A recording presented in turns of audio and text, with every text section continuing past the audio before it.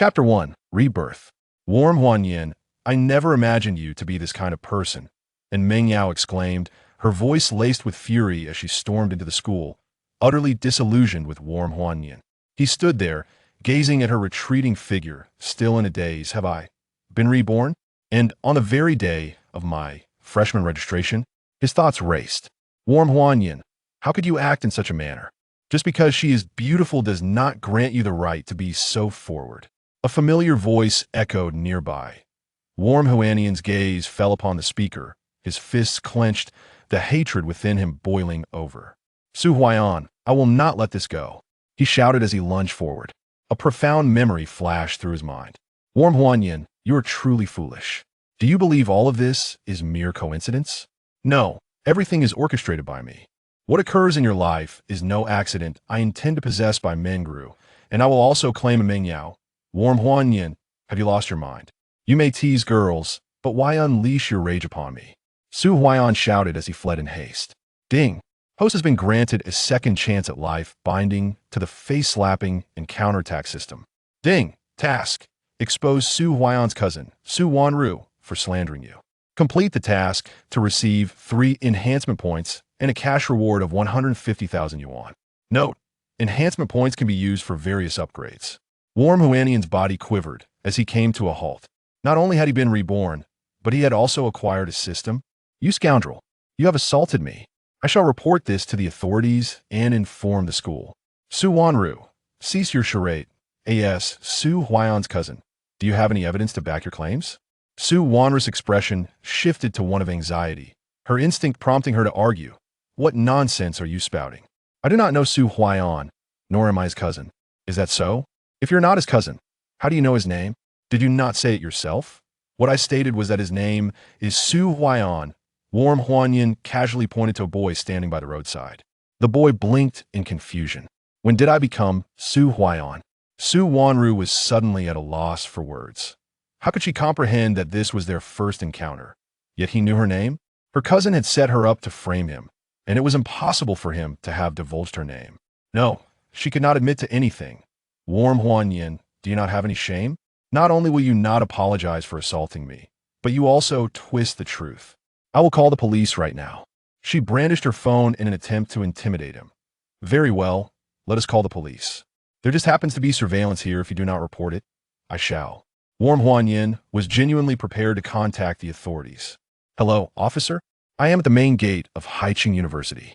I am being falsely accused of assault by someone, and before I have even enrolled, my reputation is being tarnished. I truly feel like I cannot go on. Calm down, student, we have officers nearby, and will be there shortly. Warm Huanyin deliberately placed the call on speaker. Upon hearing that the police were coming, Su Wanru became visibly flustered. The evidence against her was glaringly obvious. A simple review of the surveillance footage would expose her deceit. Warm Huanyin, I am currently occupied with my report, so I shall not hold this against you, she said, turning to leave. Warm Huanyin grasped her wrist, tauntingly stating, Where do you think you're going? The police are on their way. You shall not leave until this matter is resolved today. Warm Huanyin, release me. Do you not know the propriety of male-female interactions? I am well aware. Yet if you attempt to leave, I will be unable to clarify things. With so many classmates watching, if you have nothing to hide, why the haste to depart? Warm Huanyin, I am no longer arguing with you. What more do you desire? Su Wanru was genuinely anxious. At that moment, her phone rang. Glancing at the caller ID, she hurriedly answered, Hello, cousin, why haven't you arrived yet? Su Wanru whispered, Warm Huanyin has already assaulted me, and he has the audacity to call the police, insisting they come to handle the situation. What? Warm Huanyin has always been timid. He should not be so desperate for your forgiveness. Are you really considering allowing him to kneel and apologize just to let him off the hook? Why has he even called the police? How am I to know? He is utterly unpredictable, not adhering to any script. What can I do? You must come and intervene, otherwise the police will truly arrive. All right, I will come immediately. Su Huayan felt a surge of anxiety, recalling Warm Huanyan's sudden outburst. Nevertheless, the situation required resolution, and she hurried towards the main entrance, relieved to see the police had not yet arrived. Storming onto the scene, she exclaimed, Warm Huanyin, what is the matter with you? Committing an assault is your fault. You must quickly apologize to gain her forgiveness. With so many witnesses, do you not feel embarrassed? Upon seeing Su Huayan's return, a fleeting glimmer of hatred crossed Warm Huanian's eyes, yet he forcibly suppressed it. In a past life, Su Huayan had schemed against him time and again, leading to the demise of Meng Yao. In his own ruin, this vendetta would be avenged, but he must not allow it to be too easy for her. That Su Huayan, what a coincidence.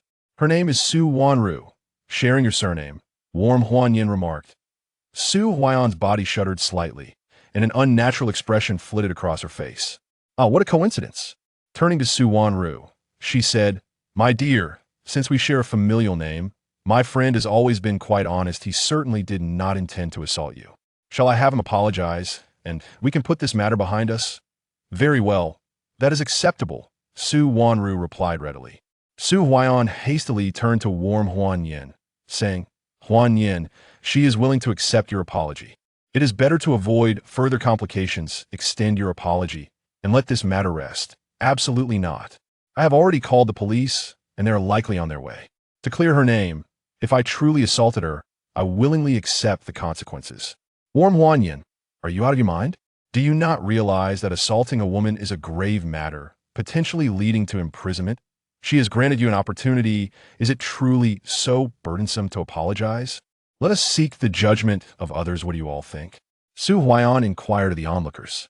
Isn't it reasonable to apologize? If an apology would suffice, why complicate matters further? Indeed, we are all classmates here. You have taken advantage of a girl, and she is not holding it against you. Is it truly so difficult to apologize? When Huanyin chuckled coldly, if an apology could resolve every issue, what purpose would the police serve? Are you out of your mind today, Wen Huanyin? You weren't like this before. What has caused you to become so obstinate? Su Huayan exclaimed, his face reflecting disappointment and frustration.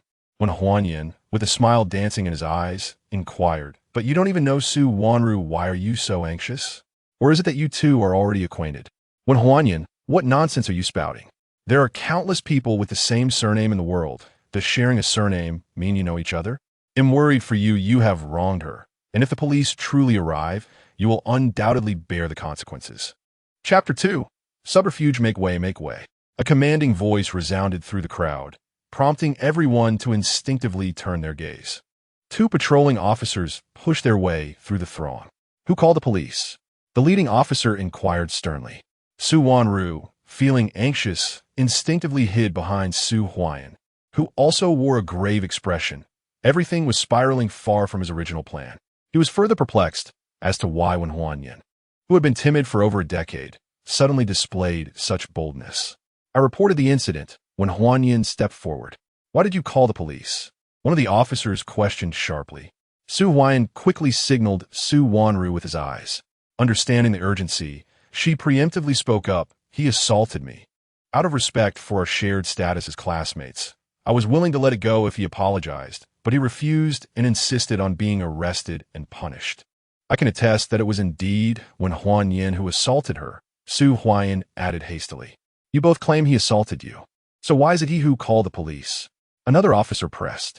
Su Wanru glanced towards Su Huayan for direction. At that moment, when Huanyin interjected, Let me explain. His name is Su Huayan, and hers is Su Wanru. It seems they are related. Coincidentally, I have known Su Huayan since childhood. Su Huayan erupted in fury. What do you mean by that, Wen Huanyin? Why would I slander you? What advantage would that bring me?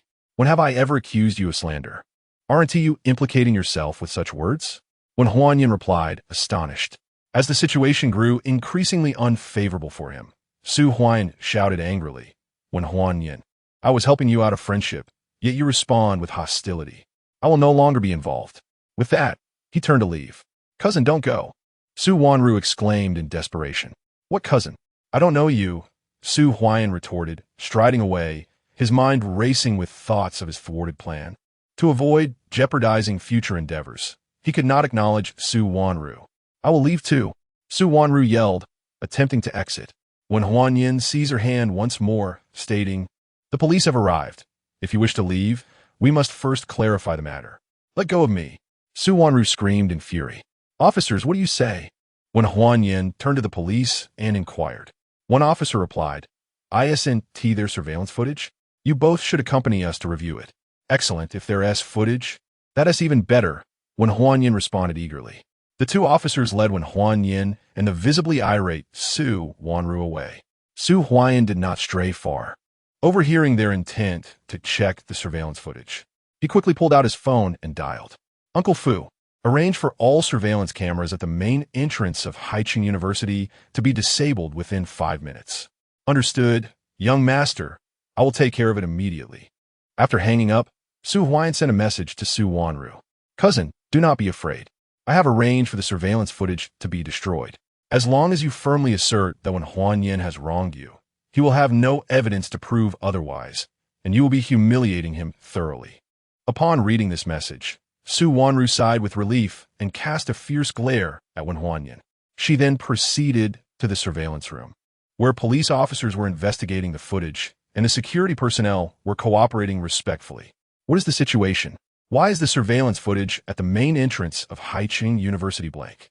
A police officer inquired sternly. The security guard hurriedly explained, I apologize, officer. The surveillance at the main entrance malfunctioned last night, and the engineer is currently working on repairs. What a coincidence. It never malfunctions and chooses this critical moment to fail. Wen Huan Yin remarked coldly, already suspecting that Su Huayan was behind this. After all, Su Huayan was a wealthy second-generation heir, with family influence second only to the richest in Haiqing, making it easy for him to tamper with things. Had it not been for his mischievousness in childhood, he would not have been sent to his grandmother's house in Masheng, nor would he have met in Mengyao. What do you mean by that? Isn't it normal for the wiring to age and for surveillance equipment to fail? The security guard retorted unkindly. Su Wanru, seeing that there was indeed no surveillance evidence, immediately regained her confidence. Wen Huan Yin, you have wronged me. I have repeatedly emphasized that I would not hold it against you. All I ask is for an apology. Yet you did not cherish this opportunity and even call the police. She then turned to the officers and declared, Officers, you must severely punish this lascivious man who has wronged me. What is your relationship with Su Huayan? One officer asked. I do not know him. Su Wanru replied instinctively, panic rising within her. This scene did not escape the attention of the two police officers. Su Wanru, I hope you tell the truth. Although the surveillance at the school gate is damaged, there are many students present at the scene, and someone must have recorded everything that happened. Our investigation should not be difficult. Hearing this, Su Wanru panicked once more, cursing Su Huayan inwardly, thinking that when Huan Yin was timid and that framing him would be easy. Little did she know that acquiring this new LV handbag would not be so simple. I have not defamed Wen Huan Yin. He has indeed wronged me, and I now demand severe punishment for him. Deep down, she doubted that the incident had occurred so suddenly and that it was merely a coincidence that someone recorded it. Wen Huan Yin, do you have anything to say? A police officer asked him. Quite simply, she and Su Huayan both insist they do not know each other. A quick investigation into their relationship will reveal the truth, Wen Huan Yin replied. Upon hearing this, Su Wanru's expression changed drastically. After a moment of thought, she decided to go all out. So what if I know Su Huayan? He is my cousin, but that does not give you the right to wrong me. Officer, let me speak honestly. My cousin has a good relationship with him and intended to introduce me. Unexpectedly, he found me attractive and, without waiting for Su Huayan to introduce me, wronged me. Her argument was riddled with flaws. The police frowned at her response. Su Wanru, I will ask you again. Are you certain he has wronged you? Remember, your words and actions carry legal responsibility. Seeing the officer's serious demeanor, she feared that a careless answer might lead to trouble and fell silent, feeling guilty as a thief. Please take a moment to reflect before responding, the officer reiterated. In any case, he deliberately collided with me and even inappropriately touched me. Isn't that harassment? I have done nothing wrong. After a moment, he continued, looking at Su Wanru. Since you are unharmed, could we perhaps downplay this incident and forgive him this time? I had previously stated that I would absolve him if he offered an apology. Yet he has been relentless. Su Wandu diplit indi gangti. The officer then turned to Wen Huan Yin. The matter between you does not appear to be severe. If Su Wanru ceases her accusations, would you be willing to forgive her? She has already tarnished my reputation. She must apologize to me. Expecting me to apologize? That's a fantasy, he retorted. Your refusal to apologize is inconsequential. After addressing her, Wen Huanyin turned to the officer. Officer, I request a formal investigation. Another officer looked at Su Wanru and suggested, perhaps you should apologize to him. Otherwise, if an investigation is initiated, the consequences could be quite serious. As new students, this could significantly impact your academic pursuits. Chapter 3. Evidence. Su Wanru's expression suddenly turned extremely grim. She inwardly cursed herself, realizing that had she known Wen Huanyin would be so troublesome, she would not have waded into these murky waters. However, to apologize would be tantamount to admitting that she had slandered him. I have evidence. As Su Wanru pondered her predicament, a loud voice rang out.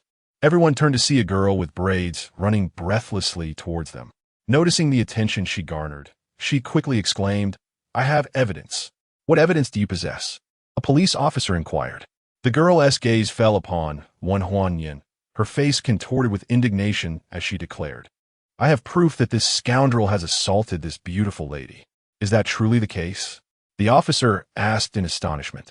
Indeed, I happened to be passing by when I recorded a video during the freshman orientation, she responded, handing the video to the officer.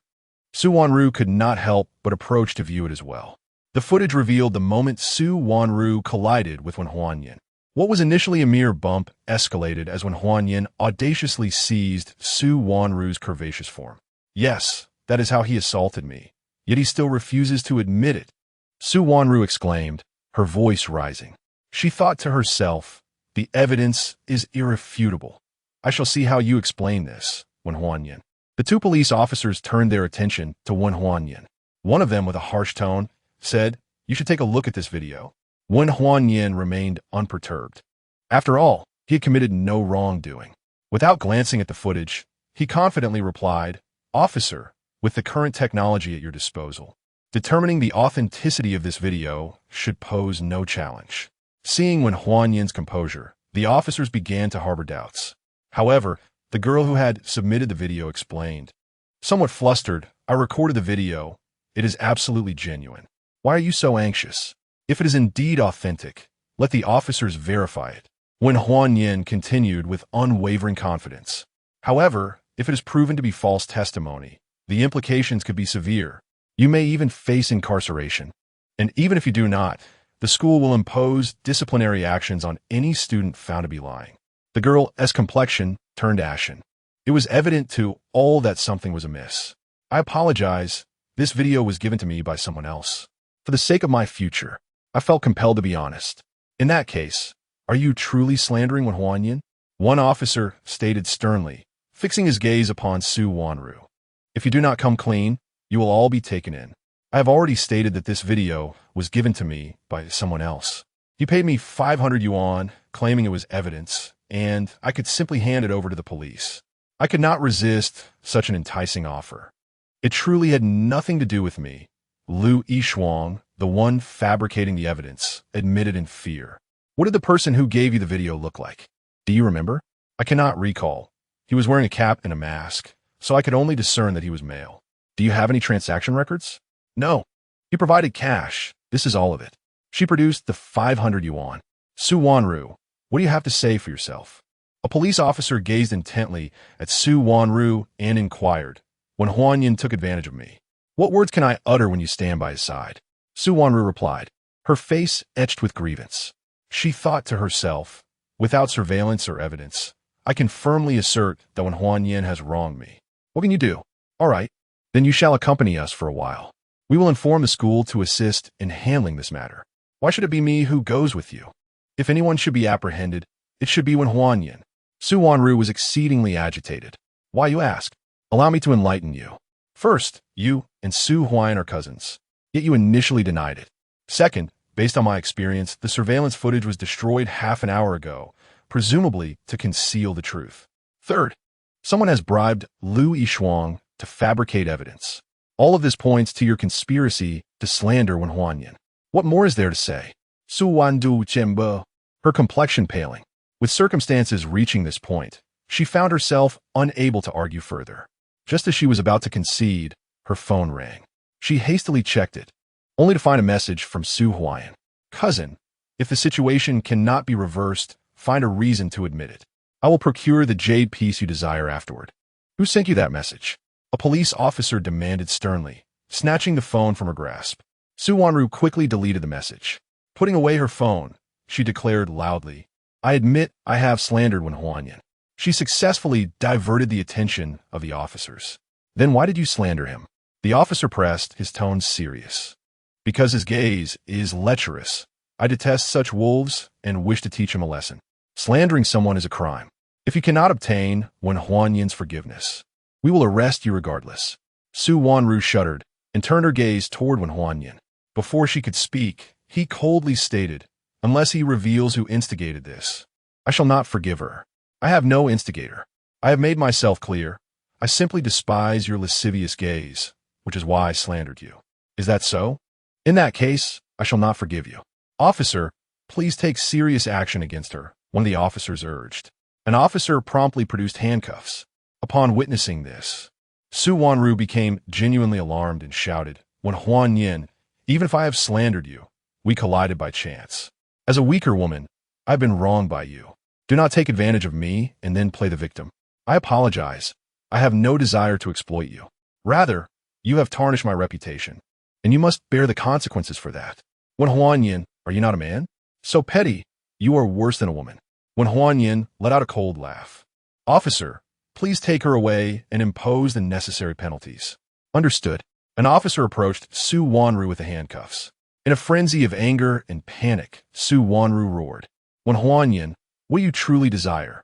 Recalling her past life when she first arrived at school and was scorned by all due to Su Wanru's slander, tarnishing her reputation, she resolved that in this new life, she must reclaim her dignity. Su Wanru, do not claim that I am not affording you an opportunity. Go to the entrance of the school, as we just were, and publicly apologize to me, acknowledging that you have slandered my character. I shall not pursue the matter further. You wish for a beautiful outcome, do you not? If you are unwilling, then we shall resort to legal proceedings. Even before your admission, your moral integrity is questionable. I doubt that Haiqing University would accept a student of your caliber. Su Wanru, you have already squandered much of our time. I shall grant you 3 more minutes to make your choice, or we will be compelled to take decisive action. Another officer interjected impatiently. Su Wanru found herself in an increasingly precarious situation. Why must you coerce me? What have I done wrong?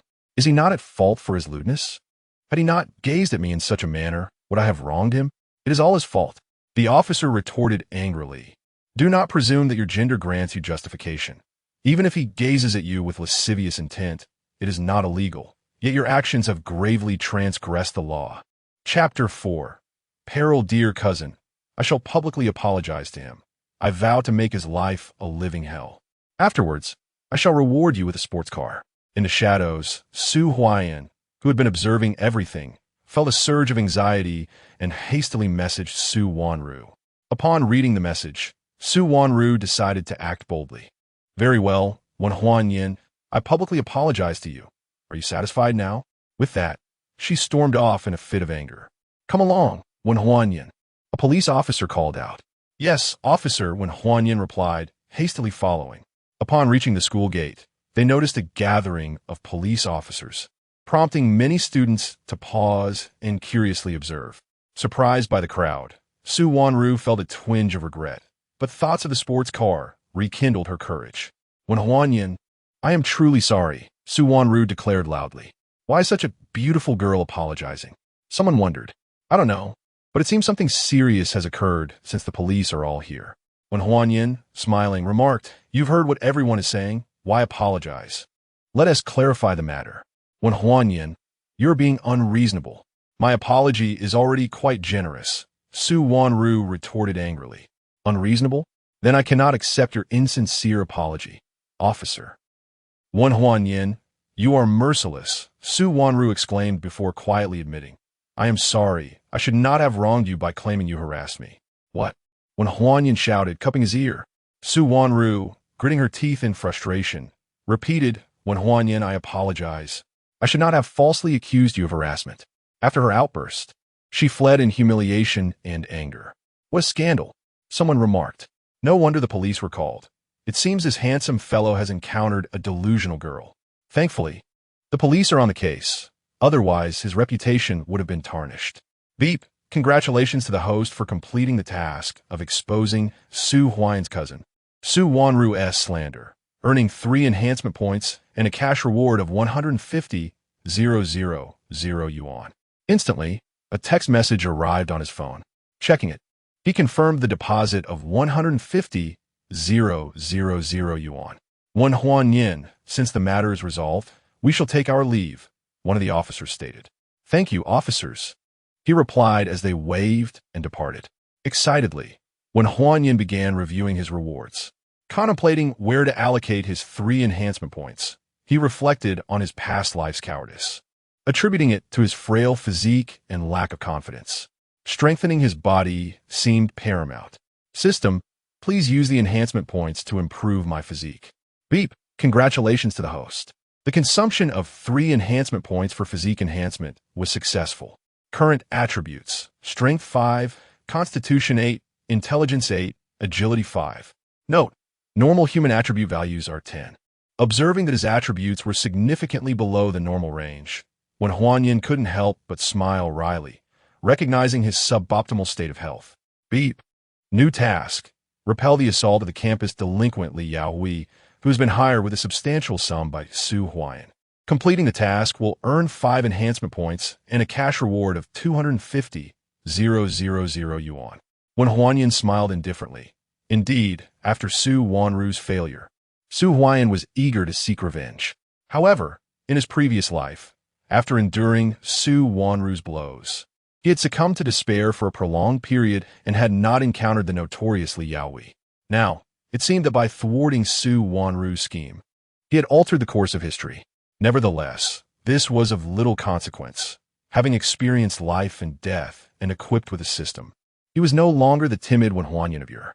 Junior, are you a new student? I am Wang Chuxia, a second-year senior here to assist newcomers with their enrollment.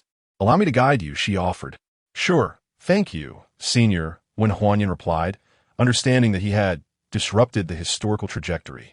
This senior might very well be a pawn in Su Huayan's plot, and he was curious to see what tactics would unfold. So, Junior, which major and class are you in? I'll take you to register, she inquired. I'm in the computer science major, class 1, he responded. Very well, please follow me, Wang Chuxia said as they departed together. They soon arrived at a secluded alley, nearly devoid of people. Just as Huan sensed something amiss, 8 young men suddenly emerged, their expressions menacing, surrounding him. Ding! Congratulations, host, you have activated the Growth Task permissions. Growth Task 1. Complete 1 act of retaliation. Completing this task will grant you 1 enhancement point and a reward of 50,000 yuan. Huan paused, having expected tasks to arrive one at a time. Yet here was the second task already. Who are you and what do you want? Huan asked sternly, having already deduced that the leader was likely Li Yaohui, sent by Su Huayan to deal with him. Heh. Who we are is of no concern to you. However, we have a favor to ask. The leader replied with a smirk. What sort of favor? Huan inquired instinctively. It's simple. There's a girl we find quite displeasing, and we would like you to help us humiliate her. To teach her a lesson, he said. We do not know each other. There is no enmity between us. Why target me? Huan demanded angrily. And if we do? One of the henchmen retorted, stepping closer and grabbing for Huan's collar. Smack! Huan swiftly retaliated with a resounding slap, thinking to himself, is this what the system means by task of retaliation? Ding! Congratulations, host, you have completed the retaliation task, earning 1 enhancement point and a reward of 50,000 yuan. How dare you hit me? The henchman yelled in fury. Ding! Growth Task 2. Deliver 2 slaps to Li Yaohui's henchmen consecutively. Completing this task will grant you 1 enhancement point and a reward of 50,000 yuan. Huan reacted swiftly, delivering 2 sharp slaps to the enraged henchman. Ding! Congratulations, host, you have completed the task of delivering 2 consecutive slaps to Li Yaohui's henchman, earning 1 enhancement point and a reward of 50,000 yuan. The struck henchman was momentarily stunned. Regaining his composure, he roared, How dare you hit me? Brandishing a knife with a murderous glare. Zhang Wei, calm down, Li Yaohui interjected, having finally grasped the situation and rushing to intervene. The task was to teach Wen Huanyan a lesson, forcing him to leave the school, not to take a life. Brother Hui, release me, this fellow struck me 3 times. I am determined to end him today. I, Zhang Wei, have navigated through Haiqing University for 2 years and have never endured such humiliation. Ding. Growth Task 3. Viciously insult Zhang Wei. Complete the task to receive a point of enhancement and a cash reward of 50,000 yuan. A worthless fool. I stand here unmoving, yet you dare to come and kill me? Scum, what is wrong with me slapping your face? What of me striking your face in front of your brothers? What use are you? To fulfill the task, Wen Huanyan was resolute. Ah, Brother Hui, look at his infuriating demeanor. Release me, and I shall surely kill him. Zhang Wei was driven to madness. Others also wore dark expressions, teetering on the brink of eruption. Worthless, lacking capability, yet blaming others for holding you back. I stand here berating you. What can you do to me? If you have the courage, rush over here. Wen Huanyan, I will kill you. In a fit of rage, Zhang Wei broke free from the restraints of Li Yaohui and the others and charged forward. Chapter 5. Boldness. Beep. Congratulations to the host. By provoking Zhang Wei to the point of losing his composure, the task has been completed, earning 1 enhancement point and a cash reward of 50,000 yuan. In utter disbelief, as Zhang Wei charged at him with a knife, Wen Huanyan was genuinely terrified and let out a scream before turning to flee. System. Expend all enhancement points to boost my agility. Beep. Congratulations to the host. 3 enhancement points consumed successfully to enhance agility. Current agility, 8 points. With his agility elevated to 8 points, Wen Huanyan's speed surged. Yet it still fell short of the average person's capabilities, leaving him unable to escape. Indeed, Zhang Wei was upon him. It was over. He was doomed. Beep. Growth Task 4. Escape from Zhang Wei's clutches. Task completed, earning 3 enhancement points and a cash reward of 150,000 yuan. Upon hearing about the 3 enhancement points, Wen Huanyan's eyes sparkled with excitement, internally exclaiming, "Damn it, I'll risk everything." With a sudden turnaround, he fixed his gaze on Zhang Wei, concentrating his mental faculties, his muscles tensing. As the knife lunged toward him, he erupted with fervor. In a swift motion, he evaded the blade, his body spinning with increased momentum as he collided forcefully with Zhang Wei. Thud! The impact sent Zhang Wei crashing to the ground, sliding over 2 meters before coming to a halt. The fall had taken a toll. Zhang Wei struggled to rise. Beep! Congratulations to the host. Task of escaping from Zhang Wei completed. Earned 3 enhancement points and a cash reward of 150,000 yuan. System. Utilize all enhancement points to enhance my agility. When Huanyan realized that if he could not overpower, he could still outrun, agility was paramount. Beep! Congratulations to the host. 3 enhancement points consumed successfully to enhance agility. Current agility, 11 points. With agility surpassing the normal threshold, Wen Huanyan felt as though his legs were imbued with powerful mechanisms, ready to unleash unparalleled speed at any moment. Damn it, Brother Hui. Didn't Su Huayan say that Wen Huanyan was timid and easily bullied? Why is he so fierce? Indeed, Brother Hui, could we have mistaken him for someone else?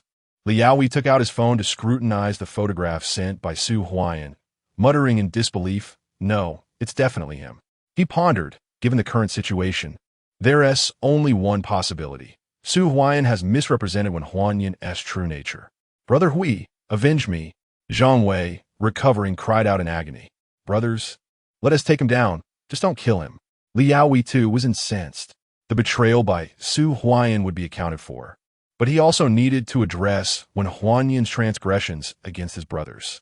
Go, attack him. Except for Zhang Wei, 6 of his underlings charged at Wen Huanyan. Beep. Growth Task 5. Slap Li Yaohui in the face. Task completed, earning 1 enhancement point and a cash reward of 50,000 yuan. Come on, a bunch of lowlifes.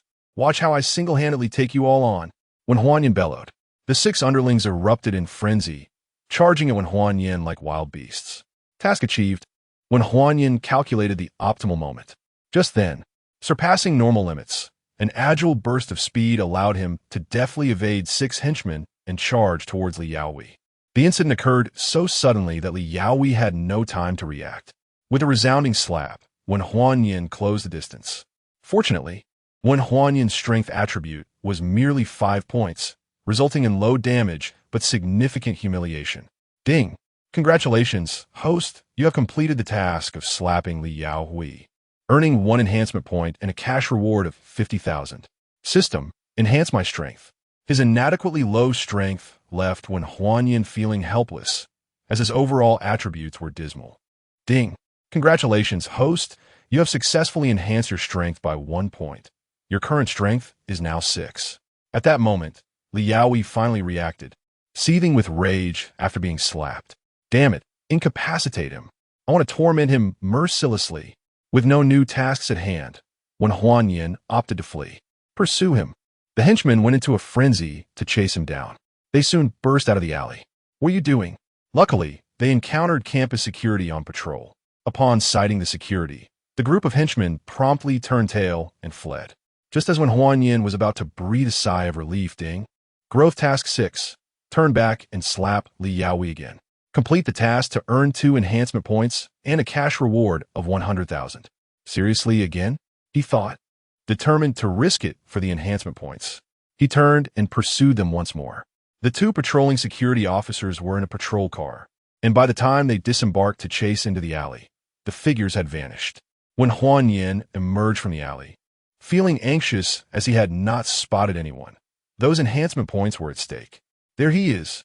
An angry voice rang out from the side. When Huanyan looked over, his spirits lifting, it was indeed Li Yaoi and his entourage. What does that guy's smile mean? One henchman angrily questioned. Wait, he seems to be smiling at Brother Hui, almost as if he is excited like we are when we see a beautiful woman. Goodness, is that possible? What do you mean? I suspect this guy has a crush on our Brother Hui. Ah, this. The henchman trembled in fear. What are you muttering about? Incapacitate him. The henchman charged at Wen Huanyan once more. Seeing this, Wen Huanyan took off a shoe and shouted, You fool, Li Yaoi catch. He hurled the shoe with all his might. Smack! Fortune favored him as it struck Li Yaoi squarely in the face. Ding! Congratulations, host. You have completed the task of slapping Li Yaoi, earning 2 enhancement points and a cash reward of 100,000. Was it really that simple to complete the task? Wen Huanyan was somewhat incredulous. System, expend all enhancement points to enhance my strength. Ding! Congratulations, host. You have successfully consumed 2 enhancement points to enhance strength. Your current strength is now 8. Ding! Special reminder, the novice growth task has concluded. The growth task ended so abruptly, Wen Huanyan felt a twinge of disappointment. Fortunately, his progress was not entirely unsatisfactory. Finish him off. Li Yaoi, having been struck by the shoe, was on the verge of losing his sanity. Having completed his task, Wen Huanyan laughed heartily and called out, Li Yaoi, farewell, before scampering away. Damn Wen Huanyan, you can't escape. His loyal followers continued to pursue him. Soon, they arrived at a bustling area filled with people. What were they doing? It appeared they were engaged in a brawl. Not wishing to face repercussions, the younger ones were compelled to halt. Observing this, Wen Huanyan turned around and waved dismissively. You worthless ones, thank you for seeing me off. Wen Huanyan, if you have the guts, come with us. Only a child would utter such childish words. I, as an adult, shall not play with you anymore. Bye-bye. He turned on his heel and departed. Wen Huanyan, a familiar voice called from his right. Wen Huanyan smiled and glanced over, only to find Su Huan present, his expression instantly turning cold. Wen Huanyan, I have heard everything. You were wronged. I knew it. Since childhood, you've been honest and simple-minded, too timid to steal, let alone harass a girl. Come, I shall take you to the classroom, and Meng Yao said, instinctively grasping Wen Huanyan's hand as she led him away. Chapter 6. Securing a seat, Su Huan's expression immediately darkened. He could not fathom how Li Yaoi could not even handle a mere Wen Huanyan. Just as he was about to dial a number on his phone, Li Yaohui's call came through. Angrily, he answered, ready to speak. Su Huan, you have damned me, Li Yaoi exclaimed, launching directly into an accusation. What do you mean by that? Su Huan stammered, his intended words caught in his throat. What do I mean? You told me Wen Huanyan was weak and easy to bully, that he would wet his pants at the slightest scare. Do you know that several of my subordinates have been injured by him? What? No, that's impossible. When Huan Yin has been without a mother since childhood, raised by a useless grandfather and grandmother, malnourished and timid, how could he possibly injure you? Are you incompetent and now trying to extort money from me? I'm not extorting anything, Li Yao Wei retorted. I'll show you the video. Liao Wei, I do not have time to waste on you. If you cannot even handle a single Wen Huanyan, you are unworthy of my time. The call ended abruptly. Liao Wei attempted to video call again. Su Huayan dismissed the call with irritation. The persistent calls continued, and eventually, Su Huayan answered. Su Huayan, do you dare to hang up the video again? Look at my face. What happened to your face? Don't tell me it was Wen Huanyan. Liao Wei shouted in fury.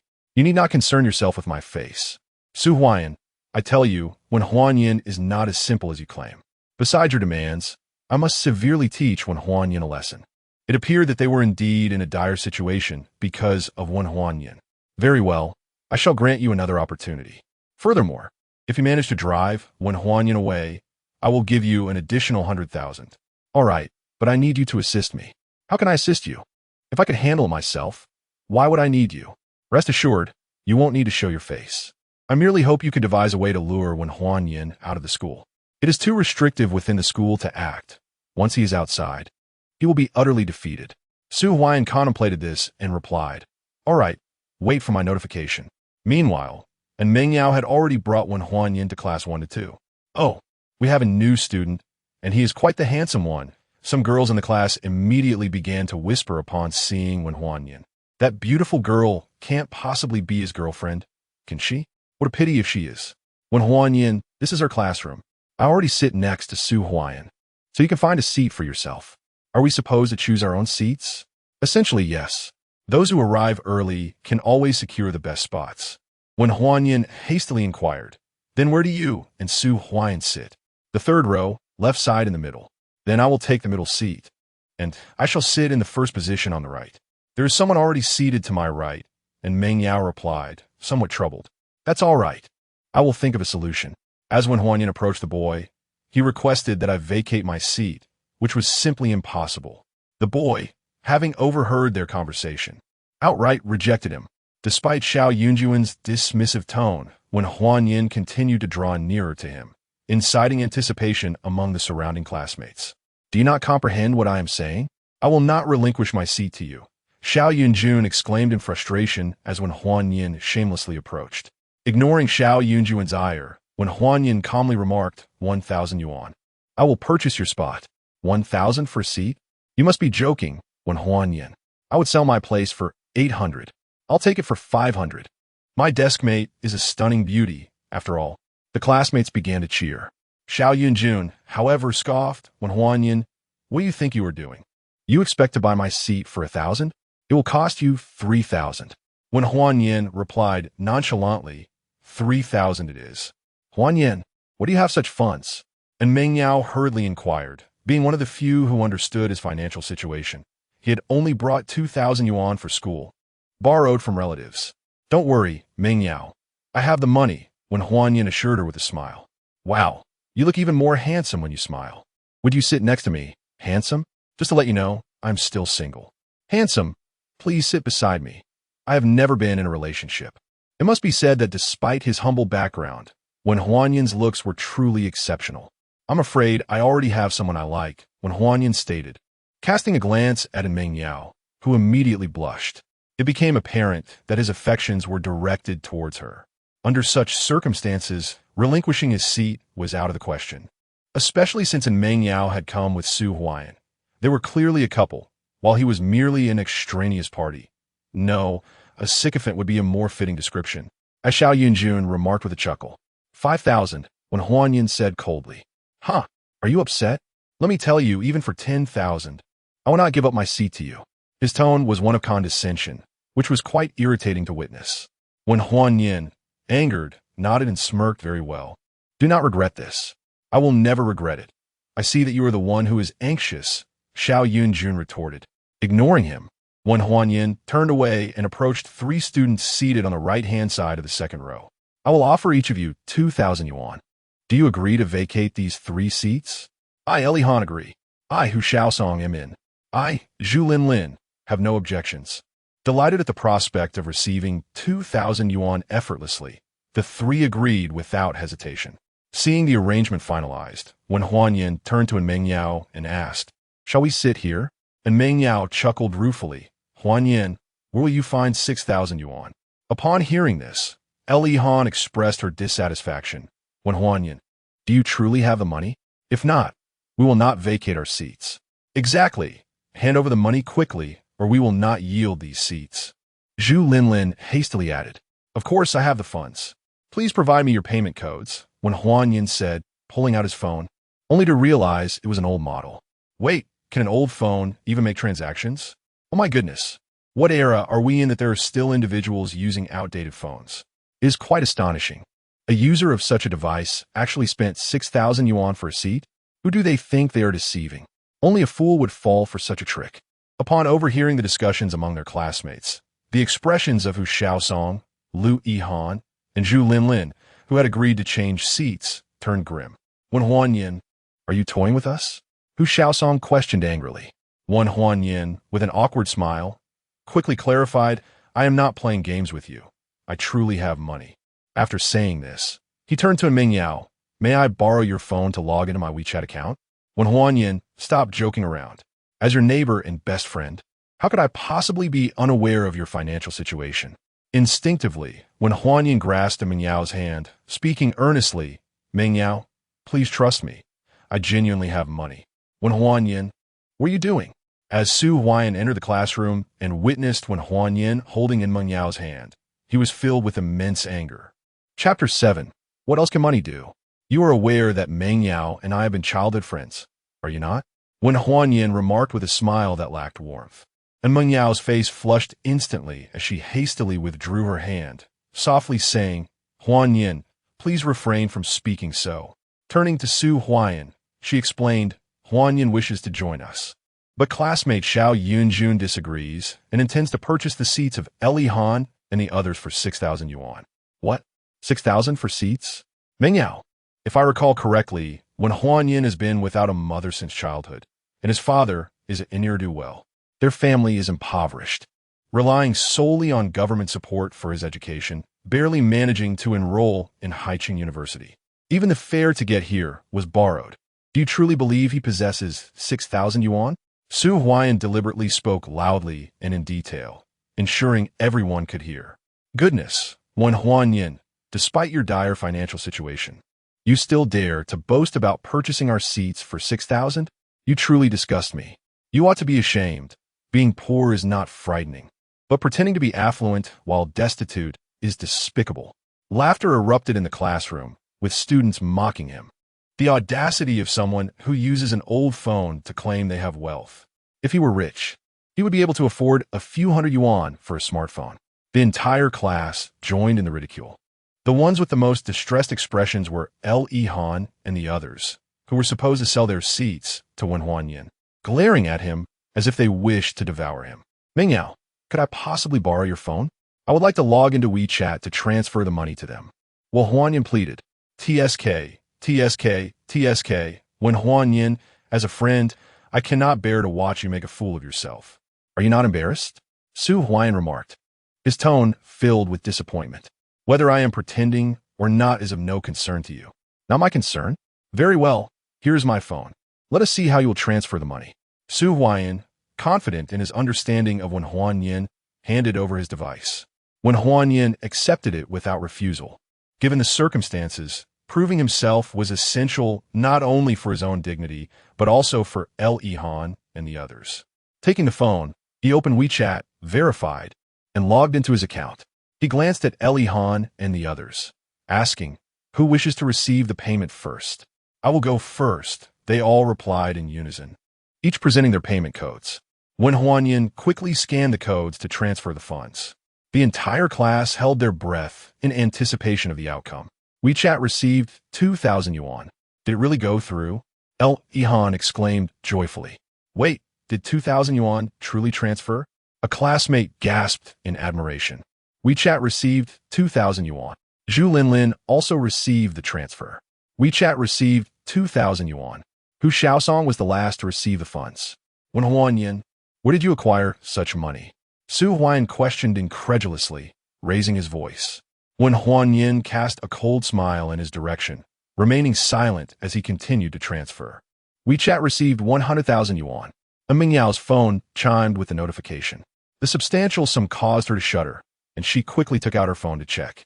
Upon seeing the transfer from Huan Yin, she looked at him in disbelief and asked, Huan Yin, why did you transfer so much to me? Where did you get such a large sum of money? Huan Yin, I trust you have not engaged in any illicit activities? Su Huan questioned gravely. Upon hearing his words, and Ming Yao became increasingly anxious, clutching Huan Yin's hand as she implored, Huan Yin, you must not partake in any unlawful deeds. Witnessing this, Su Huan's jealousy flared, as he seized Huan Yin by the collar and demanded, Huan Yin, confess honestly, where did your money come from? Let go of me. Huan Yin forcefully pushed Su Huan away, adjusting his attire, fully aware that he needed to provide a plausible explanation for his wealth. Thoughts of his elusive mother crossed his mind. The villagers often spoke of her beauty and extraordinary demeanor, suggesting she was no ordinary person who had merely abandoned him after an unexpected pregnancy. It was now an opportune moment to leverage that connection. My mother sent me the money. What? Huan Yin, has your mother reached out to you? And Ming Yao exclaimed, a mixture of shock and joy evident in her voice. Yes, she contacted me. She mentioned being busy and feeling guilty, hence she transferred a sum to me. It seems your mother still cares for you. Perhaps her departure was not without reason. Huan Yin, I hope you do not harbor resentment towards her, and Ming Yao gently urged, her thoughts reflecting a belief that a reunion with his mother could lead to a brighter future. I do not hate her. When Huan Yin nodded affirmatively. That is reassuring. I believe that once you and your mother reunite, life will improve for you both, and Meng Yao sincerely wished him well. When Huan Yin, there are seats available for you both. Louis Han called out. All right, thank you. No need for thanks. You purchased this with your own money. We should be the ones expressing gratitude. Su Huan settled into the middle seat, ensuring that Meng Yao would be beside him, effectively isolating Huan Yin. Huan Yin discerned Su Huan's intentions and smiled at Meng Yao. Meng Yao, aren't those 2 seats in the 3rd row empty? Let's sit there. Dream on. That seat was meant for Meng Yao and me. It's yours. So you should take it, Huan Yin retorted. Su Huan found himself at a loss for words, frustration evident on his face. Enough of the bickering, and Meng Yao interjected, then turned to Huan Yin with a curious gaze. Regarding the money your mother sent you, why did you transfer 100,000 to me? Meng Yao, my old phone cannot process payments. Thus, I transferred 10,000 to you for now. Later, I need your assistance in selecting a smart device. Indeed, you should have had a smartphone long ago. It's a different era. Even elderly folks rarely use basic phones now. Seeing that the situation could escalate, Su Huan suppressed his anger, forcing a smile as he suggested, perfect timing. We have no classes tonight. Let's go out and gather. Sounds good. Huan Yin will treat us, considering he is not short on funds at the moment. Certainly, I will host. The instructor has arrived. A student shouted loudly. A tall beauty entered the classroom, clad in a pink short-sleeved shirt, her hair elegantly styled, and black trousers that accentuated her figure. Wow, is this our instructor? She is stunning. Initially, I intended to devote myself wholeheartedly to my studies. However, alongside my academic pursuits, I now yearn for a passionate romance, with the leading lady being none other than our instructor. How naive of me to think that the instructor would take an interest in me. All the students are captivated by the beautiful instructor, engaging in lively discussions. And Meng Yao, too, was taken aback and quickly glanced at Huan Yin and Su Huan, noting that both were fixated on the instructor, pondering that indeed, men are inherently drawn to beauty. Good afternoon, everyone. Are we all present? The instructor inquired with a warm smile. Instructor, there are 5 vacant spots, and the rest will arrive shortly, came the reply. Very well. We shall proceed as 5 students have requested leave and will join us later. She then produced a list and continued. Our school employs a dormitory allocation system. I will now call out names for dorm assignments. Upon hearing your number, please proceed to the corresponding dormitory. This afternoon, there are no classes, allowing you half a day to prepare your living essentials and acclimate to your new surroundings. Classes will commence tomorrow. Understood. Xiao Yunjun, Male dormitory, Building 6, Bed 709. Received. Zhu Lin Lin, Female dormitory, Building 3, Bed 308. Received. And Meng Yao, Female dormitory, Building 3, Bed 202. Received. Lastly, when Huan Yin and Su Huayan were assigned to the male dormitory. Building 4, Beds 806 and 807. Chapter 8. A duel? I disagree. Two voices echoed simultaneously as when Huan Yin and Su Huayan stood up together. You two seem quite close. Why do you disagree about living in the same dorm? Luo Jiayue inquired curiously. Indeed, why do you oppose it? And Meng Yao echoed, equally perplexed. Teacher, it is precisely because we share such a close bond that residing in the same dormitory is inadvisable. If we frequently venture out together, it could easily disrupt our studies. Su Huayan articulated. Exactly, teacher. My academic struggles during high school were largely due to sharing a dorm with Su Huayan, which nearly jeopardized my university admission. When Huan Yin added seamlessly, Su Huayan's expression darkened immediately. When Huan Yin, what do you mean by that? Your lack of diligence in studies and poor grades cannot be blamed on me. Are you upset? Did you not say that sharing a dormitory would hinder our studies, thereby affecting our grades? Then why are my grades so exceptional? Your grades are exceptional. Do you truly believe that if I were not in the same dormitory as you, I could easily surpass you in academics? Very well, Wen Huanyan. I look forward to your performance, Su Huayan retorted angrily, turning to Luo Jiayue. Instructor, you heard that. Luo Jiayue sighed in exasperation. All right, I will request a dormitory change for you. By the way, who will move out? Any of us, they responded in unison.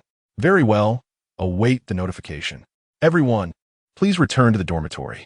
Tomorrow, be in the classroom by 7:30. Luo Jiayue concluded before departing. Meng Yao, allow me to escort you to your dorm, when Huanyan offered, quickly gathering in Meng Yao's belongings. Meng Yao, let me carry your things, Su Huayan interjected, standing alongside her and taking her items. By the way, Meng Yao, you should sit in the middle, when Huanyan suggested. Does it really matter who sits in the middle? Su Huayan retorted loudly. And Meng Yao chimed in, Huanyan, let's just sit as we are. It's merely a seat. One Huanyan felt a pang of discomfort in his heart, nodding silently and refraining from accompanying and Meng Yao further. It became evident to him that Meng Yao favored Su Huayan over himself. Having lived through this life once before, he had gained clarity. His sole purpose in this lifetime would be to prevent Su Huayan from hurting Meng Yao. Suddenly awakened, when Huanyan rose and gathered his belongings, moving to an empty space. Realizing his outdated phone was quite inconvenient, he decided to replace it with a smartphone and walked out of the classroom toward the school exit. Junior, just add me on WeChat. I promise I won't bite. Why are you so reluctant? Do you look down upon me, Gao Wenwu? Senior, please just let me be. I truly am not suitable for you. Junior, are you really going to disregard my kindness? Gao Wenwu said, advancing toward her. Senior, please don't do this. Lin Xiaoyu cried, panic-stricken. Stop, what are you doing? When Huanyan could no longer bear to watch and spoke out. Kid, who do you think you are? I advise you to mind your own business. Gao Wenwu growled menacingly. This is a school. Do you dare to misbehave here? Misbehave? If you were to trip while walking and break your leg, who could you blame? Help me, Lin Xiaoyu cried out. Seeing someone willing to assist, she rushed behind when Huanyan, clutching onto him like a lifeline. Do not fear. I am here, he reassured her. You're here? I believe you're simply asking for trouble, Gao Wenwu retorted angrily as he approached menacingly. I strongly advise you not to provoke me, when Huanyan shouted. Are you afraid? If you dare to meddle in my affairs, Gao Wenwu, it was one thing to let you go before, but now, if you wish to extricate yourself, you must kneel before me. Gao Wenwu, I urge you not to provoke me. And what if I do? Gao Wenwu reached out to slap when Huanyan's face. System, can you display Gao Wenwu's attributes? Ding, Gao Wenwu, 20 years old, strength 10, constitution 9, intelligence 9, agility 10, no special abilities. Understanding Gao Wenwu's attributes bolstered when Huanyan's confidence. With a swift motion, he delivered a resounding slap to Gao Wenwu's face. Utilizing a boost from the 11 points of his attributes, he turned and fled. Ding! Congratulations to the host for proactively slapping the malevolent Gao Wenwu. Slap rating level 1. Reward. 1 enhancement point, cash 50,000 yuan. When Huan Yin was taken aback, he had initially thought that the slapback system required completing a task to earn rewards. He never anticipated that a proactive slap would also yield a reward. "You little beast, how dare you hit me? I will end you." An enraged Gao Wenwu bellowed as he pursued him. When Huan Yin glanced back with a smug look, taunting, pathetic, "Can you not even keep up to exact your revenge after being struck? I will definitely kill you." Gao Wenwu, further incensed, recklessly chased after him. Ding! Gao Wenwu, spurred by rage, transforms his sorrow into speed. Agility temporarily increases to 11 points. Is it true that sorrow can be converted into strength? No, rather into speed. "You cannot escape, little beast." The distance between them narrowed, and Gao Wenwu was exhilarated. System, enhance my agility by 1 point. Ding! Congratulations to the host. 1 enhancement point successfully consumed to boost agility. Current agility 12 points, remaining enhancement point 0. With the increase in agility, when Huan Yin noticed that once attributes surpassed the norm, every additional point elicited a notable response. With sufficient agility, when Huan Yin stood firm, "Get down." Without a second thought, Gao Wenwu charged in, throwing a heavy punch at Wen Huanyan. Seizing the moment, Wen Huanyan sidestepped and extended his leg, causing Gao Wenwu to stumble and crash to the ground in a pitiful heap. What are they doing? Fighting? Is there still fighting in university? With so many people, what can't happen? Fighting is trivial. Ding, congratulations to the host for once again proactively slapping the malevolent Gao Wenwu. Slap rating level 1. Reward: 1 enhancement point. Cash 50,000 yuan. Once again, a reward appeared, and Wen Huanyan was filled with delight. Approaching Gao Wenwu, he exclaimed, "Oh, Wenwu, look at you. It is one thing to bully the goddess, but why must you target me? Are you not inviting your own suffering? Ah, you little wretch, dare to humiliate me so? You shall pay for this." With a resounding thud, Wen Huanyan placed a heavy foot upon Gao Wenwu's back, smiling as he inquired, "What did you say? I didn't quite catch that. Might you repeat it? You coward, if you have the guts, face me in a duel. Are you truly foolish? This is not the appropriate time for a duel. Have I summoned others to confront you? If you possess courage, abandon those petty tricks and engage me in a fair fight. You are indeed a fool.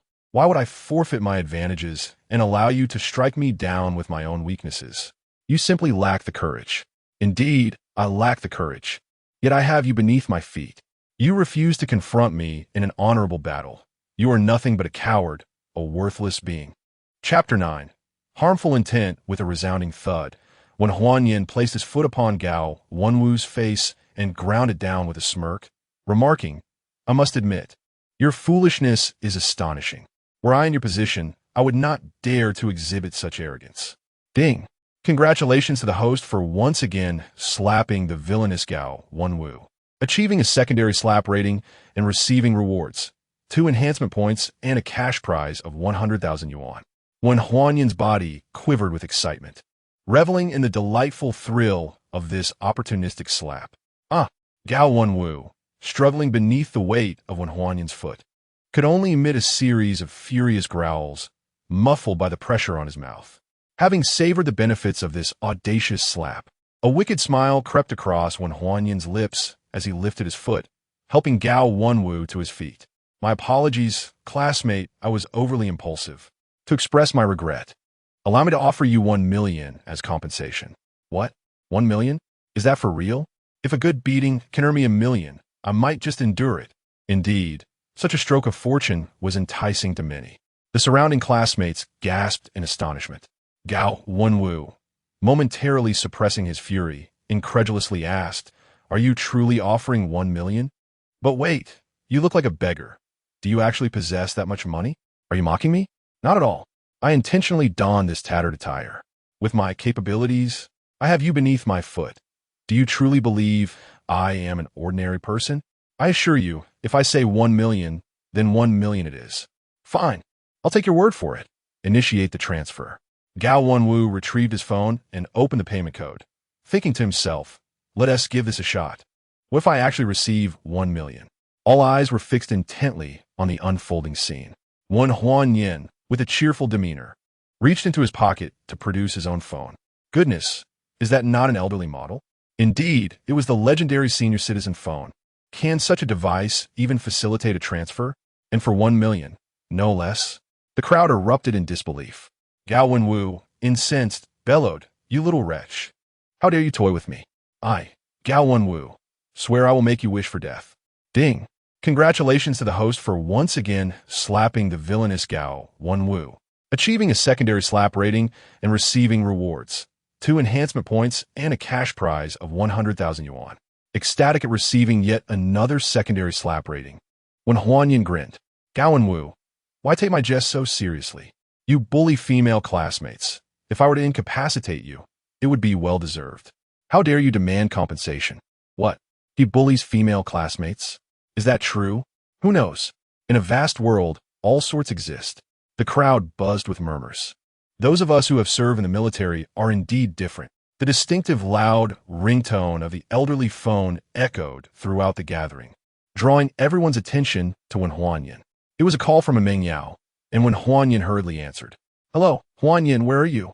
Didn't you ask me to accompany you to purchase a smartphone? It just so happens that we have been apart from Su Huayan for the entire summer, so it would be nice to catch up. I'm near the main entrance, just about to buy a phone. Wait for us at the main entrance. We shall be there shortly." "All right." Beep, beep, beep.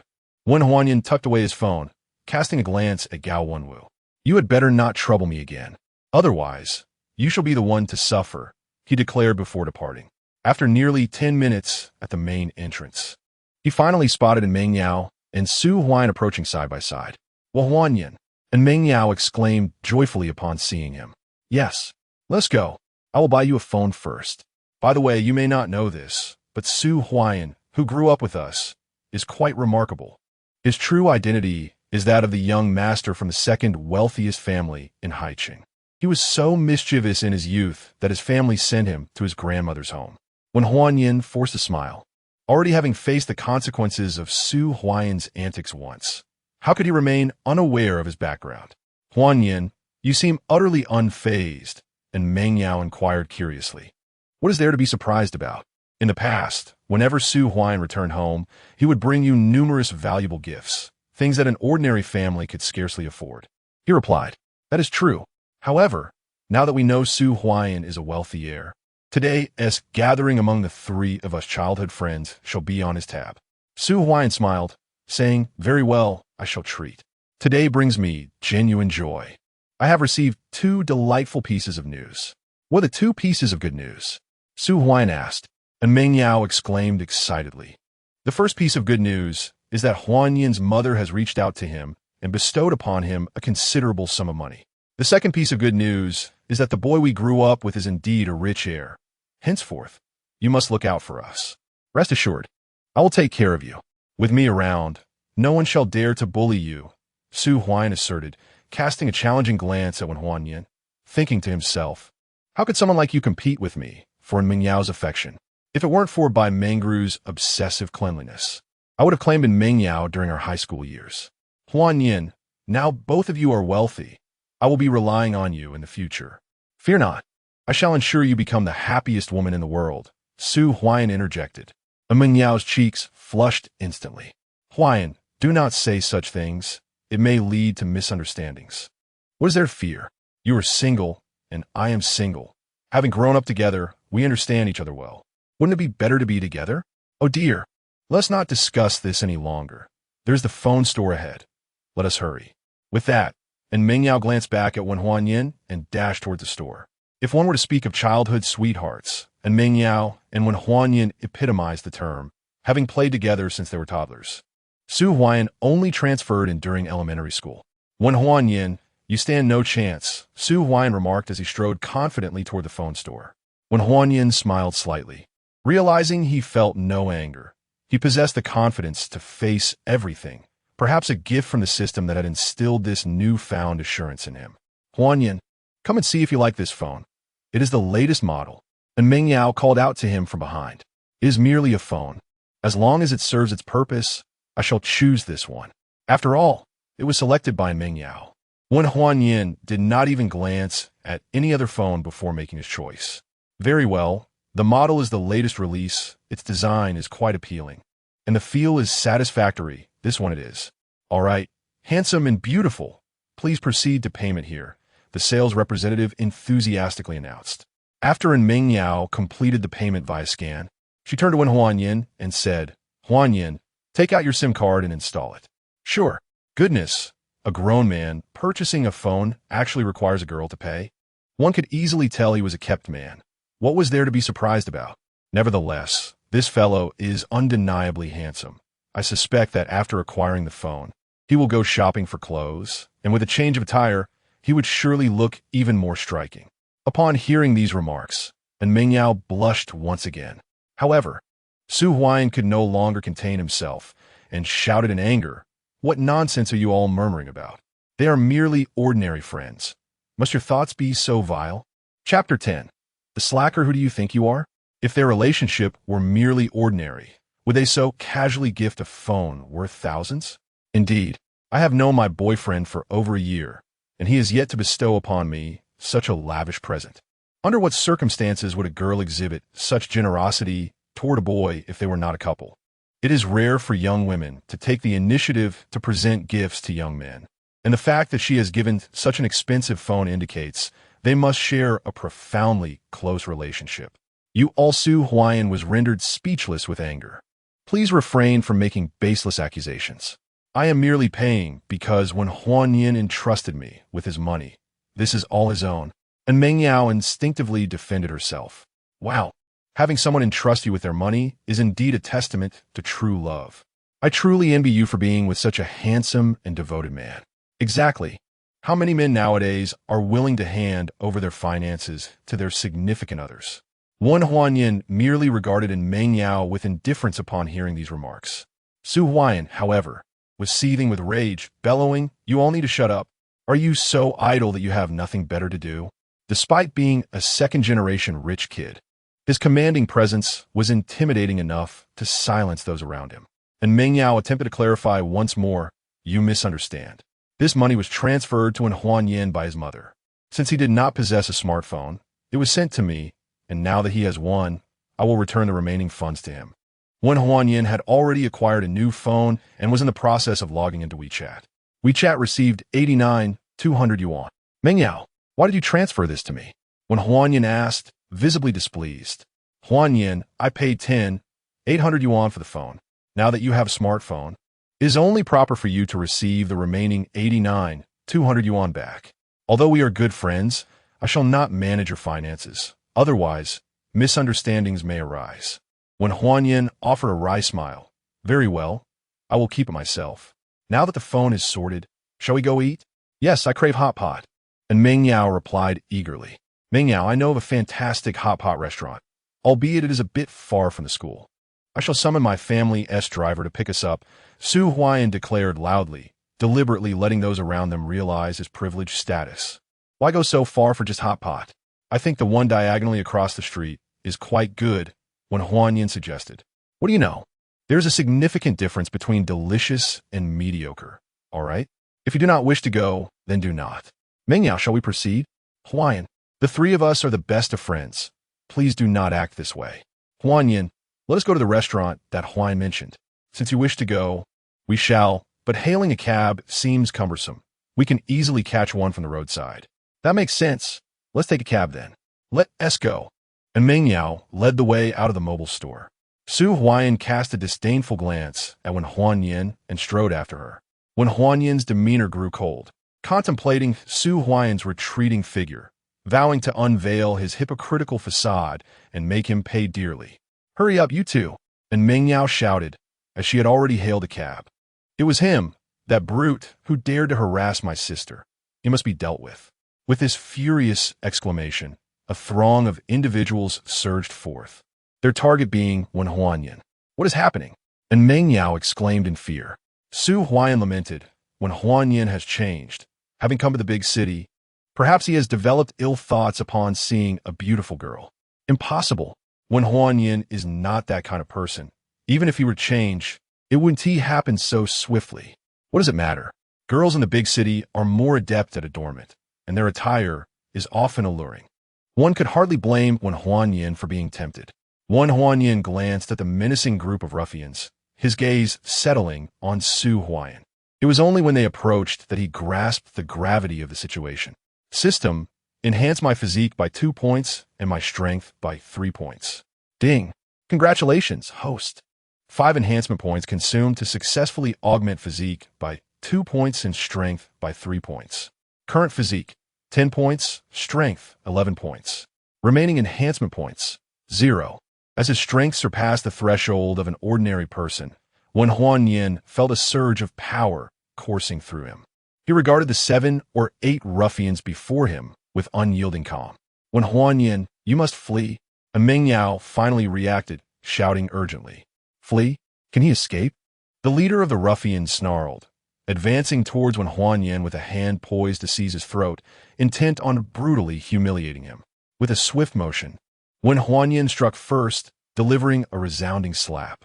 With a strength rating of 11, the force of his blow stunned everyone present. The ruffian leader was sent sprawling, a spray of blood and teeth erupting from his mouth before he even hit the ground. The thud of his body hitting the earth jolted everyone back to reality. Gazing at the pitiful state of their leader, astonishment filled the eyes of the onlookers as they turned to Wen Huanyan. Unbelievable! How could this seemingly frail individual possess such power? I knew it. The more slender the man, the stronger he is in certain respects. Indeed, one should seek a husband who appears delicate. A chorus of murmurs filled the air, and some women regarded Wen Huanyan with newfound admiration. My apologies. I may have struck too hard, Wen Huanyan said, equally stunned and quickly offering an apology. Ding. Congratulations, host. You have actively confronted and humiliated the ruffian leader, Li Gang. Humiliation rating, level 1. Reward, 1 enhancement point and a cash prize of 50,000 yuan. Such rewards can be earned. Wen Huanyan dashed towards the ruffian leader, delivering a kick aimed at his groin. As the ruffian leader, struggling to rise, felt a chilling sensation, profound dread washed over him. Upon recognizing the target of Wen Huanyan's attack, he was seized by terror, desperately shrieking, "No bang!" 2 eggs shattered simultaneously. The ruffian leader clutched his groin, writhing in excruciating pain, ultimately succumbing to unconsciousness.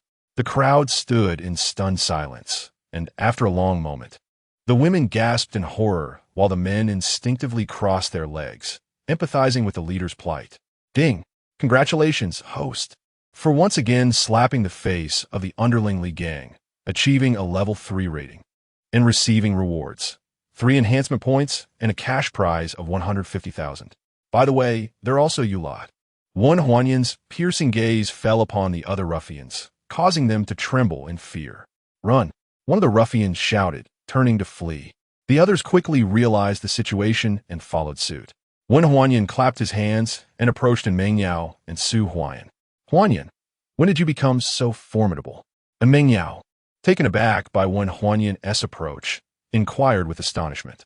I often help my grandparents with farm work at home, as you well know. The labor has indeed built up my strength, Wen Huanyan replied with a smile. But weren't you previously frail due to your poor health? And Meng Yao, familiar with Su Huayan, expressed her concern. That was in the past. To be honest, my mother transferred money to me during the summer vacation, and I have since been indulging in rich nourishment. My malnutrition has long since been remedied. I see. Chapter 11. He has problems, hey? You little punk. You dare to strike my brother and think you can escape? An irate voice erupted, capturing the attention of everyone nearby. A scar-faced man, flanked by a group of his companions, advanced menacingly. Huanyan, get in the car. In a dire situation, and Meng Yao pulled Wen Huanyan into a taxi. Driver, step on it, she urged anxiously. The driver, looking troubled, replied, I can't afford to offend those people. You'd better get out and run. Driver, how can you say that? And Meng Yao exclaimed, almost frantic, how about I give you 1,000 yuan? When Huanyan suddenly interjected, 1,000 yuan? Really? The driver's eyes brightened with interest. I'll transfer it to you right now. Just drive. Wen Huanyan swiftly took out his phone to make the payment. All right. The driver pressed the accelerator, and the taxi sped away. Given the current economic climate, where he barely earned 300 yuan a day for exhausting work, 1,000 yuan equated to 3 days' wages, making the driver more than willing. As for the thugs seeking revenge, the taxi was rented, and since they hadn't seen his face, he could simply switch vehicles. WeChat notification, 1,000 yuan received.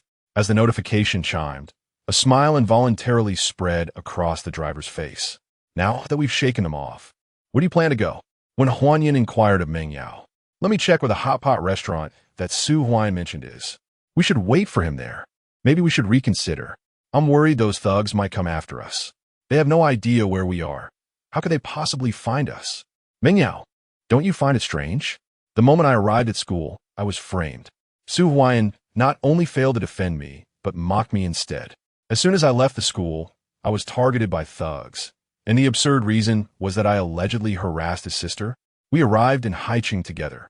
How would I have had the time for such nonsense? When Huanyan, what are you insinuating? Do you suspect that Huanyan is setting you up? That's impossible. We three are the best of friends.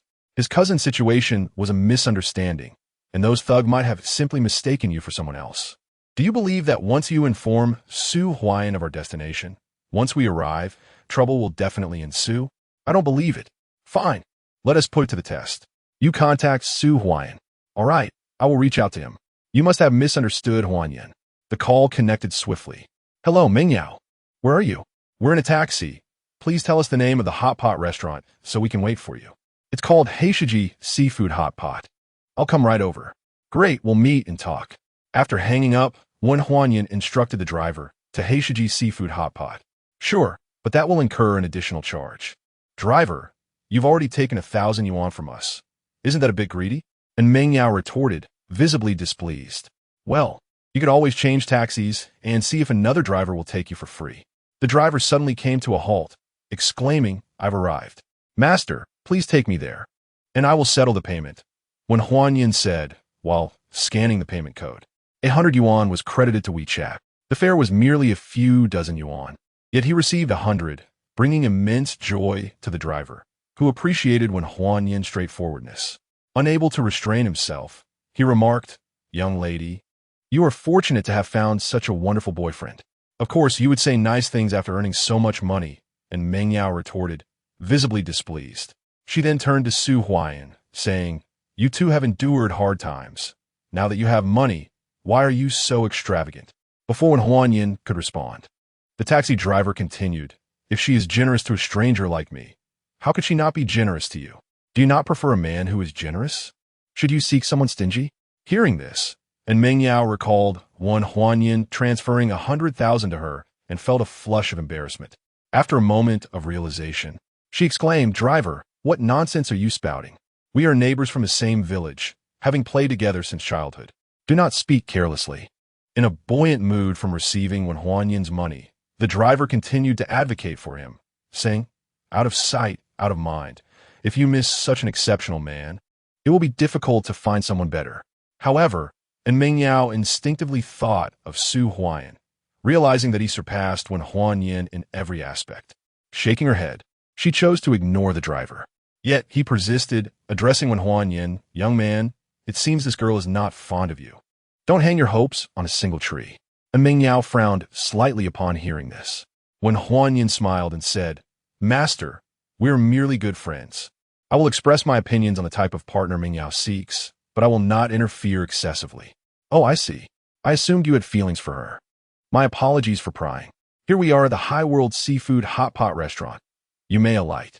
Thank you, driver, when Huanyan said as he exited the vehicle. And Meng Yao got out in a huff, slamming the taxi door shut. Young lady, be gentle. If you break it, you'll have to compensate. The driver remarked before speeding away. And Meng Yao held back a retort, glaring at Huanyan and saying, How can you converse so amiably with him after what he said? I did not. I was merely responding out of politeness, when Huanyan quickly clarified. Just then, 5 cars pulled up alongside them, clearly surrounding Huanyan and Meng Yao. The atmosphere shifted uneasily. In the next moment, 5 men, looking fierce and intimidating, surged out of each vehicle. Some were bare-chested, others clad in shorts, all adorned with tattoos. Unmistakably street toughs. The leader was none other than Zheng Buotao, the ruffian who had pursued them during their previous escape. Kid, this time I will see where you can run, Zheng Buotao threatened menacingly. And Meng Yao's expression turned grave. When Huanyan calmly addressed her, stating, You see, I told you. As long as Su Huayan is aware of my presence, those individuals will undoubtedly find their way here. And Meng Yao's pallor was a reflection of her unease about this very notion. Yet, she still found it hard to believe that someone as close as Su Huayan would resort to such actions. She stubbornly argued, perhaps they have been trailing us in the taxi, waiting for the moment we disembark to encircle us. When Huanyan, surprised that in Meng Yao still harbored doubts at such a critical juncture, leaned in closer and murmured, "Do you believe these individuals would harm you?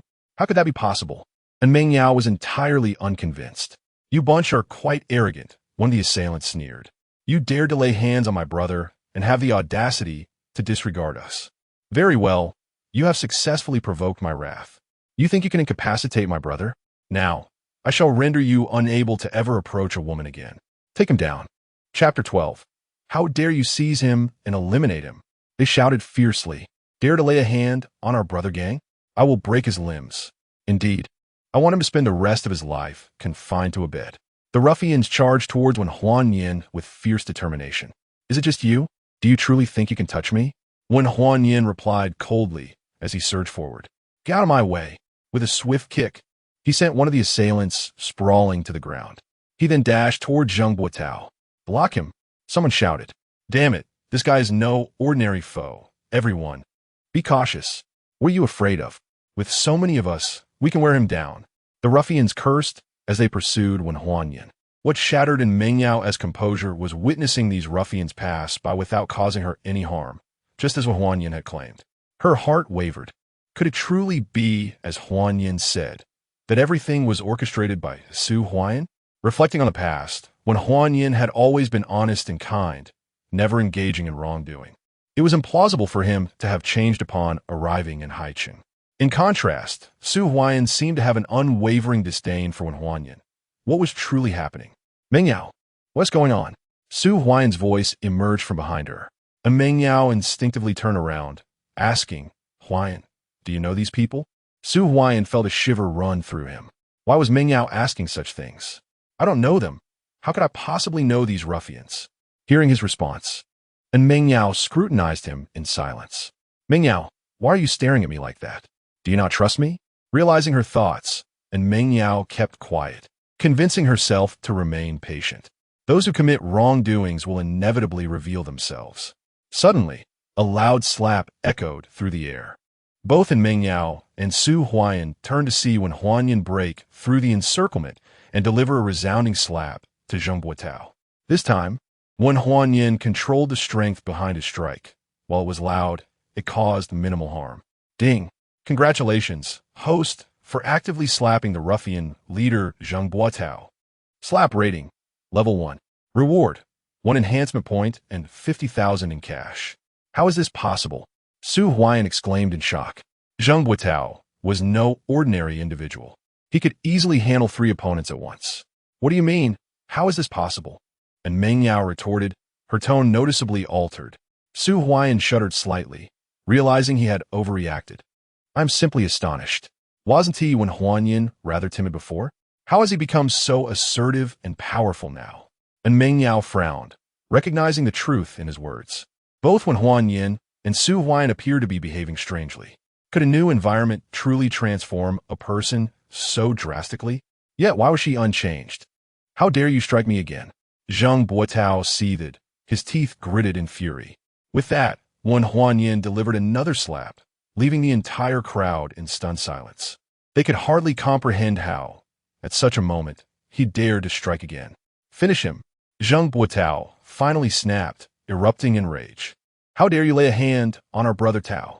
You are courting death. What is there to discuss? Eliminate him." The other ruffians were equally agitated. "Eliminate me? You think you can?"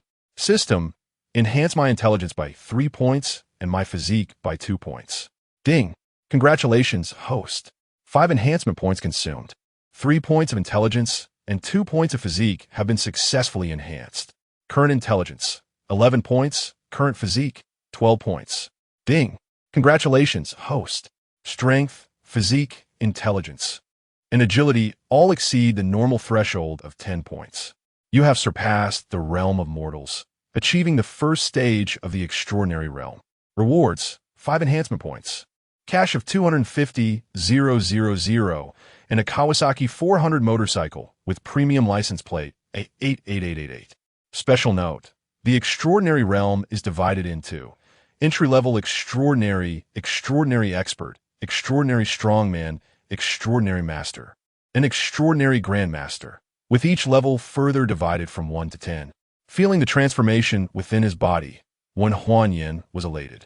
After entering the first stage of the extraordinary realm, he felt a sublime elevation, far surpassing a mere breakthrough of singular attributes. Still daring to act arrogantly, utterly oblivious to your impending doom. What is there to discuss? Just eliminate him. The ruffians charged recklessly towards Wen Huanyan, their expressions fierce and menacing.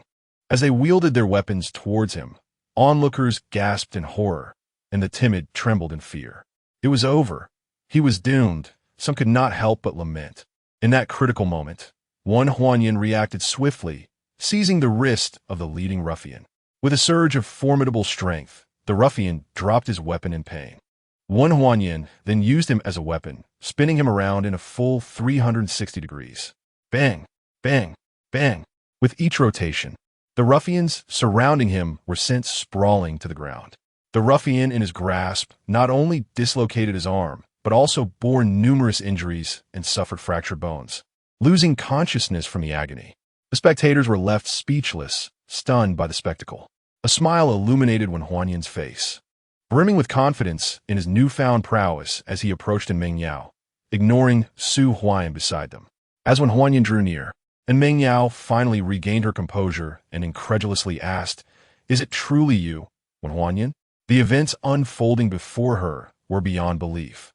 Was this person genuinely her childhood companion? Wen Huanyan, exuding confidence, replied, "Indeed, I am the genuine Wen Huanyan. By the way, we've arrived at the hot pot restaurant. Let's go eat." With that, he turned to leave. "And what about them?" And Meng Yao instinctively inquired. Wen Huanyan paused, his expression turning cool as he remarked, "You've reminded me. The leader remains unresolved." His gaze landed ominously on Zheng Buotao. The latter finally snapped back to reality, trembling at the intensity of Wen Huanyan's stare, fear surging within him. Wen Huanyan flashed a grin. The sight of it sent Zheng Buotao into a panic, prompting him to flee. "Trying to escape? Did I give you permission?" Wen Huanyan declared, chasing after him with astonishing speed, blocking Zheng Buotao's path within mere seconds. "Get out of my way!" Zheng Buotao instinctively cursed upon encountering an obstruction in his path. However, upon recognizing that the obstacle was Wen Huanyan, he was so startled that he nearly lost control of his vehicle, almost colliding with one. "You seem to be quite frightened of me," Wen Huanyan remarked with a smile that only intensified Zheng Buotao's trepidation. "What do you intend to do?" Zheng Buotao asked, taking a deep breath to muster his courage. "Aren't you the one who sought me out for trouble? Why has the inquiry shifted to me?" "I mistook you for someone else." "Mistook me?" "Indeed, I did mistake you, and I am willing to offer you 2,000 yuan as compensation." 2,000 as compensation? Do you think I am a beggar? I am giving you a chance. Tell me who instigated you to trouble me. As he posed this question, Wen Huanyan involuntarily glanced at Su Huayan. Noticing this, Su Huayan instinctively retorted, "Wen Huanyan, why are you looking at me?" Chapter 13. Jealousy breeds hatred. "I merely glanced at you, yet you seem rather uneasy," Wen Huanyan remarked with a cheerful smile. Wen Huanyan refrained from speaking carelessly, "Or I may truly become enraged," Su Huayan replied, suppressing the astonishment within him and adopting a serious tone. He pondered how, after just one summer apart, Wen Huanyan had undergone such a drastic transformation, as if he were an entirely different person. This only intensified his sense of impending danger, for he noticed a flicker of curiosity in Meng Yao's gaze directed towards Wen Huanyan. "I have made myself quite clear. I simply mistook you for someone else," Zheng Buotao shouted towards Wen Huanyan after casting a glance at Su Huayan. "Is that so? If it was indeed a case of mistaken identity, surely there must be some consequence," Wen Huanyan replied with a smile. "What do you want?" Zheng Buotao demanded loudly. Wen Huanyan, grinning, spread his legs and gestured towards his groin, saying, "Crawl over here, and I shall overlook it." The onlookers, now regaining their composure, were taken aback by his words. Their astonished gazes fixed upon Zheng Buotao. It was evident to all that Zheng Buotao was not a benign character. Indeed, Zheng Buotao's expression darkened. His fists clenched in fury as he glared at Wen Huanyan, teetering on the brink of an explosion. The tension in the air thickened, sending shivers down the spines of the timid. In contrast, Wen Huanyan raised his hand and delivered a scornful slap across Zheng Buotao's face, taunting, "Who are you trying to intimidate? Either crawl over here yourself, or I shall render you incapable." "You have provoked my wrath," Zheng Buotao bellowed in fury, drawing a dagger from his pocket and lunging it towards Wen Huanyan, shouting, "Die!" With a cold smile, Wen Huanyan swiftly seized Zheng Buotao's arm and applied a slight pressure. "Ah!" Zheng Buotao cried out in pain. The dagger clattered to the ground. Wen Huanyan reveled in the scene, gradually increasing his grip. "Release me, please. Let go." Zheng Buotao, feeling as though his arm might shatter, pleaded desperately. "Will you crawl or not?" Wen Huanyan questioned icily, his tone leaving no room for refusal. "I will crawl, I will." Zheng Buotao, drenched in sweat from pain and fear, was forced to lower his head in submission. Only then did Wen Huanyan relinquish his grip, though his gaze remained menacing, signaling to Zheng Buotao that any further tricks would not be met with mercy. Turning to the surrounding crowd, Wen Huanyan could not help but shout, "What are you staring at? Get lost."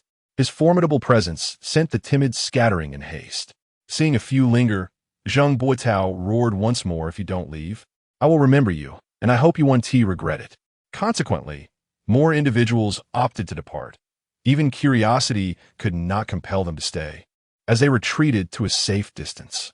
Soon, only a handful remained. As Zheng Buotao prepared to speak again, Wen Huanyan impatiently interrupted, "My patience is limited." His calm words caused Zheng Buotao to tremble, filled with seething hatred, yet he found himself compelled to bow his head beneath the looming threat. Taking a deep breath, he slowly began to crawl away. In a fleeting moment of bowing his head, his eyes brimmed with fury and an insatiable thirst for vengeance. He vowed that, given the chance, he would ensure that Wen Huanyan's existence was rendered more torturous than death itself. Ultimately, he found himself prostrated on the ground, bearing humiliation as he crawled toward Wen Huanyan's legs. The pace was excruciatingly slow, each movement a torment. In response, Su Huayan could not suppress a smile. With Wen Huanyan having so grievously offended Zheng Buotao, he was convinced that there was no need for him to intervene. Zheng Buotao would undoubtedly devise a means of retribution against Wen Huanyan. Eventually, Zheng Buotao crawled past Wen Huanyan's legs, stood up, and departed without a backward glance. Just as Wen Huanyan was about to speak, a notification chimed. "Congratulations, host, for actively slapping Zheng Buotao in the face. Slap rating, level 4. You have earned 4 enhancement points and a cash reward of 200,000. Hearing the reward and witnessing Zheng Buotao's retreating figure, Wen Huanyan relinquished his intent to continue the confrontation, instead turning to Meng Yao and saying, "Meng Yao, let's go for hot pot." With that, he hurried ahead to the High World Seafood Hot Pot restaurant, and Meng Yao, her curiosity piqued, followed closely behind him. Su Huayan instinctively clenched his fists, thinking Wen Huanyan, "Do you dare compete with me for women? How dare you?" The hostess at the hot pot restaurant observed everything unfold before her eyes. As Wen Huanyan approached, she beamed with a radiant smile and warmly greeted, "Handsome, welcome." His inherent character, which embodied the principle of mutual respect, shone through as he replied with a smile. "Thank you. You're too modest, handsome," the hostess responded excitedly. Another hostess mustered the courage to inquire, "Handsome, may I add you on WeChat?" "Tang Yilin, are you not aware that this is against the rules?" Another hostess immediately cautioned. With a bold tone, Tang Yilin declared, "If it's against the rules, so be it. I have the right to pursue love." With that, her gaze lingered affectionately on Wen Huanyan. He smiled and replied, "It's just WeChat. Feel free to add me." Observing this, and Meng Yao felt an inexplicable discomfort in her heart. She inwardly reassured herself, "And Meng Yao, you and Su Huayan are merely good friends. You should be happy for him seeing his charm attracting attention, not harboring feelings of jealousy." "Thank you, handsome," the hostess exclaimed excitedly, quickly adding Wen Huanyan on WeChat. "Handsome, I want to add you too. Another hostess could no longer contain herself. All right, anyone who wishes to add me may do so, he replied. I also want to add your WeChat, a passerby chimed in. It was inevitable. When Huan Yin's handsome visage, coupled with his earlier domineering display, rendered him utterly irresistible to the women present. All right, everyone may add me, he confirmed. Witnessing this scene, Su Huayan felt a surge of jealousy. Such attention should have belonged to him, yet it had been seized by one Huan Yin, which was utterly infuriating. Unable to contain his anger, he exclaimed, "One Huan Yin, you have truly changed." One Huan Yin turned, his calm gaze fixated on him, and with a somewhat frosty tone, he inquired, "In what way have I changed?" "You would never have been so fickle before," Su Huayan retorted. "Fickle? It's merely a matter of exchanging WeChat information," when Huan Yin replied. "How did this become a matter of infidelity? Or is it that your thoughts are as unsightly as your demeanor? Or perhaps your intent in adding those young ladies on WeChat is less than pure?" When Huan Yin, why have you become increasingly glib in your speech? Ignoring Su Huayan, when Huan Yin turned to the young women who had added him on WeChat, inquiring with a smile, "What do you think of this fellow? Why such an exaggerated reaction upon seeing you add me?" One young woman cast a disdainful glance at Su Huayan and remarked to Wen Huan Yin, "Isn't it obvious? He is simply envious of your ability to capture our hearts, consumed by jealousy." "Ah, so he is envious of my popularity among you lovely ladies? He must be utterly tormented, for there are indeed many who admire me," Wen Huan Yin replied. "Wen Huan Yin, silence yourself. Your words will only deepen in Meng Yao's disdain for you." Su Huayan erupted in fury, realizing he was at a disadvantage, and resorted to invoking in Meng Yao to suppress Wen Huan Yin. For he understood that Wen Huan Yin's affection for her bordered on obsession. Chapter 14. I simply do not wish to be bullied by you any longer. Is that so difficult for you to accept? And Meng Yao was taken aback when Su Huayan suddenly referenced her, concealing her dissatisfaction as she turned to observe Wen Huan Yin, eagerly anticipating his reaction. With a gentle smile, Wen Huan Yin addressed Meng Yao, saying, "To me, Meng Yao is akin to a friend, a brother, a lover, and even family. My feelings for her encompass love, protection, and a desire for her everlasting happiness." These heartfelt words flowed from Wen Huan Yin's soul, sentiments he had been unable to express in his previous life. Now, having spoken them aloud, he felt an immense sense of liberation and lightness. At that moment, and Meng Yao's gaze transformed into one of clarity. Upon hearing Wen Huan Yin's sincere declaration, those around them instinctively fell silent. And Meng Yao's cheeks flushed, her heart racing like a startled deer, as she lowered her head, unsure of how to respond. Witnessing this, Su Huayan felt an overwhelming sense of crisis and mentally chastised himself for his foolishness, realizing he was inadvertently aiding Wen Huan Yin. He quickly interjected, "Wen Huan Yin, the three of us grew up together as childhood friends. Meng Yao has always viewed you solely as a friend. Do not overthink it. Meng Yao, we have wasted too much time. Let us hurry and enjoy some hot pot." With that, he reached out to take Meng Yao's hand, but she instinctively recoiled. Su Huayan's hand froze midair, concerned about hurting his pride, and Meng Yao strode into the hot pot restaurant, calling out as she distanced herself, "You two, hurry up. I am hungry." Su Huayan shot a fierce glare at Wen Huan Yin, remaining silent as he followed inside. Wen Huan Yin smiled faintly, watching Su Huayan's retreating figure, pondering, "Just wait. This time, I shall not only seek revenge, but also claim everything you hold dear, making you experience the depths of despair." As his strength grew, Wen Huan Yin's confidence surged, emboldening him to pursue aspirations he once deemed unattainable. "Handsome, that fellow appears to be your rival," remarked a beautiful woman. Wen Huan Yin glanced at her and replied with a smile, "Rival? What rivalry? I am currently single. I shall go enjoy my hot pot now. We can chat on WeChat later." "All right, handsome, but you must reply to my messages." Having already walked a distance away, Wen Huan Yin waved dismissively, indicating he would not. Meanwhile, Meng Yao and Su Huayan had found a table and settled in. Su Huayan fixed his gaze on Wen Huan Yin as he approached, attempting to see through him. Ignoring Su Huayan's scrutiny, Wen Huan Yin sat down opposite Meng Yao. This scene caused Meng Yao's heart to flutter.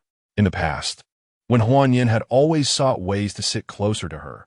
Now, he sat directly across from her. Did he truly not harbor feelings for her anymore? This moment also sparked doubts in Su Huayan. Meng Yao, why are you staring at me so intently? He inquired with a smile. No reason. Here is the menu. You can decide what you wish to order, and Meng Yao replied. Her cheeks flushed as she handed the menu to Wen Huanyan. He accepted the electronic menu without hesitation, perusing it for a considerable time before finally setting it down. Su Huayan swiftly picked up the menu and, after a careful glance, taunted Wen Huanyan. Are you aware that I am footing the bill for this meal? You're ordering as if you've never dined before, and all your choices are the most extravagant. Wen Huanyan glanced at him with disdain and replied, If you cannot afford it, I shall treat you instead. Su Huayan, filled with rage, instinctively shouted Wen Huanyan, Is it not merely because your mother abandoned you and then provided you with a sum of money? You are truly hypocritical. You once appeared so humble, yet with wealth. You have transformed entirely. Upon hearing this, and Meng Yao felt a shiver run through her, contemplating the truth in his words. Since Wen Huanyan acquired wealth, he indeed seemed to have morphed into a stranger. Wen Huanyan continued to regard Su Huayan with contempt, stating, Regardless of how I change, my words and actions remain genuine. I would never plot against anyone in secret. Wen Huanyan, what do you mean by saying this to me? I am referring to those who scheme behind others' backs. Why are you so defensive? Su Huayan pressed on. Why do I feel as though you are persistently targeting me? Is that so? They say those who do not engage in wrongful deeds need not fear the knocking of ghosts at their door. Why would you feel that way? Seeing the tension between the two escalate, and Meng Yao hurriedly interjected, We are all friends. Please do not quarrel. Su Huayan, dissatisfied, exclaimed loudly, Meng Yao, can't you see? He's always been aiming at me. Wen Huanyan sneered, What's the matter? Since we met, you have sought to trouble me at every turn, treating me as if I were a fool. Now that I refuse to be bullied, you are uncomfortable? Wen Huanyan, am I truly bullying you? Everything I do is for your own good. Is that so? Should I then express my gratitude to you? All right, enough of the bickering. The dishes have all arrived. Let's enjoy our hot pot. Meng Yao interjected. I am not in a hurry. I have a gift for you. Su Huayan suddenly declared mysteriously, producing an exquisite gift box.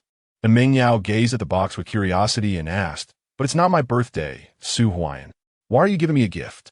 It has been a whole summer since we last met, so it is merely a token of our reunion. I hope you like it. He opened the delicate brocade box, revealing a green jade bracelet that caught in Meng Yao's eye.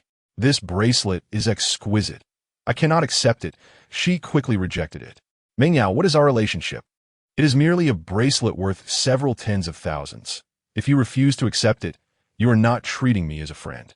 After saying this, Su Huayan provocatively glanced at Wen Huanyan, thinking to himself, You flaunt the 100,000 your estranged mother gave you.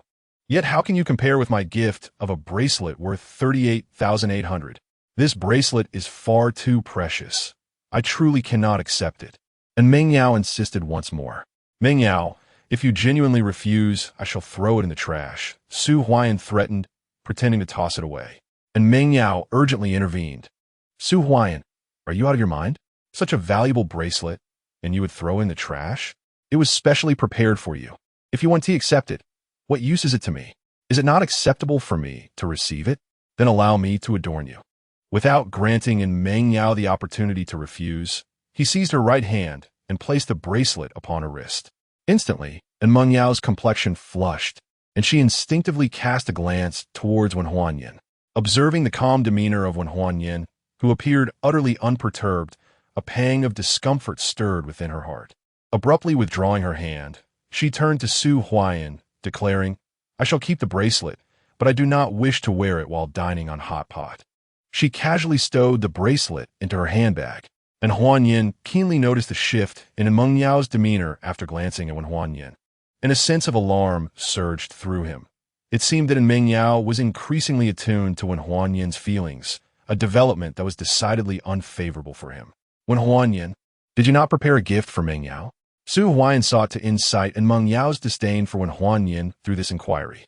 Wen Huanyan, having just consumed a piece of tripe, replied nonchalantly, In the 50 days of summer vacation, I spent 40 of them with Meng Yao. If one speaks of gifts, my companionship is the finest offering. I recall that in our childhood, Meng Yao and I even held a ceremony, calling each other husband and wife. Chapter 15. Rampage. Upon hearing those words, and Meng Yao's face flushed crimson with embarrassment as she hurriedly replied, Huan Yin, that was merely a childish game we played in our youth. Why burn up now? Ha ha ha. Back then, not only did we pretend to be married, but we also consummated our union. I remember holding you close. Enough. Su Huayan could no longer contain himself, his expression darkening as he shouted in anger. What are you doing, Su Huayan? Meng Yao and I are merely reminiscing about the past, when Huan Yin said with a smile. And Meng Yao quickly interjected, Huayan, please don't get upset. It was just childhood play, nothing serious. Su Huayan began to calm down, saying, Meng Yao, I sincerely hope to lead you into the halls of matrimony, to give you an extravagant and unforgettable wedding. And Meng Yao shivered at his words, instinctively glancing at Wen Huanyan. Their eyes met, and when Huanyan remarked, love is sacred. The two individuals who come together may not always be the most suitable, but they are destined to be. Therefore, those who cannot unite will never find a way to do so, regardless of the circumstances. Wen Huanyan, what do you mean by that? Su Huayan demanded loudly. I don't mean anything. Rather, it is your exaggerated reaction that raises questions, Wen Huanyan retorted. Seeing the tension escalate between the two, and Meng Yao quickly intervened. Can you both refrain from acting like adversaries? Every time we meet, it devolves into conflict after just a few words. Su Huayan huffed in annoyance and ignored Wen Huanyan. Yet internally he seethed, Wen Huanyan, how dare you compete with me for a woman? Just you wait. I will not let any opportunity slip away. Dinner concluded in an atmosphere thick with tension. Did you enjoy your meal, Meng Yao? Su Huayan asked softly. Yes, it was delicious. Waiter, the bill please. Certainly. A waiter responded with a smile as he approached. You lovely couple, your total comes to 4,888 yuan. Who will be settling the bill? He glanced at Wen Huanyan and Su Huayan. I'll cover it, but only for myself and this lovely lady, Su Huayan declared. Sir, if you were splitting the bill, it would be 630 yuan each, totaling 260 yuan for you and the lady. Will that be via QR code or card? QR code. All right, please scan the code. Su Huayan completed the payment. After the waiter confirmed the transaction, he turned to Wen Huanyan. Sir, how will you be paying? QR code as well. Wen Huanyan followed suit. Ah, are you two destined rivals? Always at odds since childhood, and Meng Yao sighed. Meng Yao, it's still early. Shall I take you to a movie? Su Huayan suggested. A movie? That sounds great. Have you bought the tickets? I have. Let's go. Huanyan, would you like to join us for the film? And Meng Yao called out. Su Huayan quickly replied, unfortunately, there are only 2 tickets left. He had deliberately chosen a movie where only 2 tickets remained and even showed in Meng Yao the details on his phone. What about Huanyan? And Meng Yao felt torn. At that moment, when Huanyan's phone rang, after glancing at the screen, he said, it's the instructor calling. I'll take this. All right, go ahead. And Meng Yao nodded in agreement. Hello. Is this Wen Huanyan? Yes, it is.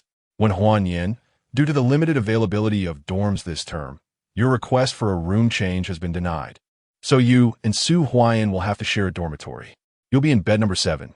So please inform Su Huayan that he is in bed number 8. Wen Huanyan had the phone on speaker, and Su Huayan had already heard everything. Understood, instructor, he replied. After hanging up, Wen Huanyan turned to Su Huayan and said, You heard that? Su Huayan merely grunted in annoyance. He then looked at Meng Yao and suggested, Shall we go watch a movie? But what about Huanyan? And Meng Yao asked with concern. There are only 2 tickets. He can go next time, Su Huayan said nonchalantly. When Huanyan took out his phone and after a moment of scrolling, said, Why don't we watch this movie?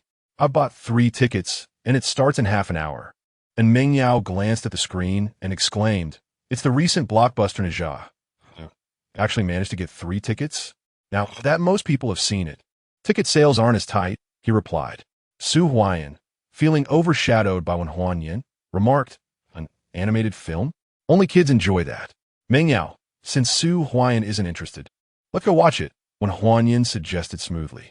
Su Huayan stumbled in frustration, and Meng Yao looked at him apologetically and said, Huayan, if you truly don't want to go, I can go with Huanyan. I've been looking forward to it for a long time. Su Huayan reluctantly replied, Although I don't like it, I can accompany you. Then let's all go. Which way should we head? It's nearby. Just a few minutes' walk. Follow me, Wen Huanyan said, leading the way. As they walked, Wen Huanyan sensed Su Huayan's occasionally hostile glances directed at him. Weighing his options, he devised a plan. Suddenly, he feigned a stumble and let out a yelp. And Meng Yao instinctively reached out to support him, asking with concern, Huanyan, what happened? I just twisted my ankle a bit, he replied. Oh no, is it serious? Should we go to the hospital? No need. The cinema is just ahead. If you help me along, I should be able to rest while watching the movie. Wen Huanyan said, glancing at Su Huayan, who was watching him intently. He smiled and gave Su Huayan a smug look. Infuriated, Su Huayan shouted, Meng Yao, don't help him. He's faking it. Huayan, why are you saying that? What's wrong with Huanyan? Come on, help him, and Meng Yao urged. Hearing her words, Su Huayan was livid, incredulous at how Wen Huanyan could be so manipulative. Fine, I'll help him, Su Huayan said through gritted teeth as he walked to the other side of Wen Huanyan, grabbing his arm, not to assist, but to apply greater pressure. Wen Huanyan felt a formidable force enveloping him. In the past, such an experience would have elicited a cry of pain. Now, however, he merely sensed a slight oppression that was hardly bothersome. With a cheerful smile, he remarked, Su Huayan, you don't need to be so forceful in supporting me, do you? Upon hearing this, Meng Yao instinctively glanced over. Clad in a short-sleeved shirt, she immediately noticed that Wen Huanyan's arm had been distorted and reddened by Su Huayan's grip. And Meng Yao instinctively questioned, Su Huayan, what are you doing? I haven't done anything. I'm merely supporting Wen Huanyan, Su Huayan retorted defensively, feeling quite displeased, and reluctantly loosened his grip. It's nothing. Su Huayan is just a rough man, and it's normal for him not to know how to care for others.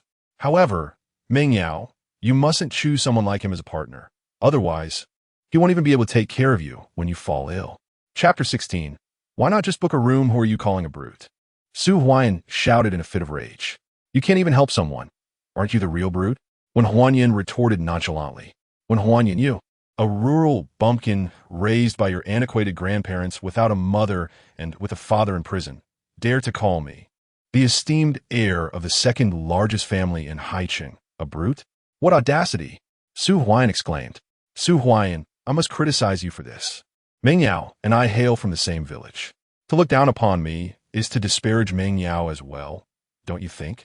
Furthermore, your maternal grandmother's family is from our village too, and you grew up there as well. Wen Huanyan, shut your mouth and stop dragging Meng Yao into everything. Fine. If you can't even take a joke, then I have no desire to see a movie anymore. Su Huayan, didn't you buy 2 movie tickets? Why don't you take her with you? Wen Huanyan said, turning to leave. Meng Yao, let us go watch the movie, Su Huayan called out excitedly. And Meng Yao shot him a disapproving look and shouted towards Wen Huanyan. Huanyan, don't be like this. I want to see Neza. Meng Yao, why do you always side with Wen Huanyan? Su Huayan could no longer contain his frustration and asked angrily. And Meng Yao felt exasperated. It was unnecessary for the two of them to escalate the situation like this. Am I siding with him? Is it not you who has been plotting all along? We are all best friends, yet you bought 2 tickets for 3 people. What are your intentions? At this moment, when Huanyan turned around with a smile, Meng Yao, don't say that. Su Huayan is merely being selfish. He isn't a bad person at heart. Su Huayan, look, you have constantly targeted Huanyan, and yet he speaks up for you. Is he really speaking up for me? Su Huayan was nearly driven to madness. When Huanyan continued, Su Huayan, we're all best friends, so why the excessive anger? Just listen to how well Huanyan treats you. Can you not stop targeting him? Su Huayan, flushed with anger, was rendered speechless, feeling as if he could explode. Gazing at the smiling face of Wen Huanyan, he roared in fury. Wen Huanyan, don't gloat. Just wait. He stormed off, fearing that remaining would truly lead to his demise. Su Huayan, wait. I'm leaving the opportunity for you and Meng Yao. You two go watch the movie.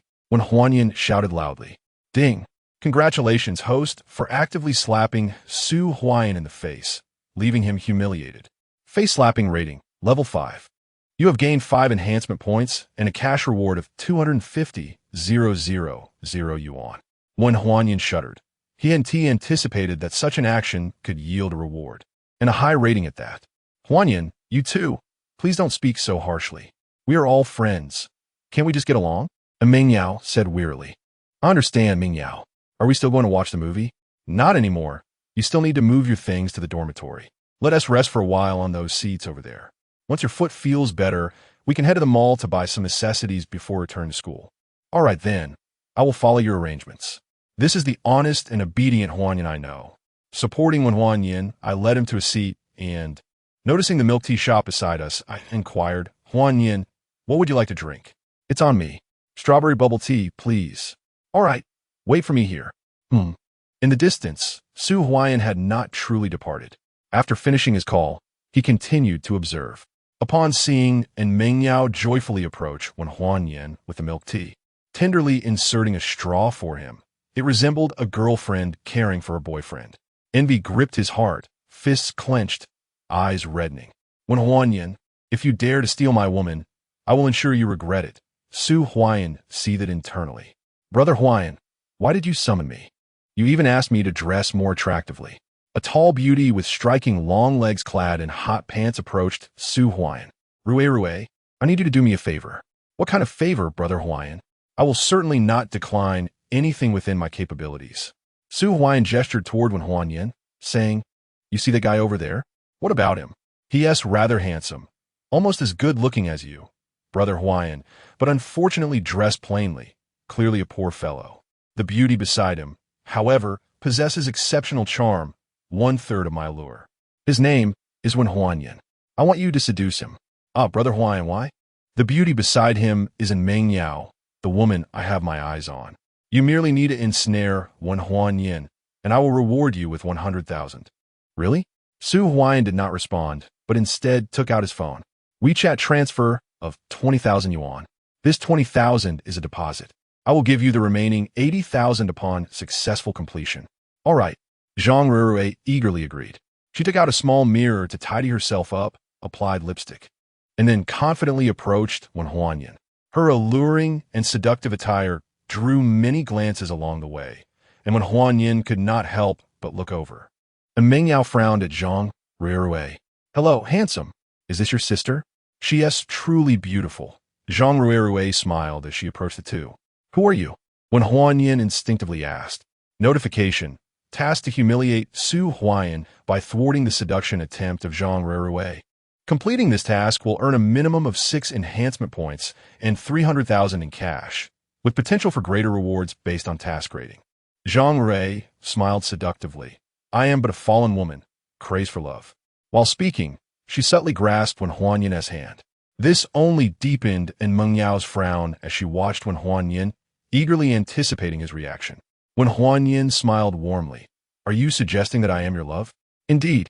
The moment I laid eyes on you, I was utterly captivated, irresistibly drawn to express my affection. Handsome, can you accept me?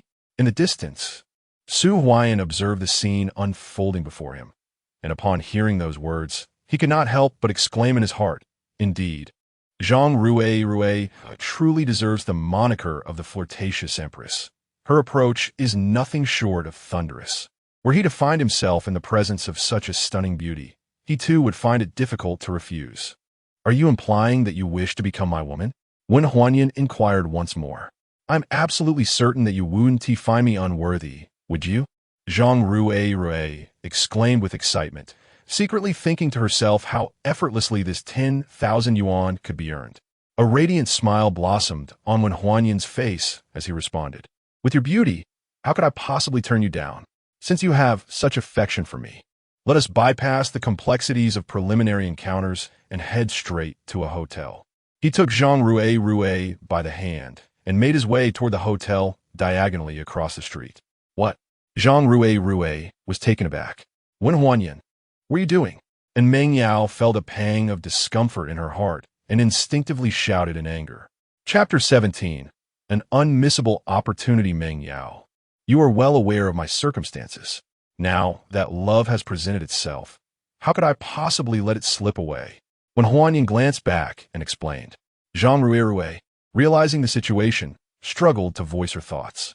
Handsome, although I am quite fond of you, it seems rather hasty for us to head to a hotel on our very first meeting, does it not? What does it matter? I have always believed in love at first sight. And is this not precisely that? When love arrives, I shall not let it pass me by. Wen Huanyin declared as he pulled Zhang Ruirue tightly into his embrace. The intimacy of their bodies caused both to shudder. Throughout his life, it was the first time when Huanyin had embraced a stranger. The only girl he had ever held was in Mengyao during his childhood. Now, enveloping a stunning stranger, an unfamiliar sensation blossomed within him. Zhang Rui gazed into Wen Huanyin's face, mere inches away, and discovered that he was indeed strikingly handsome, rivaling her secret crush, Su Huayan. Lost in her thoughts, her cheeks flushed. "What are you two doing?" Su Huayan could no longer contain himself and burst onto the scene. "Huayan, did you not leave?" And Meng Yao instinctively inquired upon hearing his voice. "I was concerned for you, so I returned." "What is Wen Huanyin doing with you? He isn't teasing you again, is he?" When Huanyin shouted back, "Su Huayan, you arrived just in time. The task of escorting Meng Yao back to school is now yours. My love has come, and you understand what that means." He then lifted Zhang Ruirue and headed toward the hotel. "Well, Huanyin, have you lost your mind?" Su Huayan yelled in disbelief. He had intended for Zhang Ruirue to flirt with Wen Huanyin, but not for them to actually go to a hotel. Wen Huanyin turned with a smile. "Su Huayan, do not be agitated. I know you like Meng Yao, and I do as well. However, I have encountered my own love, so I shall not compete with you. I hope you treat Meng Yao well." At his words, and Meng Yao trembled, an inexplicable sorrow washing over her, as if something precious was about to slip away. Unable to restrain herself any longer, she shouted, "Wen Huanyin, you have just met her. You know nothing about each other. This is not love. You must release her. Handsome, please let me go. While we may have mutual feelings, relationships require nurturing," Zhang Rui hastily added, her heart racing, nerves at their peak. Yet, Wen Huanyin did not relent. Instead, he smiled and replied, "The best way to nurture a relationship is through physical closeness, so let us proceed to the hotel." He carried Zhang Ruirue into the establishment. Su Huayan was confident that Zhang Ruirue would not let Wen Huanyin succeed, feeling a surge of joy as he looked at Meng Yao. "Meng Yao, I never imagined Wen Huanyin to be so careless, so easily swayed by a woman's advances." And Meng Yao stared blankly at the hotel entrance, her face pale, her heart heavy with despair. Su Huayan, noticing her demeanor, felt no concern. Rather, he was exhilarated. Wen Huanyin, this will surely break Meng Yao's heart. Meanwhile, within the hotel, Wen Huanyin had indeed secured a room. As Zhang Ruirue entered the luxurious suite and the door clicked shut, a wave of panic washed over her. She hurriedly inquired, "Wen Huanyin, do you truly have feelings for me? With so many witnesses present, bringing you here to this room, how could you question my sincerity?" Upon finishing her words, he embraced her and guided her to the bedside. "If you genuinely care for me," she continued, "then you ought to respect me. I wish for our first time to be on our wedding night. In this modern age, such customs seem archaic. Tonight is, in essence, our wedding night." Clinging to Zhang Ruirue, savoring her warmth and the scent of her skin, Wen Huanyin found himself utterly captivated, disregarding all else, especially the task at hand. What could be more humiliating than to have spent the night with Zhang Ruirue? Ignoring her struggles and protests, he leaned in to kiss her, as garments fell away amidst her muffled sobs. Wen Huanyin transformed from a boy into a man. In the aftermath, gazing at the crimson stains upon the sheets, he was taken aback. "You were still a virgin?" Zhang Ruirue, pale and furious, retorted, "Wen Huanyin, this is rape. I will report you. I will see you imprisoned." With that, she reached for her phone. Wen Huanyin seized the device, intrigued. "I must ask, knowing you belong to Su Huayan, how is it that you remained untouched?" "What?" Zhang Ruirue trembled, unable to fathom his words. "You know I am friends with Su Huayan?" "Of course. If I weren't aware, do you believe I would sleep with just any woman?" "So, you intentionally slept with me to take revenge on Su Huayan?" "Indeed. How could you do this? In your vendetta against Su Huayan, why must I be the one to suffer?" He chuckled. "You stood up for Su Huayan. You should be prepared for sacrifice." Ding! Congratulations, host. You have completed the task of humiliating Zhang Ruirue sent by Su Huayan task rating. Level 2. Completing this task grants 8 enhancement points and 400,000 in cash. Will you complete the task early? Upon hearing the task notification, Wen Huanyin realized the rating could be elevated, prompting him to delay immediate completion. Wen Huanyan, I despise you. I did not consent. You have violated me. And I will report you. You will rot in prison. Zhang Rue screamed in despair. Stop with the empty threats. Look at me and tell me honestly, am I inferior to Su Huayan? You're not as handsome, not as charismatic, not as wealthy. You fall short in every aspect. Zhang Hui Shota. At her words, Wen Huanyan offered no rebuttal. System, allocate 5 points to enhance my appearance. How can one attract women without good looks? Ding. Congratulations, host. 5 enhancement points have been expended, and appearance has been successfully enhanced. Current appearance rating, 91. Note, an average person's appearance is rated 80 as beautiful, 85 as excellent, and over 90 as extraordinary. With the enhancement of his appearance, Wen Huanyan felt an imperceptible yet profound transformation within himself. It seemed as though he had grown taller, and a newfound confidence surged through him. Gazing into Zhang Rue's eyes, I inquired, look at me, and with a clear conscience.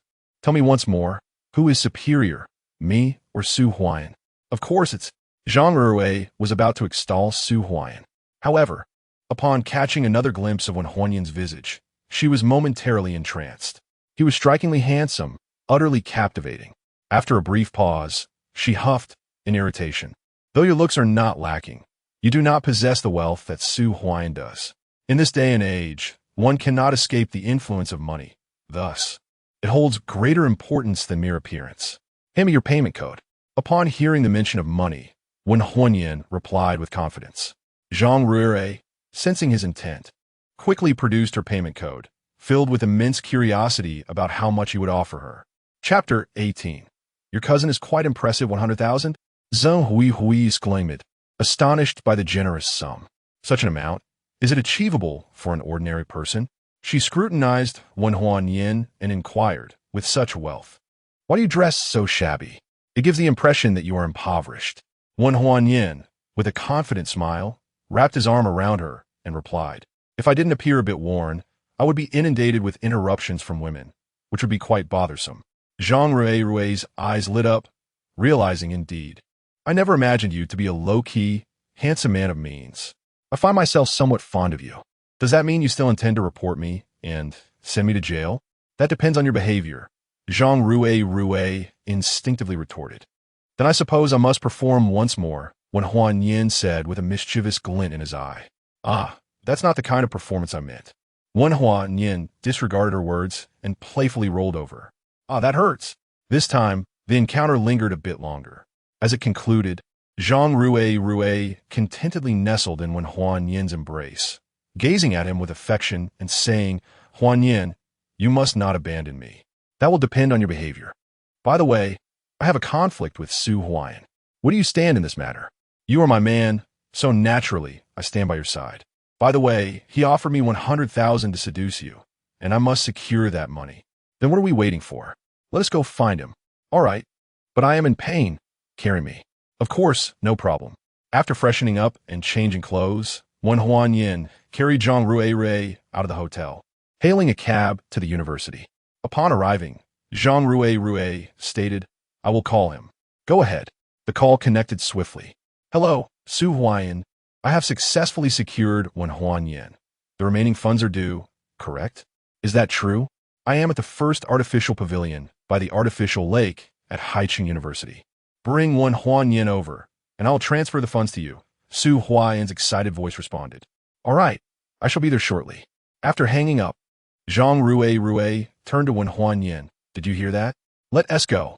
Yes, let's proceed. By the way, I will send you a screenshot of my payment code. Could you use it to receive the funds? Sure, sounds good. Having wholeheartedly accepted Wen Huanyan, Zhang Hui agreed. They soon approached the first artificial pavilion by the lake, and from a distance, they spotted Su Huai and leisurely pacing within. However, upon seeing Wen Huanyan carrying Zhang Rue, his smile faltered. As they drew closer, Su Huayan could not help but ask in a low voice, Zhang Rue, the task is complete. Why are you still so intimate with him? Let me down. Zhang Rue understood Wen Huanyan's intention and spoke coldly. Wen Huanyan feigned fear of losing Zhang Rue and promptly set her down.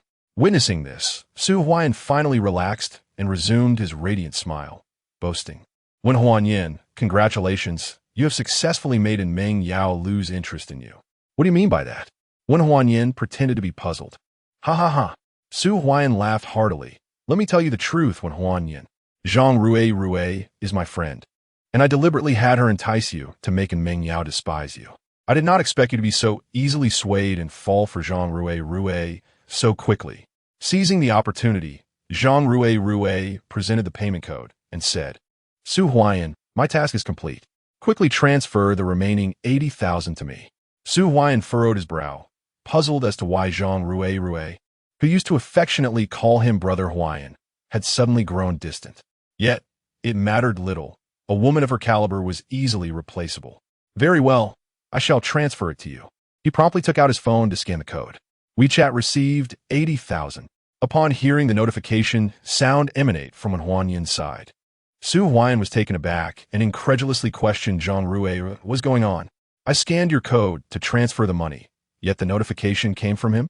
Zhang Rue smiled, linking her arm with Wen Huanyin as she replied, because I am indeed with Wen Huanyin now. What?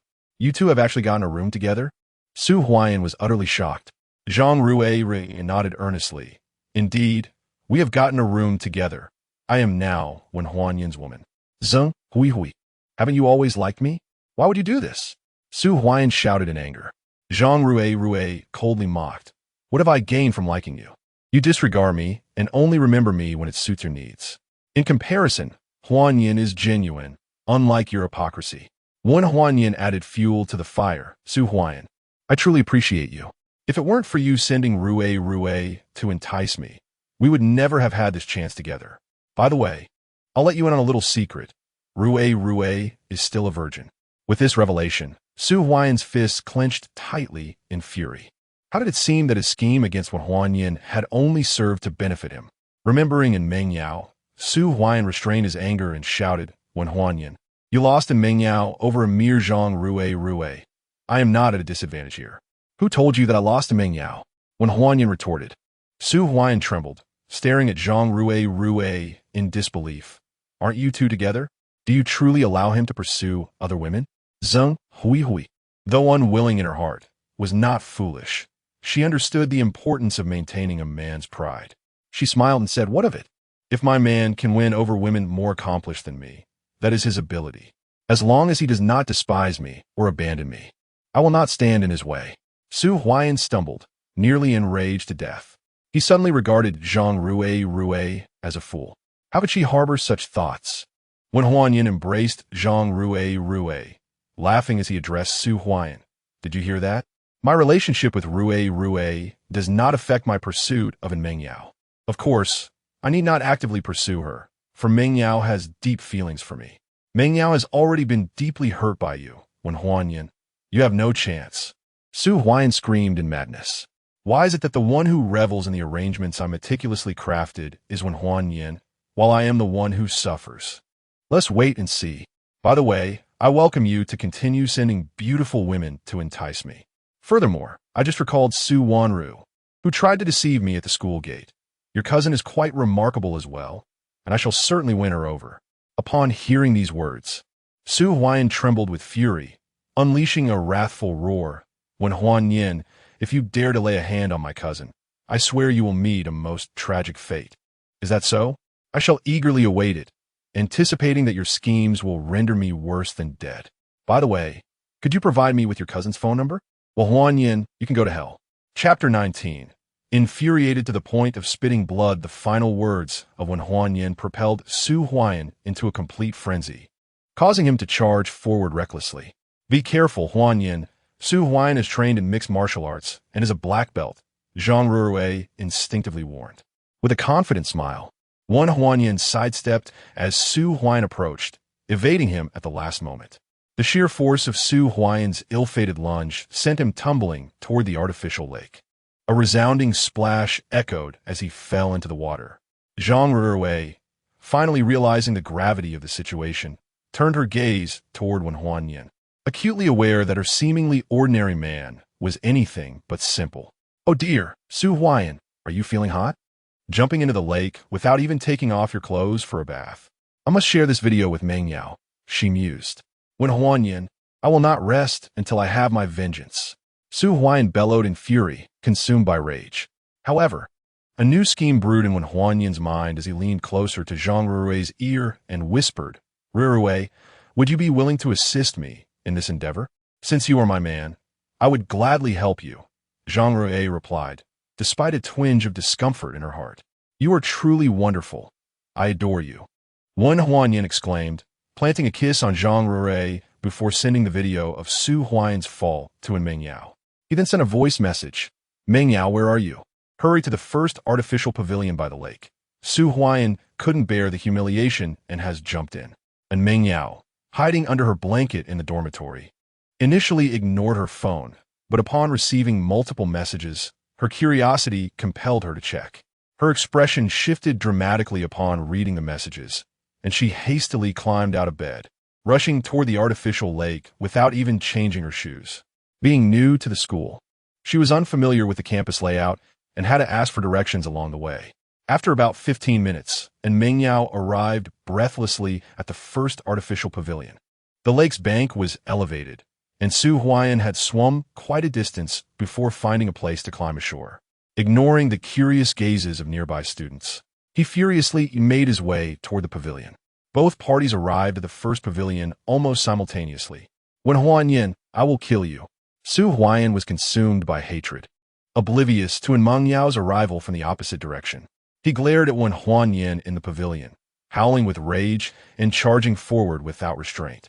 What on earth is happening? Su Huayan? And Meng Yao instinctively questioned loudly upon witnessing the chaos. Hearing her voice, Su Huayan abruptly halted and turned to explain. Yet, when Huanyan seized the opportunity and interjected, Meng Yao, Zhang Rui has confessed that she is Su Huayan's admirer. Su Huayan has manipulated her feelings to lure me away, intending to drive a wedge between us. And Meng Yao trembled slightly, staring incredulously at Su Huayan. Is this true? Meng Yao, it's not like that. I don't even know Zhang Rui. Su Huayan dared not admit the truth, casting a fierce glare at Zhang Rui, the warning in his eyes unmistakable. At this moment, Zhang Rui said, Su Huayan, your attempts at denial are futile. The records of your transfers to me still exist, and I have not deleted the ambiguous messages I pursued you with. What nonsense are you spouting, Zhang Rui? What benefits has Wen Huanyan bestowed upon you to slander me so? Su Huayan shouted furiously, casting furtive glances. Zhang Rui pretended not to notice, producing evidence and approaching Meng Yao. Su Huayan, in a fit of panic, rushed toward Zhang Rui, snatched her phone, and forcefully smashed it to the ground. With a resounding crash, Zhang Rui's phone shattered into pieces. Su Huayan, what are you doing? What purpose does destroying my phone serve? Our chat logs and transfer records are all on WeChat. Zhang Rui shouted in anger. Su Huayan, desperate to avoid exposure, grabbed Zhang Rui by the shoulders and whispered urgently, I will give you an additional 100,000. Just refrain from speaking recklessly. What? You intend to bribe me with 100,000 to silence me? But what I am saying is the truth. Zhang Rui stood firmly with Wen Huanyan, deliberately raising her voice. Su Huayan felt a wave of darkness wash over him. Nearly collapsing, Wen Huanyan quickly stepped forward, pushing Su Huayan aside, and exclaimed angrily, Su Huayan, I never imagined you to be such a despicable and shameless person. Why not pursue Meng Yao openly? Why resort to such underhanded tactics? Meng Yao and I are childhood friends, and we have mutual feelings for each other. Yet because of this, you should not use vile methods to drive a wedge between us. All you will achieve is to hurt both of us. Ding dong. Already incensed, Su Huayan was further enraged by Wen Huanyan's words, causing him to choke and faint. Wen Huanyan approached the astonished Meng Yao, placing his hands on her shoulders, and spoke earnestly, Meng Yao, deep down, you understand that both Su Huayan and I harbor feelings for you. Our relationship with you is strong, and I recognize the dilemma you face in choosing between us. I empathize with your predicament, but regardless of your choice, as long as it does not harm you, I will support you. Let's not discuss this right now. We need to check on Su Huayan. Meng Yao said anxiously. All right, I will see to it. Wen Huanyan moved to Su Huayan's side and applied pressure to his acupoint. Su Huayan quickly regained consciousness. Observing this, Wen Huanyin transformed into the epitome of a good Samaritan, saying, "Huayan, why do you have such a low tolerance? Recall how you had your cousin frame and defame me, enlisted thugs to bully me, and even sent Zhang Ruirue to seduce me. I endured it all without complaint. Why is it that you cannot bear the slightest pressure?" When Huanyin, Su Huayan, overwhelmed with rage, suddenly coughed up blood. "Oh dear!" And Meng Yao and Zhang Ruirue gasped in shock. "Call 120. Zhang Ruirue urged urgently, and Meng Yao hastily pulled out her phone to dial for emergency assistance. "Congratulations, host, on successfully completing the task of confronting Zhang Ruirue and additionally exposing the mastermind Su Huayan. Your performance has been rated a stellar 15 stars, earning you 15 enhancement points and a cash reward of 750,000. Furthermore, you have received a skill reward in culinary mastery." And Meng Yao hung up the phone, exasperatedly turning to Wen Huanyin. "Huanyin, you should move out of the dormitory first. Otherwise, if Su Huayan wakes up to see you, it may only worsen the situation." Sighing with an innocent expression, Wen Huanyin replied, "But I haven't done anything. And haven't I always been the victim here? I know you're not at fault, and I understand what needs to be done. Just leave for now." "All right then." Wen Huanyin nodded, hoisting Zhang Ruirue onto his back and preparing to depart. "Wait, why are you carrying her?" And Meng Yao questioned with evident dissatisfaction. "It's because Zhang Ruirue sprained her ankle earlier and is unable to walk. After I persuaded her, she endured the pain to come and testify for me. So I should help her return." And Meng Yao furrowed her brow, but refrained from pressing further. As Wen Huanyin walked away with Zhang Ruirue on his back, he inquired, "Ruirue, do you happen to have Su Wanru's contact information?" Chapter 20. Act without hesitation. I understand, but why do you ask this? Are you truly considering taking action against Su Wan? Zhang Ruirue inquired in a low voice. Having already regarded Wen Huanyin as her own, Zhang Ruirue, despite her usual magnanimity, felt a surge of anger at his escalating demands. "Ruirue, you are well aware of Su Huayan's targeting of me. Am I simply to stand by and watch him bully me without retaliating? You may retaliate, but why involve his cousin? Ruirue, consider this. Su Huayan has sent Su Wanru to frame me, and if I were to develop a relationship with her, what kind of blow would that deal to him? What about me? Am I to helplessly witness my man entangled with another woman without feeling distressed?" Zhang Ruirue's voice trembled with emotion. "Let us do this, Ruirue. I promise you, regardless of what the future holds, I will never abandon you. To prove that my words are earnest, I am willing to provide you with a guarantee of 500,000, now that I have sufficient funds." Wen Huanyin was eager to offer the money in exchange for reinforcement points. "Are you truly giving me 500,000 as a guarantee? Transfer it now." Wen Huanyin produced his phone. "The 80,000 Su Huayan transferred to you doesn't count. That was originally mine." "I understand. What S mine is yours?" "That S more like it." Zhang Ruirue retrieved her payment code. Wen Huanyin scanned the code to transfer funds. WeChat received 580,000. Receiving such a significant sum for the first time caused Zhang Ruirue to shudder, quickly checking her balance.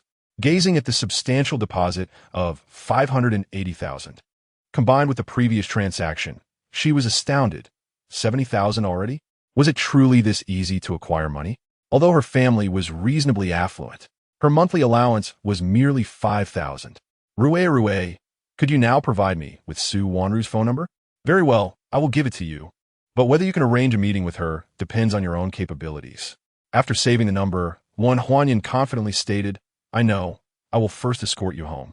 There is no need for such trouble. I understand your eagerness to take revenge on Su Huayan. Just drop me off at the school gate, and I shall take a taxi home." "Thank you for your understanding, Ruirue." Wen Huanyin, feeling exhilarated, embraced her tightly and kissed her fervently. He then escorted her to the school gate, watching her hail a taxi before dialing Su Wanru's number. "Sorry, the number you dialed is not available." It was his first time being hung up on directly. Wen Huanyin quickly dialed again. This time, the phone rang for a long while before it was answered. "Hello, who is this?" A cold and impatient voice replied. "What's wrong? Can't you recognize my voice?" Wen Huanyin replied with a smile. "It's you? Wen Huanyin, how did you get my number?" Su Wanru questioned angrily. When Huan Yin fabricated a story, stating that he had an important matter to discuss, and asked if they could meet. Whatever it is, just say it over the phone. I do not wish to see you. This matter is truly significant. If you do not listen, you will surely regret it. After saying this, when Huan Yin hung up the phone, engaging in a game of desire and restraint. After a brief wait, the anticipated call from Su Wanru finally arrived. When Huan Yin purposefully delayed before answering the phone. Well, Huan Yin, what exactly do you wish to convey? I shall divulge it upon our meeting. Very well. Where shall we convene? At the main entrance of the university. I happen to be here. All right. I shall come over immediately. Let's not part. The line went dead as Su Wanru hung up. As when Huan Yin contemplated finding a place to sit and wait. An unfamiliar call interrupted his thoughts. After a moment of hesitation, curiosity compelled him to answer. Hello. May I speak with Mr. Huan Yin? This is he. Who is calling? Mr. Wen, I am Chen Wena, the manager of the largest motorcycle dealership in Haicheng.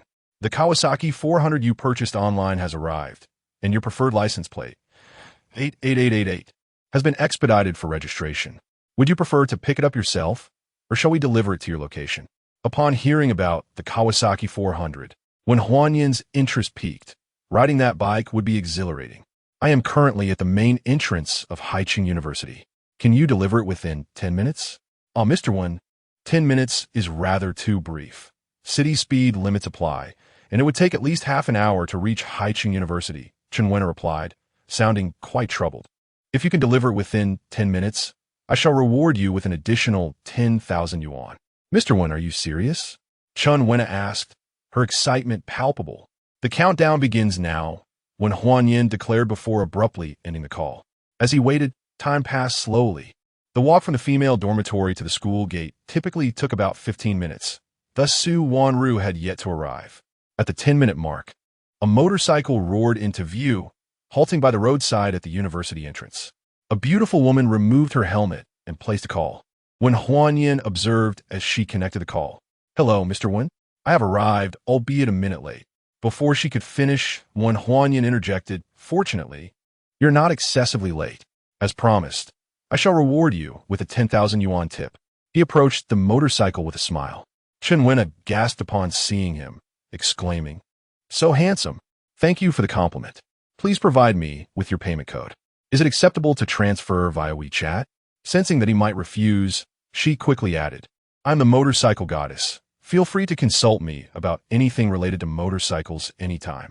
Let's exchange WeChat then. Absolutely, please scan. After adding each other as friends, when Huan Yin promptly transferred the funds, WeChat notification, 10,000 yuan received. Upon receiving the transfer, Chen Wena was even more exhilarated.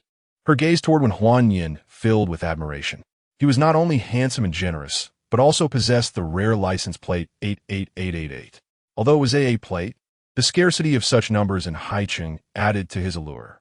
Unable to restrain her feelings, she found herself captivated. Why are you looking at me like that? Could it be that you've developed a fondness for this handsome fellow? When Huan Yin jested with a smile. Indeed, I have taken a liking to you. Might you grant me a chance? Chen Wena inquired with eager anticipation. Certainly, yet at this moment, I find myself occupied. I shall reach out when time permits. Is that so? I was hoping you would escort me back. Alas, it seems I must take a taxi instead, Chen Wena replied in a deliberately alluring tone. Though she spoke of taking a taxi, her gaze remained fixed on when Huan Yin, awaiting his response. I truly have no time today. I shall treat you to a meal next time, and you may do as you wish. With such a clear dismissal, Chen Wena, being astute, understood the situation and gracefully took her leave. Handsome one, I shall await your message. Do not keep me waiting too long. As she spoke, she had already hailed a taxi and departed. Well, Huan Yin, what schemes are you up to? From a distance, Su Wanru's dissatisfied voice echoed. Chapter 21. Peak Beauty, are you here? Come on, hop in. It's not suitable to talk with so many people around. One Huan Yin said as he donned his helmet and mounted the Kawasaki 400. My goodness, with a license plate 88888. What kind of identity does this guy possess? Finally, someone noticed when Huan Yin's motorcycle license plate and gasped. Indeed, it's a rare leopard plate.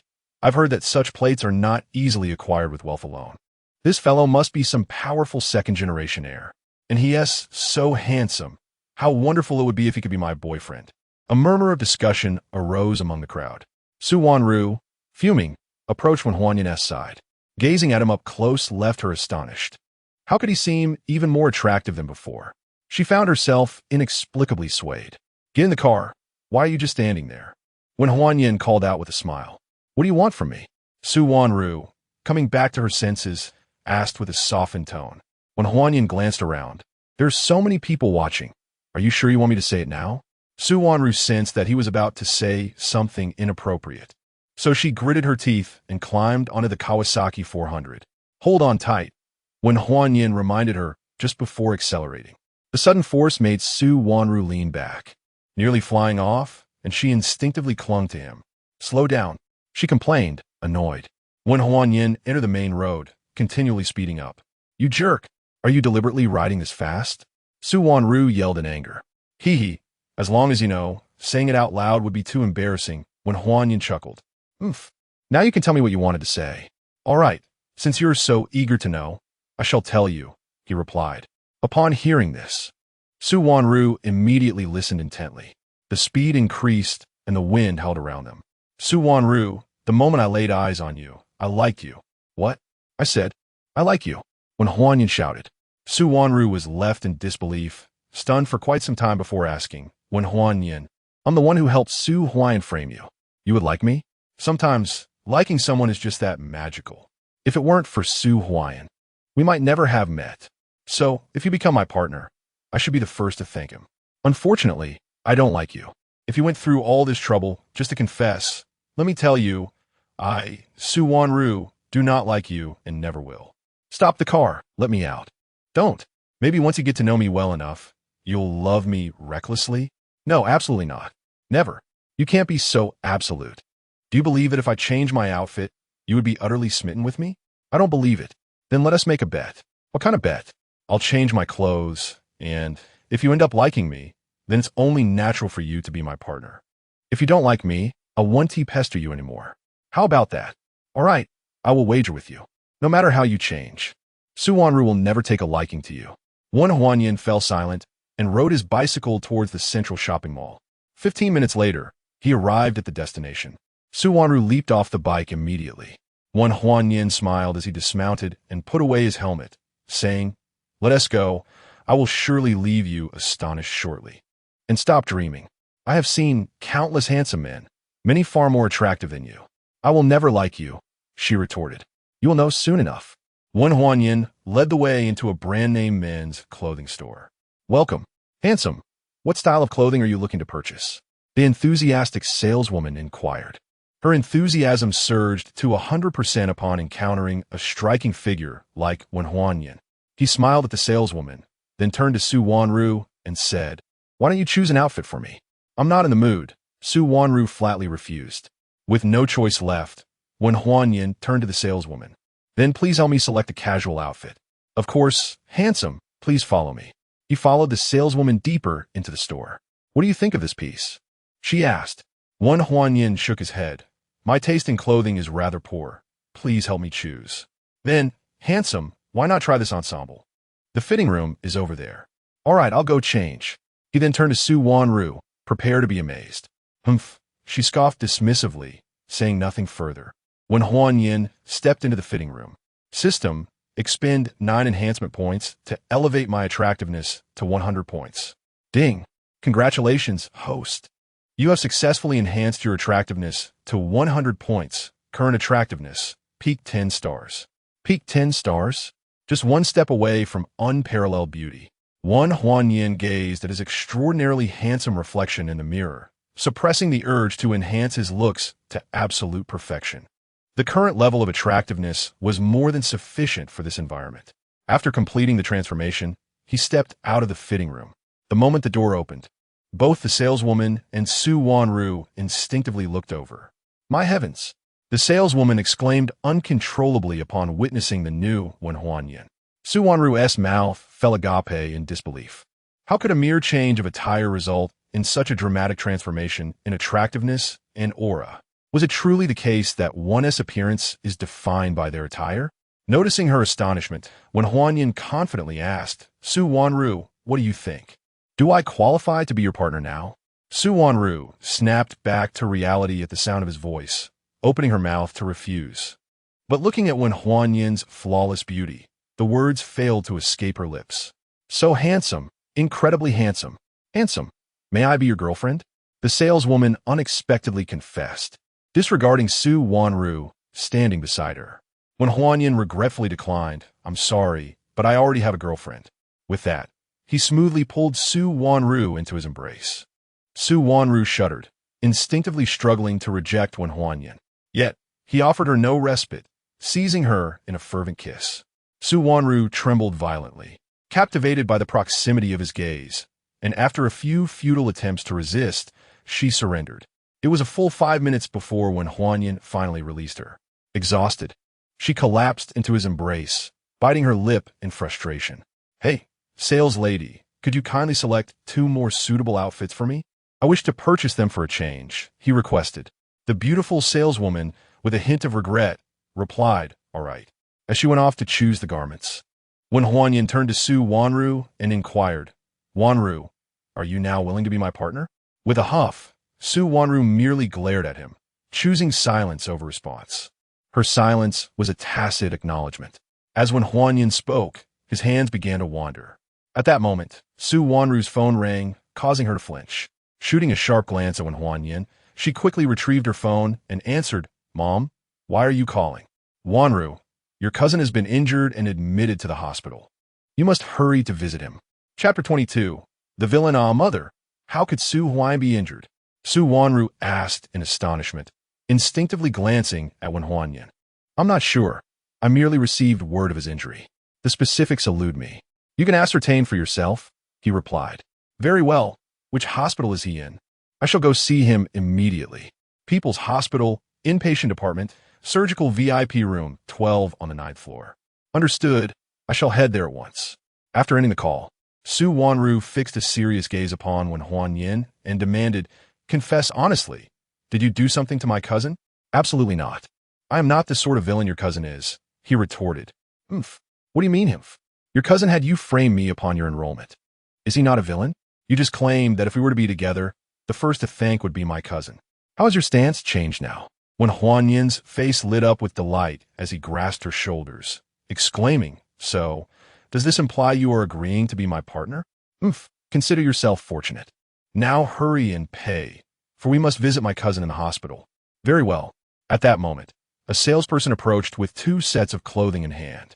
Sir, your selected garments are ready. Would you like to try them on? No need. I trust your selections.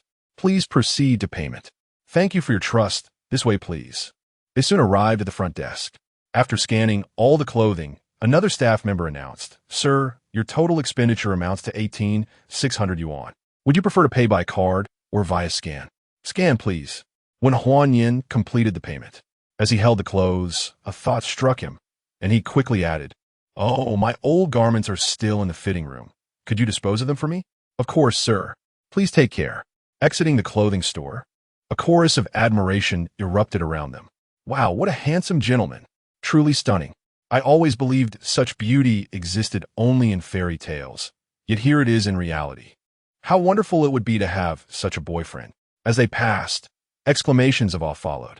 Wen Huan Yin hastened his pace with Su Wanru, returning to the scooter where he secured the garments to the seat before mounting the vehicle. This time, Su Wanru naturally wrapped her arms around Wen Huan Yin, a smile of enjoyment gracing her face. Wen Huan Yin was undeniably attractive. Having such a partner for a joyride filled her with a sense of pride, intensifying her appreciation for having someone like him. The People's Hospital was conveniently located near the Central Mall, and they arrived within minutes. Perhaps I should not go after all, Su Wanru suggested as she dismounted. Why not? Could your cousin's injury genuinely be linked to me? Well, Huan Yin hesitated to ask, if it were indeed related. Would you wish to part ways with me? Come with me. Su Wanru huffed in annoyance, refusing to respond to Wen Huan Yin as she pulled him into the inpatient department. They swiftly reached surgical VIP room 12 on the 9th floor, where a considerable number of people were present in the ward. As someone approached, everyone turned to look. It was Wanru who had arrived. But who was this handsome young man? A beautiful woman inquired. Huanyan, how is it that you arrived with Su Wanru? And Meng Yao, also present, was taken aback by their entrance. Internally, she was astonished. How had Huanyan become so refined and striking? It felt as though he had transformed into an entirely different person. Do you all know each other? The beautiful woman could not help but ask again. Aunt, can you really not remember him? He is Huanyan from our village. And Meng Yao raised her voice. He is Huanyan? It has been several years since I last saw him.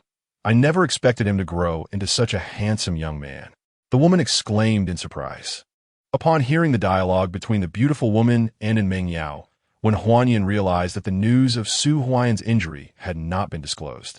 Wait, Huanyan, how is it that you came here with Wanru? The woman scrutinized Huanyan and Su Wanru. Aunt, Huanyan is now my boyfriend, Su Wanru explained. What? And Meng Yao gasped in disbelief, struggling to comprehend the drastic changes in Huanyan.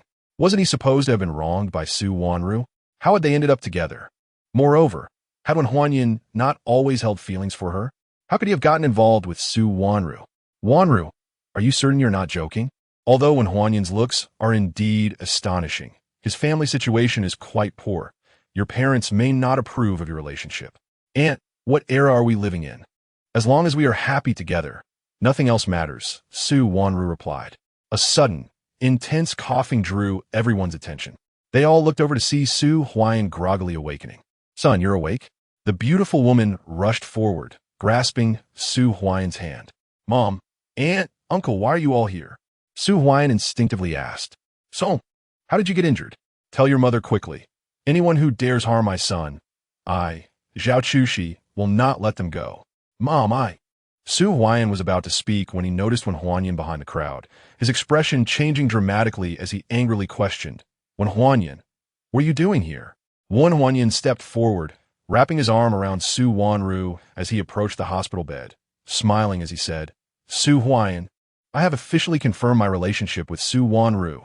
Our bond has grown closer. At this, Su Huayan nearly exploded with rage, glaring at Su Wanru and roaring, Su Wanru, have you lost your mind? Why are you with Huanyan? Son, what on earth is happening? Zhao Chushi cast a wary glance at Huanyan and asked. Su Huayan then recalled the presence of his elders and suppressed his fury, saying, Mom, it's nothing. I'm just shocked. Yet internally, he seethed Huanyan. You will pay for this.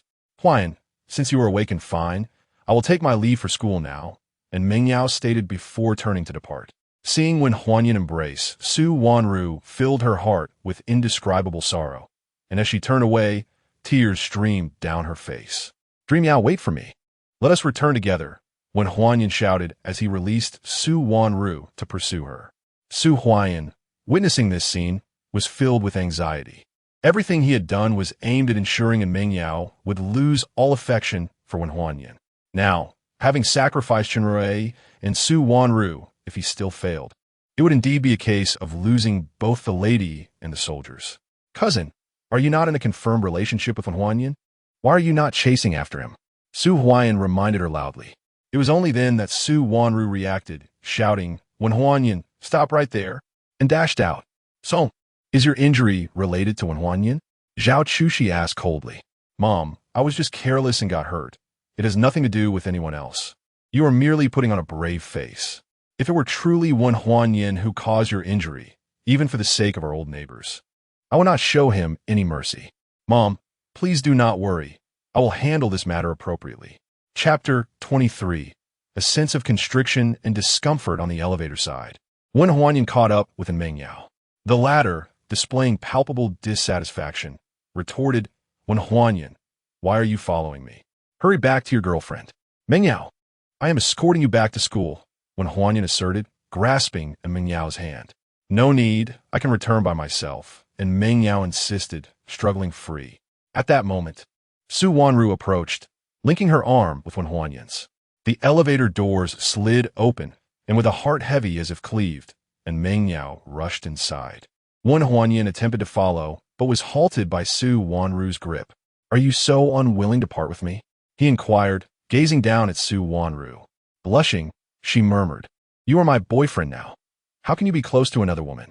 All right, let us proceed, he replied, leading her into the next opening elevator. Upon exiting the hospital, he directed her towards a hotel across the street. Realizing their destination, Su Wanru anxiously inquired, "What do you intend to do?" With a playful smile, when Huanyan responded, "Now that you're my girlfriend, what do you think we could do at a hotel?" "Absolutely not," Su Wanru protested vigorously.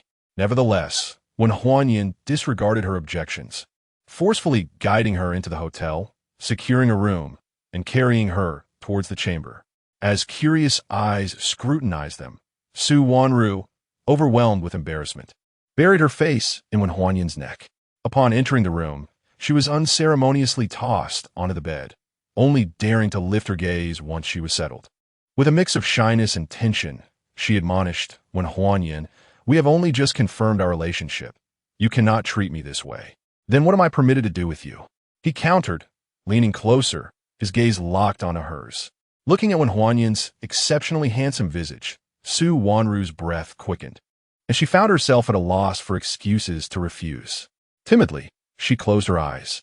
Observing her reaction, Wen Huanyan smirked and leaned in for a kiss. Internally reveling in the moment, he reflected on the advantages of his striking appearance, which seemed to attract women effortlessly. 50 minutes later, nestled in Wen Huanyan's embrace, Su Wanru bashfully stated, "Wen Huanyan, you must be responsible for me for a lifetime." Glancing at the crimson stains on the sheets, Wen Huanyan felt elated. He pulled the blanket over them, revealing only his head, and snapped a photo while reassuring her, "Do not worry. As long as you do not leave me, I will never abandon you." "Why are you taking pictures?" Su Wanru asked anxiously. "Oh, it's nothing much. Just thanking Su Huayan for bringing us together." "I'll send it to him," he replied. "Ah, you mustn't do that," Su Wanru protested shyly, yet Wen Huanyan had already sent the message. Moments later, a video call from Su Huayan came through. Wen Huanyan deliberately delayed answering. "Wen Huanyan, you beast! You dare to touch my cousin. I will not let you off easily." Su Huayan's furious voice erupted as the video connected. "Huayan, what do you mean by that? You fancy Meng Yao.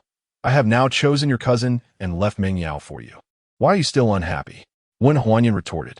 "You slept with my pursuer, Zhang Ruerui, and now you are with my cousin. Are you even human?" Su Huayan exclaimed. "What?" XWNR's expression changed dramatically as she gasped in disbelief, fixing her gaze upon WN Hunin and inquired, "Is what my cousin said true?" WN Hunin enveloped her in his embrace, responding gently, "My dear, do you truly believe such words? Do you think X-Huin's admirers are so easily won? Moreover, I only arrived in Haiqing today. I have yet to encounter any of his suitors." "That is true," XWNR murmured, then turned her ire towards the X-Huin in the video, admonishing him, "Cousin, you manipulated me into framing Hunin for the sake of an Mengyo. I complied, and now that I am with Hunin, no one can obstruct your pursuit of an Mengyo. I hope you will refrain from targeting Hunin in the future." "Ah," X-Huin, consumed by rage, bellowed furiously, "XWNR, why do you refuse to believe me? WN Hunin is a beast. Even if he were to sleep with you, he would not relinquish an Mengyo." WN Hunin quickly retorted, "Huin, how can you speak of me so? You are the true beast here. It is my first day at school, and you have already set WNR against me. Must you always target me? How can we coexist in the future?" With that, he deliberately kissed XWNR, and despite having shared a bed, she did not resist. This scene incited X-Huin's fury anew, causing him to spit blood once more. "All right, Huin, WNR and I have just come together. You understand the passion, so I must end this call. WN uni en concluded." Rolling over to embrace XWNR as he hung up, intentionally leaving space for X-Huin's imagination. Beep, congratulations to the host. By using XWNR to actively confront the puppeteer X-Huin, a rating of 8 stars has been achieved, earning 8 enhancement points and a cash reward of 400,000. Upon hearing the reward, WN Hunin was ecstatic. Not only had he gained a beauty, avenged himself against X-Huin, but he had also received a reward, filling him with overwhelming joy. "X-Huin, in your past life, you plotted against me so ruthlessly. In this life, you shall serve as my stepping stone to greater strength. Fueled by resentment towards XWIN, he commenced a new round of torment upon XWNR. An hour later, XWNR, utterly exhausted and feeble, murmured, "Hunin, you are too brutal, but I like it." Hunin had anticipated her hatred for his lack of tenderness.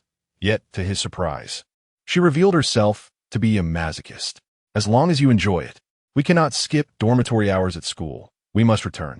I can hardly walk. You must carry me." "Very well, I shall carry you." After a brief freshening up, he took XWNR and rode back to school on his Kawasaki 400. Upon arriving outside the girls' dormitory, they were met with strict regulations. "Young man, males are prohibited in the girls' dormitory," the stern dormitory matron reprimanded, thinking to herself that handsome boys are often trouble. WNHUNIN, reluctantly setting XWNR down, said WNR, "You must return to the dormitory on your own." "It's all right. I will take my time returning." "HUNIN, I love you." With those words, XWNR wobbled unsteadily into the girls' dormitory. The matron approached, immediately discerning XWNR's condition, and solemnly addressed WNHUNIN, "Young man, I hope you will be a responsible man." "Madam, it seems you have a story to tell." When Huanyin inquired with a smile, "Please leave at once." The dormitory supervisor, seemingly touched by a painful memory, suddenly erupted in anger, brandishing a broom. "Please, Auntie, do not be upset. I shall take my leave immediately."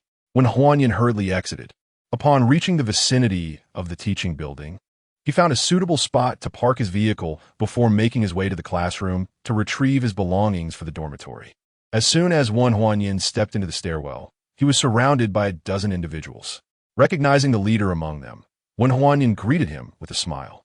He assessed the others, noting their imposing stature and muscular physiques, unmistakably the students from sports class. "Huanyin, you dare to slap my face repeatedly. Do not accuse me of bullying a newcomer.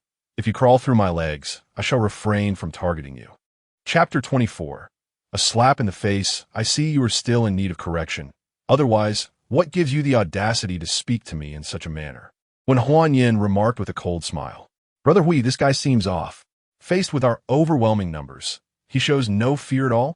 One of the younger subordinates voiced his confusion.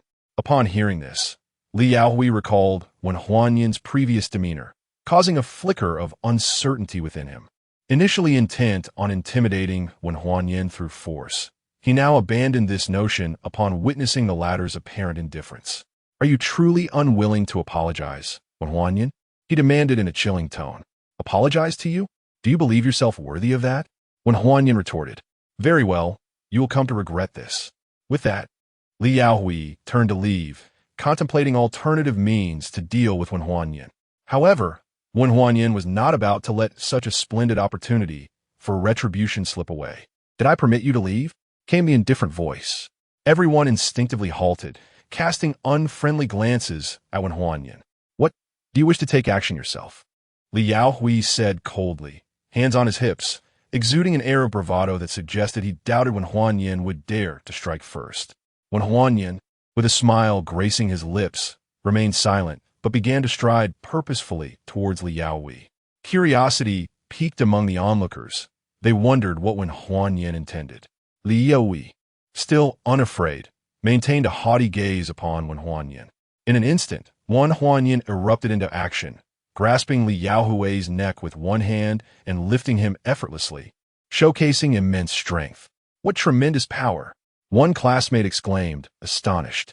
Shock rippled through the crowd. Li Yaohui's expression shifted dramatically, his eyes nearly bulging in disbelief. Was the troublemaker Huanyin truly this formidable? Had he merely been toying with him all along? The realization struck him. The other party was so powerful that he had not even considered Li Yaohui a threat, and yet he had persistently courted danger. As this thought coursed through him, Li Yaohui became drenched in cold sweat. The grip on his neck tightened, rendering him breathless, his fear intensifying. Huanyin, you must let me go. This is a school, and if you kill me, you won't escape the consequences, he threatened urgently. Huanyin chuckled coldly. Weren't you quite arrogant? Why you start to tremble now? Huanyin, I'm not afraid of you. Just release me, or my brothers will call the police. All the younger subordinates shuddered, snapping back to reality, hastily pulling out their phones to threaten. Yes, when Huan Yin, if you do not release Brother Hui, we will call the authorities. Do you dare? When Huan Yin asked coolly, his calm words filled the subordinates with dread. When Huan Yin, what must I do for you to set me free? Li Yaoi shouted, struggling for breath.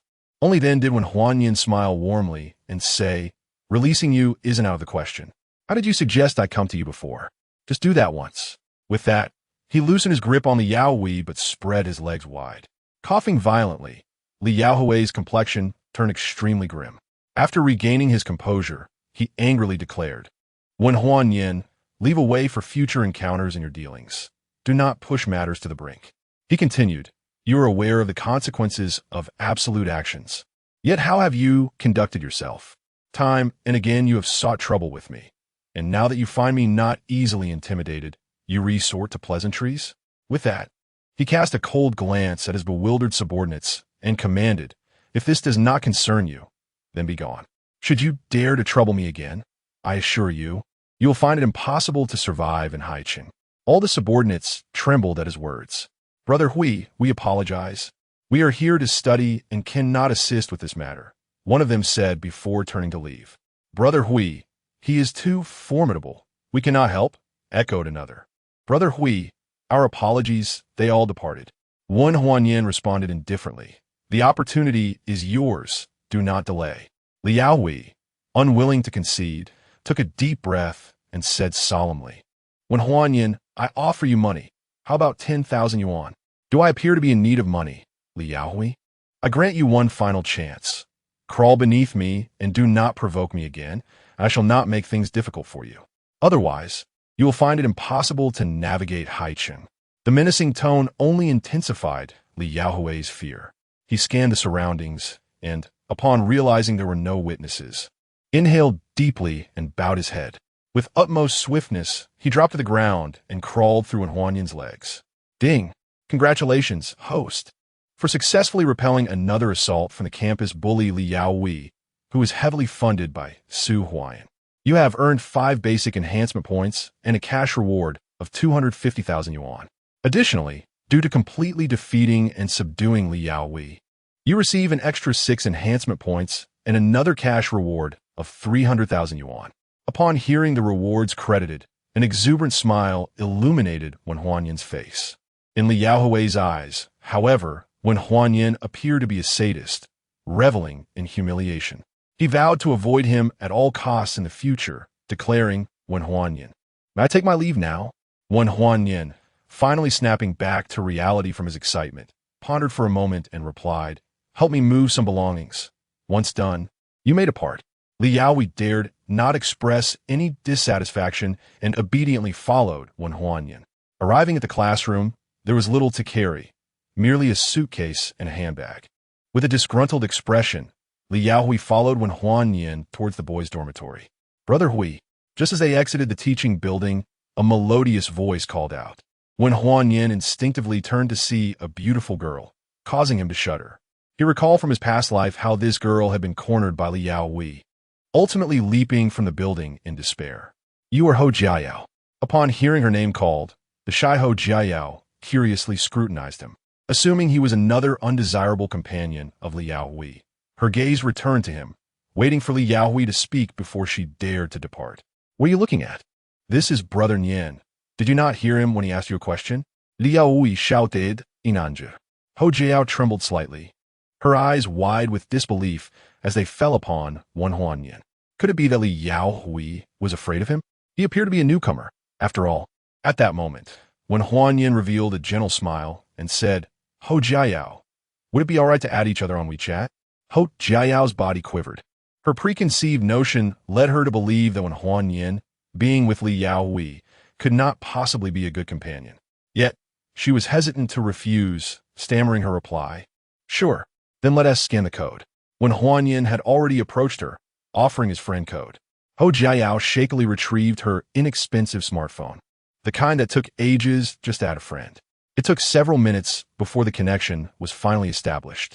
Once Wen Huanyin accepted her request, he continued, Ho Jiayao, my name is Wen Huanyan. Regardless of your impressions of me, I want to make this clear. If anyone dares to bully you in the future, just let me know. I will be your support. Chapter 25. Cosmetic Surgery. Ho Jiao trembled, gazing at Wen Huanyan in disbelief. Although she was uncertain of his intentions, she sensed that he was ultimately acting in her best interest. With a polite expression, she murmured her gratitude. Thank you.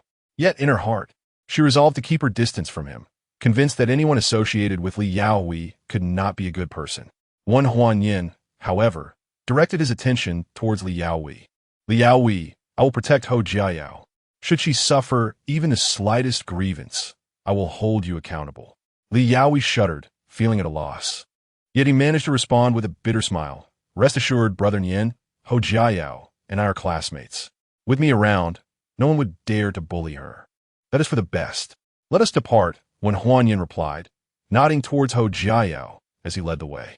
As Ho Jiao glanced back at Li Yaohui, who was following Wen Huanyan like a subordinate carrying his luggage, she was filled with disbelief and curiosity. Who, she wondered, was this Wen Huanyan? After 20 minutes, they arrived at the boys' dormitory. Li Yaohui awkwardly spoke, Brother Nian, we are now in the boys' dormitory area. Would you mind taking your things yourself? He thought to himself, with so many acquaintances around, if anyone saw him, how could he possibly navigate life at Haiqing University? Wen Huanyan initially intended to decline, but upon considering that Li Yaohui, being a streetwise character, could potentially deter many, he decided it might be beneficial. If no one troubled him, how could he seek retribution and earn rewards? With that thought, he nodded and accepted the items, instructing, do not follow me. Li Yaohui let out a sigh of relief, his face beaming as he replied, all right, Brother Nian, you go ahead. Wen Huanyan ignored him and entered the dormitory area with his luggage. Come here to register, the dormitory manager called out coldly. Wen Huanyan sensed something amiss with the manager's demeanor, but did not dwell on it. He approached and handed over his student card for registration. As the dormitory manager processed his check-in, she muttered, since you are new here, I advise you to steer clear of Li Yaohui. You are here to study, not to waste your time. Upon hearing this, Wen Huanyan immediately comprehended the manager's frosty attitude. It was all due to Li Yaohui. Rest assured, I am a diligent student, striving for excellence every day, he replied smoothly. Words of flattery. You would do well to heed my advice. Proceed further in. Your dormitory is the second building on the right, she instructed. Understood. Thank you, dormitory manager, Wen Huanyan responded, departing with his luggage. The manager shook her head, thinking, another troublemaker. Soon, he arrived at the door of room 806 in Building 4. Upon entering, a fellow student remarked in surprise, a new classmate has arrived with the last 2 bed spaces. My goodness, are you a boy or a girl? You appear even more beautiful than a woman. Another student exclaimed, marveling at Wen Huanyan's striking looks. Wen Huanyan surveyed the dormitory. Aside from himself and Su Huayan, the other roommates had already settled in. He retorted to the second student, if I were a girl, would I be assigned to the boys' dormitory? With that, he stepped further into the room, locating bed number 7, which was the lower bunk. The upper bunk belonged to Su Huayan, who occupied bed number 8. In disbelief, I found myself sharing a bunk with Su Huayan. Greetings. I am Jia Jimu from Class 6 of the freshman year. It seems we're destined to spend the next 4 years together. Wen Huanyan, from Class 2. It is a pleasure to become your roommate. Ding Junyang, also from Class 6, upon seeing your striking appearance, I find myself questioning my preference for women. Get lost. Wei Zikai from Class 9 chimed in, Wen Huanyan, since we are roommates, do share the secret of how you grew up to be so handsome. Shuai Chuan from Class 9 added, I too am curious about what makes you so dashing, Wen Huanyan. Yi Pingtao from Class 3 assured, don't worry, I still like girls. Yin Jinjiao from Class 3 remarked, just don't call me to verify. By the way, the occupant of bed number 8 has yet to arrive. Since we are 2 from the same class allocated to this dormitory, I wonder if bed 8 is in our class as well. Yi Pingtao inwided. Wen Huanyan nodded while organizing his belongings, confirming, indeed, the one in bed 8 is from my class. Have you eaten? We haven't had a meal yet. Would you care to join us for dinner? I've already eaten. You all go ahead. Even if you've eaten, we could still take a stroll together. Being new to the school, everything is unfamiliar. Yes, let us go for a walk together. Very well then. Unable to decline their warm invitation, Wen Huanyan hastily tidied his bed and followed everyone outside. Just as they stepped out, Su Huayan arrived with his luggage. Observing Wen Huanyan amidst a group of classmates, he remarked sarcastically, "Oh, Wen Huanyan, I see you've learned to ingratiate yourself, making sure to establish rapport with your roommates. From your tone, you must be bed number 8, right? You and Wen Huanyan are in the same class. Why speak so disdainfully? It seems you harbor some animosity." Jiajimu couldn't help but interject. Su Huayan shot him a glance. "Indeed, I am bed number 8. I assume you're off to dine? Why not wait for me? I'll treat." "A treat? Well then, let us go. We'll return to the dormitory and wait for him." Su Huayan entered the dorm with a smile, only to find that he too was sharing a bunk with Wen Huanyan, which did not please him. "Classmate, let us assist you in making your bed." Ding Junliang offered enthusiastically, eager to expedite their outing. "Yes, let's help." Wei Zikai joined in. "By the way, what is your name?" "Su Huayan." "Su Huayan. May I pose a question?" "What question?" "How come both you and Wen Huanyan are so exceptionally handsome?" "I am purely natural in my good looks, unlike some others." "What do you mean by that? Are you suggesting Wen Huanyan has undergone plastic surgery?" Su Huayan fell silent. "Goodness, Wen Huanyan, your strikingly excessive beauty. Surely you haven't had surgery, have you?" Yin Jinjia exclaimed, stepping closer, attempting to touch Wen Huanyan's face. Wen Huanyan swiftly swatted his hand away, declaring, "I have no interest in men. Are you truly not bold enough to let me touch? Could be you really have undergone cosmetic enhancements? I mean, how could such a handsome man exist? Even the biggest celebrities pale in comparison to you." Wen Huanyan rolled his eyes, too lazy to explain. "Wen Huanyan, may I inquire which cosmetic clinic you visited? The results are remarkably impressive. I too wish to undergo some minor enhancements," Xuechuan inquired with a smile. Upon hearing these words, Su Huayan wore a smug expression. "With your looks, even cosmetic surgery would be futile. It's better not to squander your money," Wen Huanyan retorted, unable to hold back. "What did you say, Wen Huanyan? Are you calling me ugly?" Xuechuan reacted with great intensity. "No, it's not me who deems you ugly. It is merely a reflection of the truth," Wen Huanyan replied. Upon hearing this, the other roommates, who had initially been laughing, suddenly appeared quite awkward. "Wen Huanyan, we were merely joking. Can you not take a little jest?" Wei Zikai remarked with a hint of discontent. Chapter 26. Complaints. "I am not jesting. I speak the unvarnished truth. He is inherently unattractive. Wen Huanyan, you are indeed handsome, and I, Xuechuan, solemnly vow to never associate with you." Ding. "Congratulations, host. You have audaciously slapped the face of your oblivious roommate, Xuechuan. Slap rating, level 1. You have earned 1 enhancement point and a cash reward of 50,000 yuan. Is this how rewards are obtained?" Wen Huanyan became increasingly indifferent to his roommate's remarks. "If I were to befriend him, how could I accumulate rewards?" With a nonchalant smile, he retorted, "You are so ugly that I have no desire to engage with you at all." Wen Huanyan, Xuechuan, infuriated, clenched his fists, the words escaping his gritted teeth. "TSK, TSK, Tisk, judging by your demeanor, are you contemplating striking me? Come, I shall remain still. Let us see you try." Wen Huanyan, you have gone too far. We are all roommates. Why be so excessive?" Wei Zikai interjected loudly. Wen Huanyan cast a disdainful glance at him and coldly replied, "You should cease your barking. Where were you when he mocked my appearance? Why did you not deem his behavior excessive? Yet, when it is my turn to speak, you cannot tolerate it. Are you too, perhaps, entangled in something more than friendship? Wen Huanyan, should you continue to speak so recklessly, I shall not hesitate to retaliate." Wei Zikai, tall and imposing, indeed held a measure of intimidation. TSK, TSK, TSK, muscle-bound and unable to articulate your thoughts. When faced with words, you resort to violence. "Kulme, I am keen to witness how you intend to strike me," Wen Huanyan declared, extending his middle finger in derision. Wen Huanyan, I never perceived you to be of such character. Despite your good looks, Jia Jiamu could not resist chiming in. I too did not foresee that beneath your repugnant exterior lay such a disposition. Wen Huanyan, you, what of it? Are you dissatisfied? Do you wish to fight me? Wen Huanyan exuded arrogance. Wen Huanyan, it is no wonder your classmate, Su Huayan, harbors no affection for you. Who would have thought you were of such ilk? Henceforth, Our dormitory shall ostracize you, Ding Junliang remarked, unable to contain himself. Ostracize me? I am terrified. Su Huayan, witnessing the rift between Wen Huanyin and all the roommates, felt elated. My bed is ready. Let us dine out. I shall treat. Let us go. Aside from Wen Huanyin, we are brothers, Wei Zikai proclaimed loudly. All departed together, with Su Huayan being the last, casting a smug smile at Wen Huanyin. To this, Wen Huanyin responded with a smile, showing no concern whatsoever. What does it matter if I am isolated? The opportunity to earn rewards is what truly matters.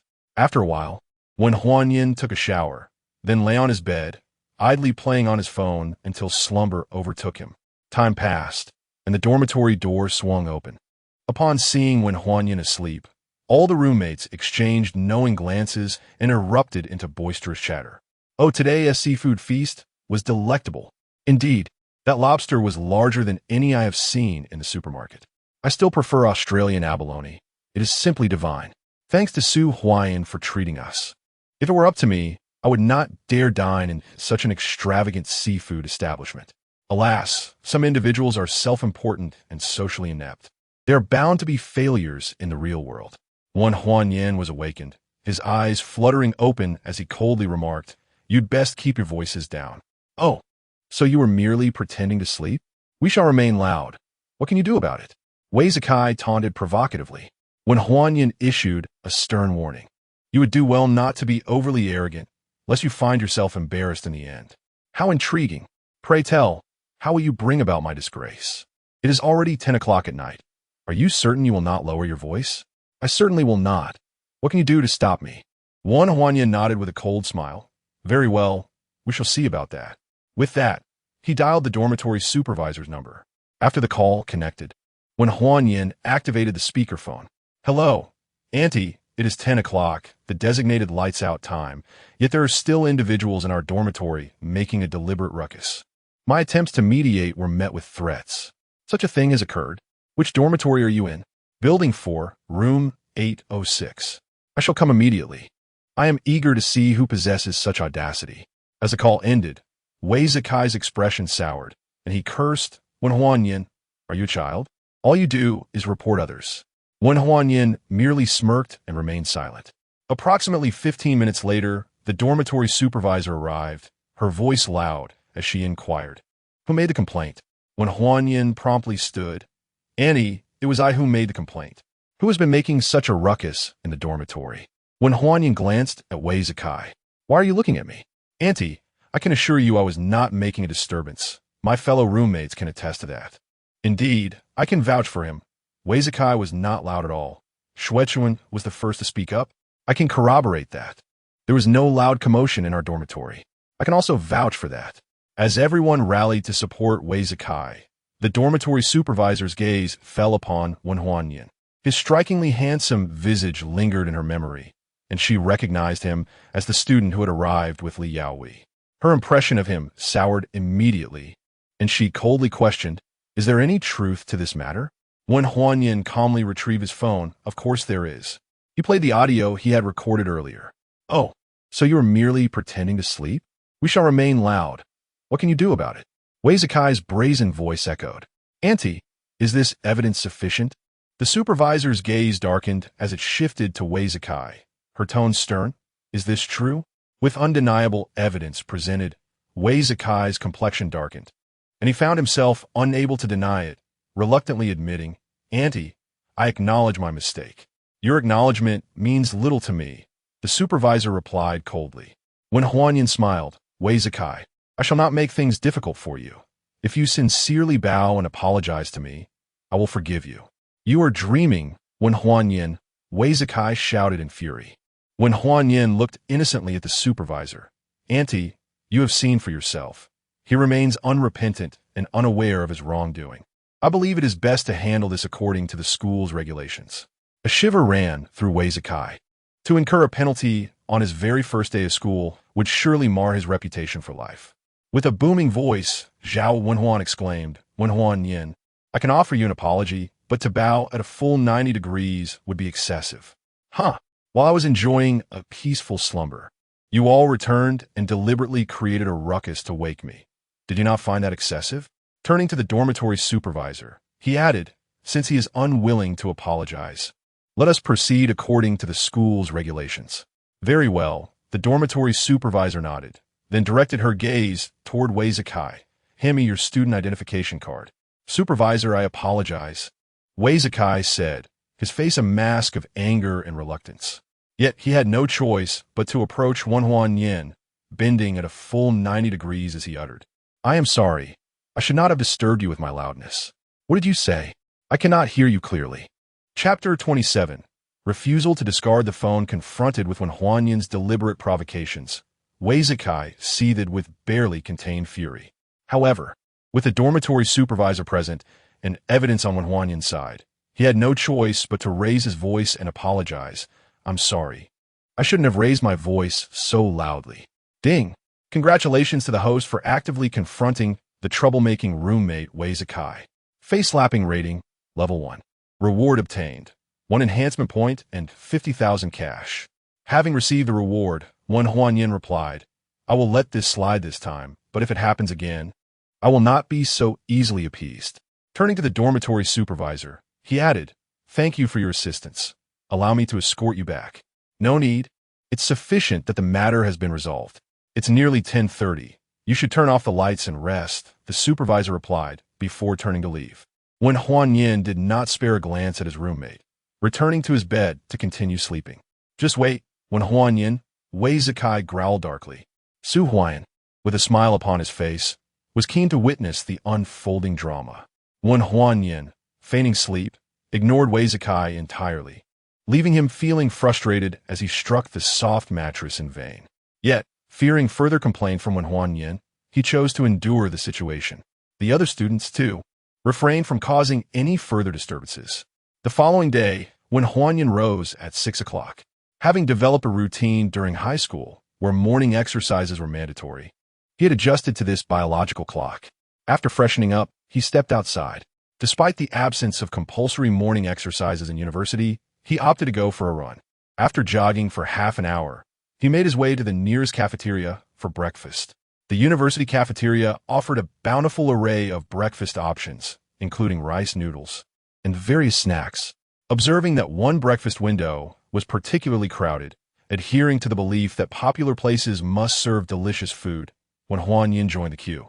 In front of him stood a frail girl, the kind whose delicate frame seemed as though it would topple with the slightest gust of wind. This reminded Huan of a girl named Yang Xiaoya from his previous life, who, in her 3rd year, succumbed to a terminal illness after living frugally to save money. Intentionally stepping closer, he glanced at the name tag hanging around the girl's neck, confirming that her name was indeed Yang Xiaoya. A plan began to form in his mind. When Huan's striking good looks drew the attention and whispered admiration of several girls, but he feigned ignorance. Soon, it was Yang Xiaoya's turn to place her order. A bun and a bowl of porridge. Please, she requested. Would you not like an egg? The cafeteria lady, noticing the girl's frailness, inquired. No, thank you, she replied. The total came to 2 yuan. The girl's order was simple. She quickly paid and departed. When it was Huan's turn, he ordered 5 eggs, 5 meat buns, 2 boxes of milk, and 2 fried dough sticks. Young man, with such a hefty order, do you think you could finish it all? The cafeteria lady asked.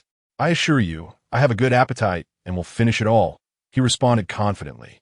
Very well. Just be sure not to waste any. The costs were as follows. 5 eggs for 7 yuan and 50 cents. 5 meat buns for 7 yuan and 50 cents. 1 box of milk for 4 yuan, and 2 fried dough sticks for 4 yuan, totaling 23 yuan. After scanning the payment, when Huan surveyed the room, spotting the girl seated in a rather inconspicuous corner, he approached and took a seat directly opposite her, feeling the presence of someone sitting across from her. The girl instinctively looked up from her meal. Upon witnessing Huan consume an astonishing quantity of food, a look of surprise settled upon his face. Yet, when Huan remained oblivious, engrossed in his meal. Observing this, Yang Xiaoya's self-doubting expression transformed into one of relief as she continued to eat.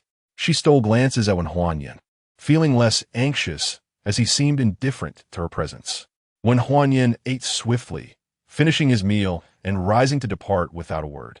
Yang Xiaoya instinctively looked up, reminding herself that students were responsible for clearing their own trays after dining. With 2 eggs, a couple of buns, and a youqiao remaining, she felt a pang of shame at the thought of waste. After confirming that when Huan Yin had left, she surveyed her surroundings, noticing no one was watching. Clenching her teeth, she tucked the eggs into her pocket and wrapped the buns in a tissue, before finally taking the youqiao for herself. She mused to herself about how wasteful the handsome young man was, surely from a wealthy family. As when Huan Yin made his way to class, whispers of admiration followed him. What a handsome guy. P.S. Truly stunning. Would it be wonderful if he could be my boyfriend? Stop dreaming. Someone that attractive must already be taken. The flurry of compliments echoed throughout the halls. Suddenly, a tall beauty blocked when Huan Yin's path, a sweet smile gracing her lips. Handsome, can I add you on WeChat?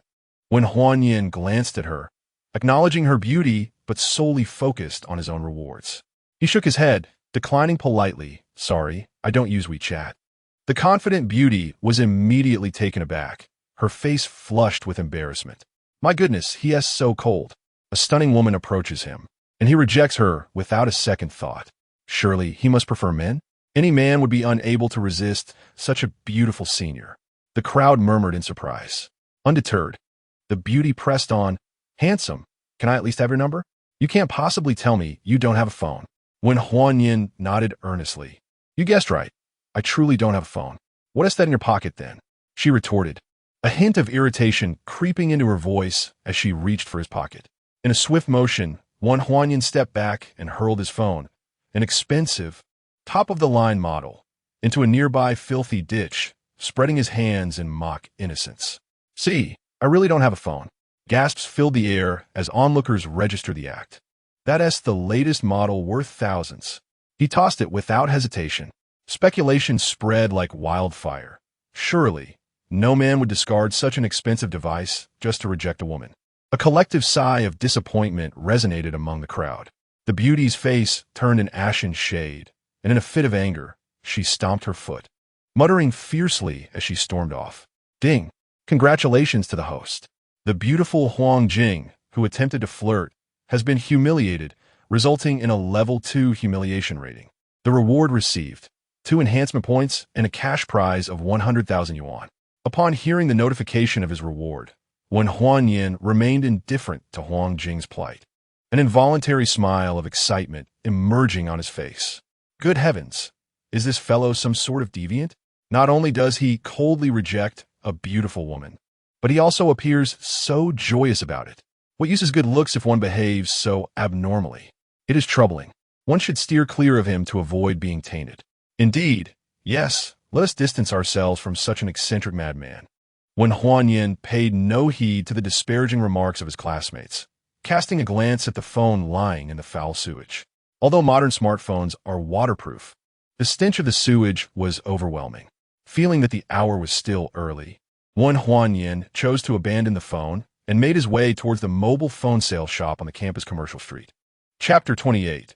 Into the grove when Huan Yin arrived at the mobile phone store, having just exchanged his device and updated his number, when a familiar voice echoed once more. Now, you can't say you have no phone or number, can you? When Huan Yin turned abruptly, nearly colliding with someone. Stepping back a couple of paces, he recognized Huang Jing, astonished. You actually followed me to the phone store? Oomph. After you embarrassed me earlier, do you think I would let slide? What do you want then?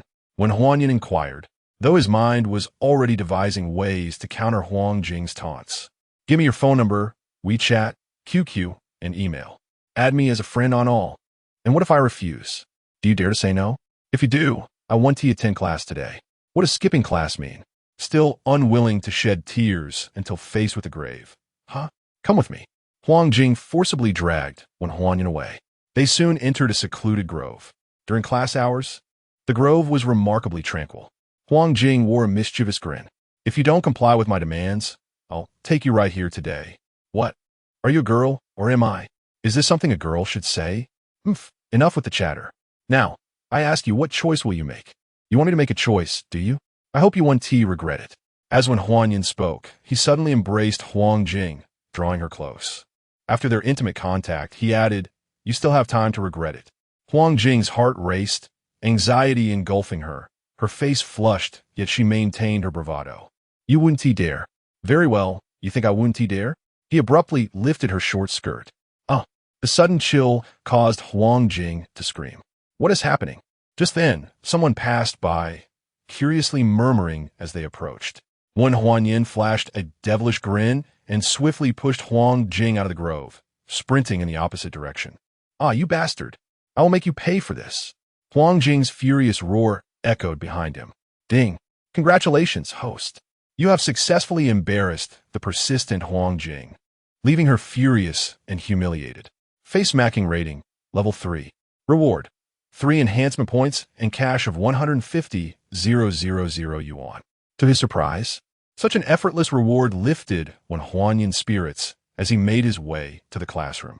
Class had already commenced, and the selection of class leaders was underway. Knock, knock, knock. Wen Huanyan rapped on the classroom door. Guomin. Wen Huanyan pushed the door open and entered. The instructor and the eyes of the entire class turned towards him. In response, Wen Huanyan beamed widely. Oh my, that is Wen Huanyan. He seems even more handsome than yesterday. I noticed he looks more dashing too. I can't believe I feel an impulse to ask him out. I recall he is still single. Hearing these remarks, the most discontented were Su Huayan and Meng Yao. Su Huayan loathed that Wen Huanyan had stolen his thunder, and Meng Yao, on the other hand, felt as if she had lost a precious treasure.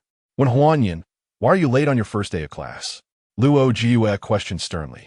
In my heart, I couldn't help but murmur to myself, this fellow is excessively handsome, even making me, as an instructor, feel a flutter. Instructor, you mustn't blame me. It is all because of... Just as Wen Huanyan was about to recount the morning's events, a furious voice interrupted. Wen Huanyan, you scoundrel. Startled, Wen Huanyan turned to see Huang Jing had followed him, prompting him to hastily dash into the classroom and hide behind Luo Jiue. Huang Jing stormed into the classroom as well. Huang Jing, what is the matter with you? Luo Jiue questioned sternly. It turned out that Luo Jiue also had classes with Huang Jing from the second-year class 4. Thus, she recognized her at once. Ms. Luo, are you Wen Huanyan's instructor? Indeed, I am. And what is your relationship with Wen Huanyan? The mere mention of Wen Huanyan ignited Huang Jing's anger. That scoundrel lifted my skirt. What? The classroom erupted. Su Huayan seized the opportunity, exaggerating. Wen Huanyan, how could you be such a person? Heavens, is Wen Huanyan truly like that? I find it hard to believe. After all, he is so handsome, finding a girlfriend would be no challenge. Yes, I agree. If Wen Huanyan desired, I would willingly be his partner. There would be no need for such risks. Silence, commanded Luo Jiue, raising her voice. The class fell immediately quiet. Only then did Luo Jiue turn to Wen Huanyan and inquire, did you lift Huang Jing's skirt? With an expression of innocence and grievance, Wen Huanyan replied, Teacher, why would I lift her skirt? Wen Huanyan dared to do, but not to face the consequences? Are you not a man? Huang Jing shouted in fury. Calm down, classmate. Wen Huanyan said to Huang Jing before addressing Luo Jiue, Instructor, weren't you asking why I was late? Yes, but how does this relate to your situation? The thing is, on my way to the classroom, Huang Jing asked for my WeChat. I declined, and then she asked for my phone number. I threw my phone away, thinking she would stop pursuing me. But as soon as I bought a new phone, she appeared again, asking for my contact information. I still refused, and then what? Wen Huanyan, hurry up. The class was filled with curiosity. She dragged me into the small woods and said, What? The small woods? What else did she say? Don't keep us in suspense. Just tell us already. The students were brimming with curiosity. Huang Jing's face flushed with embarrassment. In exasperation, she shouted, Wen Huanyan, if you are a man, do not speak recklessly. How am I being reckless? You pulled me into the small woods with the intent to assault me. I struggled with all my might to escape back to the classroom, thinking I had shaken you off, only to discover you followed me here to wrongfully accuse me of lifting your skirt. Instructor, I feel so wronged. Wen Huanyan lamented, clutching Luo Jiue's arm. I can't help but feel that Wen Huanyan might be playing the victim here. But is he speaking the truth? It might indeed be plausible, considering how handsome he is. It is not unusual for girls to act irrationally out of infatuation. Wen Huanyan, you're not human, though you may have bullied me. How could you possibly slander my name? Sobi. Helpless and aggrieved, Huang Jing sank to the ground, cradling her head and weeping profusely. So now, you think your tears justify your actions? Many classmates witnessed your behavior, and there are surveillance cameras as well. If you insist on causing a scene, let the school review the footage. If that fails, we shall involve the authorities. When Huan Yin, I loathe you. Yet, Huang Jing still harbored concerns about calling the police. After her outburst, she hastily fled the scene. Goodness, it seems Huang Jing indeed harbors feelings for Wen Huanyin, taking him to the grove. Are girls today truly this audacious? Huang Jing is quite beautiful. Why doesn't she take me to the grove instead? As if, do you think you possess even half of Wen Huanyin's charm? Such daydreaming. However, Wen Huanyin truly exhibits remarkable willpower, rejecting the advances of a beauty presenting herself so readily. Instructor, you witnessed the circumstances of my tardiness. Just look. Chapter 29. What else can be done? Wen Huanyin, as a young man, you must be more responsible. Huang Jing, a girl, has shown remarkable courage by being so proactive. Yet she has suffered such great distress. I fear for her safety. You must hurry and check on her. Is it really that serious? As a woman, I possess a deeper understanding of women's emotions than you do. Go quickly. Very well. Wen Huanyin, genuinely concerned for Huang Jing's well-being, heeded Luo Jiue's advice and hastily pursued her. He soon spotted Huang Jing running out of the teaching building, heading towards the artificial lake. Oh no! Could she be truly despairing? He sprinted after her at an extraordinary speed, quickly closing the distance. Hey! Wen Huanyin shouted. Upon hearing his voice, Huang Jing, in tears, increased her pace. She was soon nearing the lake, intent on jumping in without a second thought. Wen Huanyin, with no other option, grasped her firmly. Let go of me. You villain. I don't want your interference. Huang Jing struggled fiercely, her tears flowing freely. Wen Huanyin, feeling guilty, softened his tone. How about I add you to my contacts? Would that suffice? Go away, I don't care. She cried, sobbing. What if I were to be your boyfriend instead? At once, Huang Jing ceased her tears, gazing at Wen Huanyin with a quivering voice. Are you serious? Weren't you just saying you didn't take care? Are you calling me a liar? Becoming my girlfriend is not out of the question, but I must warn you beforehand. I am quite the flirt. I don't believe you. If you truly are a flirt, why have you continued to reject me? You showed no interest even in the grove. Believe it or not, I've given you fair warning. So, you're my boyfriend now, right? Indeed. Give me a kiss. With that, she closed her eyes and leaned in. When Huanyin gazed at her delicate face, thinking it unwise to pass up such an opportunity, and kissed her, Huang Jing immediately wrapped her arms around him, responding fervently. They parted after what felt like an eternity. Both breathless. Honey, let us find a room, she suggested, bashfully lowering her head. We're in class. I don't care. I love you. And I want to give myself to you. How about after class tonight? It's only the first day. You can't expect me to skip. You said you wanted to add me on all your contact platforms, including location. All right, you handle that. When Huanyin handed her his phone, saying, I'll return to the classroom now. Remember to come get me for lunch. Okay, darling. Delighted that when Huanyin had entrusted her with his phone, Huang Jing beamed. Huanyin shook his head and returned to the classroom. Knock, knock, knock. Come in. When Huanyin entered, and all his classmates turned to look, Luo Jiue quickly inquired, How did it go? Not too bad. Not too bad. How good is that? I got myself a girlfriend. So you agreed? Could I refuse? She was quite insistent. Huang Jing is quite remarkable. You need not feel aggrieved. Let me tell you, Huang Jing is the belle of class 2, year 4. I am not aggrieved. What have I to feel aggrieved about? All right, return to your seat. Very well. When Huanyang proceeded to his seat, and Meng Yao immediately turned her gaze towards him. One student had yet to arrive, leaving the seat beside her vacant. Originally, Su Huayan intended to sit in the middle, but she had declined him. However, when Huanyang chose to occupy another empty seat, and Meng Yao shuddered, her heart heavy with unspoken emotions as she watched Wen Huanyang, tears brimming at the corners of her eyes. All right, the class officers have also been selected. We shall now commence the lesson. Luo Jiue, aside from being the instructor, also served as the Chinese literature teacher. Wen Huanyang, gazing at the textbook, wondered if he could enhance his learning with the available reinforcement points. System, can you help me master this Chinese literature textbook? Ding, reinforcing the first-year Chinese literature textbook will consume a reinforcement point. Does the host wish to proceed? Is it truly possible? A surge of joy coursed through Huanyang. System, please reinforce the first-year Chinese literature textbook. Ding, congratulations to the host. Reinforcement of the first-year Chinese literature textbook successful, consuming 1 reinforcement point. Remaining reinforcement points, 35. When Huanyang felt a rush to his head, a slight dizziness, as all the knowledge encompassed within the first-year textbook forcibly integrated into his memory. This process lasted approximately 5 minutes, during which he uncomfortably held his head. When Huanyang, what is the matter with you? Seeing his unusual demeanor, Luo Jiayue inquired loudly, and Meng Yao instinctively glanced at Wen Huanyang. Teacher, I am fine. If you are fine, then why aren't you paying attention? Stand up and repeat what I just taught.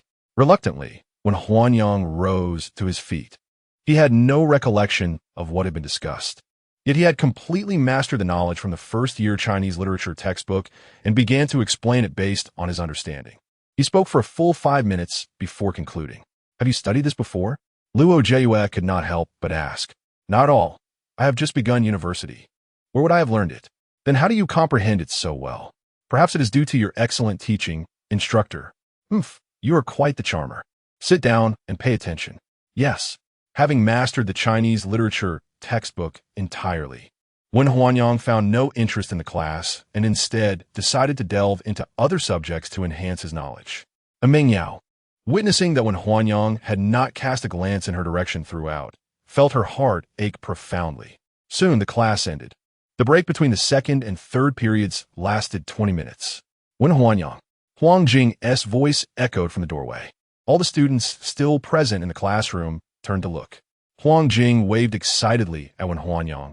Her previous despondency seemingly vanished. Weren't you supposed to call me when it was time to eat? Why are you here so soon? Wen Huanyang remarked as he walked over. I didn't want to, but my grandmother called. I felt too shy to answer. Saying this, she handed her phone back to Wen Huanyang. As he received the phone, Wen Huanyang quickly returned the call, and Meng Yao felt an overwhelming sense of sorrow upon witnessing Wen Huanyang's confirmed relationship with Huang Jing. Hello, Grandma. I didn't dare to answer your call during class. Was there something you needed? Not much. Just want to check if you arrived at school and remind you to call home. Of course, Grandma. I'm at school since classes have started. How are you adjusting to the new environment? I am managing. That's good to hear. Be frugal with your expenses, and if you find yourself short, remember to let me know. Grandma, you don't need to worry about money. University isn't too hectic. I plan to work part-time to support myself. Focus on your studies.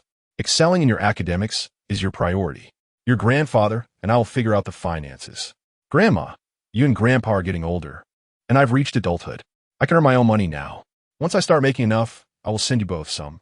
Oh, my dear child, it's a shame your father is not more capable. I feel for you. Why are you crying, Grandma? I'm not blaming Dad. Please don't cry. I will study hard, and our family will improve. All right, I won't disturb your studies any longer.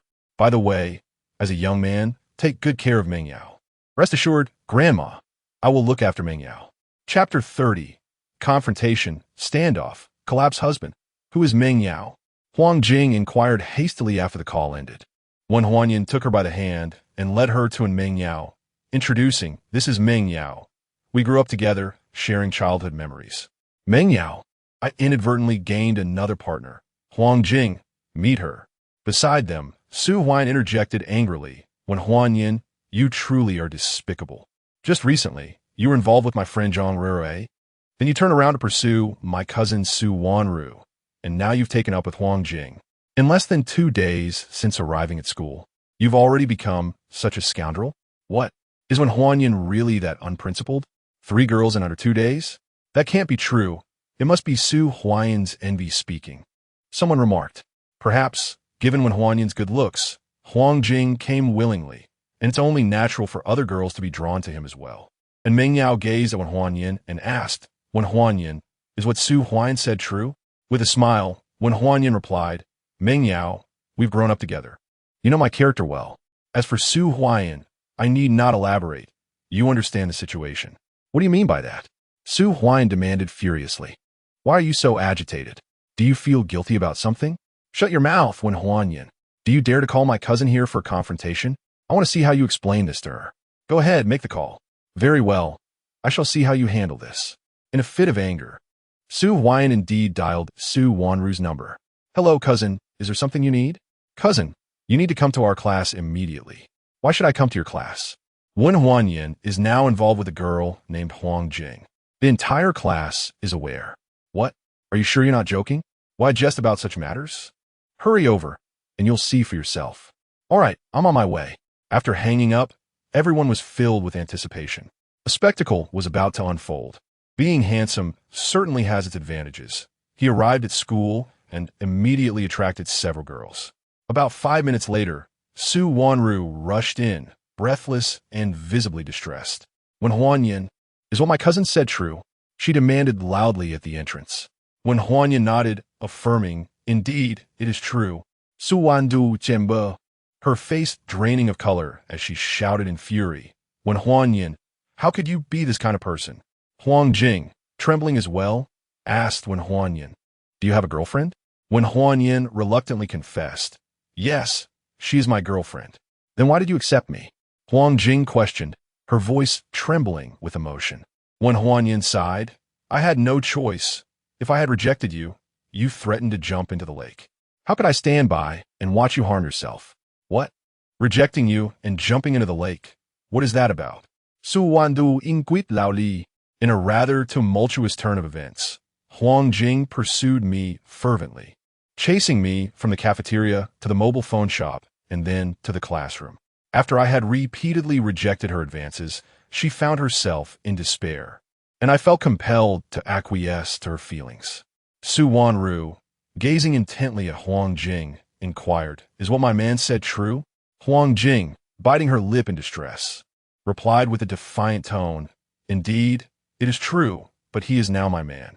You should leave him be. Why should I be the one to leave? You vixen, my man has already spurned you, yet you still cling to him. Are you unwell?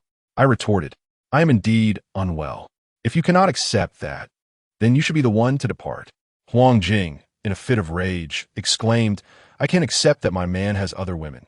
Can you? You. Su Wanru was left speechless in shock. Good heavens, Huang Jing is so madly in love? It was utterly astonishing. How could I have not encountered such a fortuitous circumstance? Wen Huanyan, why are you silent?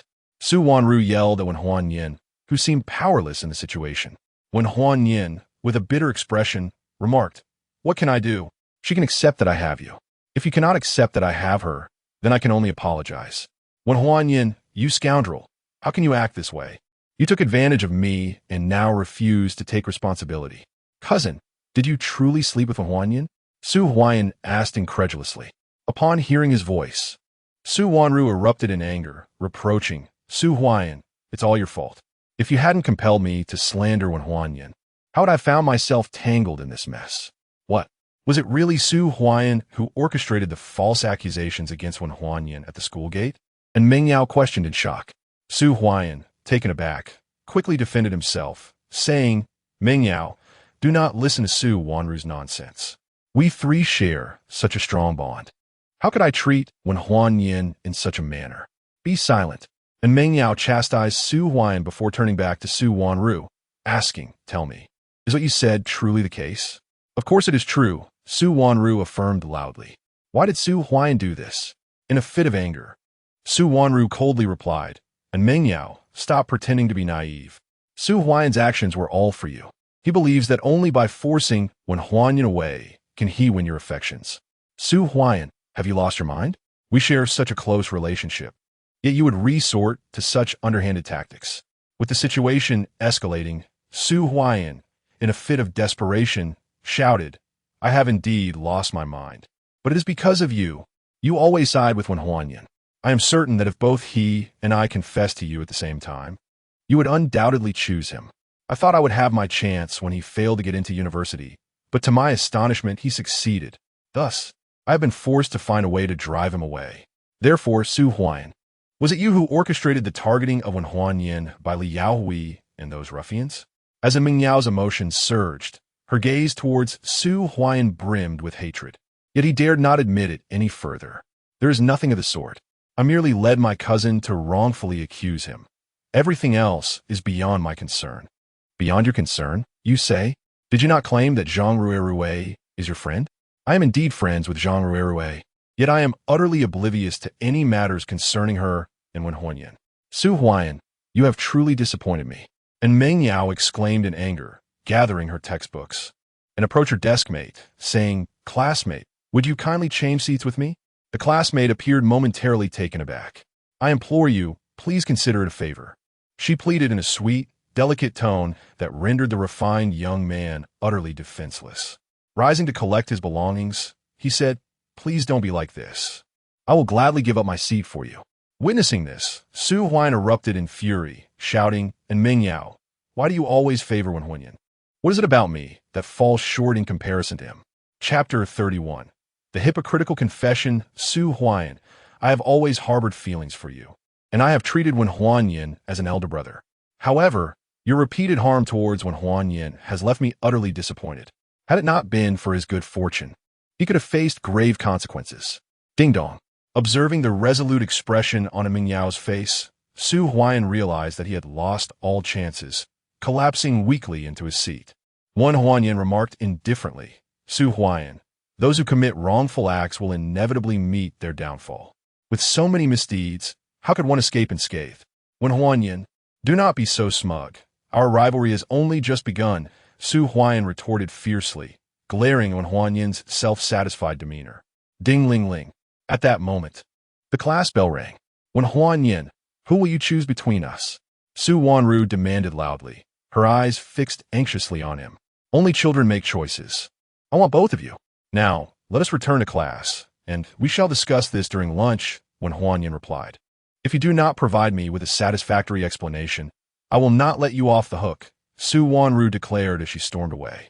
"Honey, I want to put you in a difficult position. As long as you don't abandon me, that is enough," Huang Jing said before hurriedly departing. When Huanyan returned to his seat, and Meng Yao quickly whispered, "Huanyan, do you still like me?" "Of course, I have always liked you." "Then why are you establishing a relationship with other girls?" "Isn't it all out of necessity?" Huang Jing might be a case of necessity. But what about Su Wanru? My involvement with Su Wanru is solely to retaliate against Su Huayan. He sent her to slander me. So I turned the tables and won Su Wanru over. Just think about how he must feel. Alas, regardless of the circumstances, the three of us grew up together. Seeing you all in conflict makes me feel uneasy. This isn't my fault. You witnessed it yourself. Su Huayan has been scheming against me. And had it not been for my abilities, I would have been in dire straits. Sigh, Su Huayan has truly disappointed me. I hope he can amend his ways. Are you still willing to give him another chance? Meng Yao asked, smiling. When Huanyan rolled his eyes, recognizing her feigned ignorance. You have several girlfriends already. How can you deny me the right to pursue romance? Upon hearing this, when Huanyan had no retort, offering a wry smile. I have no authority to stop you. As long as you make wise choices, you may do as you please. You regard me. Silence. Class is starting, the mathematics teacher announced. And Meng Yao was unable to voice her thoughts. The entire class quieted down, attentively gazing at the blackboard. The mathematics teacher, satisfied with their response, stated, "Let me introduce myself. I am your mathematics teacher, Zhou Wenjun. We will likely spend the next few years together. All right, let us get started without further ado." Having already mastered the material, when Huanyan had little interest in the lesson, and Meng Yao, who occasionally stole glances at him, could not help but ask, "Huanyan, why aren't you paying attention in class? What are you doing? I already know everything. Listening is tedious." "You already know everything?" And Meng Yao exclaimed in astonishment. "Indeed, I reviewed the textbook yesterday and researched online." "What are you mumbling about, classmate?" Zhou Wenjun inquired sternly, fixing her gaze on Wen Huanyan. And Meng Yao quickly straightened up, adopting a serious demeanor that signified her role as a diligent student. "Teacher, I am practicing mental arithmetic." "Mental arithmetic? Are you not capable of silent calculations?" "I am." Then come up and demonstrate your silent calculations." Left with no choice, when Huanyan rose and approached the blackboard, he picked up the chalk and began to solve the problem. The entire class watched in hushed anticipation. As they witnessed the fluidity of Wen Huanyan's calculations, some students gasped in astonishment. Wow, he really can do it? Zhou Wenjun shot a glare at the student who spoke, commanding silence.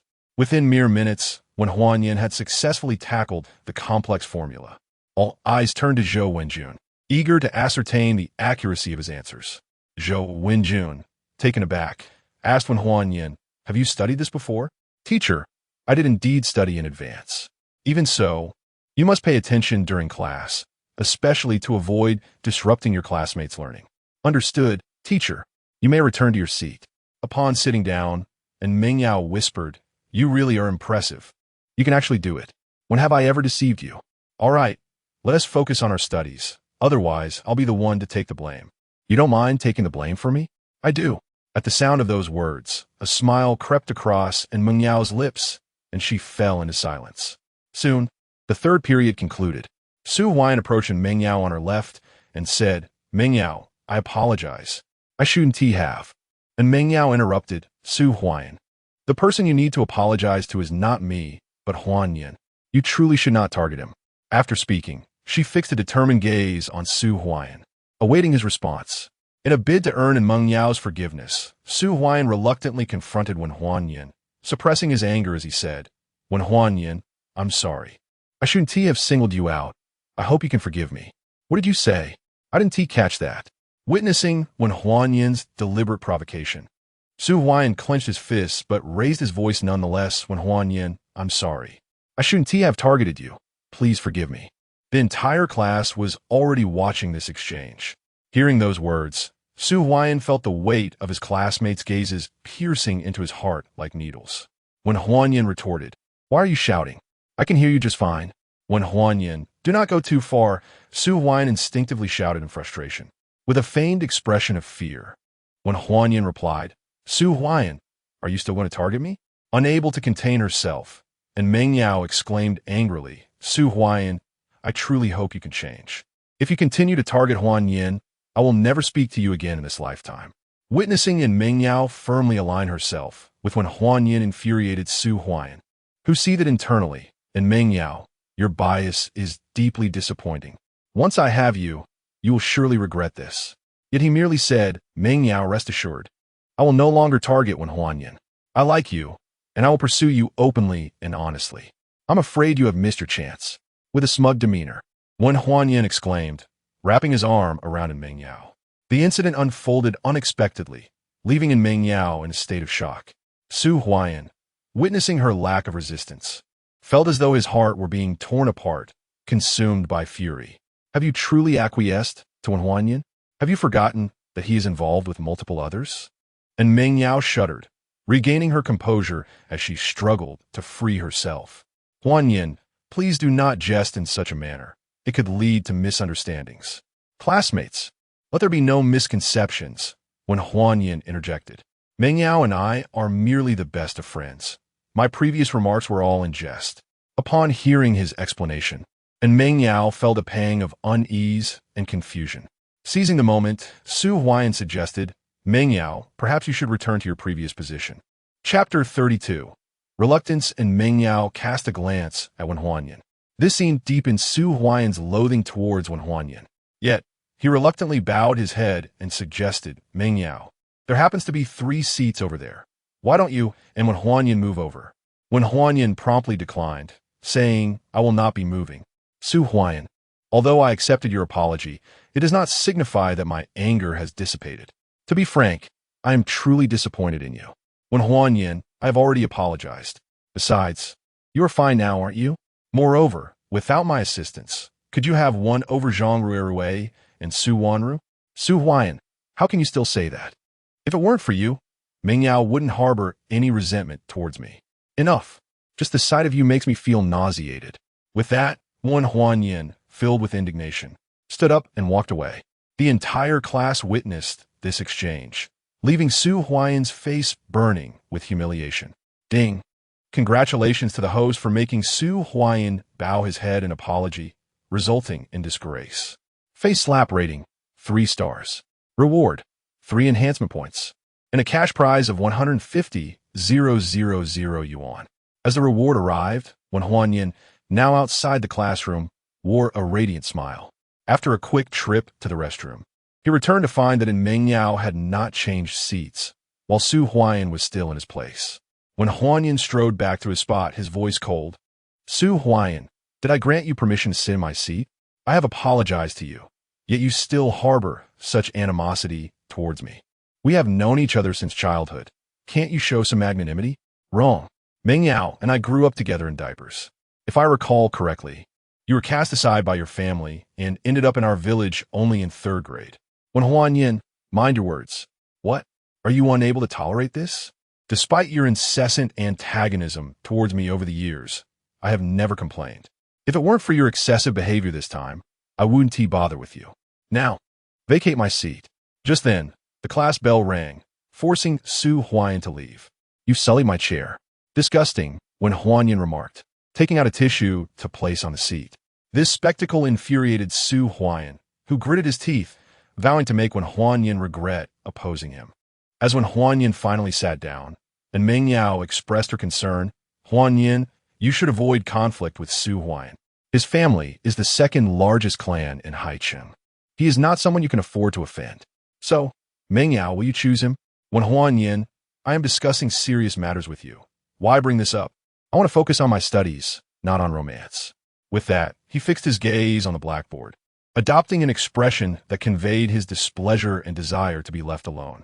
At that moment, the mathematics teacher arrived, prompting when Huan Yin to comply. As the final class of the morning dragged on, he found it difficult to endure. "Meng Yao, let us go eat," Su Huayan shouted as he approached.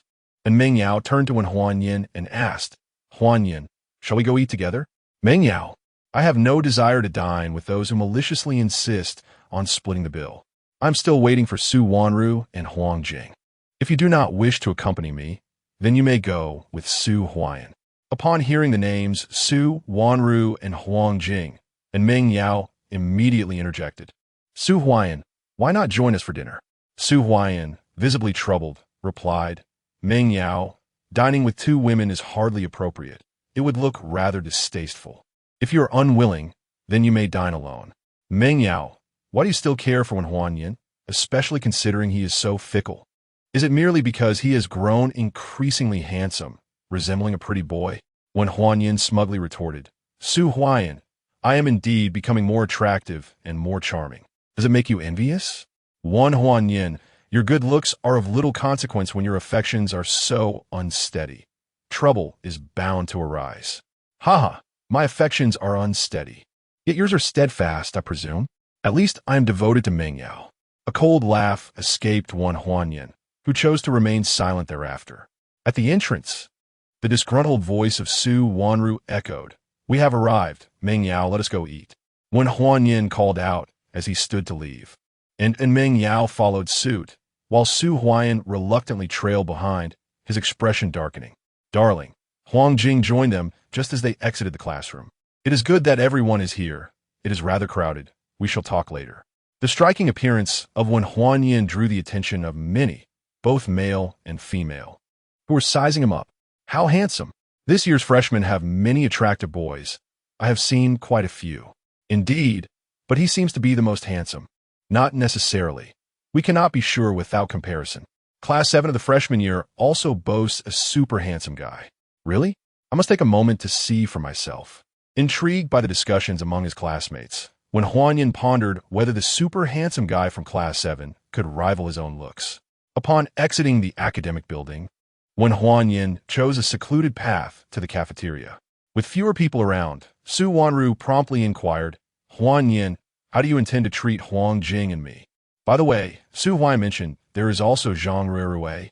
What else can I do? I can only assure you that as long as you do not choose to leave me, I will never abandon you." "Umph, you are indeed quite the flirt. Can you sustain us? As long as I have enough to eat, I will ensure you are never hungry." "I want pocket money, 10,000 a month," Su Wanru declared, laying out her terms. "Very well, I shall grant you that," when Huan Yin readily agreed. "Then let us proceed with the transfer." Su Wanru presented her payment code, thinking to herself, when Huan Yin, even after our intimacy, you remain so fickle. I shall surely extract every last bit from you. with no alternative. When Huan Yin scanned the code and completed the transfer. WeChat transfer of 10,000 yuan received. Seeing Su Wanru request a substantial sum, Huang Jing, unwilling to fall behind, playfully exclaimed, "Darling, I too want pocket money." "Very well, I shall give you that as well." He pulled out his phone to transfer the funds to Huang Jing. WeChat transfer of 10,000 yuan received. "Thank you, darling." Upon receiving 10,000 yuan, Huang Jing was genuinely elated. Su Huayan could not help but remark when Huan Yin, "What will you do once your mother's money is exhausted? Will you be left to eat dirt?" With one arm around Su Wanru and the other around Huang Jing. When Huan Yin smugly replied, "Su Huayan, you need not concern yourself with that. I hope you will take full responsibility for Su Wanru and Huang Jing, and refrain from flirting with other women." And Meng Yao said, feeling a pang of discomfort as she observed when Huan Yin's affections. When Huan Yin smiled and assured her, "Meng Yao, you need not worry. Unless those women approach me first, I will certainly not initiate anything. You three yourself, as well as Huang Jing and Su Wanru, are to keep a watchful eye on me." Humph. Revolution relies on self-awareness. If those girls draw near, can't you simply refuse? Refuse? When Huang Jing approached me, I consistently turned her down. Yet the results were rather negligible when Huan Yin replied. Huang Jing, laughing, interjected, "Darling, I was an exception. In the future, when faced with other girls, remember to always decline." Chapter 33. When he was a person, when Huan Yin walked forward with a sense of confusion. "Darling, what are you doing?" Huang Jing questioned, hastily chasing after him. Su Wanru and Meng Yao followed closely behind. Witnessing the three women encircling when Huan Yin, Su Huayan was filled with fury.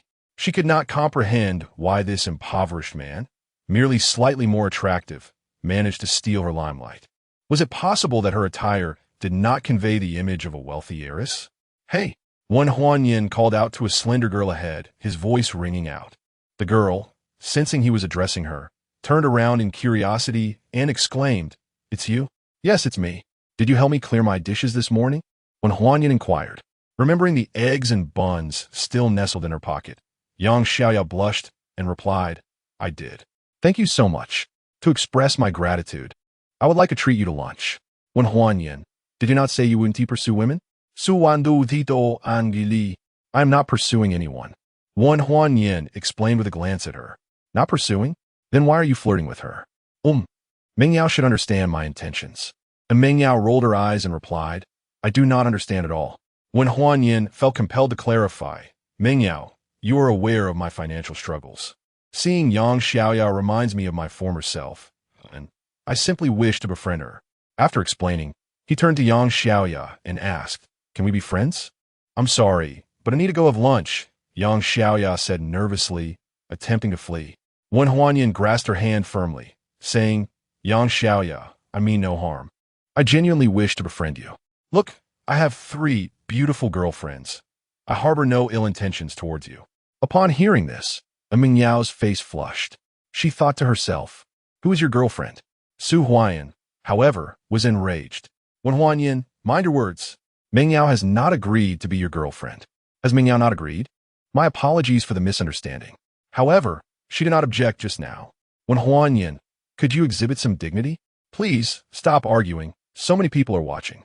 Could you let go of me?" Yang Xiaoyao pleaded with a tone of desperation. When Huan Yin released her, apologizing, "My apologies, I was just bitten by a dog." "A dog?"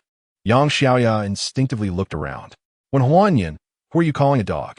Upon hearing Su Huayan's furious accusation, Yang Xiaoyao finally realized that when Huan Yin had been insulting someone. I still need to return to the dormitory. I must take my leave." "Hey, I promised to treat you to lunch as a thank you. Are you really going to reject my kindness? It was merely helping you with a plate. It's not a significant matter. No need for thanks. That simply will not do.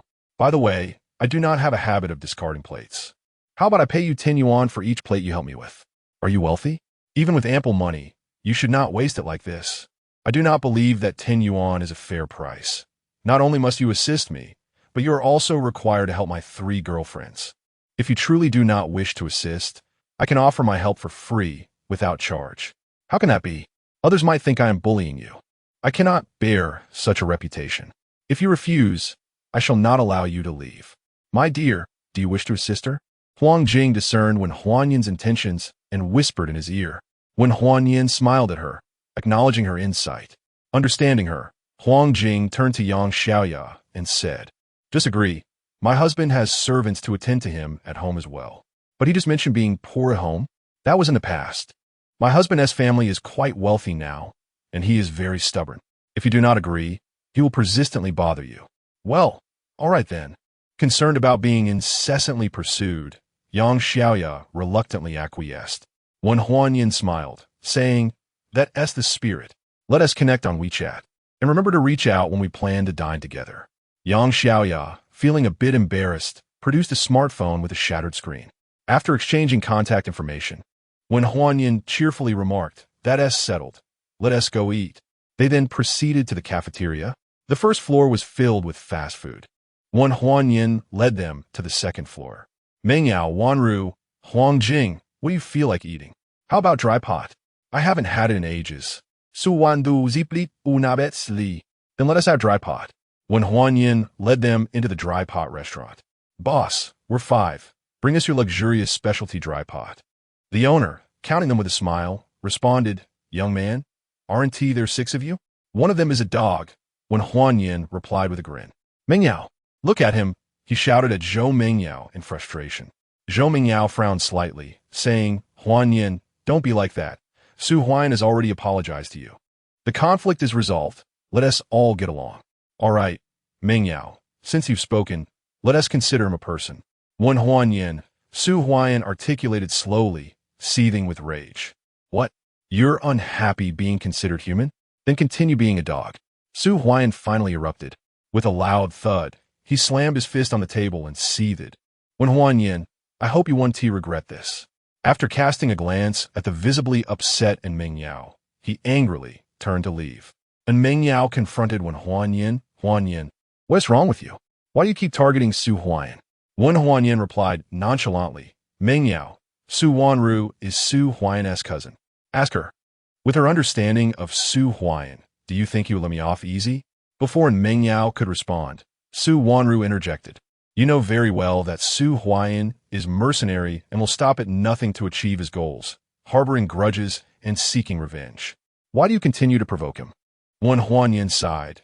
"It's not that I provoke him, believing he would let me be. Mengyao, you know well that since childhood, he has relentlessly targeted me without my retaliation. And what has been the outcome? Upon arriving in Haiqing, everything he did was sufficient to ruin me." Sigh. Upon hearing this, and Mengyao let out a deep sigh, at a loss for words. Just then, when Huanyan's phone rang, it was a call from Zhang Rurui.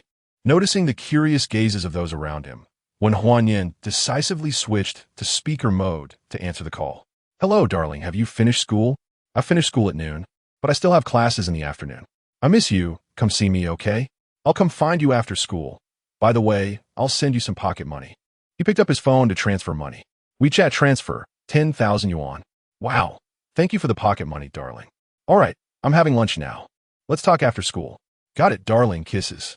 After hanging up, Yang Xiaoya, with a peculiar expression, asked, "Boss Wen, just how many partners do you have?"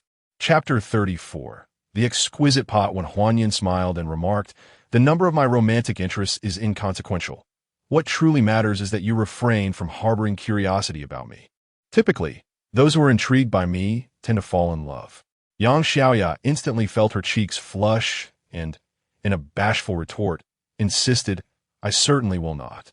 That is for the best. Otherwise, my wives might assume I am approaching you with ulterior motives," he replied. Yang Xiaoya, feeling shy, lowered her head and fell silent. "Here it comes, your sumptuous pot," exclaimed the proprietor as he brought it over. Just then, 4 women and a man entered the establishment. One of the young women said, "Boss, we are pressed for time. Please serve us the pot." The proprietor, still holding the pot, awkwardly smiled. "I apologize, but this pot was ordered by them first." "And what of it? I will pay double for that pot," declared a young man, embracing the young woman beside him, his arrogance palpable as if he were desperate to flaunt his wealth. Upon witnessing this scene, Su Wanru and her companions turned their attention to Wen Huanyan. With a serene smile, Wen Huanyan calmly interjected, "I will offer triple the price." "Ah, so you wish to compete? The 5 individuals turned their gazes towards him. Wow, he is quite handsome, one girl exclaimed, astonished by Wen Huanyan's looks. Just a pretty boy, scoffed the young man before continuing to the proprietor. I will pay 5 times the price. I bid 10 times, Wen Huanyan stated directly. I will raise it to 20 times, the young man shouted, seemingly incensed. Is that all? I shall offer 50 times. You dare to match me? Wen Huanyan, sensing the young man's agitation, quickly provoked him further. 50 times is nothing. I will bid 100 times, the young man nearly roared. Clap, clap, clap. Wen Huanyan applauded and, smiling at the proprietor, inquired, pray tell, what is the original price of this luxurious pot? The proprietor, grinning, replied, this exquisite pot, featuring deep-sea prawns, free-range mountain chicken, rice-field frogs, martial arts rabbits, and farm-fresh pork ribs, is originally priced at 588. Thus, at 100 times the price, it amounts to a staggering 58,880. Calculating, he turned to the young man and said, congratulations. You have successfully acquired the luxurious pot at 100 times the price. Please serve it to him, boss. Certainly. The proprietor beamed as he placed the pot on the young man's table. The young man then produced a payment code and said, the auction price is 58,880. Please process the payment. The young man's expression darkened considerably as he glared at the smiling Wen Huanyan, exclaiming, you worthless fool, if you are a man. Continue to raise the price. Wen Huanyan maintained his benevolent smile, responding gently, there is no need. We are not in a hurry. We can wait a little longer. I believe the flavor of the 588 pot should not be inferior to your 58,880. The young man's face turned an even deeper shade of anger upon hearing this. After all, a pot priced higher could not possibly taste worse. At that moment, the proprietor urged, please proceed with the payment. The young man glared viciously at Wen Huanyan, growling, pretty boy, I will remember you. Then he turned to his boss, saying, boss, you can't possibly be serious about charging me 58,880, can you? The boss activated the recording, responding, it was you who insisted on competing with this gentleman. I am confident that when he offers 50 times the price, if you do not counter with 100 times, he will still acquire it at that 50-fold rate. I have this recording, no matter where you take it. I hold the upper hand. Boss, how is this any different from extortion or robbery? The young man retorted. Be mindful of your words, young man. It was your own impulsiveness that led you to engage in this bidding war. Lacking the means and courage, wouldn't it have been better to simply order your meal? Why put on such airs? You, what do you mean by that? The young man bristled. When it comes to dining out with the ladies, can't you be more straightforward? Hurry and transfer the funds. Very well, I shall transfer the funds. With no other option, the youth reluctantly complied. WeChat transfer of 58,880 yuan received. After the transfer, the young man glared fiercely at Wen Huanyan, saying, you pretty boy, if you have the guts, let's settle this outside the campus. If you lack the courage, then stay within the school for the rest of your life. Wen Huanyan, disdainful, replied, what a disgrace. Is it really so painful to part with just over 50,000? I fail to comprehend how those ladies choose to dine with you. Just answer me. Do you dare to accept the challenge? The young man shouted in rage, abruptly rising from his seat, exuding an intimidating aura. Huanyan, hold your tongue. And Meng Yao quickly interjected, trying to prevent Wen Huanyan from continuing. Fine, I will heed your advice, Wen Huanyan acquiesced, choosing to ignore the young man. Yet, the youth persistently hurled insults. You're worthless. Do you think that just because you remain on campus, I cannot deal with you? Just wait. Wen Huanyan believed that a rewarding comeback was imminent, but when it did not arrive, he continued, have you not embarrassed yourself enough? Can't you see how everyone is viewing you like a clown? The young man surveyed his surroundings and, seeing the truth in Wen Huanyan's words, became even more furious. Shouting indiscriminately, what are you looking at? Keep staring, and I'll gouge out your eyes. His gaze finally settled on Wen Huanyan. You pretty boy, you've caused me a loss of over 50,000. Very well, very good. With that, he sat back down. Beep. Congratulations, host, for humiliating the provocateur, Zhou Luochuan, resulting in a loss of over 50,000 from his extravagant bid for the luxurious hot pot. Humiliation rating, level 8. Reward, 8 enhancement points and 400,000 yuan in cash. The long-awaited reward for humiliation had finally arrived, and Wen Huanyan was elated, observing his jubilant smile. And Meng Yao remarked, "They're seeking trouble with you, and you still manage to smile." Wen Huanyan, in high spirits, dismissed it, just a small fry. He cannot stir up any significant waves. "My dear, you are quite formidable. I like that," Huang Jing remarked with admiration. Su Wanru could not help but add, "You do possess a bit of manliness, but why not accept the challenge? Agreeing outright would make me seem too casual and lacking in dignity, wouldn't it? I thought you were afraid." "Afraid? In the past, while residing in my hometown, I refrained from causing my grandparents any worry. Now, far away in Haicheng, I harbor no fears, save for one person. I fear no one else." "Is there someone you fear in Haicheng? Who could it be?" "Indeed, who is it?" Su Wanru and Huang Jing expressed their curiosity. Yet, when Huanya's gaze fell upon Meng Yao, my childhood companion who had grown up alongside me, treating me as family, and Meng Yao, with an expression of intrigue, listened intently, her cheeks flushing crimson as she feigned indifference, asking, "Why are you afraid of me?" "You were never afraid of me before. I used to fear you," I confessed, afraid of inciting your anger, afraid that you would ignore me. As I matured, my fear evolved into the worry of losing you to someone else. Yet you treat me so casually, as if you care not at all. Isn't it a sign of respect? It is because I cherish you that I honor your choices. If I were to encounter a good man and marry, you would not feel sorrow? As long as you find happiness, I shall not grieve. Rather, it is your misfortune that would truly cause me pain. Chapter 35. You are such a fool, Wen Huanyan. I do not believe I am foolish. Since childhood, I have been without a mother, and it is you who have bestowed upon me a warmth I had never known. You have been my companion throughout my growth. To me, you are a friend, a family member.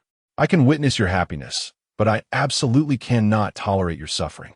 Wen Huanyan, you do not think of me as a mother, do you? What are you thinking? At most a wife.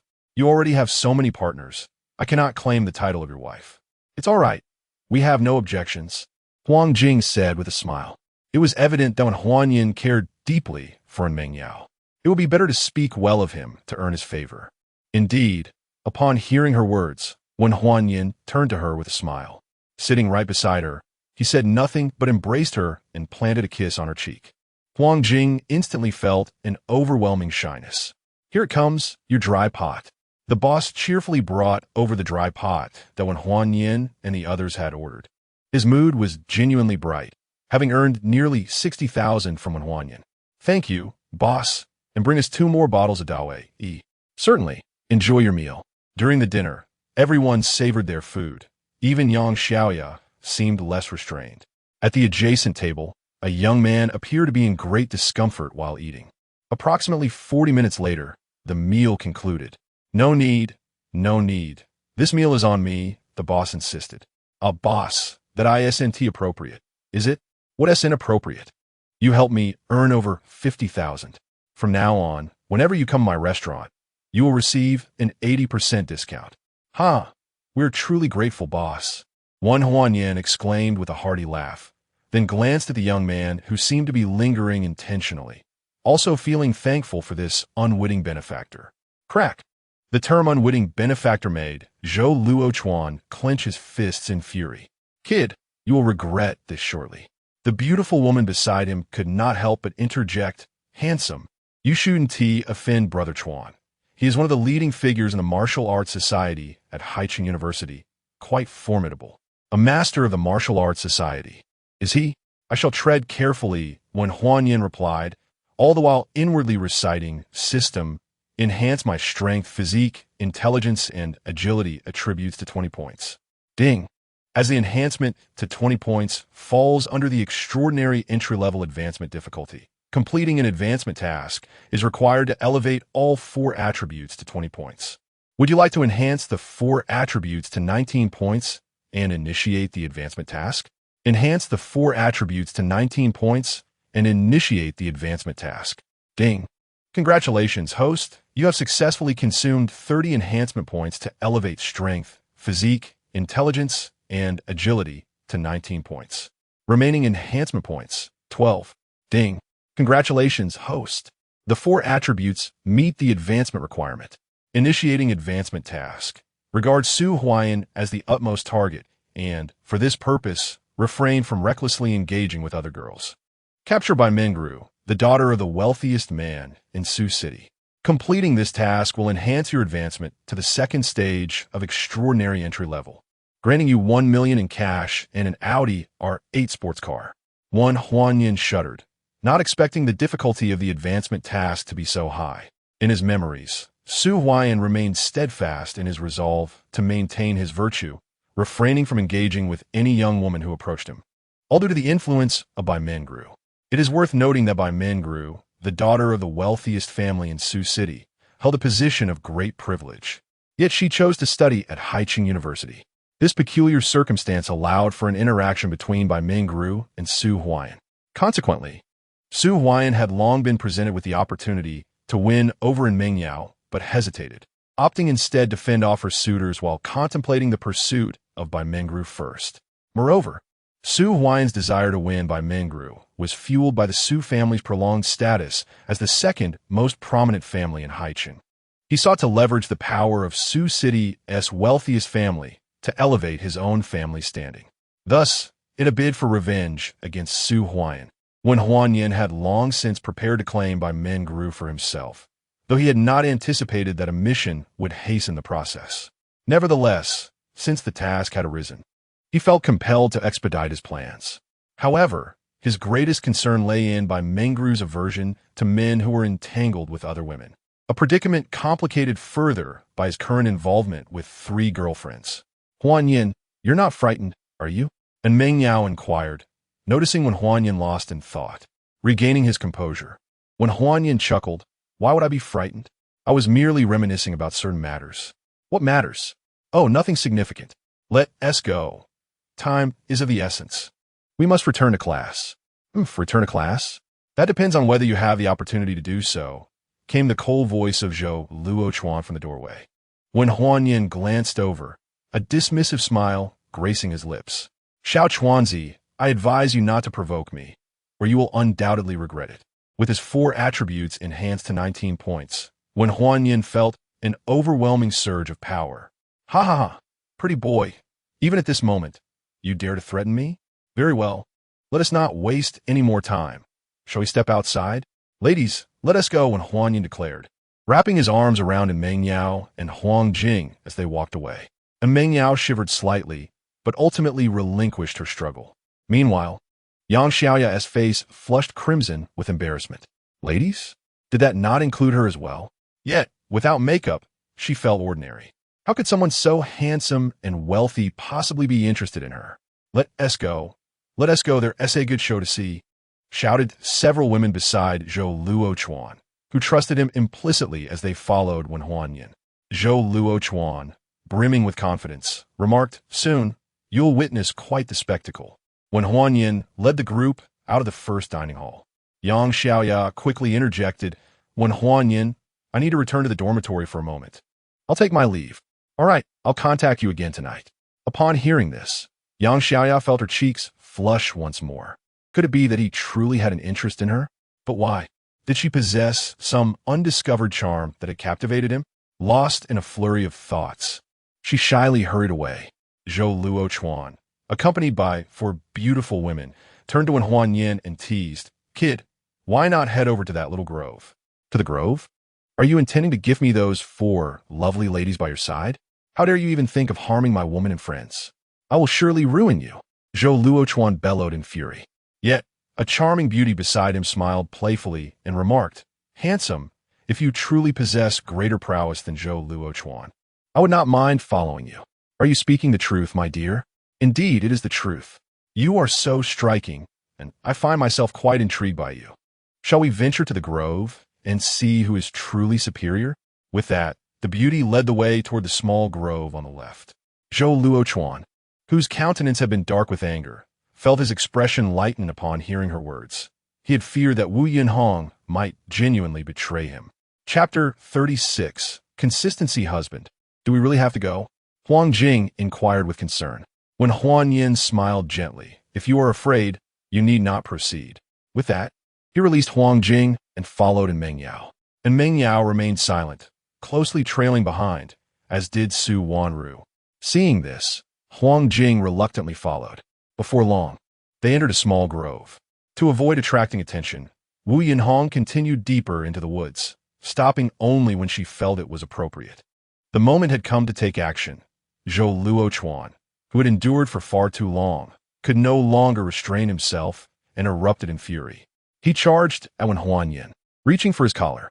"Be careful," and Meng Yao instinctively shouted, while scanning the surroundings and picking up a stick from the ground. When Huanyan was about to retaliate when, bang, and Meng Yao struck Zhou Luochuan fiercely on the head with the stick. Unfortunately, the stick was old and easily broke upon impact. The others were left in stunned silence, taken aback by Meng Yao's boldness. "You dare to hit me, you wretched girl?" All of Zhou Luochuan's wrath was directed at Meng Yao, although he was not severely harmed. The strong desire to retaliate burned within him. He turned his aggressive focus toward her. Wen Huanyan quickly positioned himself in front of Meng Yao, glancing back at her and saying, "You are still so fierce." Memories flooded back to him. Throughout his life, whenever he was bullied, and Meng Yao would always stand up for him, and she was still doing so now, stirring deep emotions within him. "Be careful." Zhou Luochuan swung a heavy fist toward them, and Meng Yao shouted, ready to defend Wen Huanyan once more. Yet, he embraced her with one arm, while seizing Zhou Luochuan's fist with the other. Without even looking at Zhou Luochuan, he gazed tenderly at Meng Yao. "You have always protected me. Now it is my turn to protect you."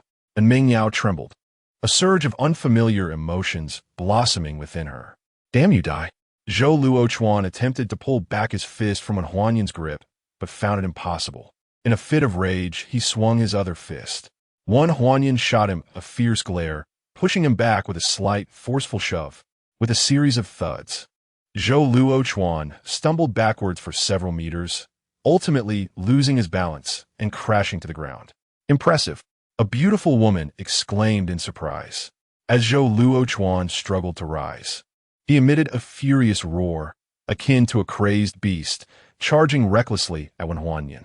Having lost all rationality, he fought without strategy, his body colliding heavily with Wen Huanyan. Embracing Meng Yao, Wen Huanyan adeptly sidestepped, allowing Zhou Luochuan to rush past him. Quick as a flash, Wen Huanyan kicked him in the back. Thud! Zhou Luochuan was sent tumbling into the bushes, landing in a most undignified manner. Wen Huanyan approached him, placing a foot on Zhou Luochuan's back. "Kid, consider this a minor lesson. Should you dare to provoke me again, it will not be so simple." After speaking, he embraced Meng Yao and turned to leave. Ding!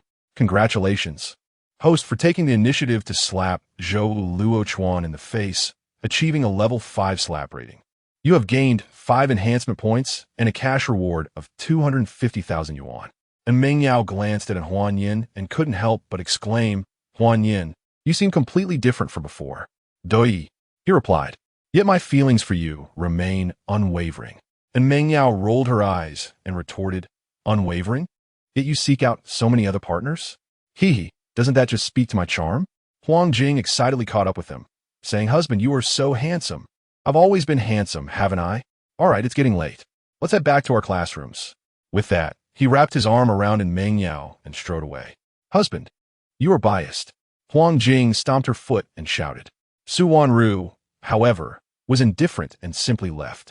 "Huanyan, what exactly are your feelings for me?" And Meng Yao asked earnestly. "I harbor nothing but love for you." "Then why haven't you confessed?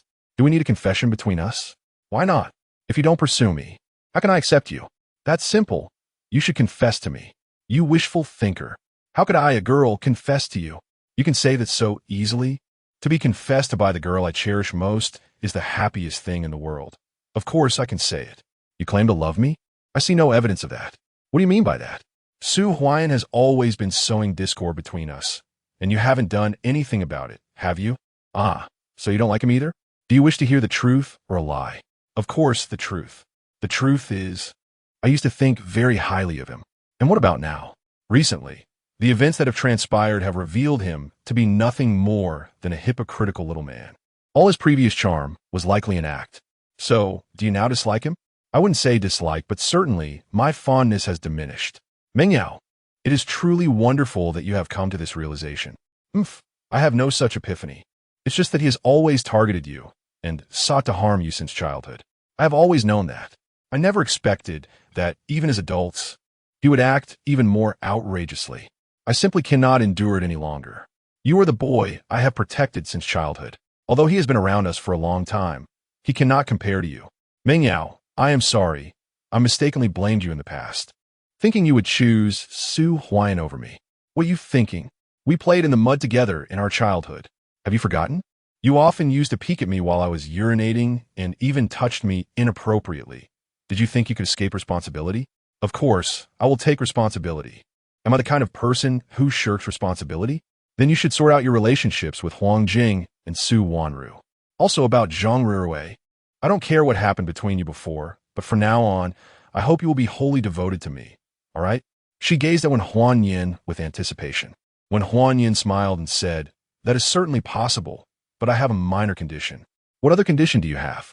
"Do not be overly excited. It is not an arduous condition. Now, hasten to speak. What I desire is for you to orchestrate a grand declaration of love for me. You truly have a vivid imagination. Do you think that I, a striking beauty, would profess my feelings for you without fear of inciting your ire and causing you to ignore me? I must inform you that I have been honored as one of the top 10 campus beauties among the freshmen. Is that true? You scarcely pay attention to the campus website, do you? Allow me to show you." With a huff, and Meng Yao retrieved her phone, accessed the campus website, and presented the list of the top 10 campus beauties to Wen Huanyin. "Ah, my dear Meng Yao is indeed one of the top 10 campus beauties among the freshmen. Oomph. Now you realize how exceptional I am, do you? Ha ha. Then you must earnestly declare your feelings for me. Just imagining it sends a thrill through me. Having a beauty from the top 10 campus beauties profess her affection for me would be quite a badge of honor. You may indulge in your fantasies. I shall not engage with you any longer." Chapter 37. Enemies and Meng Yao hurried back to the classroom, while Wen Huanyin entered Bai Mengru's name into the campus network. Instantly, information about Bai Mengru appeared. A top student, the class flower, and the school beauty of Class 2. Year 2. Class 2. Year 2. Wasn't it just upstairs? Out of curiosity, Wen Huanyin dashed up the stairs. Upon reaching the entrance of Class 2, Year 2, he spotted a familiar figure standing there. Su Huayan? Hearing the familiar voice, Su Huayan turned to look. "Wen Huanyin, what brings you here?" he questioned angrily. Wen Huanyin smiled and replied, "I came across a top student in Class 2, Year 2, who embodies the identities of a scholar, class flower, and school beauty, Bai Mengru. I simply had to come see for myself. Wen Huanyin, I warn you, do not harbor any intentions towards Bai Mengru." Su Huayan threatened furiously.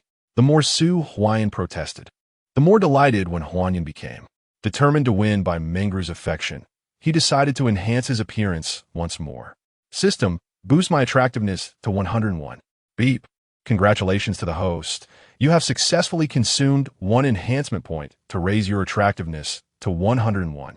Current attractiveness, extraordinary, 1 star. Remaining enhancement points, 16. Beep. Congratulations to the host. Your attractiveness has surpassed the limits of mortals, and you have been rewarded with a villa in the campus estate of Haiqing University, along with the skill charismatic. As his attractiveness exceeded 100 points, Wen Huanyin felt a clear transformation within himself. He was more confident than ever. Ignoring Su Huayan's warnings, he approached the entrance of Class 2, Year 2 with a smile. "Wow, he's so handsome. He is, oh, I remember now, one of the top 10 handsome freshmen.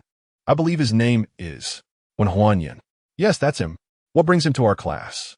Hearing the excited murmurs of the students in Class 2, Wen Huanyin curiously mused, "Am I really on the list?"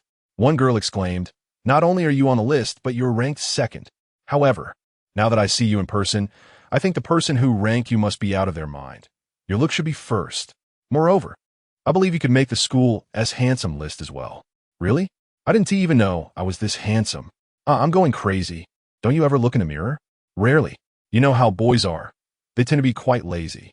"Handsome guy, I'm very diligent. If I were your girlfriend, I'd take care of your life." "Handsome guy, not only am I diligent, but I also cook delicious meals. How about I be your girlfriend?" "Everyone, please calm down. I'm actually here to find Bai Mingru. Wow. The number one handsome freshman has come to get close to the number one beautiful scholar of year two, Bai Mingru. But does he stand a chance? The odds seemed slim, as there were many exceptional young men vying for Bai Mingru's attention.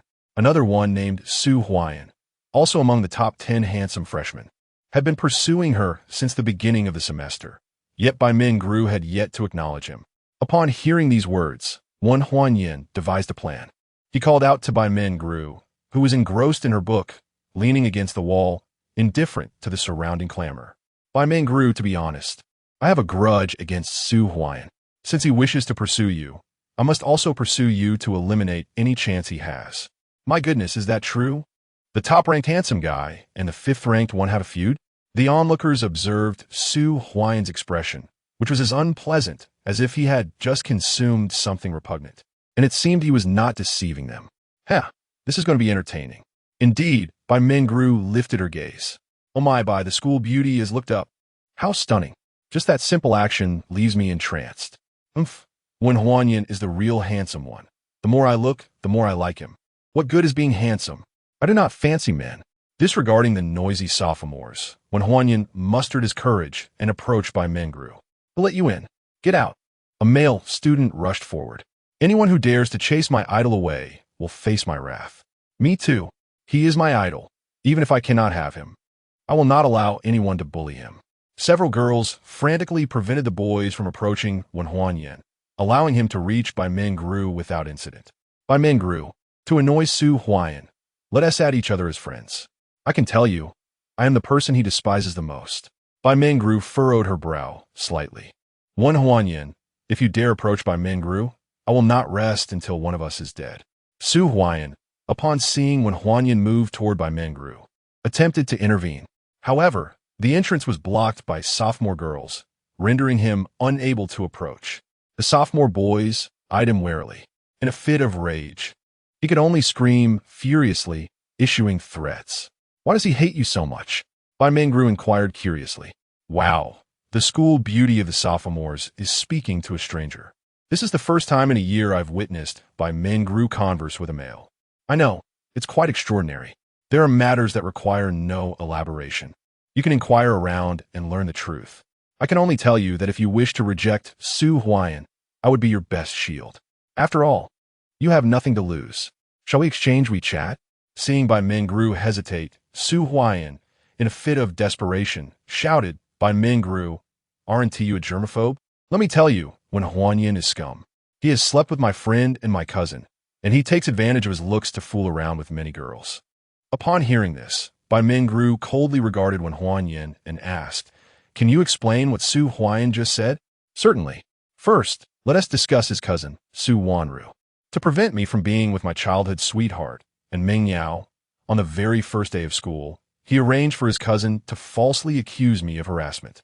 In retaliation, I indeed became involved with Su Wanru. Let us delve into his friend, Zhang Ruerue. In truth, Zhang Ruerue is his admirer.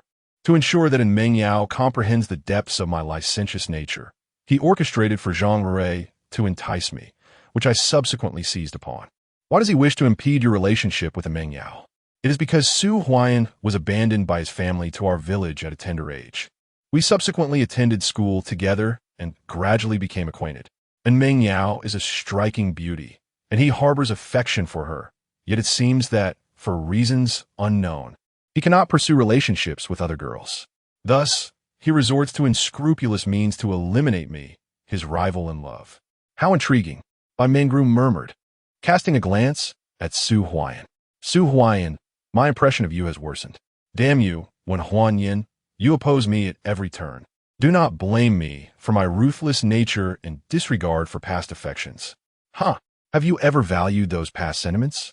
You have only just arrived at Haicheng University, and every action you have taken against me has the potential to ruin me. Your cruelty knows no bounds, and you dare to expect that I would not retaliate? After speaking, she turned once more to Bai Mingru. Let us exchange contact information. One never knows when it may prove useful. Chapter 38. I felt that Bai Mingru fell into a moment of silence before nodding in agreement. All right, I scanned you. Wan Huanyin excitedly activated the scanning function. Amid the astonished gazes of everyone present, Bai Mingru opened her friend code. When Huan Yin scanned it to add her as a friend. My heavens! After more than a year since enrollment, this was the first time I witnessed a boy successfully adding Bai Mingru on WeChat. Perhaps when Huan Yin's good looks played a significant role in this achievement. I believe so as well. After all, when Huan Yin was truly handsome, I would willingly sacrifice a decade of my life to be his partner. Beep, congratulations to the host for adding his ultimate goal by Mengru's WeChat. In front of Su Huayan. Face slapping rating, level 20, awarded 20 enhancement points and a cash prize of 1 million. When Huanyan trembled slightly, taken aback. Who would have thought that he could cleverly leverage Su Huayan to add by Mengru on WeChat, and the face slapping rating would be so high? Indeed, to earn rewards, one must orbit around Su Huayan. With a smile, he turned to Su Huayan and spoke in a tone that resembled that of an elder. Huayan, don't be disheartened. You must believe in yourself. You can do it. When Huan Yin, you have thoroughly infuriated me. This time, I will show no mercy. Su Huayan screamed in frustration. Continuing in his seasoned tone, when Huan Yin advised, Huayan, this is quite immature of you. At 20 years old, you shouldn't speak so rashly or act impulsively. Just look at your current demeanor. Not only by Mengru, but even any girl in the class would overlook you. Indeed, with such character, his pursuit would fail. And rather than seeking self-improvement, he resorted to threatening competitors. No one with a sound mind would ever be interested in him. It was evident that not only would he face failure in love, but also in his career. A flawed character leads to incompetence in all endeavors. Seeing by Mengru's agreement, when Huanyan put away his phone and said, from now on, we are friends. Should anything arise at school, feel free to reach out to me. When Huanyan, you are bold, we shall see what transpires. As the classmates in the second-year class began to denounce Su Huayan, he had no choice but to leave. Beep. Congratulations to the host for causing Su Huayan to leave in embarrassment. Face slapping rating, level 6, awarded 6 enhancement points and a cash prize of 300,000. With rewards cascading down upon him, when Huan Yin was filled with exuberance. Ding, ding, ding. The class bell rang at that moment. All the students hurried back to their seats. Bai Mengru, I'll head back to the classroom now. If you need anything, just call for me. Bai Mengru nodded. A rare gesture of agreement. One Huan Yin then addressed the other classmates. And to all of you, I sincerely appreciate your enthusiasm. If the opportunity arises, I'll treat you all to a meal. Yay, our idol. You promised to treat us. I've recorded it. I recorded it too. Our idol must keep his word. All right, I will keep my promise. Class is starting. I must take my leave. When Huan Yin hurriedly departed, as he reached the doorway, he suddenly collided with someone. Thud. He felt something soft against his chest and cautiously glanced down. Astonishingly, I collided with a female teacher, leaving the entire class in shock. Goodness, our goddess teacher, Yao Qianfeng, has been struck. Had I not witnessed the incident firsthand, I would have suspected it was intentional. Yao Qianfeng stood dazed for a moment before regaining her composure and sternly inquired, Are you not one of my students? When Huan Yin awkwardly replied, I apologize, teacher. I am from the freshman class downstairs, class 12. My name is Wen Huanyan. Why have you come to my class, Wen Huanyan? Upon scrutinizing him, she was astonished by his striking appearance, her heart inexplicably racing. To be candid, teacher, I am friends with Bai Mengru. We have yet to meet since the semester commenced. So I took the opportunity during lunch to come and see her. Yao Qianfeng turned to Bai Mengru and asked, Is what he says true? After a brief hesitation, Bai Mengru nodded. Immediately, Yao Qianfeng addressed Wen Huanyan with seriousness. Although university does not prohibit students from dating, I must warn you not to disturb Bai Mengru, as it may affect her studies. Teacher, I believe academic performance is unrelated to whether one is in a relationship.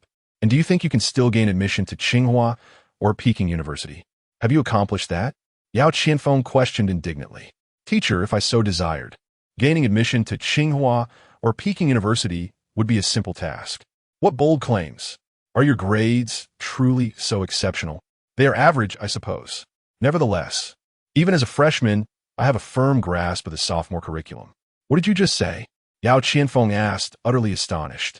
I mean to say, although I'm still a freshman, I have a solid understanding of the knowledge from the sophomore curriculum. What audacity! Today, I shall expose your claims. Come with me, she declared angrily, striding into the classroom. I detest students who possess an inflated sense of self-importance. However, Huanyan confidently followed her inside and glanced at the class schedule, realizing that Yao Qianfeng was the mathematics instructor. System, please enhance my knowledge of the sophomore mathematics textbook. Beep. Congratulations, host. Consuming one enhancement point has successfully strengthened your knowledge of the sophomore mathematics textbook. Remaining enhancement points, 41. Huanyan felt a slight throbbing in his head, perhaps due to his increasingly robust physical condition, as the enhancement completed in under a minute. Meanwhile, Yao Qianfeng wrote a problem on the blackboard. You claim to have mastered sophomore-level knowledge? Please solve this introductory mathematics problem. Teacher, perhaps we should skip this. What? Such bravado paired with such timidity? Well, teacher, losing offers me no advantage, and winning may offend you. It is not a favorable situation either way. Oof. If you can pass my test, you may attend my class whenever you wish. When Huanyan glanced at Mingru, excitedly asking, Is that true? I am the teacher. Would I deceive student? Teacher, you have made this promise, so I shall not hold back. As he picked up the chalk to begin his explanation, I eagerly anticipated his approach. The entire class held their breath, watching when Huanyan tackled the problem. To my astonishment, I found myself utterly at a loss. Could it be that the teacher had claimed this was a mere introductory question for sophomores? How could the esteemed representative of mathematics struggle with such a problem? The class representative rolled his eyes and muttered dismissively, You know nothing. Yet, undeterred, when Huanyan continued his explanation without hesitation. In a seamless flow, he filled half the blackboard with his solution in just a few minutes. How could this be? As I observed Huanyan meticulously inscribing each character of his answer, Yao Qianfeng gasped in disbelief. Goodness, even the teacher appeared astonished. Had he truly arrived at the correct solution? Chapter 39. Solving Problems. Teacher, how did I perform on this problem? After completing the final formula, Huanyan set down the chalk and inquired. You were merely fortunate to have encountered a question you could solve. I shall pose another problem. Should you answer it correctly once more, I shall concede your victory. Agreed. However, teacher, should I succeed this time, I must add you on WeChat, and once added, you must not delete or block me. Very well, if you can solve it, I shall accept your terms. Yet, I too have an additional stipulation. Should you fail to answer, you shall never return to Class 2 of the sophomore year. Understood. Teacher, please present the question. Yao Qianfeng, eager for victory, swiftly proposed a challenging sophomore-level problem. Go ahead and solve it, she said boastfully to Huanyan. Teacher, are you certain this is a sophomore question? I'm absolutely sure. Why would it not be? Teacher, allow me to clarify. I am a man, and you cannot suggest otherwise. Enough chatter. If you dare, accept the challenge. System, enhance my knowledge of the junior mathematics curriculum. Ding. Congratulations, host. You have successfully consumed one enhancement point to strengthen your knowledge of the junior mathematics textbook. Remaining enhancement points, 40. Huanyan initially believed that Yao Qianfeng had posed a junior-level mathematical problem, yet after enhancement, he still found himself at a loss. It was evidently beyond his grasp. Noticing when Huanyan lingering in silence beside the blackboard, Yao Qianfeng smugly remarked, What's the matter? Weren't you just brimming with confidence? Now you're at a loss? Please, teacher, I merely gather my thoughts. No amount of pondering will help you. System, enhance all relevant sophomore mathematical knowledge. Ding. Congratulations, host. You have successfully consumed 4 enhancement points to strengthen all relevant sophomore mathematical knowledge. Remaining enhancement points, 35. This enhancement lasted for over a minute. Growing impatient, Yao Qianfeng urged, Are you capable or not? If you cannot solve it, kindly leave and do not return to my class, as you are wasting everyone's time. However, Huanyan picked up the chalk and began to work through the solution. As he moved, everyone watched intently, but Yao Qianfeng felt a twinge of anxiety. When Huanyan completed a third of the problem, she sighed in relief, convinced he was making an error. You may as well give up. I can confidently inform you that you are incorrect, Yao Qianfeng declared with assurance. Yet, when Huanyan continued undeterred, what waste of time. After more than a minute, Huanyan finally set down the chalk and turned to the increasingly impatient Yao Qianfeng. Teacher, You might want to take another look. Oof. A second glance will yield the same result. She turned to face the board. How is this possible? Could there truly be a simpler solution to this problem? Teacher, there are indeed various methods to solve this problem. My earlier hesitation was merely in contemplating which approach was most effective. When Huanyin, confess honestly, have you attended university before? In a moment of heightened emotion, Yao Qianfeng grasped Wen Huanyin's shoulders with both hands. Given her slightly shorter stature, the gesture appeared rather intimate. As Wen Huanyin gazed upon the vast expanse of white, the mountain ravine captivated his attention. Observing this scene, Yao Qianfeng promptly released her grip, blushingly uttering, "Please answer my question. Teacher, I am neither 18 nor 19. Where am I supposed to attend university? Yet how do you possess knowledge of these problems? In this age of advanced technology, one can easily search for information online. As long as one is willing to endure hardship and fatigue, learning becomes a simple endeavor. Does it not? You are merely in your first year. If you have mastered the star problems of the second year, does that mean you have completely grasped the first-year material? Apologies, teacher, but I have nearly mastered the third-year content as well." Yao Xianfeng trembled slightly, feeling both astonished and regretful that such an exceptional student did not belong to her class. When Huanyin took out his phone and said, "Teacher, as we agreed earlier, if I manage to solve this, shall we exchange WeChat? You would go back on your word, would you?" Oof. Would a teacher be someone who does not keep their promises? I'll give you my WeChat and phone number. Ha ha. Teacher, sharing your WeChat and phone number is trivial. If you were truly generous, you would offer yourself as well. A collective gasp echoed through the class. Yao Xianfeng's face flushed with embarrassment at this outburst, and she shot a disapproving glare at Wen Huanyin, admonishing him for his audacity. After adding each other on WeChat and exchanging numbers, Wen Huanyin turned to Min Gru and said, "Min Gru, I shall return to my class now.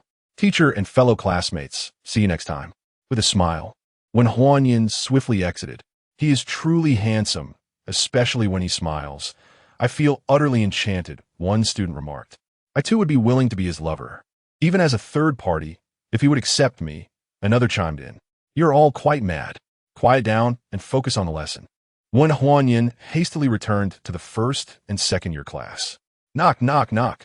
Come in, a frail voice called out. Wen Huanyin pushed the door open. Teacher, are you a classmate? Yes, teacher. What is your name? Wen Huanyin. Why are you late? I was held back by the mathematics teacher of the second year class, Yao Xianfeng, to solve a couple of problems. Solving problems? From the second year? Indeed, teacher. At that moment, Su Huan interjected loudly. Teacher, he is lying. He was merely flirting with girls in the second year class and was likely stopped by the teacher for a reprimand. Is that true, Wen Huanyin? Teacher, I genuinely was working on problems in the second year class. This can be easily verified. You must have Yao Xianfeng's number. Just call and ask. I shall call her today. And if I find out you are deceiving me, be prepared for punishment. With that, Wu Changhong took out her phone and dialed. After a considerable wait, the call connected. To ensure fairness, she deliberately activated the speakerphone. Hello, Teacher Wu. What brings you to call me during class time? Came the melodious voice of Yao Xianfeng. Dear Teacher Yao, one of my students, Wen Huanyin, arrived late to class. When I inquired about the reason, he mentioned that you had kept him behind to solve some problems. Is that true? Teacher Wu, whenever I think of Wen Huanyin, I cannot help but feel envious of you. You seem to have struck gold. How so, you might wonder? I assigned Wen Huanyin 2 problems. One a moderate difficulty suitable for second-year students, and another, a star problem not included in the textbook. To my astonishment, he not only solved them, but did so with remarkable efficiency. Teacher Yao, you cannot be serious. A mere freshman solving second-year problems, let alone a star problem? Teacher Wu, I am too seasoned to jest with you.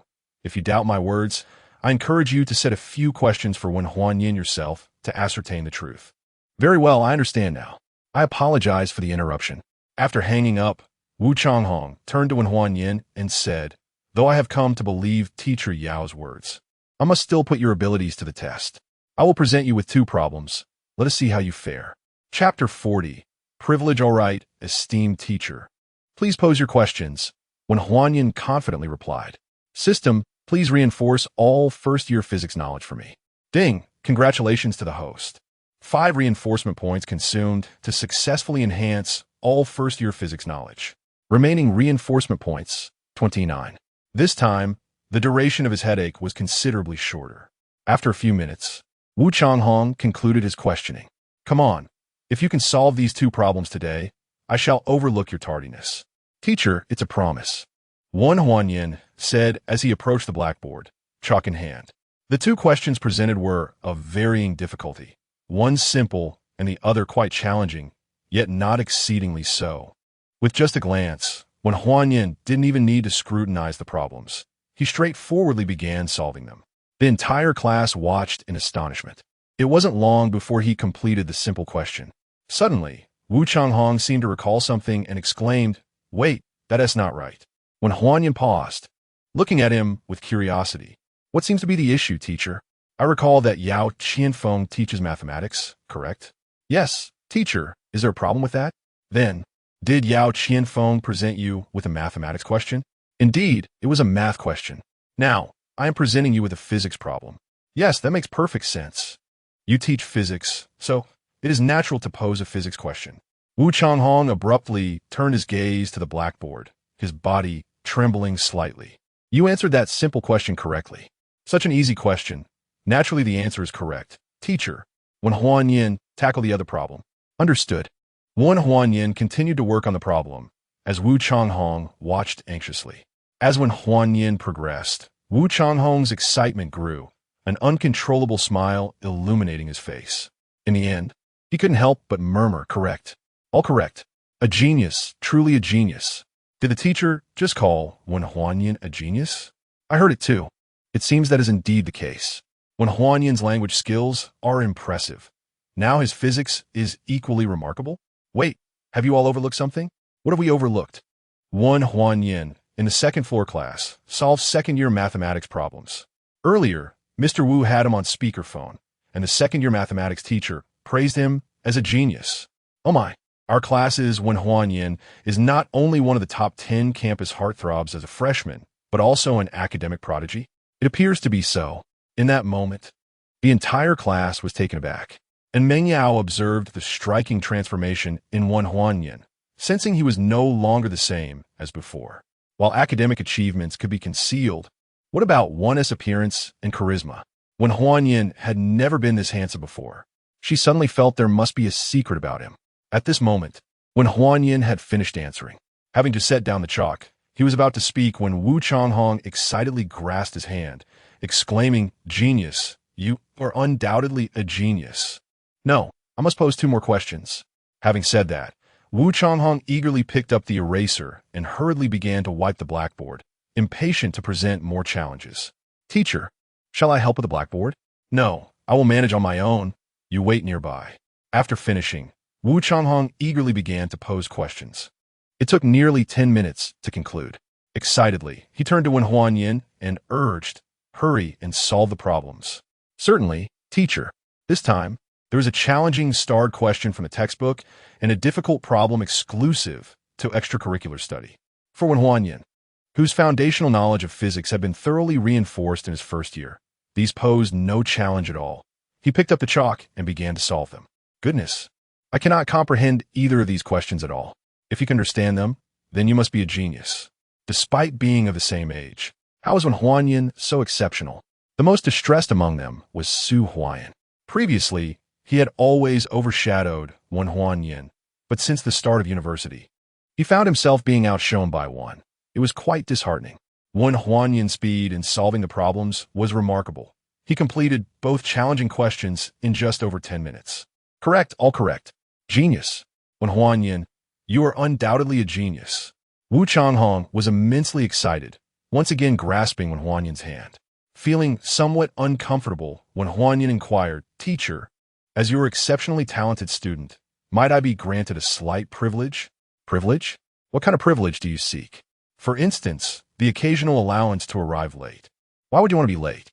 "Well, teacher, after class I tend to delve into my studies, and sometimes I become so engrossed in thought that I lose track of time.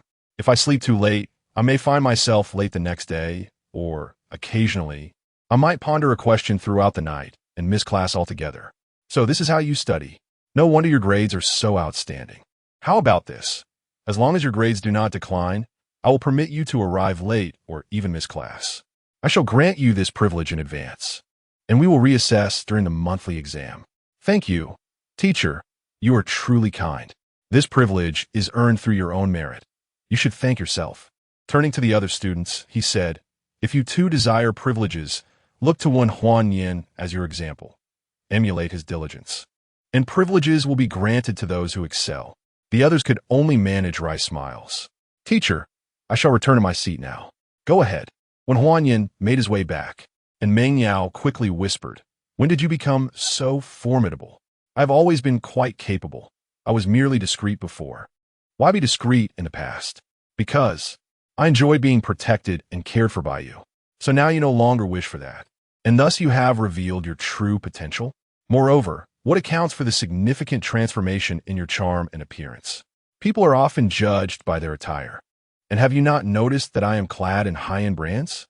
Coupled with my innate good looks, a simple visit to the barber enhances my demeanor and appeal. Are you perhaps captivated by me? Indeed, I am captivated, but alas, some are rather fickle, pursuing the charms of others in class 2 upstairs. Hee Ming Yao, you should have seen Su Huayan's face. It was quite comical. How is it that Su Huayan is once again part of the conversation? It was Su Huayan who ascended to seek out by Mengru, the esteemed academic flower of class 2. Upon my arrival, I discovered that since the commencement of the semester, Su Huayan had been persistently searching for Bai Mengru.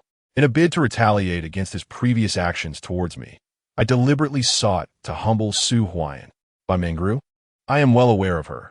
She is the distinguished beauty and top scholar of the second year, indeed the foremost among them. No wonder I observed Su Huayan storming back to the classroom, his demeanor akin to that of a man who has suffered the gravest of losses. By the way, how did you manage to provoke him to such an extent? I did not engage in any egregious conduct. I merely added Bai Mengru on WeChat in his presence. I heard from classmates in class 2 that I was the first stranger to successfully add her on WeChat. Chapter 41, Acceptance of, so you take pride in that, do you? It seems you are not aiming to embarrass Su Huayan. Rather, you wish to pursue Bai Mengru, retorted in Meng Yao, her frustration palpable. When Huan Yin grasped her hand beneath the desk and remarked, Meng Yao, are you feeling jealous?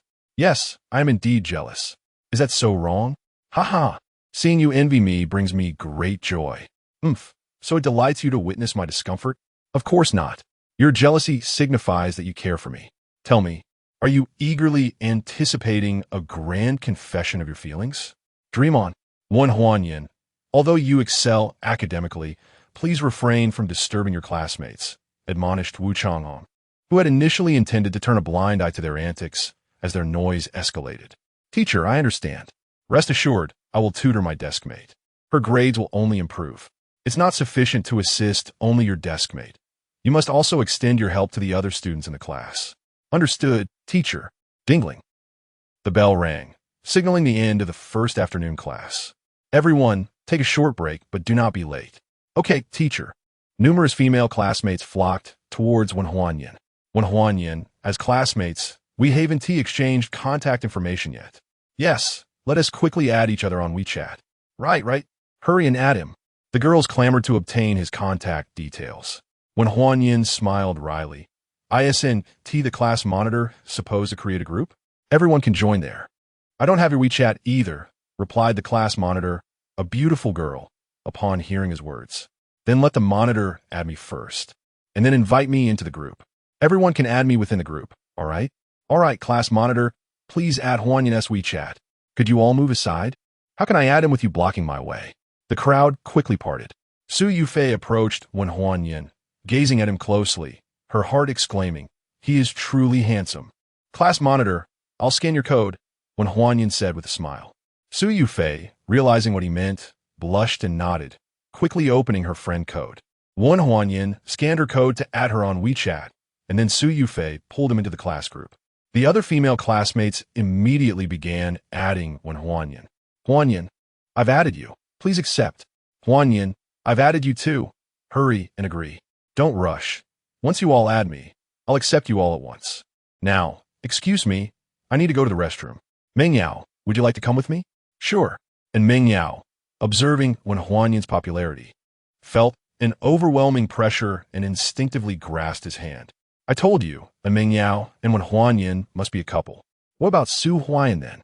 Surely he is the third wheel, attempting to undermine Wen Huanyan, but unfortunately lacking the capability. Just him? He is nowhere near as exceptional as our Huanyan.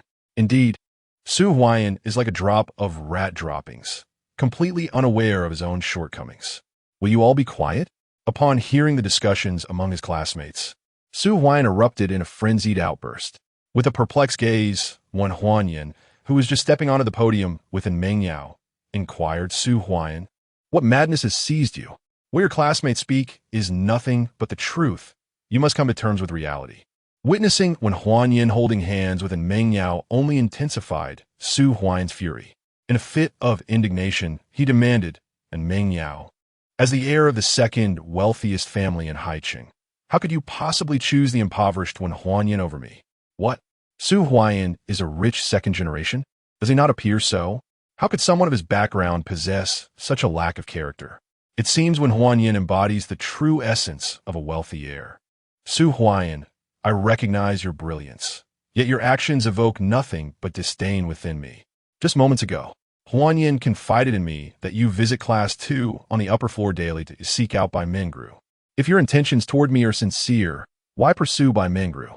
Indeed, I sought Bai Mengru, yet what of Wen Huanyan? Does he not do the same?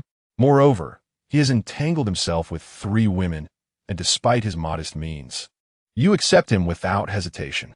Why can you not extend the same tolerance to me? Because you are hypocritical.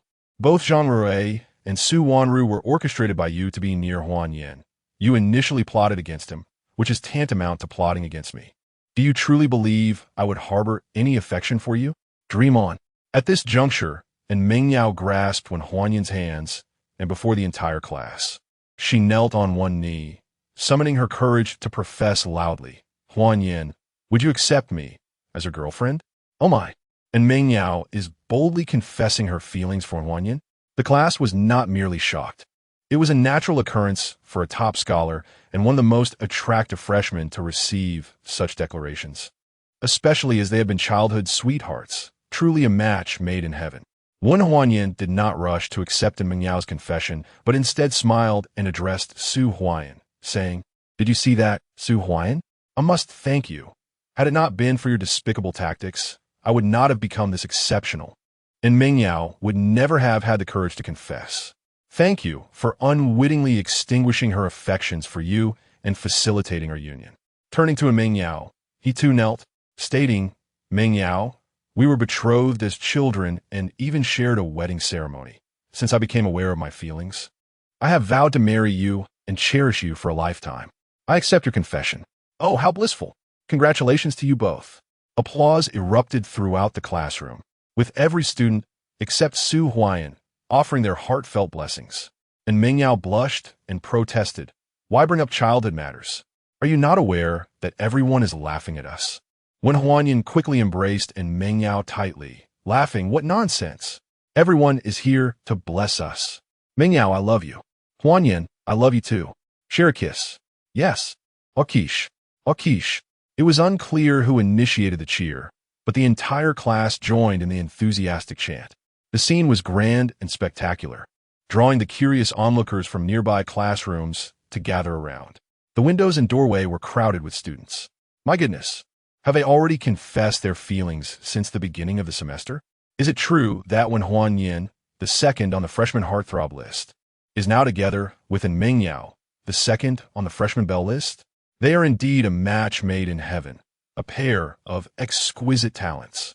Wen Huanyan is so handsome, I feel it's rather unjust to rank him second on the freshman heartthrob list, as he is far more attractive than the one who holds the first position. I share that sentiment. It's evident that Wen Huanyan surpasses the first in looks. I wonder who confessed to whom. A student from class 1 the sophomore year exclaimed loudly, stop being curious. Let me enlighten you. It was Meng Yao, the freshman belle, who confessed to Wen Huanyan, the freshman heartthrob. Wow, how fortunate Wen Huanyan is to have received a confession from such a stunning belle. And Meng Yao is equally fortunate to have captured the heart of such a dashing heartthrob. Chapter 42. Fainting when Huan Yin, I will kill you.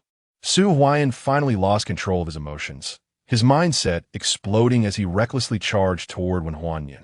Stop him. The confession between the campus belle and the campus heartthrob must not be disrupted by him. Indeed, such a splendid atmosphere must not be marred by the hypocritical Su Huayan.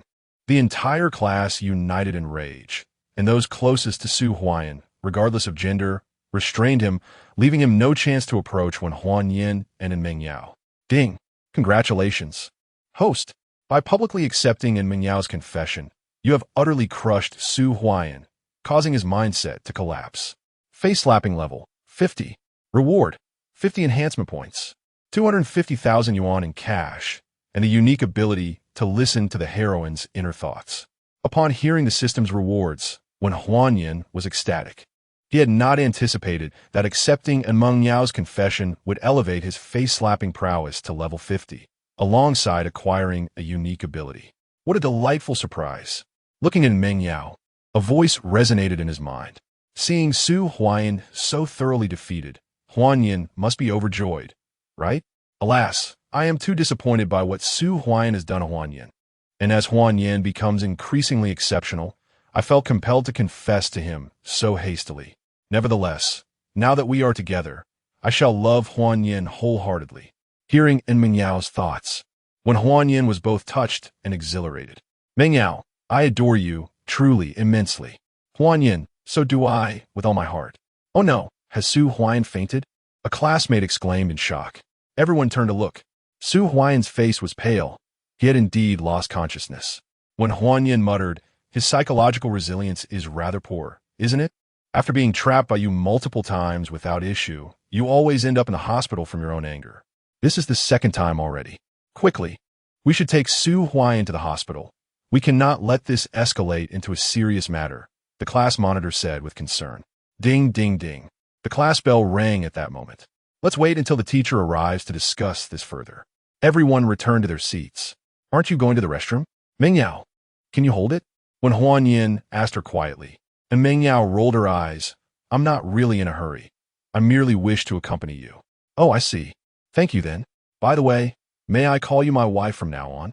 Only when no one is around. Not in the classroom. Hurry back to your seat. All right, back to my seat then. As soon as he returned to his position, the teacher arrived. Teacher, Su Huayan has fainted. The class monitor quickly reported. Who is Su Huayan? The teacher inquired. He is Su Huayan, the classmate next to him shouted. What happened to him? Wu Changhong asked, moving closer.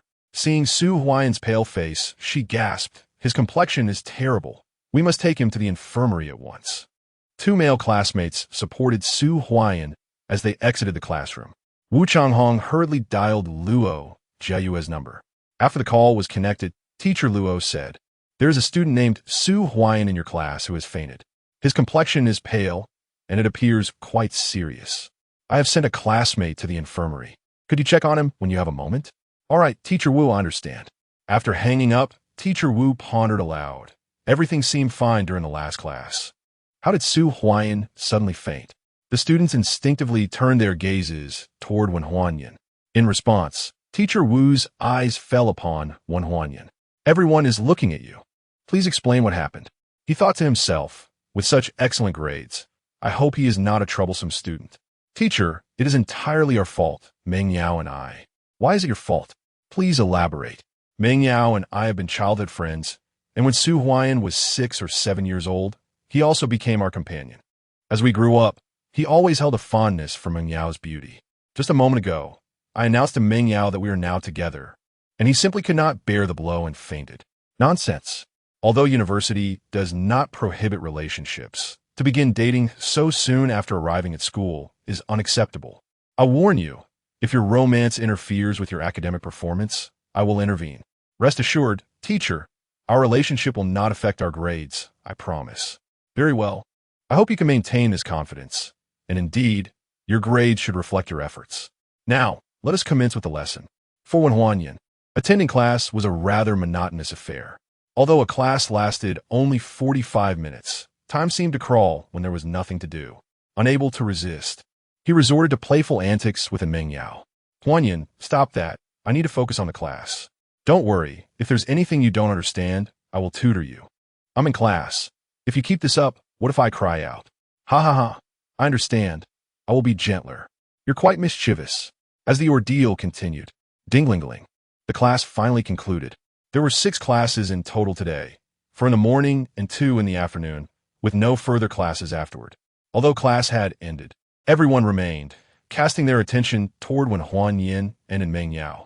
Handsome guy, with such wonderful news about you and Meng Yao today, aren't you going to celebrate? Yes. Indeed, we can't forget the sweets. I believe we should treat everyone to a meal. A meal sounds delightful. Upon hearing their suggestions, when Huan Yin smiled and said, "All right, I will treat. Let us discuss what everyone would like to eat before we head out." After saying this, he wrapped his arms around Meng Yao affectionately. Wow, handsome guy. You really mean it? Yes, I do. Then we shall not be polite. Although we cannot be together with you, dining with you is a form of happiness. Exactly. Sharing a meal with the handsome guy is our greatest joy. Enough of the chatter. Quickly decide what to eat. How about hot pot? I'm feeling too fiery. Let us go for stir-fried dishes instead. Stir-fried dishes aren't as tasty. Hot pot is better. If you're feeling fiery, we can opt for a clear broth. Let us stick with hot pot. It can satisfy even the most discerning appetites, as there is a variety of ingredients to choose from. Let us indulge in a hot pot feast. My dear, we are bound for a delightful hot pot dinner. Very well, let us depart immediately for the restaurant. Indeed, we are setting off to enjoy the hot pot. Come, let us go. The excitement is palpable as everyone leaves the classroom together. When Huan Yin, affectionately embracing Meng Yao, lingers at the rear, the others, understanding the moment, refrain from interrupting. Huan Yin, you seem to have an abundance of wealth. Our class comprises 58 students, and excluding Su Huayan, that leaves 57. If we consider an average expenditure of 100 yuan per person, the total would amount to 57,000 yuan. Do you truly possess such a fortune? And Meng Yao expressed her concern. Ha ha, Meng Yao, you cannot fathom the extent of my mother's generosity. How good can a woman who abandons you truly be? It is remarkable if she simply provides you with a sum of money. To speak candidly, my mother purchased a villa for me in the villa district of Haicheng University, solely for my convenience in attending school. Chapter 43. Discussion what? A villa, or perhaps a campus villa. The prices of residential properties in the community are astonishingly high. I can only imagine how exorbitant a campus villa must be. I have no clue about the actual cost. My mother simply instructed me to send her my identification card. When I inquired about the purpose of the ID, she remained silent, only to later inform me that she had purchased a villa in the campus villa district. She mentioned that a sales representative would soon contact me regarding the handover, and that you should accompany me then. Has your mother been doing exceptionally well since her departure? Or is she, perhaps, the owner of a certain company? I am uncertain. My mother did not come to find me in person. Rather, it was her assistant. I have yet to see her face to face. Nonetheless, she bestowed upon me a considerable amount of money and assured me that my monthly allowance would not be less than 100,000 yuan. If that proves insufficient, I am to ask her for more. Huan Yin, were it not for my familiarity with you, I would doubt the veracity of your claims. You are my most cherished wife. How could I ever deceive you? Regardless, this is not a misfortune for you. It will surely enhance your life. And I am genuinely pleased for you. By the way, now that you have financial means, you should provide for your family, ensuring that your grandparents enjoy a better life. If time permits, perhaps you could visit that man in prison. After all, he is still your father. I understand, but at this moment, I cannot send money home. I fear that my grandparents may struggle to accept my reconciliation with my mother. I plan to gradually transfer a small amount of money back, claiming it is my earnings from work. That seems prudent. Although you have yearned for maternal affection since childhood and have been deprived of it, your mother departed shortly after your birth, and your family may find it difficult to accept her. Take your time. Indeed. Hey, idle and campus beauty. What are you whispering about? Move along. Yes, if you wish to tease me, why not book a room tonight? Upon hearing the mention of a hotel room, Meng Yao immediately lowered her head, blushing. When Huayan chuckled and asked, "Wife, shall we book a room tonight?" And Meng Yao, feeling vexed, pinched his waist fiercely. Ouch, that hurts. Be gentle, dear. Humph, serves you right for speaking carelessly. I apologize, my love. Please release me. Humph, I will let you off this time. But should you dare to speak out of turn again, I shall not be so forgiving. Understood, my dear. Everyone is waiting for us. Let us hurry and catch up. All right. He took Meng Yao's hand, and they jogged to rejoin the group. Wen Huayan, there are 2 hot pot restaurants at the school gate. We would like to know which one you prefer, the class monitor inquired. I am fine with either. Perhaps you should ask our classmates where they wish to go. Very well. Let's leave it to a vote. Let us go to the one on the right. I dined there when I first arrived at school, and the taste was decent. I also visited the one on the left upon my arrival, and both the service and taste were commendable. Come, let us vote. Those who wish to go to the restaurant on the right stand to my right, and those who prefer the one on the left stand to my left. The class monitor diligently organized the vote. Soon, everyone had divided into 2 groups. After tallying the results, the class monitor announced, excluding myself, Wen Huayan, and Meng Yao, there are more people on the right side, so we shall dine at the right side restaurant. All right, everyone, let's hurry.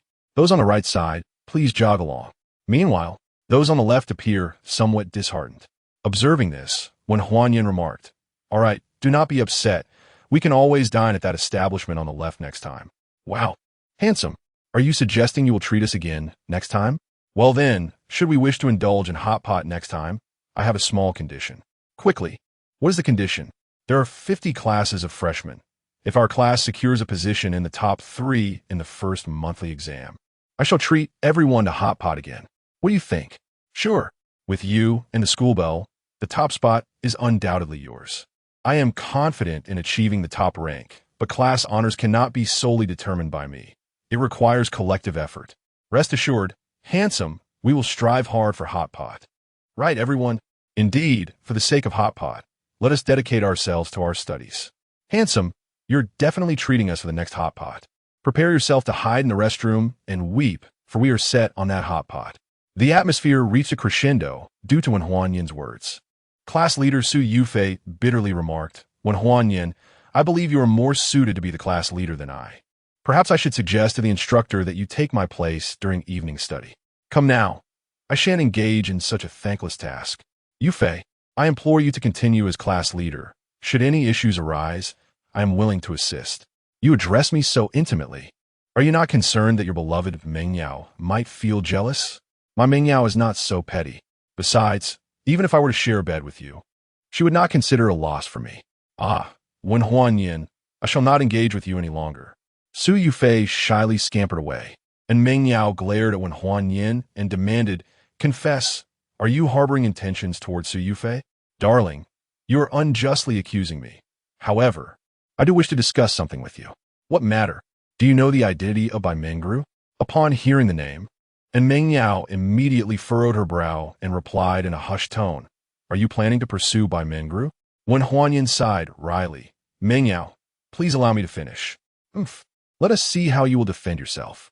You cannot possibly fathom that Bai Mengru is the daughter of Sioux City's wealthiest family. What? The wealthiest in Sioux City?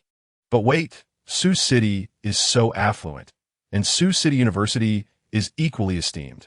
Why would Bai Mengru attend Haiqing University? This is related to Su Huayan. What connection does it have with Su Huayan? The Su family has leveraged their connections, seeking to arrange a union between Su Huayan and Bai Mengru, aiming to utilize the Bai family's influence to elevate their own status and ultimately become the wealthiest in Haiqing. However, the Bai family, out of consideration for certain influential individuals, neither directly agreed nor outright refused. I suspect the ultimate agreement reached by both parties is that Bai Mengru will attend Haiqing University, and Su Huayan, by virtue of his relationship with Bai Mengru, will secure a union between their families. How'd you come to know all this? To be honest, I had my mother investigate Su Huayan, and all matters related to him were uncovered. So your approach to Bai Mengru is to thwart Su Huayan's chances with her, thereby seeking retribution against him? Precisely. Huayan, I believe this approach may be unnecessary, don't you think? Meng Yao, it seems you still fail to see Su Huayan's true nature. Think carefully. Despite having his sights set on Bai Mengru, he is still trying to prevent me from being with you. What could his intention be? And Meng Yao shuddered, exclaiming in shock, does he intend to claim both me and Bai Mengru? Chapter 44. The plan yes, and yet no. Do not beat around the bush, to speak plainly. It is precisely because of Bai Mengru's noble status that she could never allow her future husband to be a man of questionable character. Thus, Su Huayan has remained virtuous, harboring thoughts of women without daring to act on them, for the sake of his family's enterprise. What does that have to do with his obstruction of our relationship? Are you foolish? He seeks to buy time. Once he is secured by Mengru, he will consummate their union and then pursue you and many other girls he desires. Even if, as you say, he succeeds with Bai Mengru, could he not then come to your side and take me away?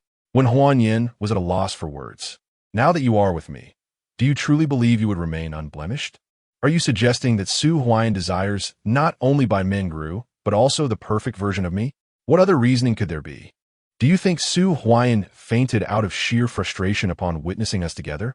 Such deep scheming, such profound cunning. How infuriating!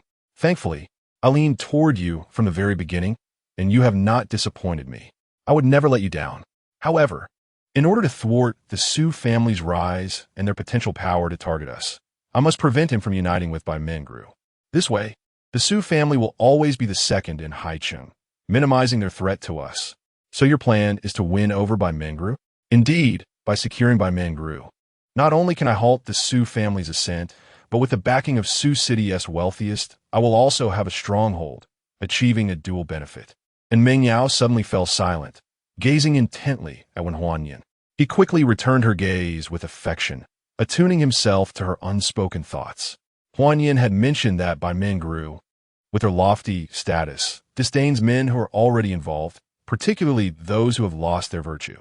His reasoning held merit. If I were to refuse, it would surely lead to conflict. Bai Mengru has been at school for a year, and no one has succeeded in courting her, indicating her elusiveness. Therefore, it may be wiser to acquiesce to Huanyan's plan. He would surely appreciate my understanding, wouldn't he? With this thought, and Meng Yao said, Huanyan regarding Bai Mengru, I agree to your pursuit of her, but it is not a concession on my part. It is solely for your safety. I do not wish for you to exploit my love for you time and again to cause me pain. When Huanyan swiftly embraced her, say, my dear, rest assured, no matter how many women I encounter in my lifetime, the one I cherish most is undoubtedly you. If I must choose from countless women, it will always be you. I, Wen Huanyan, will love you forever. He kissed her deeply, and Meng Yao shuddered, profoundly moved by Wen Huanyan's heartfelt words. After their lips parted, she responded earnestly, Huanyan, I believe in you. Oh dear, could you too refrain from displaying your affections so openly? We are nearly at the hot pot restaurant, so hurry up, a classmate interjected, visibly annoyed by their public display of affection. When Huanyan chuckled, what's the rush? It's not like we've never had hot pot before. Those of you who are quick, go ahead and place the orders. Indeed, everyone hastened to order. Meng Yao, I shall carry you, Wen Huanyan declared, not waiting for Meng Yao's response, as he scooped her up in a princess hold and jogged ahead. They soon arrived at the authentic hot pot restaurant, where over 50 of them burst in with great enthusiasm. Fortunately, it was still a little past 4 in the afternoon, and the restaurant was completely empty. What brings you all here? The staff asked, startled by the sudden influx. That question is superfluous. We've come to the hot pot restaurant to enjoy hot pot. Of course, one of them replied. Ah, so all of you are here for hot pot? Indeed, we are a class of students here to support your business together. Are we not welcome? Welcome, warmly welcome. Please have a seat. The spacious restaurant had more than 20 tables in the main hall. We'll sit close to the right side, the class monitor directed. Sound good? Everyone complied. At this moment, when Huanyan interjected, let us not sit too cramped. Spread out a bit and occupy several tables. The class monitor countered, when Huanyan, while you may be affluent, we cannot waste resources like that. This table accommodates 8. And with 57 of us, we'll need 7 tables. One of us can squeeze in. Just squeeze a little. Occupying an extra table merely incurs another pot-based fee, which is insignificant. I'll pay for 8 tables. It's my decision. Then let us settle on 8 tables, ensuring the male god and the school belle have a bit more space. Right, they need their romantic world. Thus, it came to pass that when Huanyan and Meng Yao found themselves at one table, when Huanyan remarked, if anyone feels cramped, just come over to this table. It's not cramped at all. It feels just right. Yes, we're perfectly comfortable. Feel free to order whatever you like. Today, let us indulge ourselves, he encouraged. Yay! The male god is the best. We shall not hold back. And indeed, they did not hesitate, ordering freely and enjoying their meal heartily. With no other patrons in the restaurant, everything arrived promptly, enhancing their pleasure. As they dined past 5 o'clock, just as they were finishing, other customers began to trickle in. Wow, business is booming? Someone exclaimed. Oh my, that girl is exceptionally beautiful, commented a group of 4 young men, 3 with blonde hair and 1 bald. The bald one, upon spotting Meng Yao, became mesmerized and, almost uncontrollably, approached their table with a grin, unaware of the sudden shift in atmosphere. As he reached Wen Huanyan's table, he cheerfully attempted to sit beside Meng Yao. Seeing the opportunity to confront his target, Wen Huanyan could not suppress a smile, prepared to counter. Hey, bald head, I advise you not to disturb our year brother and year sister during their meal. A male student, filled with indignation, shouted vehemently, Indeed, bald one, should you dare to sit down, we shall not be courteous. Bald one, what are you staring at? Hurry and get lost. Though they were all students, the sheer number, coupled with the presence of female classmates, emboldened the boys to express themselves boldly. How dare you speak to our Chang'e like that? Do you seek death? A fellow with yellow hair, seemingly taken aback by the audacity of a group of uniformed students, quickly regained his composure and threatened in a raised voice. The formidable aura silenced those who were timid. Brothers, what are we afraid of? With our numbers, can we truly be intimidated by just 4 of them? Besides, Yen Gu is treating us to hot pot. We cannot allow Yen Gu and his wife to be bullied. Indeed, there are only 4 of you, and if you wish to avoid a beating, you'd best depart swiftly. Chapter 45. Scalded, how amusing it is that a group of children, barely out of their infancy, dares to threaten me. I shall see how many among you possess the courage. Ding dong. After speaking, the bald man produced a sharp dagger and thrust it forcefully into the table. He surveyed the room, taunting, Weren't you all quite fierce just now? Who among you dares to step forward? Faced with the intimidating presence of the bald man, the crowd exchanged apprehensive glances, the timid ones too frightened to meet his gaze. Seeing no one brave enough to respond, the bald man stepped onto a chair and pointed at a sturdy classmate. You were the loudest just now, weren't you? Come here and crawl through my legs, and I may spare you. Don't be reckless, or we will call the police. A girl mustered the courage to interject. Call the police? Go ahead and try. I'll be in and out by tomorrow, but I'll remember all your faces. If you're not afraid of my retribution, then be my guest. The fear of retaliation silenced them all. At that moment, when Huanyan stood up, a smile gracing his face. Oh man, are you plotting against my wife? The expression on Huanyan's face left everyone speechless and perplexed. How could he still be smiling at such a time? The bald man turned his gaze to Huanyan, his eyes greedily resting on Meng Yao. So, she's your wife. She is indeed beautiful. Here's the deal. I want to make things difficult for you. Just let your wife spend the night with me and my friends. This is a trivial matter. By the way, have you eaten yet? How about we have some hot pot first and discuss other matters later? That works. Let your wife drink a few cups with me first. The bald man thought he had gained the upper hand, settling next to Meng Yao and reaching out towards her. A sudden fierce glint flashed across Huanyan's face as he seized the bald man's arm reaching for Meng Yao and thrust it into the scalding hot pot. The pain from the burn elicited a pig-like squeal from the bald man. Heavens! This scene left numerous classmates screaming in shock, rendered utterly speechless. It was a stunningly terrifying maneuver, something only witnessed in films. Experiencing it firsthand sent shivers down their spines. The bald man writhed in agonizing struggle, yet to no avail.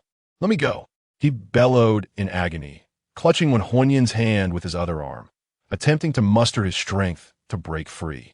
Despite exerting every ounce of his power, Huanyan's grip remained steadfast, as unyielding as a mountain.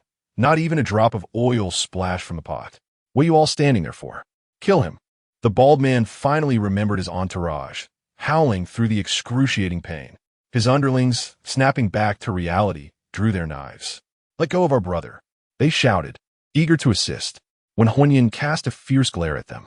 Just a single look sent tremors through their bodies, paralyzing them with fear, preventing them from approaching. Apologize to my wife, and I shall release you, when Huanyan finally spoke. I'm sorry, truly sorry. I was wrong, and I won't dare again. What exactly did you do wrong? I erred in contemplating an assault on my sister-in-law. Brother, I beseech you, spare me. My hands are burning with pain. It was only then that when Huan Yin released his grip, the bald man, with a sudden jerk, pulled his hand back too forcefully, slamming it onto the ground. After being rescued, he glared at Huan Yin and roared, "You vile creature, dare to harm me? Make sure he is eliminated." Yet, none of his underlings dared to act. Still brazen, when Huan Yin remarked coldly, advancing step by step, the bald man, enduring the pain in his left hand, scrambled to his feet and shouted at his nearby lackeys, "Hand me a knife." He was filled with immense fury at his 3 underlings who stood paralyzed with fear. Seizing a dagger from one of them, he charged at Huan Yin, snarling, "You little beast, die! Huan Yin, be careful!" And Meng Yao screamed, instinctively lifting a wooden bench and striking it forcefully towards the bald man. My heavens! The classmates were taken aback by Meng Yao's unexpected fierceness, gasping in shock, their mouths agape. Bang! The wooden bench struck the bald man's head with tremendous force, catching him off guard in his furious charge. Blood gushed forth instantly. Ding! And Meng Yao, startled, dropped the bench to the ground, her pallid face trembling as she hid in Huan Yin's embrace, stuttering, "Huan Yin, I've killed someone. I've killed someone, do not fear. He intended to kill me. You acted in self-defense. Even if he were to die, we would be justified. You shall come to no harm." Really? Indeed. Throughout our lives, how many have you hurt to protect me? None of it has resulted in any consequences. Then it is well. He had no right to raise a blade against you. I cannot stand by and watch you be harmed. He brought this upon himself. Yes, he deserved it. Do not worry. I will handle everything. Comforting Meng Yao, he turned to the trio of yellow-haired thugs. What are you 3 dawdling for? Hurry and take him to the hospital. The 3 finally snapped to attention, hurriedly lifting the bald man and departing.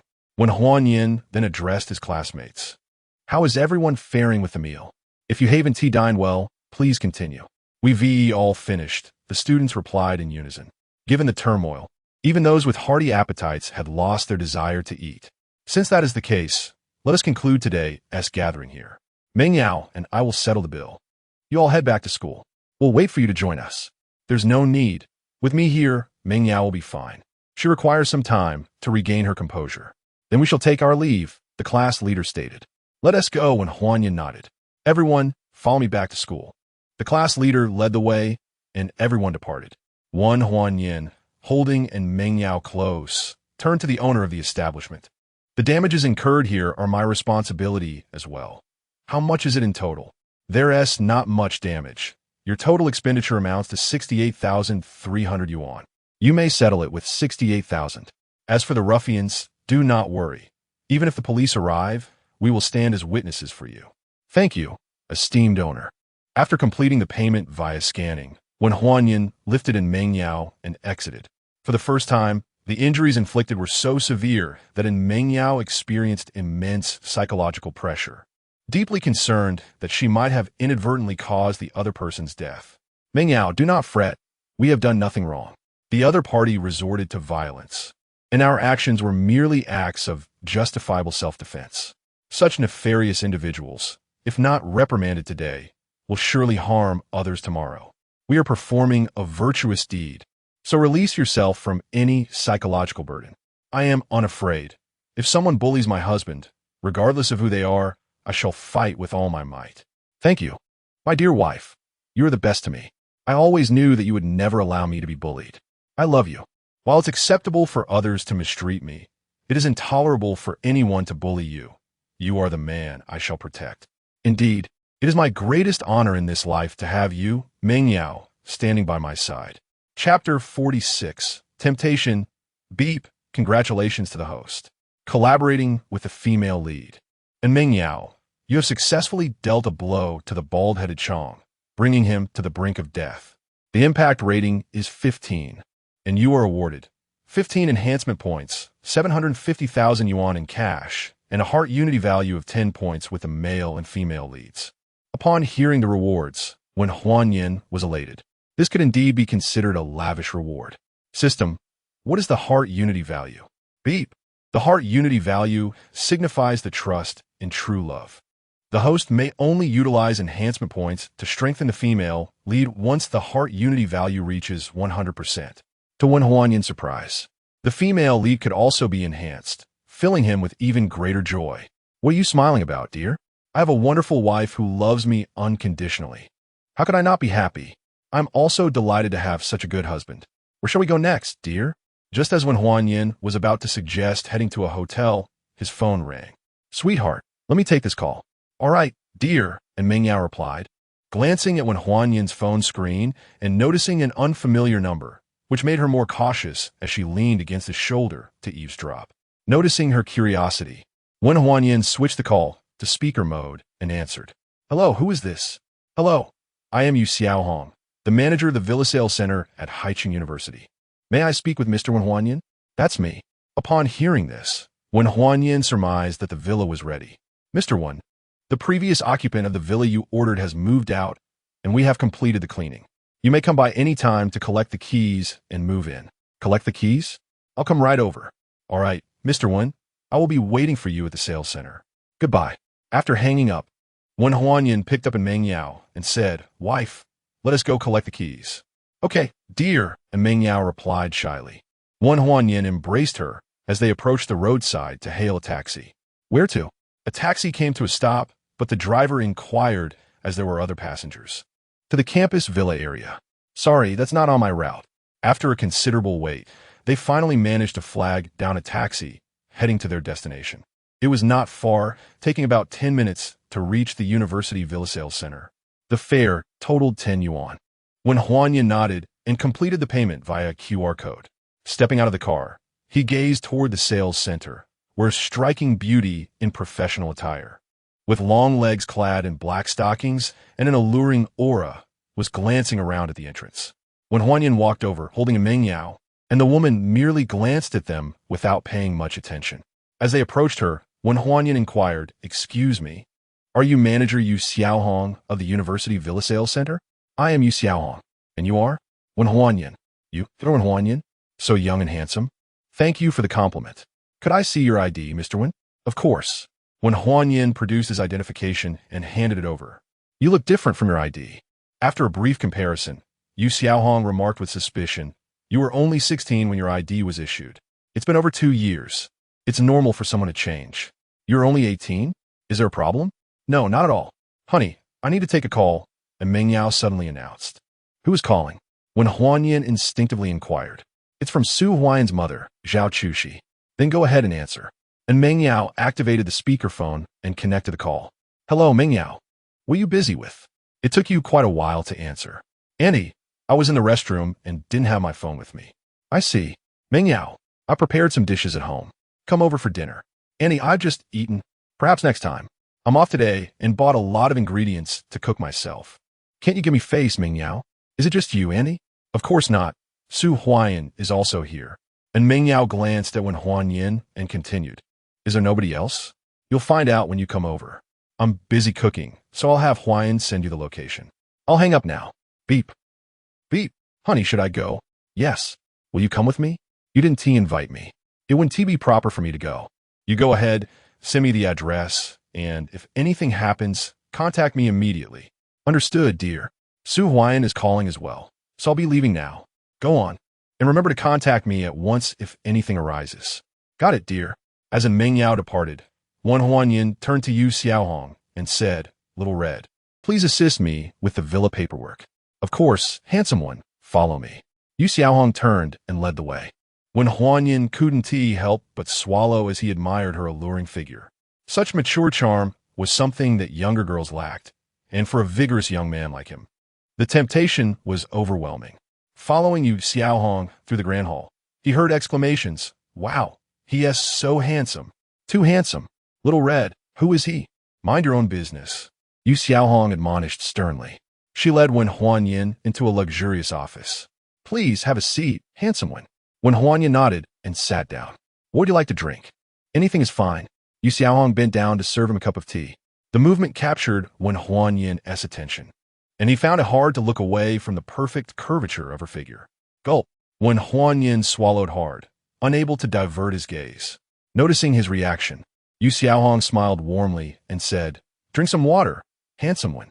Huanyin snapped back to reality, his eyes landing on Yu Xiaohong's exquisite face, complimented by her elegant demeanor. Utterly captivating, Yu Xiaohong casually sat beside him, inadvertently pressing against his thigh, causing his gaze to instinctively fall upon her long, black stocking-clad legs. At that moment, Huanyin felt an overwhelming urge to place his hand firmly on her slender leg.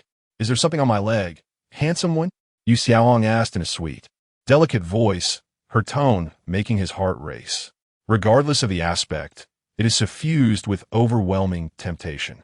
Huanyin accepted the tea, drained it in one gulp, and fixed his gaze upon Yu Xiaohong, inquiring, "Sister Xiaohong, do you have a partner?" "No, I've been single for many years. It is quite lonely and desolate being on my own, yet I cannot find someone suitable," she replied. Each utterance, each word, exuded a terrifying allure. Even with the chance to live anew, when Huanyin found himself unable to resist such temptation. Suddenly seizing Yu Xiaohong's hand, he declared, "Xiaohong, be my girlfriend, and I shall treat you well." Feeling the softness of Yu Xiaohong's hand, his breath quickened, yearning to embrace her immediately. Yu Xiaohong deftly withdrew her hand and replied softly, "You must be joking, dear brother. How old are you?" "I am nearly 30. How could someone like you possibly be interested in me?" As she spoke, she deliberately crossed her legs, revealing her alluring black stockings. When Huanyin was utterly captivated, and he fervently embraced Yu Xiaohong, exclaiming, "Sister, you are being too harsh. To me, you appear only 18. Please, grant me a chance." Chapter 47. Timeless charm, brother. You mustn't do this. It's truly unacceptable. I am unworthy of you. Yu Xiaohong uttered these words, grappling with her inner turmoil, yet her efforts seemed futile, as if she lacked the strength to break free. Instead, her body gravitated closer to Huanyin, igniting a fervor within him. "Sister, I love you. If I say you are worthy of me, then you are. Rest assured, I will cherish you dearly." Huanyin bellowed, losing all semblance of restraint as he toppled Yu Xiaohong onto the sofa. Yu Xiaohong flailed in a panic, her struggles exuding an alluring cadence that rendered him powerless to resist. Huanyin captured her crimson lips with his teeth, and as she seemed poised to utter a word, her tongue brushed against him. It was as if he were electrified, spiraling into uncontrollable desire. "Sister, I love you."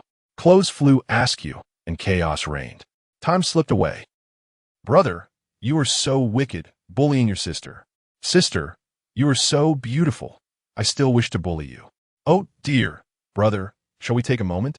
I am weary." "Sister, you cannot blame me. It is your allure that is irresistible." Another tumult ensued until the shrill ring of a phone pierced the air. Huanyin cast an irritated glance at the screen. It was a call from Meng Yao. His body tensed, and he hastily said, "Sister, my girlfriend is calling. Please remain silent for a moment." "Isn't the sister your girlfriend as well?" "Of course, but I must answer this call." "Be a good girl, sister." Yu Xiaohong pouted and complied, her demeanor becoming obedient, which was utterly enticing. The call connected. "Hello, darling, what are you up to? I've sent you so many messages without a reply." "Oh, my dear wife, I was just inspecting a property, checking for any issues. I didn't notice my phone. How is everything? What do you think? They want to keep me here overnight, but I suspect Su Huan has ulterior motives. I've already sent you the location. Hurry and come pick me up." "All right, I'll be there shortly." After hanging up, when Huanyin reluctantly addressed Yu Xiaohong's sister, "Please handle the paperwork and send it directly to the villa. I'll return to you soon. Won't you play a little longer?" "Sister, I have pressing matters to attend to. There will be plenty of time later. Remember to send me the villa's location. By the way, do you have a car? May I borrow it?" As he spoke, he had already dressed. Yu Xiaohong rose and approached the desk. Huanyin gazed at her S-shaped silhouette, wishing he could linger, were it not for Meng Yao. "Brother, here are the keys." Yu Xiaohong picked up the keys and extended them to Huanyin.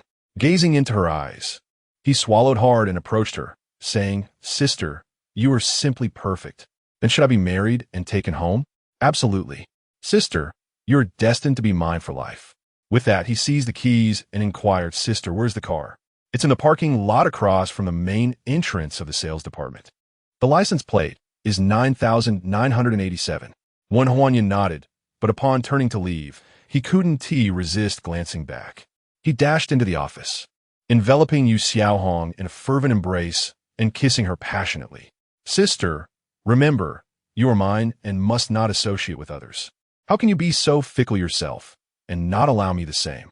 Sister, promise me, will you?" "All right, I promise. Hurry along, or your little crush will get upset. You're the best, sister. See you soon." With reluctance, when Huanyan departed, Yu Xiaohong watched him leave, smiling as she murmured, "So handsome. Even this lifelong single sister is tempted. Well, since my family is pressuring me to marry, perhaps it wouldn't be so bad to marry someone I like." Wen Huanyan drove Yu Xiaohong's BMW X3 at full speed towards Villa number 12 in the Gulf Villa area. After approximately 20 minutes, he arrived at his destination, parked the car, and approached. "Who are you?" the security guard asked sternly. "Wen Huanyan." Upon seeing Wen Huanyan's striking appearance, the guard softened his tone and inquired politely, "Mr. Wen, do you know the homeowner?" "I am a classmate of Su Huayan." "Please wait a moment," the guard said as he dialed a number. After a considerable pause, the call connected. "Young master, there's a Wen Huanyan here claiming to be your classmate. Tell him to leave." Su Huayan's furious voice interrupted. "Wen Huanyan." A worried voice from a room upstairs called out urgently. Fearing for the worst, Wen Huanyan leaped over the 1.8-meter-high fence and rushed towards the villa. The scene left the security guard stunned, unable to regain his composure for quite some time. Arriving at the front door, he found it shut. "Knock, knock, knock." Wen Huanyan pounded on the door, shouting, "Open up, Su Huayan. If you dare to touch Meng Yao, I will not let you off easily." Thinking they wouldn't open the door so easily, he stepped back a few paces and prepared to charge. To his surprise, the door swung open at that moment. It was Su Huayan's mother, Zhao Chushi, who had opened the door. He collided forcefully with her, causing them both to tumble to the ground. Wen Huanyan was momentarily taken aback by Zhao Chushi's soft figure, internally exclaiming how ample she was. Zhao Chushi, however, felt something else, and her face flushed crimson. They both stared at each other, momentarily lost in the moment. "Wen Huanyan, get off me!" Zhao Chushi was the first to regain her senses, angrily chiding him. "I'm sorry." "And Zhao, Wen Huanyan apologized as he hurriedly got back to his feet. Smack! Before he could finish, Zhao Chushi, now standing, delivered a sharp slap. "Aunt Zhao, why did you hit me? You still remember to call me Aunt Zhao? What did you just do?" "What did I do?"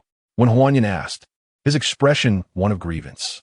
Zhao Chushi glanced at his pants, unsure how to articulate her thoughts.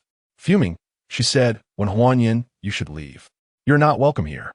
"I won't stay, but my wife is here, and I must take her home." "Who is your wife?" "Of course, it's in Meng Yao." "Wen Huanyan, do you have no shame? What do you have that Meng Yao would ever be interested in you?" "Aunt Zhao, you need not concern yourself with this matter." As Zhao Chushi refused to yield, Wen Huanyan opted to circumvent her. Zhao Chushi seized Wen Huanyan and forcefully pushed him outward, exclaiming, "I command you to leave."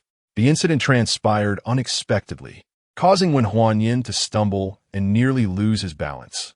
Instinctively, he clutched Zhao Chushi.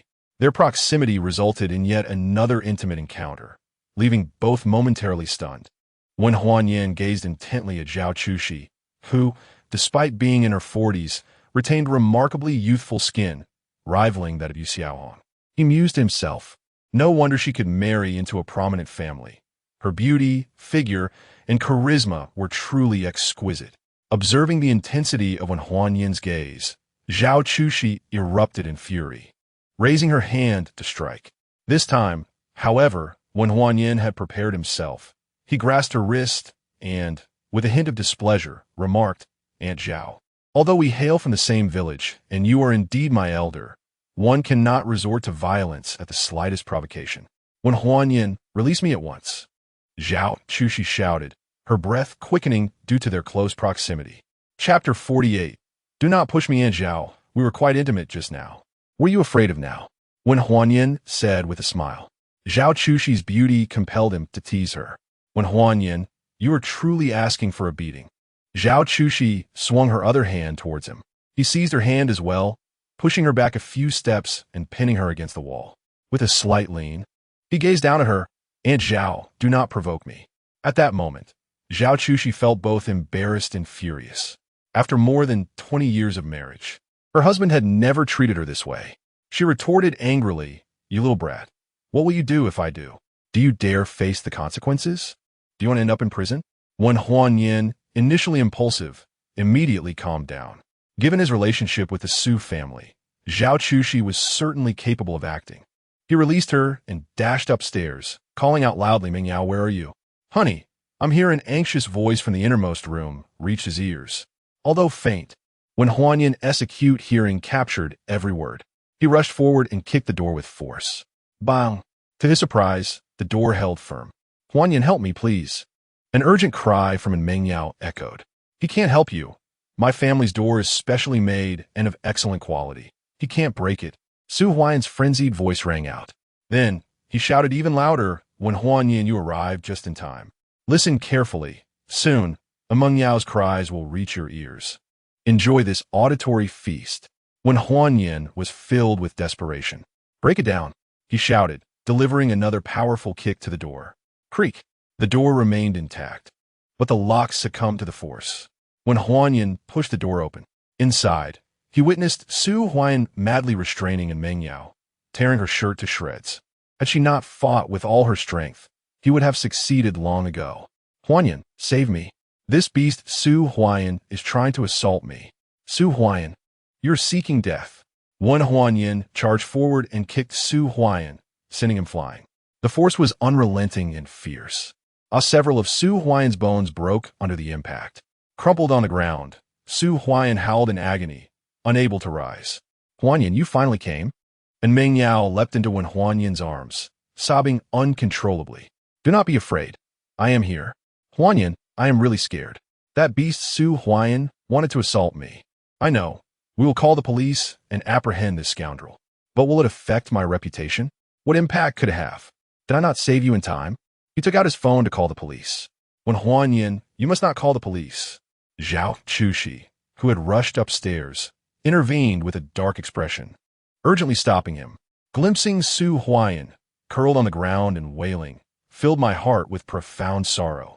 And Meng Yao, trembling with fear, sought refuge behind Huan Yin. With a cold voice, Huan Yin declared, "Your son has assaulted my wife. Why should I refrain from reporting it to the authorities?" Alarmed at the prospect of Huan Yin contacting the police, Zhao Chushi suddenly lunged at him, attempting to snatch the phone from his grasp. The matters concerning her son were a result of her leniency. Yet this incident must not be made public. Should Bai Ming Gru and the Bai family become aware, the opportunity for an alliance would be irreparably lost, and the Su family would face ruin. When Huan Yin swiftly raised the phone high, Zhao Chushi, intent on retrieving it, clutched Huan Yin's arm with one hand while the other reached for the phone, entirely oblivious to the closeness of their bodies. To the onlookers, there was nothing amiss. After all, Zhao Chushi was over 40, merely eager to reclaim the phone. Observing the urgent and physical interaction between Zhao Chushi and himself, when Huan Yin felt an unexpected thrill. Suddenly, a bold idea flashed through his mind. How delightful would it be for Su Huan to discover that he had an affair with his mother? The thought alone could shatter him, possibly leading to his demise. Could Su Huan withstand such retribution? With this in mind, when Huan Yin regarded Zhao Chushi anew, his eyes glimmering with intrigue. Her physique, beauty, and poise were indeed exceptional. The more he pondered, the more captivated he became. "Meng Yao, here are the car keys. The vehicle is right outside. You should go ahead," he instructed.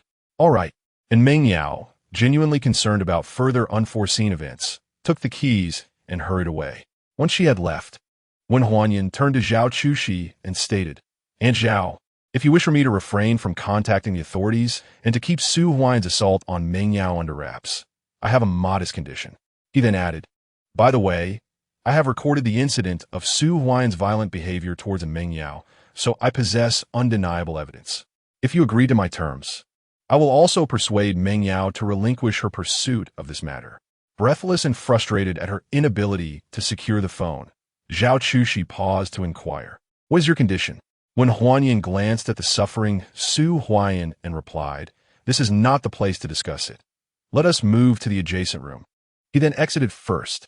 Zhao Chushi cast a glance back at Su Huan, offering comfort, Endure for a moment, my son. I will return shortly. Before hastily following after Wen Huanyan. The events between Su Huayan and Meng Yao must remain confidential, especially with Wen Huanyan holding evidence.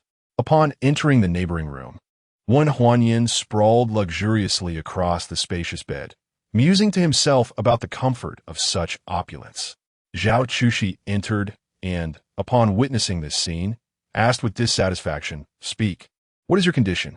She internally lamented the inevitable loss of the bedding. Wen Huanyan gestured towards the door, insisting, "Close the door first." "I can speak with the door open," Zhao Chushi retorted, her heart filled with a foreboding sense of dread. "If you do not comply with my requests, I shall release the video of Su Huayan assaulting my wife to the internet. If you do this, Meng Yao's reputation will be ruined," Zhao Chushi warned. "That is inconsequential. I intend to marry Meng Yao, while your son Su Huayan will be utterly destroyed." Zhao Chushi trembled slightly, feeling compelled to obediently turn and close the door. Wen Huanyan reminded her to remember to lock it. Zhao Chushi shuddered with overwhelming anger and turned to bellow, "Wen Huanyan, what on earth do you intend to do?" Fortunately, the soundproofing of the room was exceptional. Had it not been for Wen Huanyan's extraordinary physical capabilities, she would not have been hurt at all. With a sly smile, Wen Huanyan brandished his phone, stating that if she did not comply with his demands, he would make her actions public. Zhao Chushi trembled again, consumed by hatred and fury. Inviting Meng Yao to her home was an arrangement she had made for Su Huayan, and this matter absolutely could not leak. Not only must outsiders remain oblivious, but Su Huayan's father also must not know, or she feared she would face dire consequences, as this pertained to the future of the Su family. Wen Huanyan, what do you truly want? Zhao Chushi asked in despair, feeling ensnared by her son's misdeeds. "I give you one last chance. Lock the door." Wen Huanyan's voice was cold and impatient. Zhao Chushi trembled, no longer daring to challenge his patience.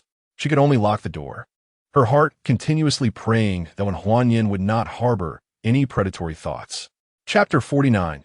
Control now, you may speak, Wen Huanyan. Zhao Chushi said weakly as she locked the door behind her. Wen Huanyan shifted slightly to his right and gestured for her to come and lie down beside him. Zhao Chushi trembled momentarily, but regained her composure, recognizing that anger would not resolve the issue. Reluctantly, she approached and sat at the edge of the bed on his left. "I meant lie down," he interrupted her before she could speak. Furious, Zhao Chushi exclaimed, "Wen Huanyan, what exactly do you intend to do? We are from the same village, connected through generations. I am your elder." "Ah, so now you acknowledge your status as my elder? Yet you allowed your son to assault Meng Yao?" Wen Huanyan's anger escalated as he threatened, "I will say this once more. Lie down." With a compromising hold over her, Zhao Chushi had no choice but to remove her shoes and recline. Instantly, she was enveloped by a delicate, feminine fragrance. "Come a bit closer," he continued. "Wen Huanyan, you cannot treat me this way. I beg you," she pleaded. "That is not an option." He coldly rejected her. Suddenly, Zhao Chushi spotted the phone resting on Wen Huanyan's right side and realized that the evidence was contained within it. In a swift motion, she lunged for it, her body instinctively pressing against him, causing his pulse to quicken. Having successfully secured the phone, she exerted all her strength to smash it against the wall. The impact left a noticeable dent, and the device was destroyed, allowing Zhao Chushi to exhale in relief. Just as she was about to confront Wen Huanyan, he calmly stated, "Zhao Chushi, do you think I am a fool? The video of Su Huayan's crime has long been uploaded to the cloud. I can release it at any moment should I choose." Zhao Chushi's body shuddered as despair washed over her. "What do you truly want from me, you monster?" she screamed, her voice breaking.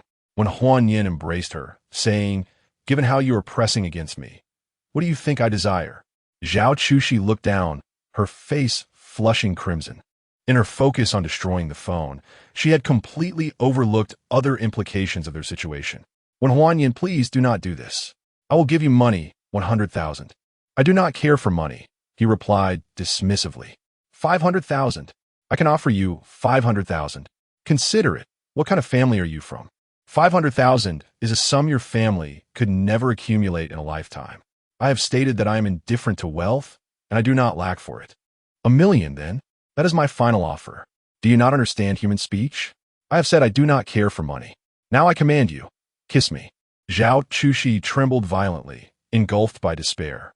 If you do not comply with my request, I will release the video of your son's crime and report it to the authorities. Wen Huanyan, I am your elder. If your family were to discover this, they would surely blame you. My father is in prison. I have never met my mother, and my grandparents cannot control me. Who would dare to blame me? Now hurry. Zhao Chushi found herself in a state of helplessness, her heart swelling with anger and despair, simultaneously harboring an even deeper hatred for Su Huayan, who had caused her so much suffering. Gradually, she pressed her lips against Wen Huanyan's. He embraced her tightly, responding with fervor. In a sudden twist, he flipped her over, pinning Zhao Chushi beneath him, engaging in increasingly fervent actions. Zhao Chushi closed her eyes in despair, feeling Wen Huanyan's actions becoming more excessive, dangerously close to crossing the line. Her long dress was lifted, and ultimately, that line was breached. Tears streamed down her face, a manifestation of her hopelessness and helplessness. Just as Wen Huanyan was lost in his enjoyment, Zhao Chushi's phone, which she had flung away, began to ring. Wen Huanyan surmised it was a call from Meng Yao and had no choice but to pause and retrieve the phone. The screen was shattered, and he could only slide his finger across it by instinct to answer. Hello, Huanyan, why haven't you come down yet? Wife, I'm discussing how to handle this situation. Please wait, I will be down shortly. All right, Huanyan, hurry up, I'm feeling a bit scared. Don't worry, just lock the car door. After ending the call, Wen Huanyan returned to the bed. Zhao Chushi had opened her eyes, her gaze icy and her expression indifferent. Wen Huanyan, you've done what you intended to do. Can we delete the video now? What's the rush? We're just getting started, Wen Huanyan replied, continuing his transgressions. Initially, Zhao Chushi managed to endure it, but as time passed, she could no longer suppress her sounds of distress. Time was of the essence, and Wen Huanyan exerted himself fully, yet it took more than half an hour to conclude. Dressed, Wen Huanyan reassured Zhao Chushi, and Zhao, rest assured, as long as you obediently comply, I will ensure the video remains undisclosed. I will also appease Meng Yao. At that moment, Zhao Chushi surprisingly felt warmth returning to her complexion. Upon reflection, she realized it had been over 20 years since she had experienced such happiness. With a complex expression, she gazed at Wen Huanyan and said, Wen Huanyan, if you wish to contact me in the future, feel free to do so. I will accommodate your requests, but I hope you keep your promises. Rest easy. As long as you are compliant, this matter will remain a secret. After all, I value Meng Yao's reputation as well. She is still waiting, so I shall take my leave and will reach out to you. With that, he strode out. Zhao Chushi watched Wen Huanyan depart with a complicated expression, surprisingly devoid of anger. Contemplating his extraordinary good looks and robust physique, she felt an unexpected impulse to possess him. Mom, what are you doing? I'm in so much pain. Hurry and call a doctor to take me to the hospital. Su Huayan's anguished cries echoed. Zhao Chushi shuddered, feeling an unbearable embarrassment. Her son was suffering in the adjacent room while she was here. It was too shameful. She hurriedly dressed and went over. Mom, what on earth were you discussing with Wen Huanyan? Why has it taken so long? Su Huayan questioned angrily. Huayan, how dare you blame me? Do you have any idea that your violation of an Meng Yao was recorded by Wen Huanyan? What? Wen Huanyan is threatening you with that video? What do you think? Mom, what is he threatening you with? What else could it be? A penniless wretch like him is obviously after money. How infuriating. How much did he demand? 500,000. Damn it, this pauper truly has the audacity to ask for such an exorbitant sum. It's maddening. I lost 50,000 without even having the chance to kiss in Meng Yao. Upon hearing this, Zhao Chushi felt an overwhelming urge to kick him, thinking, you're the one feeling indignant? You've caused your mother to be cornered by Wen Huanyan. All right, I will contact the hospital to come and assist you. Mother, Wen Huanyan has deleted the videos, hasn't he? Yes, he has. From now on, cease your pursuit of Meng Yao. Your sole focus should be on winning by Mengru. That is your rightful endeavor. Mother, I am not willing to accept this. Had I known I would have taken Meng Yao while in Mo City, it's infuriating to see that waste of space when Huanyan benefit from my inaction. Stop uttering such futile words. Regardless of what you wish to accomplish, you must first fulfill the task assigned by your father. Do not forget, if you fail to win by Mengru, Your father will not grant you the right of inheritance. Mother, I understand. Will the doctor arrive? The pain is unbearable. I must avenge this grievance. It will be wise not to provoke Wen Huanyan. His father is a scoundrel, and he has inherited his father's undesirable traits. Those who have nothing to lose will not fear the well-shod. I, Su Huayan, am the young master of the second wealthiest family in Haicheng. How could I possibly be intimidated by him? Chapter 50. Kindling in flames when Huanyan hastily exited the villa. Huanyan and Meng Yao quickly rolled down the car window and called out, "What are you doing?" The security guard, baffled, inquired. "Nothing," when Huanyan replied curtly as he drove away. "Husband, how did you resolve it?" Now devoid of outsiders, and Meng Yao felt emboldened to address him as her husband. "I instructed Su Huayan to refrain from disturbing you any further. And in addition, I secured a compensation of 500,000. 500,000? Is that not excessive?" And Meng Yao was taken aback, as she had not suffered any tangible harm. "I negotiated for it. Zhao Chushi initially offered only 100,000, which I could not accept. After much contention, we finally settled on 500,000. Does that mean the 500,000 is mine?" "Of course it is yours. My phone was damaged during the altercation, so we shall first procure a new device before transferring the funds to you. I was merely jesting. We are now a couple. Thus my wealth is yours as well. No need for reimbursement. While the money may remain untransferred, the phone must be replaced. Look at this. It is utterly ruined." He handed the battered phone to Meng Yao. "How could it be so damaged?" It was thrown in a fit of rage by Zhao Chushi, but thankfully, everything has been resolved. That is a relief. I never anticipated Aunt Zhao would conspire with Su Huayan against me. I should have foreseen it. I was too careless. Thank goodness they did not resort to drugging you. I suspected they might have. They incessantly urged me to drink, yet I steadfastly refused. I am grateful you are unharmed. Otherwise, I would bear the guilt for a lifetime. I told you not to accompany me. By the way, what of the villa? We have taken possession. We shall return to the villa after acquiring a new phone. The school stipulates that failure to return to the dormitory incurs penalties. Although we can stay in the designated area on campus, we have yet to apply for a dormitory withdrawal. It is nearly 10 o'clock. Perhaps we should return to the dormitory tonight and visit the villa tomorrow. That sounds reasonable. Let us first procure the new phone and then head back to the dormitory. Indeed, we must expedite our pace. After departing the coastal villa area, they randomly selected a mobile store, exchanged for the latest model, and then drove back to campus. They arrived at the school at 20 minutes past 10. Wen Huanyan first escorted Meng Yao back to the girls' dormitory. After some hesitation, he dialed instructor Luo Jiayue. After a lengthy wait, the call connected. "Hello, Wen Huanyan. What urgent matter brings you to call at such a late hour?" "Instructor, my mother has purchased a villa for me in the campus villa area, and I am expected to go there. Therefore, I kindly request that you inform the dormitory supervisor that I will not be returning tonight and will arrange for a dormitory withdrawal tomorrow." "Were you not raised by your grandparents? Your mother has returned?" Instructor Luo questioned, perplexed. "Instructor, my mother has acknowledged me. To make amends, she not only provided me with funds, but also purchased a villa for my studies." "I see. That is indeed a fortuitous development. Proceed as planned, and I shall handle matters with the dormitory." "Thank you, instructor. I appreciate you. Without regard for hierarchy, I am your instructor, and you dare to jest. Should you truly harbor affection for me, you must take responsibility." As Luo Jiayue contemplated Wen Huanyan's striking appearance, she mused that if he genuinely loved her, he would undoubtedly not refuse. "Very well, instructor, I shall be responsible for you," she replied. "I am heading to the villa now. I must drive, so I will hang up. Go ahead, but do not be late for class tomorrow." "Understood." After ending the call, Wen Huanyan, in high spirits, drove towards Villa Number 9. Though adjacent to the university, Haicheng University is vast, and it took him a quarter of an hour to arrive. From a distance, he spotted the alluring Yu Xiaohong pacing at the entrance of the villa. Upon seeing his car approach, she hurried to greet him. "Brother, why are you so late? I sent you messages, but you did not respond." "Ah, sister, you have no idea. My phone was broken, and I just got a new one. By the way, why didn't you wait for me inside? I had only just arrived at the entrance. Come on, let's go inside." With that, she took her seat in the passenger side, and when Huanyan drove into the villa, Yu Xiaohong explained. The owner left, but the security and housekeeper were not dismissed. You might want to consider whether to keep them on. Let us retain them.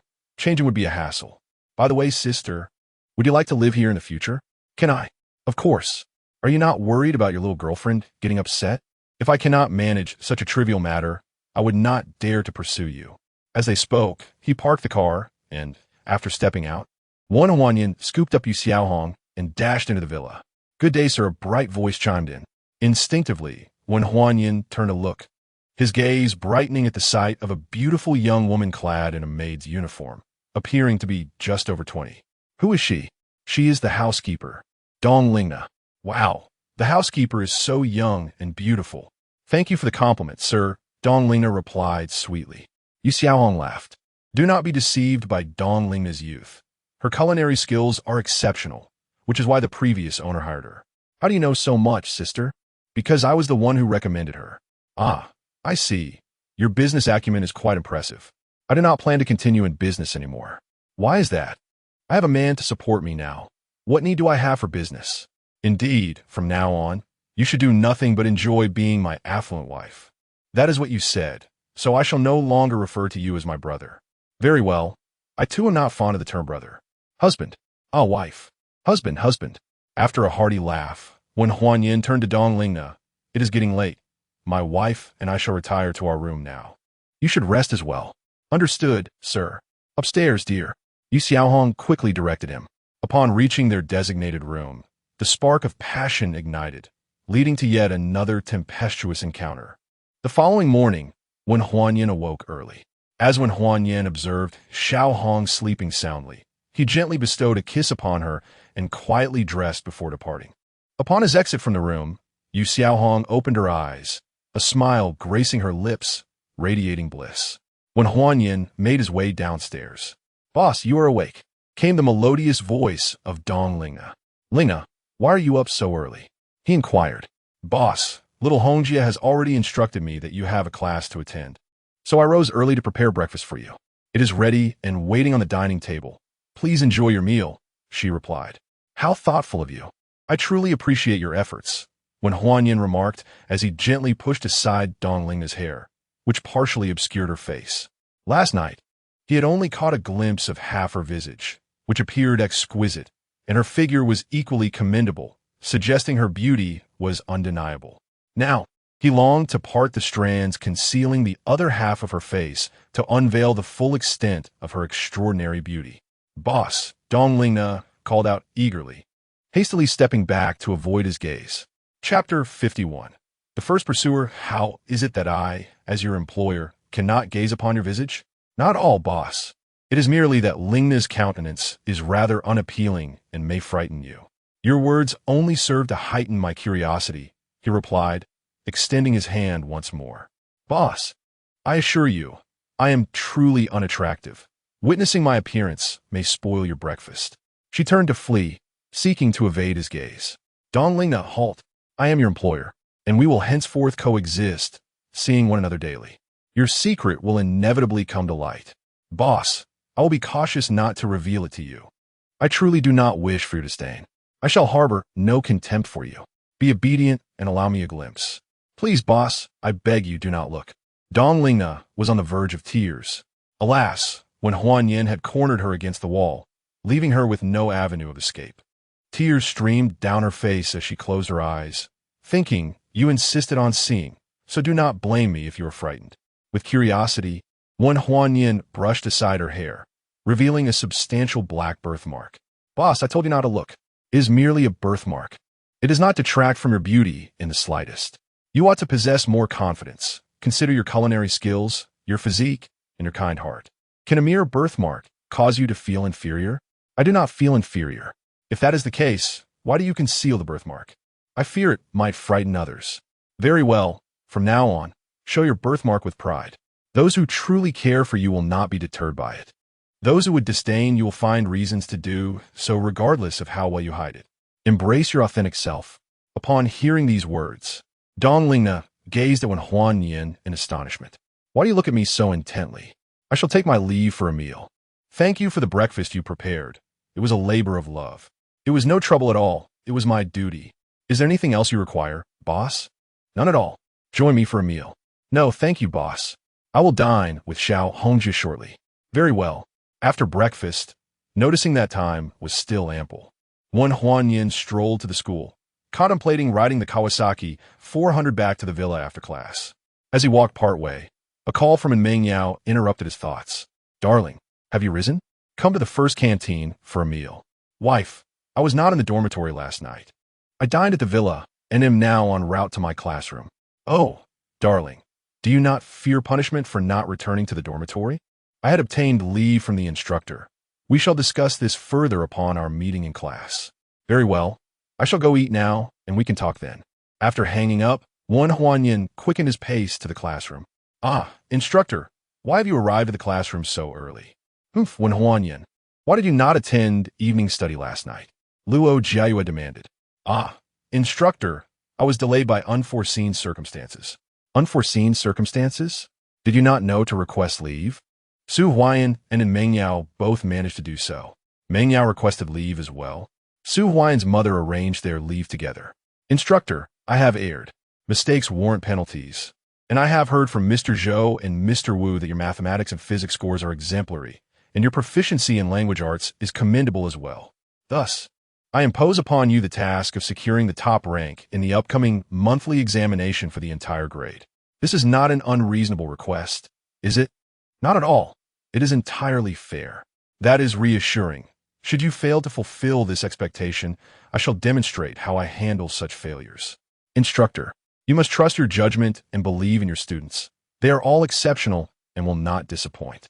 I shall only regard the results when the time comes. So, instructor, does this mean I may be excused from evening study sessions in the future? We shall discuss that once you achieve the top rank. Should you dare to skip evening study again thereafter, I will impose an additional penalty. Understood, instructor. You may return to your seat. Before long, and Meng Yao arrived. Upon sitting down, she softly exclaimed, Darling, I have missed you, while grasping Wen Huanyin's hand. Wen Huanyin was taken aback by Meng Yao's clinginess since they had confirmed their relationship. Wife, I have missed you as well, he responded, shifting his chair closer to her. With the distance diminished, Wen Huanyin grew bolder, slipping his hand beneath Meng Yao's garment. She shivered, nearly gasping aloud. The surrounding classmates stared in astonishment, but wisely remained silent. Darling, please do not. And Meng Yao breathed, her heart racing. Wife, I am merely indulging in a little touch. Darling, let's save that for after school, shall we? And Meng Yao did not refuse, for her love for Wen Huanyin led her to willingly offer him everything now that they were together. Very well. I shall spare you for the moment. Naughty husband. Wen Huanyin, what are you two doing? Luo, noticing their quiet murmurs, inquired angrily. Ah, teacher, we aren't doing anything, and Meng Yao nervously explained. Instructor, I am merely helping Meng Yao with her studies. The classmates in the back rolled their eyes at this response. If you are discussing studies, then do so earnestly, without any frivolity. Understood, instructor. Ding, ding, ding. The morning reading session concluded. Luo Jiayue departed with her textbooks. Wife, I need to step upstairs for a moment. Though Meng Yao felt uneasy, she nodded silently, recalling that Wen Huanyin needed to report to her first. Seeing her acquiescence, Wen Huanyin left his seat and ascended the stairs. Wow, the handsome one has arrived. Are you here to visit by Mengru? Not entirely, Wen Huanyin replied with a smile. Not entirely? Then what else brings you here? I am also here to see you all. Wow, the handsome one knows how to charm. I am truly elated. As long as you are happy. By the way, is by the campus bell around? Yes, go see your campus bell. Wen Huanyin cheerfully walked into class 2 of year 2. By your foremost admirer, the handsome Wen Huanyin has come to see you. Foremost admirer? What does that even mean? Wen Huanyin inquired curiously.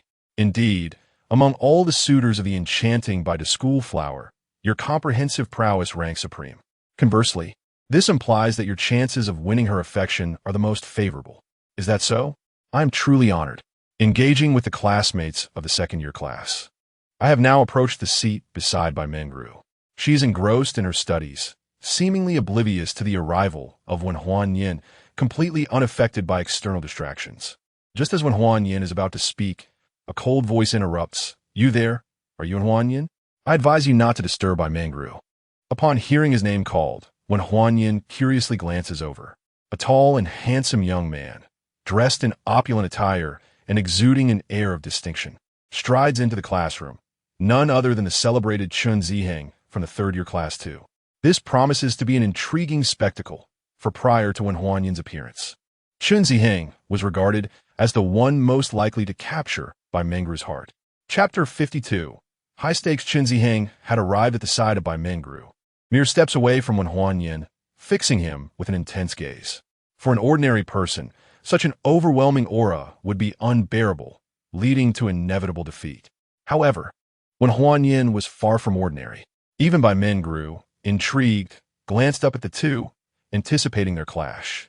Wen Huanyin wore a smile, casually draping his arm around Bai Mengru's shoulders.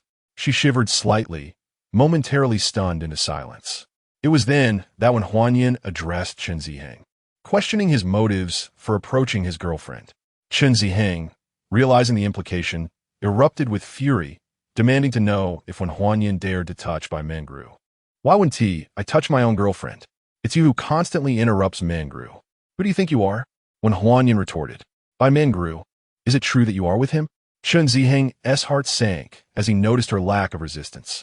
Bai Mengru finally broke free, casting a fierce glare at Wen Huanyin, and replied coolly, I have no intention of dating while I'm in school.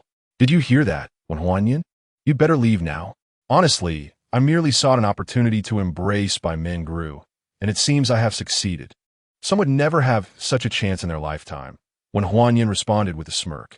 Wen Huanyin, you're courting death, Chun Ziheng warned. Oh, is that so? With such bravado, do you intend to challenge me?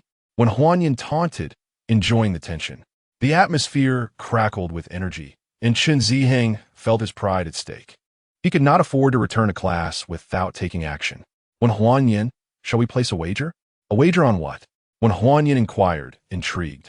Let us bet on who possesses greater wealth. The loser must gracefully withdraw and refrain from approaching Bai Mengru again. If you're a man, accept, Chun Ziheng challenged. I'm rather impoverished. Perhaps it's best we forego the wager, Wen Huanyin replied nonchalantly. Are you afraid? Then leave, and don't disturb Bai Mengru again. Chun Ziheng pressed. Ah, a courteous gesture, yet you seem to be overstepping. Since we are wagering, I suppose I can propose additional terms, Wen Huanyin countered. Fine. As long as you dare to bet, feel free to suggest anything. Chun Ziheng responded defiantly. Very well, I shall not hold back. Firstly, the loser must surrender all their money to the winner. Secondly, once the wager commences, neither party may solicit funds from their family or borrow from others. Do you dare? Is that all? You shall suffer a crushing defeat, Chun Ziheng scoffed. If you're brave enough to play, perhaps you should request some funds from your family before we begin, Wen Huanyin teased. I need not resort to such measures. Let us commence, Chun Ziheng declared. Are we starting already? You truly want to ask your family for money?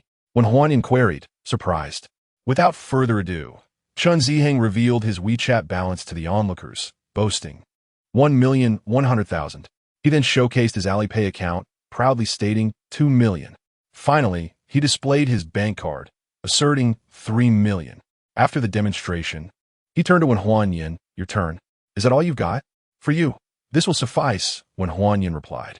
If you do not present it now, once I showcase my own, you will be left with merely 6,100,000. Should my amount exceed yours, you will have lost. I never imagined that Wen Huanyin would possess such confidence. Chun Ziheng felt somewhat uncertain. Clearly, he was feigning composure. Wen Huanyin, enough with the idle chatter. Hasten to reveal your limit. Very well. Observe closely. My situation is quite uncomplicated, merely a modest sum in my bank account. He opened his bank balance for all to see. My heavens, over 8 million? Is it truly over 8 million? Indeed, it seems that no gentleman is ever simple, tall, handsome, and exceptionally wealthy. How could one not fall in love? Wen Huanyin presented his balance to a visibly pale Chun Ziheng, ensuring he understood. I have more than you. Now, let the transfer commence. He switched to the payment code, extending it before Chun Ziheng. Chun Ziheng shuddered, his face contorted with distress. Clenching his fists, he seethed in anger. Who was the scoundrel that investigated Wen Huanyin's impoverished background? How dare he casually produce over 8 million? Is that what constitutes poverty? What then does his own situation amount to? As for the transfer, that was utterly impossible. Transfer? Wen Huanyin, I do not comprehend what you are insinuating. Resorting to deceitful tactics. The entire class was astounded. My goodness, Chun Ziheng cannot afford to lose? Naturally, with over 6 million at stake, I too would find it unbearable. Indeed, to wager such an amount would be sheer folly. Silence, all of you. Chun Ziheng roared in fury. I have just recorded this. It serves as evidence. A girl boldly declared while holding her phone aloft. You're seeking death? Upon hearing of the evidence, Chun Ziheng's rage intensified, and he recklessly charged at the girl. The girl, her face drained of color, retreated in fear. Wen Huanyin stepped in front of her, stating, Chun Ziheng, not only has she recorded it, but I have as well. Upon finishing, Wen Huanyin played the recording from the moment Chun Ziheng initiated the bet.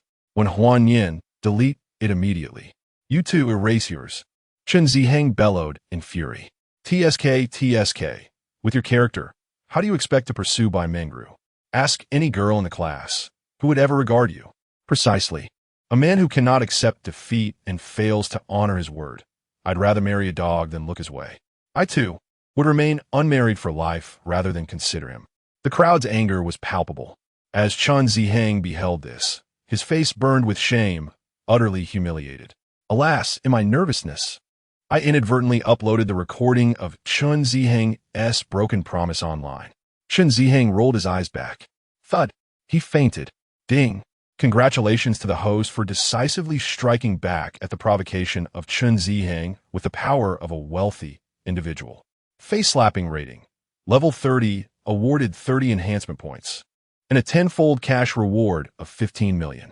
The cash reward, based on level 1 being 50,000, level 30 150,000, multiplied by 10, resulted in a staggering 15 million. Wen Huanyin was ecstatic. Finally, he had become a millionaire.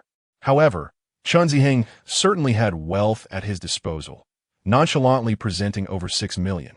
Could someone kindly inform the teacher that Chun Ziheng, after being rejected by Bai Mengru, has fallen into a state of despair and fainted? Everyone is at a loss for words. Oh, my idol, did you not claim that you would release the recording of Chun Ziheng's words into the public domain? Why can I not find it? I too have been unable to locate it. I was merely jesting. How could I possibly engage in such hurtful antics towards a fellow student? You have frightened him to the point of unconsciousness, and yet you claim you could not do such a thing? Is it not true that he himself cannot bear the loss? I too feel a tinge of anger. A little scare could save him over 6 million. Surely he will be quite pleased upon awakening. All right, class is about to commence. I must take my leave. Mengru, I shall come to fetch you for lunch. Without giving Bai Mengru a chance to decline, I swiftly made my exit. Chapter 53. Shamelessness for Wen Huanyin. Attending class was an absolute torment, as he had already mastered everything. His lackadaisical attitude drew the ire of his teachers, yet his outstanding grades rendered them speechless. They merely requested that he refrain from disturbing his classmates. After enduring the drudgery, he finally awaited the end of school. Darling, let us go eat, Wen Huanyin said, pulling in Ming Yao along. Just as they stepped out of the classroom, Yang Xiaoya unexpectedly arrived. Classmate, I wish to speak with you not now. I have to find someone first. Follow me, Wen Huanyin replied, leaving Yang Xiaoya no choice but to follow. As they were about to ascend the staircase, hubby, Su Wanru and Huang Jing appeared together. You arrived just in time. Come with me, he beckoned. To do what? Huang Jing inquired curiously. You'll find out soon enough. They swiftly made their way upstairs, where they encountered Bai Mengru just as she exited her classroom. Mengru, Wen Huanyin called out loudly. My goodness, who is that? Shouting Bai Mengru's name in public? Doesn't he know that she despises this? That guy is quite handsome, surrounded by several beauties. He seems rather flirtatious. I bet Bai Mengru will reject him harshly. Wen Huanyin approached Bai Mengru, but she ignored him and walked away. Mengru, we're all friends here. Just having a meal together. Don't overthink it. Allow me to introduce you. This is my first girlfriend, and Meng Yao. This is my second girlfriend, Su Wanru. This is my third girlfriend, Huang Jing. And this is my friend, Yang Xiaoya. Bai Mingru halted her steps, her demeanor icy. Please do not bother me any further. It's merely making friends. Why so cold? Even if you don't fancy me, can't we at least be ordinary friends? Not all. I do not lack friends. I do, he insisted. Sorry, but I am not interested in being friends with you. You detest disloyalman. I'm not disloyal. With several girlfriends already. How can you claim you're not? They willingly choose to be with me. Anyone who wishes to leave is free to do so at any time. When Huanyan, I want to leave, Yang Xiaoya interjected. You're just my friend. Why are you leaving? You're not my girlfriend, so why the shyness? Yang Xiaoya's face flushed crimson, leaving her at a loss. See? They all wish to remain with me. My charm is evident. Your accusation of my disloyalty is unfounded. Then why do you still pursue me? It's only natural to desire friendship with someone as beautiful as you.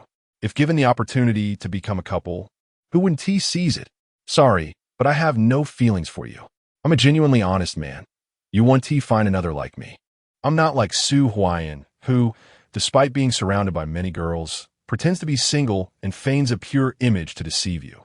What do those girls have to do with Su Huayan? The connection is significant. How significant?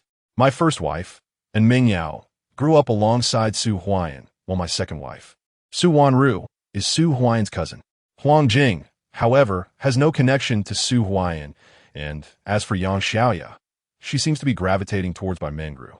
One glance at her frail physique reveals severe malnutrition. If this continues, it could lead to dire consequences. Hence, I intentionally take her out to indulge in nourishing meals. So, you are, after all, a good person? Do I not appear to be one? Not all. My heavens, is that Bai Mingru, the most beautiful girl of the sophomore class?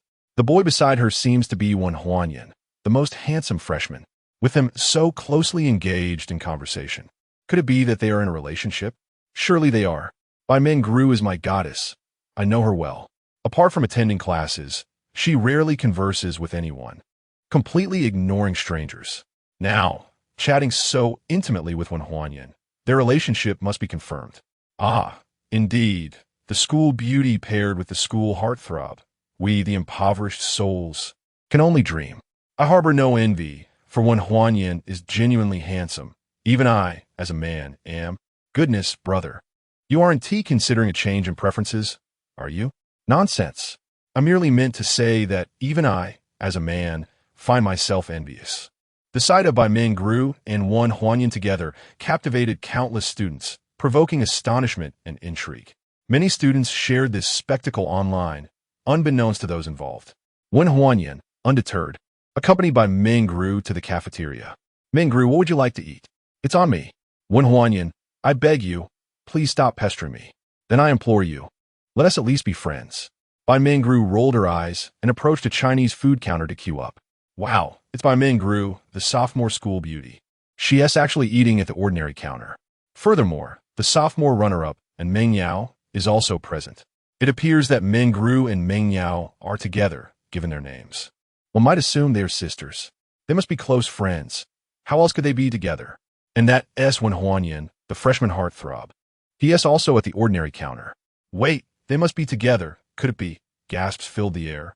One Huanyan stepped to the front of the line and said, Boss, I'll cover the meals for everyone currently in line. Wow, our handsome idol. Does that include us? A girl exclaimed excitedly. Yes, it does. When does that include us? A boy inquired earnestly. Indeed, it does. I'm treating. Choose whatever you desire. Then we shan't hold back. 1. I knew you and Bai are a perfect match. Thank you for your kind wishes. Soon, it was time for everyone to collect their meals. Boss, my friends should receive their meals of the highest standard. Certainly. After everyone had finished, one Huanyan cut in line to grab his meal, preparing to depart. Well, what about us? You can't treat only those at the front. It seems I have been negligent. Turning swiftly, I promptly initiated a transfer, saying, Boss, I shall prepay 10,000 yuan, and their meal expenses will be deducted from my account. WeChat confirms a deposit of 10,000 yuan. Hey there, handsome. May I have your phone number? We will set up a prepaid account for you. No need. The subsequent meal expenses will all be charged to me until it is exhausted. Is someone treating us to a meal? Indeed, the charming gentleman from Wenda is treating. No wonder there is such a long queue here. I shall join as well.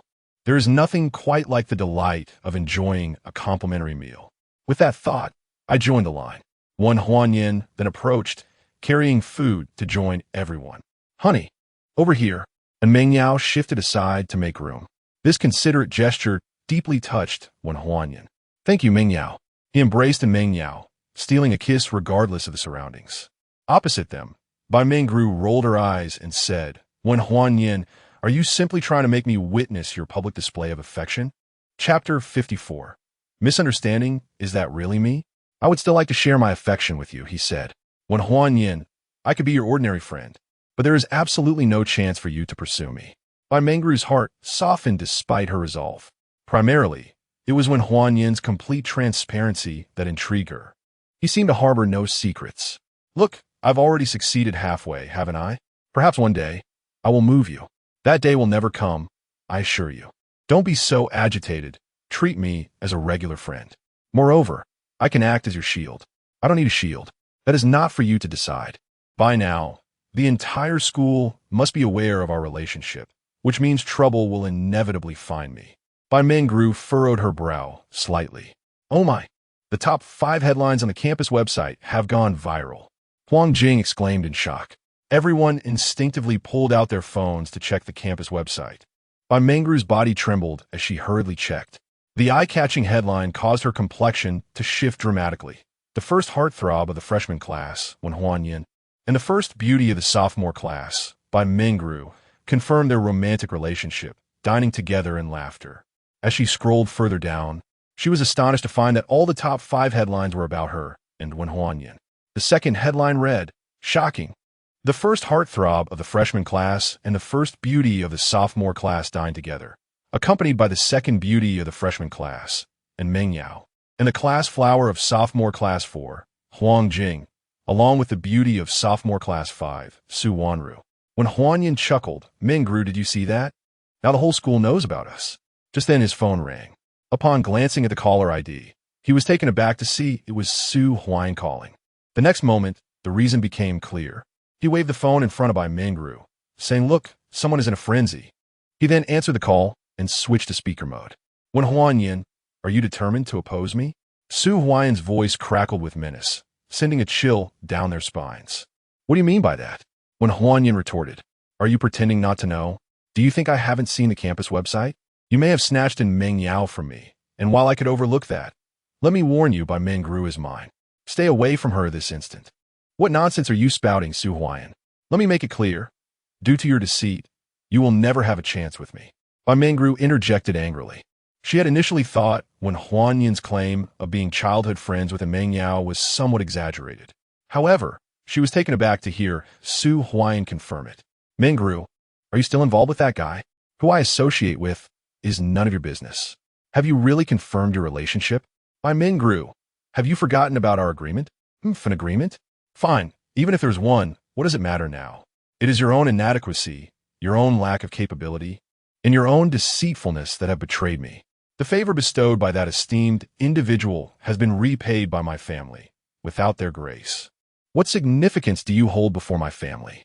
Bai Mengru, what virtues does Wen Huanyin possess that have led you to choose him over me? Su Huayin, let me be frank. If I were to choose between you and Wen Huanyin as a partner, I would unhesitatingly select Wen Huanyin. Why? Pray tell why? Wen Huanyin already has several girlfriends. Why do you still choose him? Because he is honest. He acknowledges his relationships and faces them openly, possessing a character far superior to yours. Su Huayin, do not trouble me any further. Let us sever all ties from this point forward. Bai Mengru, you are not in a position to decide. Su Huayin, in a fit of rage, shouted to Wen Huanyin, You have utterly crossed my boundaries. This is a matter of life and death between us. Beep, beep, beep. Ding. Congratulations, host. You have successfully caused a misunderstanding, leading to Bai Mengru being mistaken as Su Huayin's partner, resulting in his emotional breakdown. Reputation points. Level 60. Reward. 60 enhancement points. Cash prize. 3 million yuan. Luxury vehicle. 1 fully equipped Mercedes-Benz S-Class. Gifted license plate number. Hi 88866. Upon hearing the reward notification, Wen Huanyin was overjoyed. This bounty was exceedingly generous. Darling, Su Huayan will undoubtedly go mad and seek revenge on you. And Meng Yao expressed her concern. Had I delayed last night, you would have been assaulted by him. Do you think I would simply let this slide? If he does not trouble me, I shall certainly trouble him. What? And Meng Yao was almost assaulted by Su Huayan? What on earth happened? Huang Jing and the others were utterly shocked. Even Bai Mingru found herself intrigued. And Meng Yao, recalling her harrowing experience, felt a surge of anger but refrained from disclosing the details, casting a fierce glare at Wen Huanyan. My dear, what is there to hide? You all know that Meng Yao grew up with Su Huayan, so last night he had his mother invite Meng Yao over to their home, and then, my goodness, I never imagined Su Huayan to be such a person. Mingru, it's fortunate you did not accept his advances. Bai Mingru sighed with a wry smile. I never held any regard for him from the outset, but due to family circumstances, I was compelled to give Su Huayan a chance. Now, he has lost that opportunity. Then my chance has arrived. Bai Mingru intended to retort against Wen Huanyan, but suddenly had a thought and smiled. Wen Huanyan, you are not devoid of opportunities to pursue me. Mingru, do tell what opportunity. If you break up with your current girlfriends, I shall grant you the opportunity to court me. Upon hearing this, all eyes turned to Wen Huanyan. Wen Huanyan, feeling conflicted, replied, Mingru, you are indeed putting me in a difficult position. I have already told you, they're the ones who wish to be with me. It would be futile for me to suggest a breakup. Everyone rolled their eyes in exasperation. Please, if you truly like me and wanted to pursue me, you should be able to meet this small request. Otherwise, you have no chance. Mingru, if obtaining you means losing everything around me, unless it is destined by fate, I truly cannot manage it, for my affection for Meng Yao is profound. What about us? Huang Jing inquired. I love you all. Such a dismissive response. I have finished my meal. After Bai Mingru spoke, she rose to clear the plates. Yang Xiaoya hurriedly said, allow me to assist. Why do you want to help? Bai Mingru asked curiously. Yang Xiaoya glanced at Wen Huanyan, for the boss has said that if you treat me to a meal, I shall help with the dishes. Wen Huanyan, you really have a knack for taking advantage of others, don't you? She is doing so willingly. Indeed, I am doing this of my own accord. Yang Xiaoya quickly replied. Bai Mingru shot her a glance and departed with her dishes. Wen Huanyan gestured for everyone to disregard the dishes and hastily pursued her. Mingru, each individual possesses their own dignity. Yang Xiaoya does not wish to be indebted to anyone, which is why I resorted to this tactic. I find myself quite curious. There are so many in need of assistance at school. Why did you choose to help only Yang Xiaoya? Chapter 55. Moving out as Wen Huanyan was about to explain, an excited voice rang out. A girl hurried over, dropping her tray. Ho Jiao, it has been a while. Huanyan, it's been ages. No one is bullying you in class anymore, right? Not anymore. If anyone dares to bully me, Li Yaoi will step in to help. It's all thanks to you, Huanyan. You've come at the perfect time. You know by Mingru, right? Of course, I know the campus belle from the sophomore year. She questions my character, asking why I only help Yang Xiaoya. You should tell her about our relationship. Mingru, you misunderstand Huanyan. He has helped me too. You have no idea how I suffered from bullying. I was on the verge of depression, but Huanyan came to my aid. Aren't you older than Huanyan? Why do you call him brother? Huanyan is my support. Of course, I call him brother. By the way, Huanyan, are you free tonight? I would like to treat you to dinner as a token of my gratitude. I am free, but while dinner is fine, how can I let my little sister treat me? Oh, please, you help me, so I should be the one treating. You are still a student. How can you afford to treat me? Once you start earning, you can invite me to dinner multiple times. By the way, I am moving to a new place tonight. Everyone is welcome to come to my house for dinner. I will cook myself. Moving? You're not staying in the dorm anymore? Oh yes, you reminded me. Let's go and check out of the dorm now and help me move a few things. Where are you moving to? Huang Jing asked curiously. Where else? The school prohibits off-campus living, except for properties within the school district. So you bought a house in the school district? Are we moving there together? Anyone who wishes to move in can do so. There are plenty of rooms. How many rooms are there? There are already 5 or 6 of us here. The villa number 9 in the campus villa area has 3 floors, but I'm not sure the exact number of rooms. What? A villa? I heard that the smallest high-rise in the school district costs at least a few million, and a large flat goes for over 10 million. How much would a villa cost? I don't know the price. My mother bought it for me. Oh, and she also got me a car. I believe it's a top-of-the-line Mercedes S-Class. A top-of-the-line Mercedes S-Class? Over 2 million? I'm not sure the exact amount. It's all my mother's money. Darling, what is your true identity? Meng Yao and I have been childhood friends, but I must say, my mother must be quite impressive to have left me at such a young age. You left her at such a young age. Don't you resent her? I don't resent her. Everyone has their own struggles. At least she is here now, reconnecting with me and providing me with so many wonderful things. That's true. I envy you. What is there to envy? What is mine is also yours. Right, you're my husband. All right, enough boasting. Everyone, let us not rest during lunch today. Help me with a move. Mingru, as a friend, surely it's not too much to ask for your help? Of course it is excessive. With so many people helping you move, do you really need me? They are moving out on their own. Indeed, we are relocating to a villa, and we must check out of the dormitory as well. Hurry up. Once you've settled your belongings, come to the boys' dormitory to wait for me. All right, dear. Meng Yao like sisters. Let's go check out together. Very well. The three of them departed in unison. Let's go. Assist me with my relocation. Bai Mingru hesitated to decline, yet found Wen Huanyan's unpredictable nature rather amusing, deciding to give friendship a chance. After all, it has been over a year in university. One cannot be devoid of friends. Can they? By the way, Yang Xiaoya, my villa is in need of maid. If you are willing, you could take on a part-time role at my villa, earning 200 yuan per day. Of course, if you reside there, I can offer you a monthly salary of 10,000, as daily chores like laundry and cleaning can be quite exhausting. Huanyan, I wish to work as well. All right, you can join too. Then I shall also check out and pack my belongings. Go on, go on. Xiaoya, let us go together. She grasped Yang Xiaoya, who was reluctant to decline, and they departed. You claim to merely wish to assist them, yet you have deceived them into coming home? Bai Mingru spoke coldly. My Mingru, did you not notice that they volunteered? By the way, would you like to move into the villa as well? I can offer you a reduced rent of 1,000 a month for a grand villa, which is not unreasonable, is it? Bai Mingru, who initially intended to refuse, was taken aback. You expect me to pay rent to live at your home? Of course.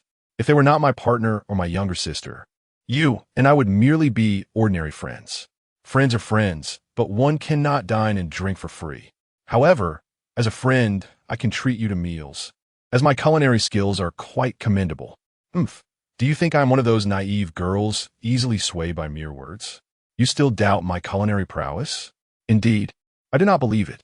Then await your humiliation. I shall cook tonight and demonstrate what true culinary mastery entails. If your cooking satisfies me, then I shall. You shall reside in my villa.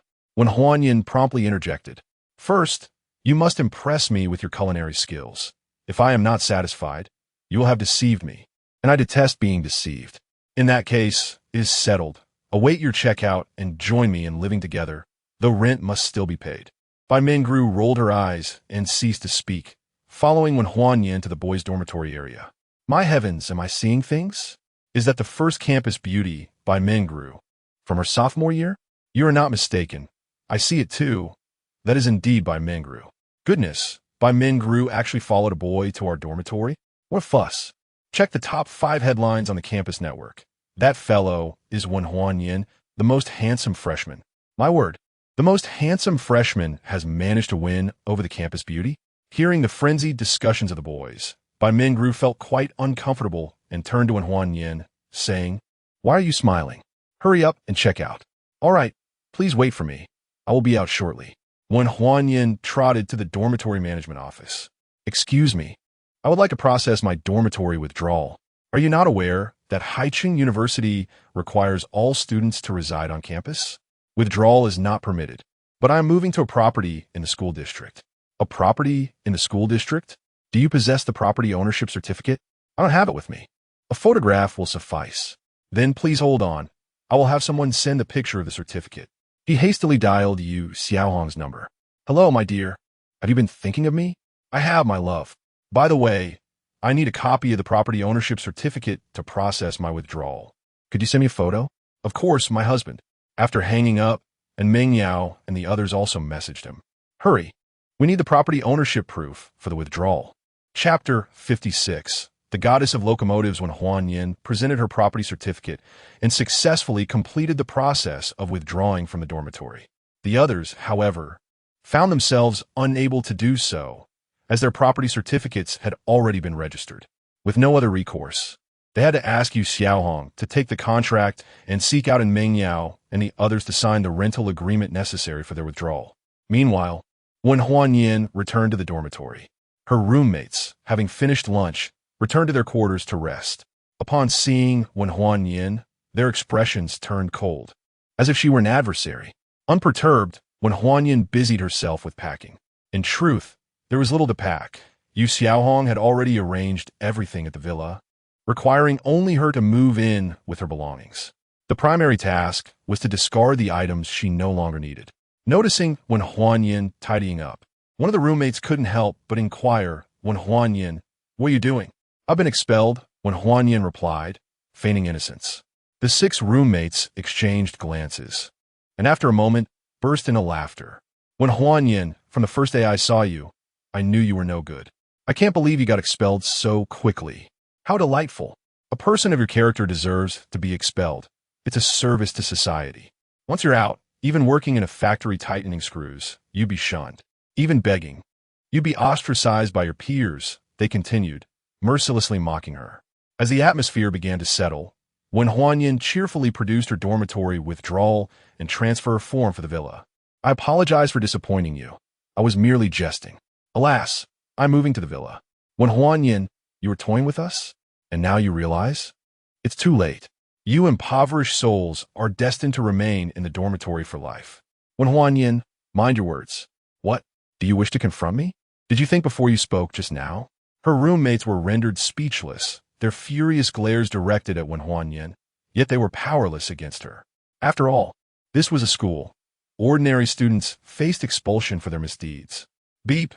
Congratulations to the host for slapping the smug former roommates in the face, achieving a level 3 rating, and receiving 3 enhancement points as a reward, along with a cash prize of 150,000 yuan. Though the reward was modest, it was still a reward nonetheless. Farewell, you lot. Having finished packing, Wen Huan Yin left with a sense of triumph. Her 6 roommates, seething with frustration, were left powerless. Who exactly was Wen Huan Yin? How did she come to reside in a villa provided by the school? Su Huayan claimed she was a poor, orphan young man. Could it be a ruse? It must be a deception. How could someone living in a school villa be an ordinary person? Regrettably, they had crossed her. But what of it? Su Huayan was not particularly affected. Su Huayan hasn't been in the dormitory lately, someone noted. If he is indeed of a significant background, his absence would bear no consequence. Rules are meant for ordinary folk. Are you suggesting that since he hasn't withdrawn or returned, something may have happened? Surely not. Wen Huan Yin lost his luggage and met up with Bai Mingru carrying only a backpack. "You call me to help you move, yet you're only carrying a backpack?" I remarked, incredulous. "Well, you're here to assist me in moving, so the backpack is yours." He promptly thrust it into Bai Mingru's hands. "My heavens, Wen Huan Yin, are you even human? You treat the esteemed Bai as a laborer?" My heart aches for her. It was outrageous. If not for the numerous school regulations, I would have rushed over to give him a good thrashing. "Oh, my goddess, it pains me to see you being mistreated." The onlooking boys were utterly dismayed. "Let us go," Wen Huan Yin called out. Bai Mingru snapped back to reality, so furious she nearly tossed the backpack aside. After a moment's contemplation, she decided against it, thinking to herself that she would certainly settle the score with him one day. As they followed Wen Huan Yin, something felt amiss. Unable to contain her curiosity, Bai Mingru inquired, "Aren't we headed to the villa? Why are you walking toward the teaching building? I have a motorcycle parked over there. Are we really going to walk home? Who wants to walk with you? Who wants to go home with you? Don't speak so intimately." All right. We're old acquaintances. Don't be shy. We're nearly at the parking lot." Soon, they arrived in front of a Kawasaki Ninja 400. "Wow, is this your bike?" "Yes. Is there a problem?" "That license plate is impressive. Chuan 888888. Do you like it? I'll give it to you."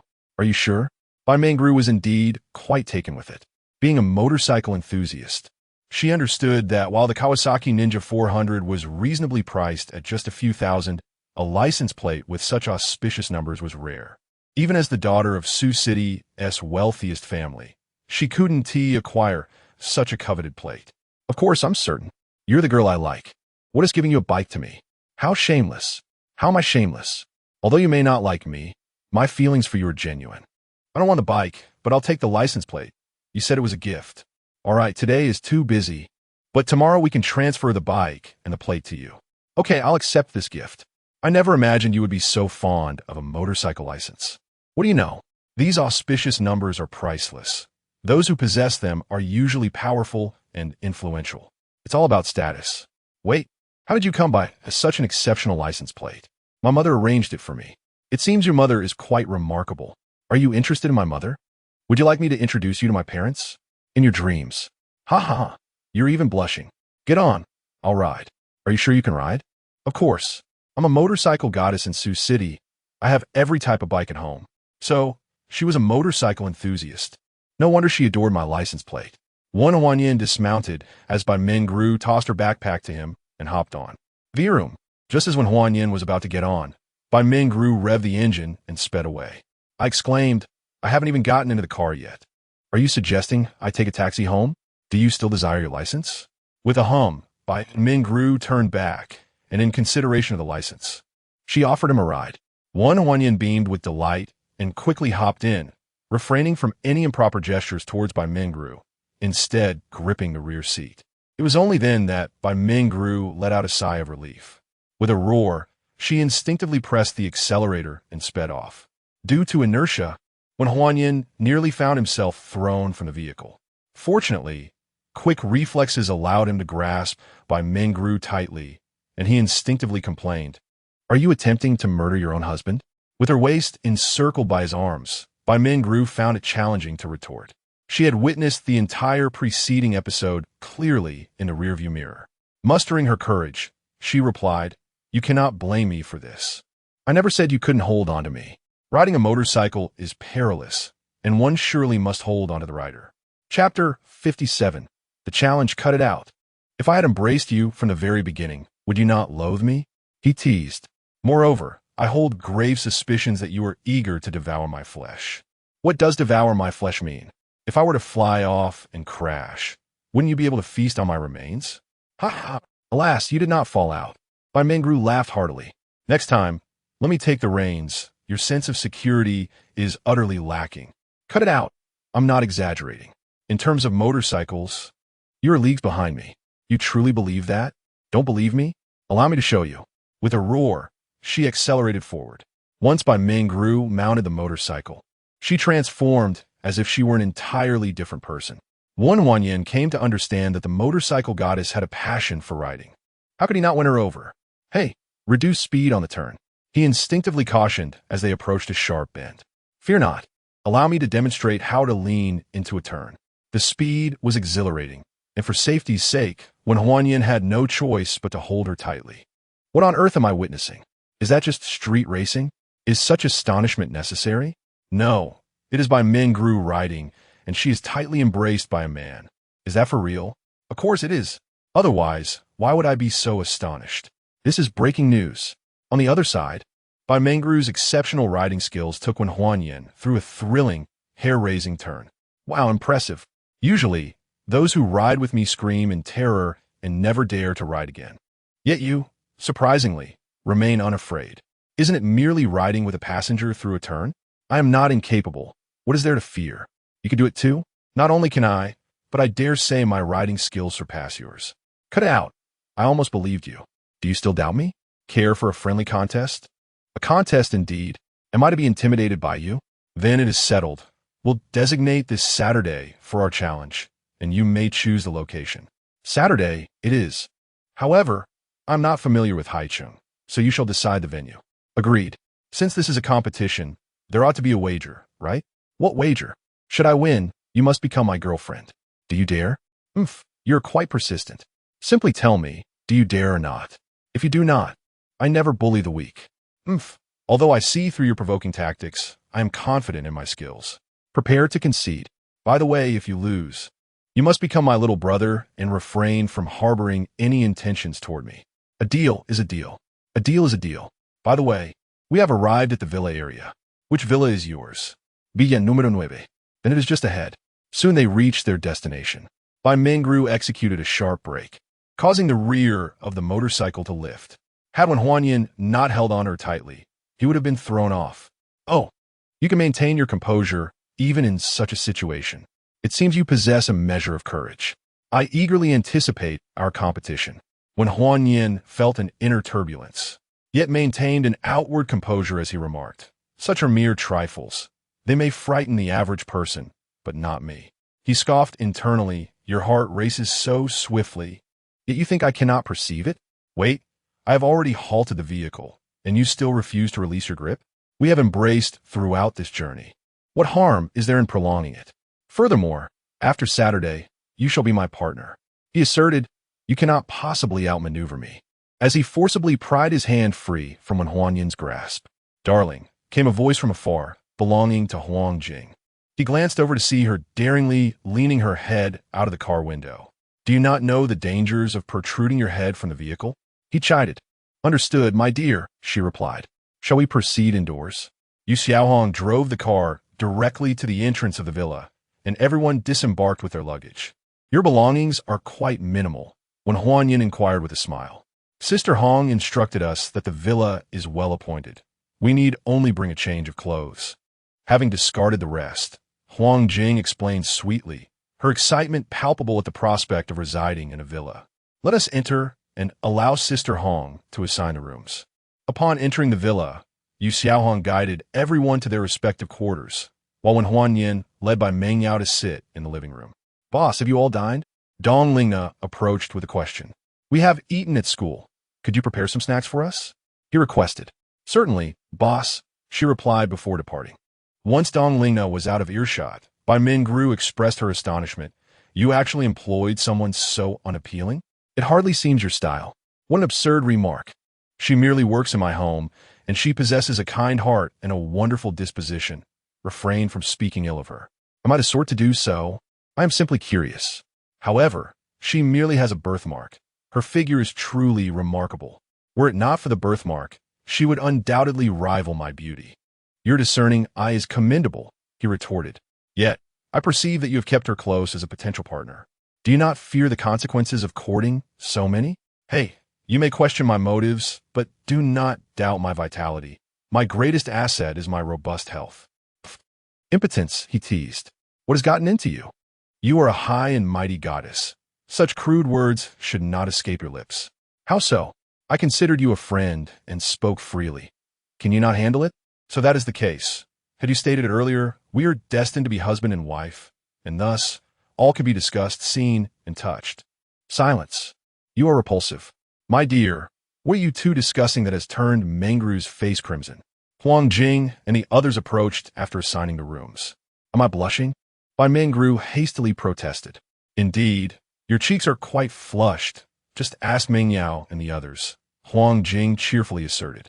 "I merely grew fatigued from riding over. The weight of that heavy motorcycle is no trifling matter." "Ah, you rode over just now, Mengru. Is there a problem with that?" "There is no significant issue. I was just browsing the campus network when a new headline captured the spotlight."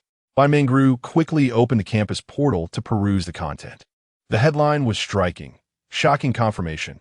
The beauty of Bai University is in a romantic relationship with the handsome of Wen University.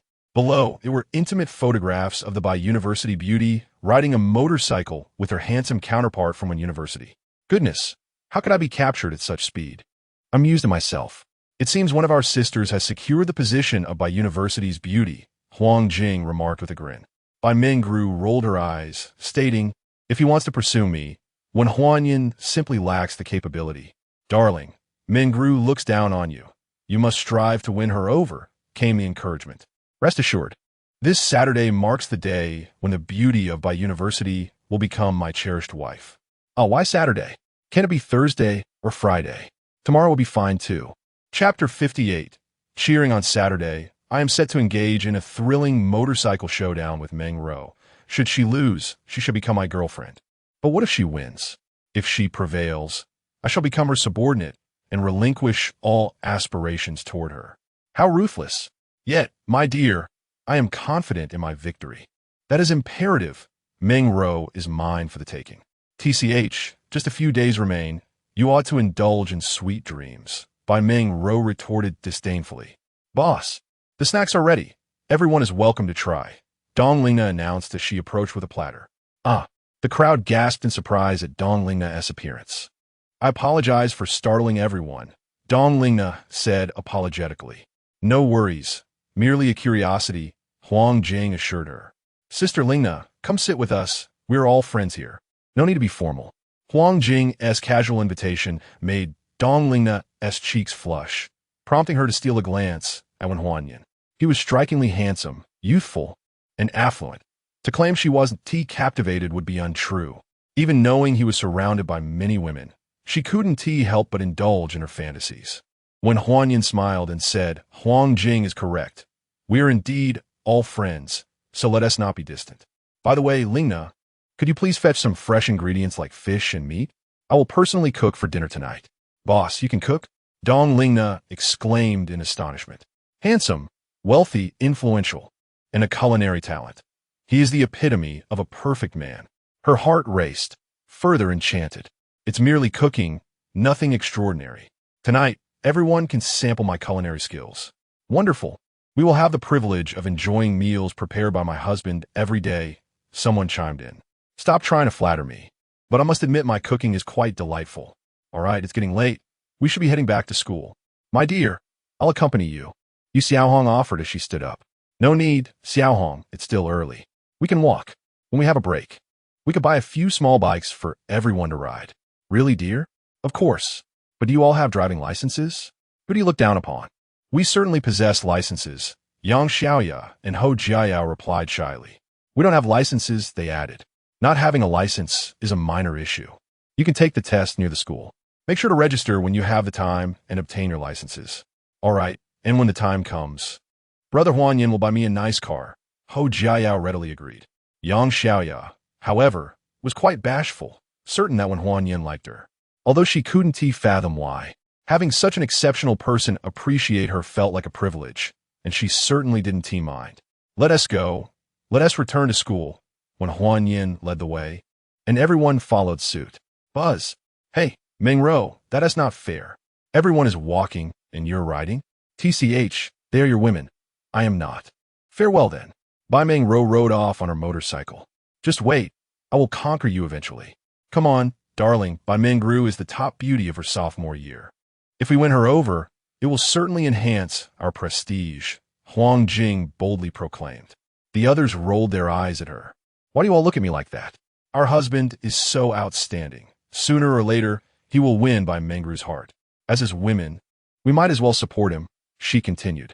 Wen Huanyan joyfully embraced her, saying, Huang Jing, you truly understand the heart of a husband. In recognition of your thoughtful support, I shall present you with a grand gift in the future. Thank you, dear husband. We are all family here. There's no need for formalities, she replied. They soon arrived at the classroom. Goodbye, darling. Goodbye. Huang Jing and Su Wanru, along with the others, departed. Wen Huanyan wrapped his arm around Meng Yao as they walked toward the classroom. You seem rather pleased, and Meng Yao remarked coldly, having remained silent until now. Wife, do not call me that. I am unworthy. Dear, please don't be upset. If something is bothering you, just say it. I dare not, especially considering you have so many romantic interests. Meng Yao, you know our relationship. You are well aware of your importance in my heart. Just because some of them seem close to me now, doesn't mean they will remain. Then why do you still indulge? I gain nothing from it. I suffer because my man associates with so many women. All right, my precious Meng Yao, I admit my faults. Don't be angry. Tonight, I'll prepare your favorite dishes. And Meng Yao huffed, falling silent. They entered the classroom, with some time left before class began. Oh, look, the idol couple has arrived.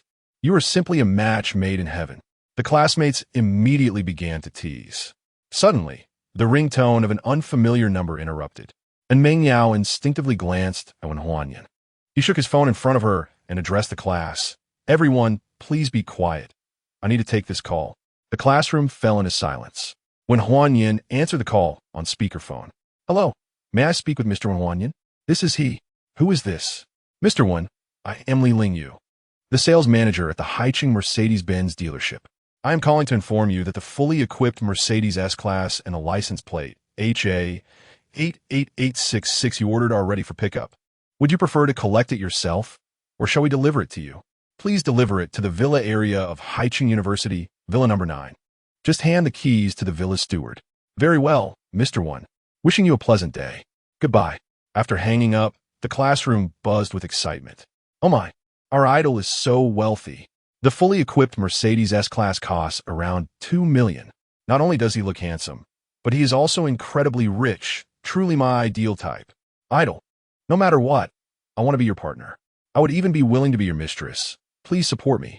The girls in the class were utterly ecstatic. All right, everyone, let us cease the commotion. Class is about to commence. As for matters of affection, they are subject to fate. My dear idol, we are indeed connected by destiny. Just consider, at Haicheng University, there are dozens of classes with thousands of students, and amidst this multitude, we have found ourselves in the same class. Is that not a sign of fate? It certainly is. So, my idol, do you accept me? I dare not presume, especially with my wife watching, I remarked, drawing in Meng Yao into my embrace. And Meng Yao shot him a fierce glare before turning to her classmates, urging them to settle down. Everyone, let's not be disruptive. Once the break concludes, I shall have my husband treat you all to dinner. Dinner sounds delightful. I am in favor, one classmate chimed. I support this as well. Added another, as the boys raised their hands in enthusiastic agreement. Very well, this Saturday will be our gathering. It will be an opportunity for all to cheer for me. And afterward, we shall dine together. Curiosity enveloped the room. What event requires our support? Ah, truth be told, I am set to engage in a motorcycle showdown with the illustrious Bai Mingru, the reigning beauty of our second-year cohort. Goodness, is everything we see on the campus forum true? Are you genuinely involved with Bai Mingru? Indeed, it is true. I have no inclination towards deceit. Then this Saturday shall be a glorious day, with both idols and goddesses present, a feast for the eyes. Chapter 59. A bold move. Who is Huanyan? A robust young man arrogantly inquired as he entered Class 1, Year 2. All eyes turned towards him. Wen Huanyan responded calmly. I am Wen Huanyan. Very well. Come with me. Who do you think you are? The young man continued brazenly. Wen Huanyan, do you believe that by refusing to accompany me today, you can escape unscathed? I assure you, those who comply will suffer less. Are you threatening me? Indeed, I am. Fine, very well. Wen Huanyan rose and approached him. The young man, far from intimidated, gazed provocatively. As Wen Huanyan drew nearer, the young man crossed his arms and spread his legs, declaring, if you wish to leave, you must crawl through my legs. That is not impossible. Simply call me Daddy Yan, I shall grant your request. You are courting death. The young man swung his hand, aiming a slap at Wen Huanyan. Teacher, this student is attacking me. Wen Huanyan suddenly shouted. The young man flinched, retracting his hand hastily. Such behavior in school, if witnessed by a teacher, would lead to dire consequences. He turned sharply, expecting to see a teacher, but found none. He glared back at Wen Huanyan, roaring, Are you playing me for a fool? With your limited intellect, what does it matter? Wen Huanyan, I will make you regret this. He swung his fist again. Teacher, he is trying to hit me. Again? Do you think I'm a fool? What is this student doing? A commanding voice rang out. The young man, startled, turned to see a beautiful woman and breathed a sigh of relief. Yet, upon noticing her name badge, he trembled violently. Teacher Chun, Teacher Chun, you saw it all, didn't you? He was about to strike me. Wen Huanyan interjected, feigning innocence. His extraordinary looks combined with a pitiful expression wielded immense power over anyone. Chun-Li's heart instantly softened as she glared at the young man. Which class are you from? Show me your school ID. The young man was filled with dread. Producing his ID would truly spell his doom. In a moment of desperation, he forcefully pushed Chun-Li away. The sudden force caused Chun-Li to lose her balance, teetering backward. Teacher, watch out. Wen Huanyan reacted swiftly, rushing to support Chun-Li. Had she fallen, her head could have struck the railing, leading to disaster. Fortunately, Wen Huanyan's quick reflexes saved her in a critical moment. A fragrant scent enveloped him, rendering Wen Huanyan momentarily entranced as he gazed at Chun-Li's face. Chun-Li, having been startled, now felt safe. As she looked at her savior, her heart fluttered. He was so handsome, truly captivating. Teacher, are you all right? The classmates gathered around, interrupting the enchanting atmosphere. Chun-Li was the first to regain her composure, her face slightly flushed. With a bashful tone, she said, "This student, please help me up." Finally, when Huanyan responded, "Of course, teacher," Chun-Li steadied herself, gazing at Wen Huanyan, and inquired, "What conflict do you have with that classmate? Why did he come to the classroom to bully you?" "I don't know, teacher. He just barged in, shouting and threatening me, insisting on taking me somewhere. When I refused, he became aggressive. Thankfully, you arrived just in time," he replied. "Umph, this student dares to lay hands on a teacher. How utterly despicable," Chun-Li remarked. Having grasped the situation, she retrieved her phone and dialed the head of the department. "Hello, who is this?" "This is Chun-Li, the English teacher of Class 1. Year 2. Is there an issue, Teacher Chun?" "Indeed. A student came into the classroom to pick on another student and even resorted to violence. When I confronted him and requested to see his student ID, he not only refused, but also pushed me down. If it weren't for a classmate who quickly helped me up, it could have ended badly." "Is that so?" "This is quite serious," the head of the department responded. "Yes. You can review the surveillance footage to understand the entire incident." "All right, I will look into it. By the way, do you know the name of this student?" "I do not. After inquiring, I found that no one in the class recognizes him." "Understood. I will investigate and provide you with an update. Class is about to start, so please focus on your teaching." "Thank you, head of department." Ding, ding, ding. Just as she hung up, class commenced. "May I ask your name, young man?"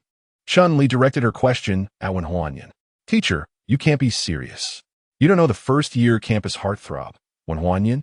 a female classmate exclaimed dramatically.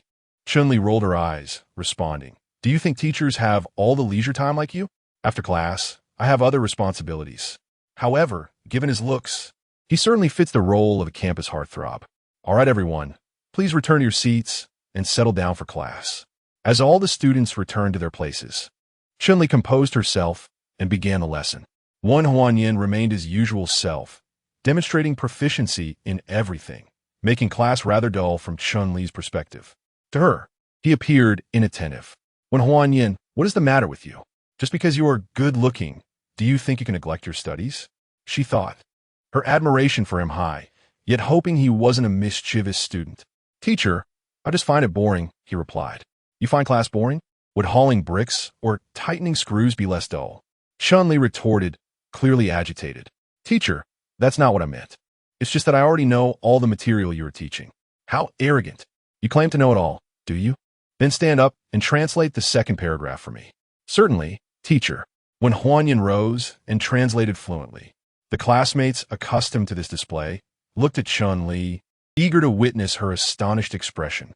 "Impressive. It seems you have prepared well. However, knowing just a little does not grant you the right to be proud," she commented. "Teacher, how can you speak to me like that?" he challenged. "Why should I not? Knowing only a fraction and yet neglecting your studies. Are you afraid of being criticized?" "Teacher, I find your words quite unfair." "Unfair, you say?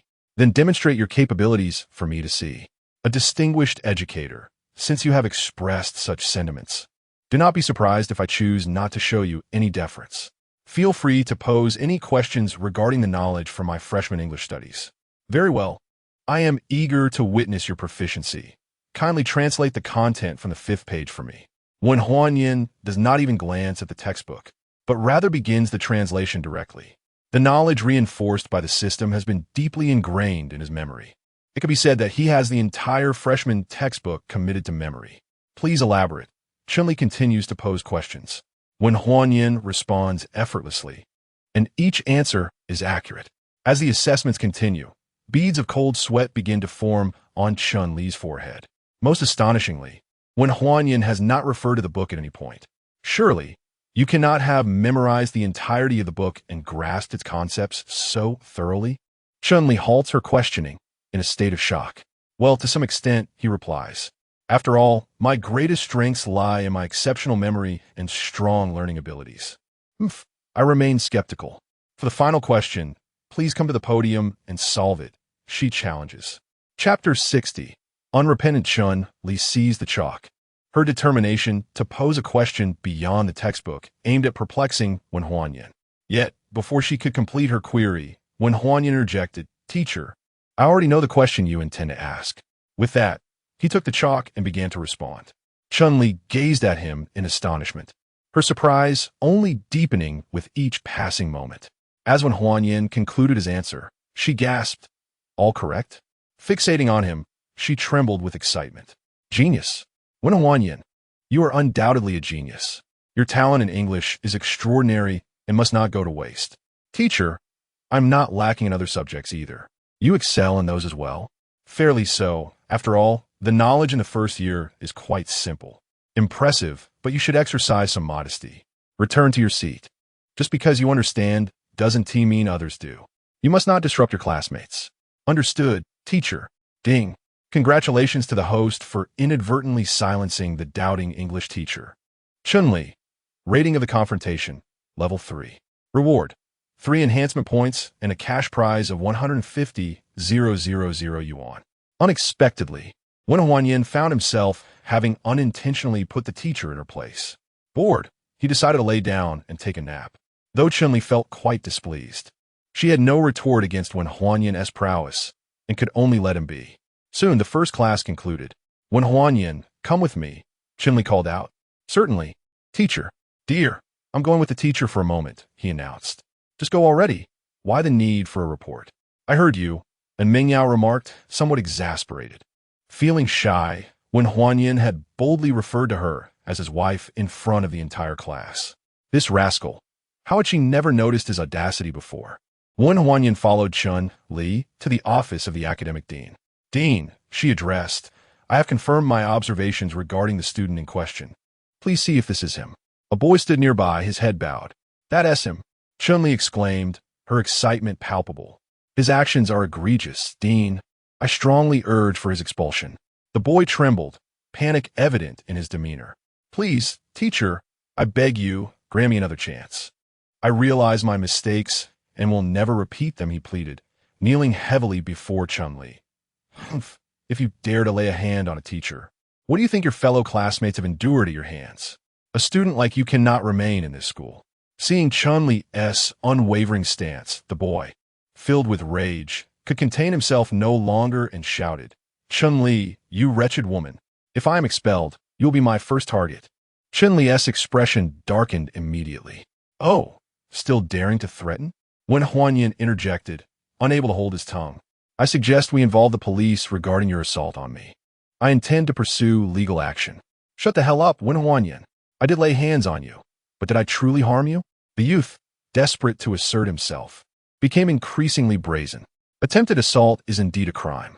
Furthermore, you have pushed Teacher Chun, and there is surveillance footage to corroborate this. Had I not caught Teacher Chun in time, the consequences of a head injury against the railing could have been dire, which equates to attempted murder.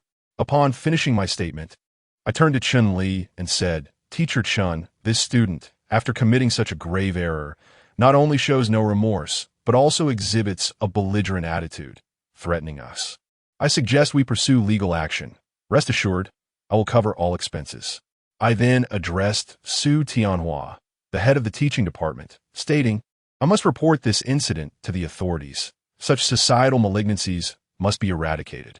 "Warm Huanyin, you are courting death," the boy continued to threaten. "Chao Wenjun, that's enough." The head of the teaching department retorted, clearly infuriated by his foolish behavior. Turning to Warm Huanyin, he said, "Report this. I will provide the surveillance footage to the police." "All right, I propose to Chun-Li. Teacher Chun, would you like to file the report while I contact a lawyer?" "Fine," Chun-Li replied, visibly displeased with Chao Wenjun and showing no mercy. "Head of the department, do you happen to have a reputable lawyer to recommend?" Su Tianhua chuckled ruefully and remarked, "You truly intend to send Chao Wenjun to prison, don't you? This cannot be blamed on me. Look at this rascal. Even now, he threatens a teacher. He is utterly reckless. Contact the lawyer on this business card. Though I am not well acquainted with them, their capabilities are formidable." "Thank you, head of the department." Warm Huanyin dialed the number on the card. After a lengthy wait, someone finally answered. "Hello, who is this?" "Lawyer Yuan. I am a student from Haicheng University. I obtained your number from the head of the teaching department and would like to seek your assistance in a legal matter." The other party became intrigued. "A student? What legal issue could you possibly have?" "One of my classmates, Chao Wenjun, threatened me and even assaulted me. After being stopped by a teacher, he then turned his aggression towards them." Now that this has come to the attention of the head of the department, he not only shows no remorse, but continues to threaten us, and the situation is quite severe. What is your objective? Naturally, to see him imprisoned for as long as possible. Do you have witnesses or physical evidence? I have both witnesses and surveillance footage. This simplifies matters. It's 10,000 a year. How long do you wish for him to serve? Would 100 years be acceptable? Warm Huanyan instinctively inquired. Lawyer Yuan fell silent for a moment. I do not appreciate jesting. Nor do I. I am not short of funds. If you can ensure he serves 50 years, I will pay you 500,000. Is that so? Then a deposit of 100,000 is required. My phone number is my WeChat account. Please add me and transfer the funds. With that, he decisively hung up. Everyone exchanged glances, and only Chao Wenjun trembled in fear. He understood that Warm Huanyan was genuinely intent on pursuing this matter. However, thinking of the support he had behind him, he felt a bit more at ease. At worst, he would simply miss out on his university diploma. Warm Huanyan promptly added Yuan Zhixue on WeChat. The request was accepted almost instantly, and he proceeded to transfer the funds. The next moment, the phone rang. Warm Huanyan activated the hands-free mode as he connected the call. I have taken on your case. I will come to the school shortly to meet you, gather evidence, and initiate the lawsuit. All right, came the response. Chunli has also reported to the police. And now we await the arrival of law enforcement and legal counsel. Chao Wenjun sneered. When Huanyan, do you think you can send me to prison? Not with your capabilities. Is that so? Do you believe that Su Huayan, who stands behind you, can protect you? Well, Huanyan retorted.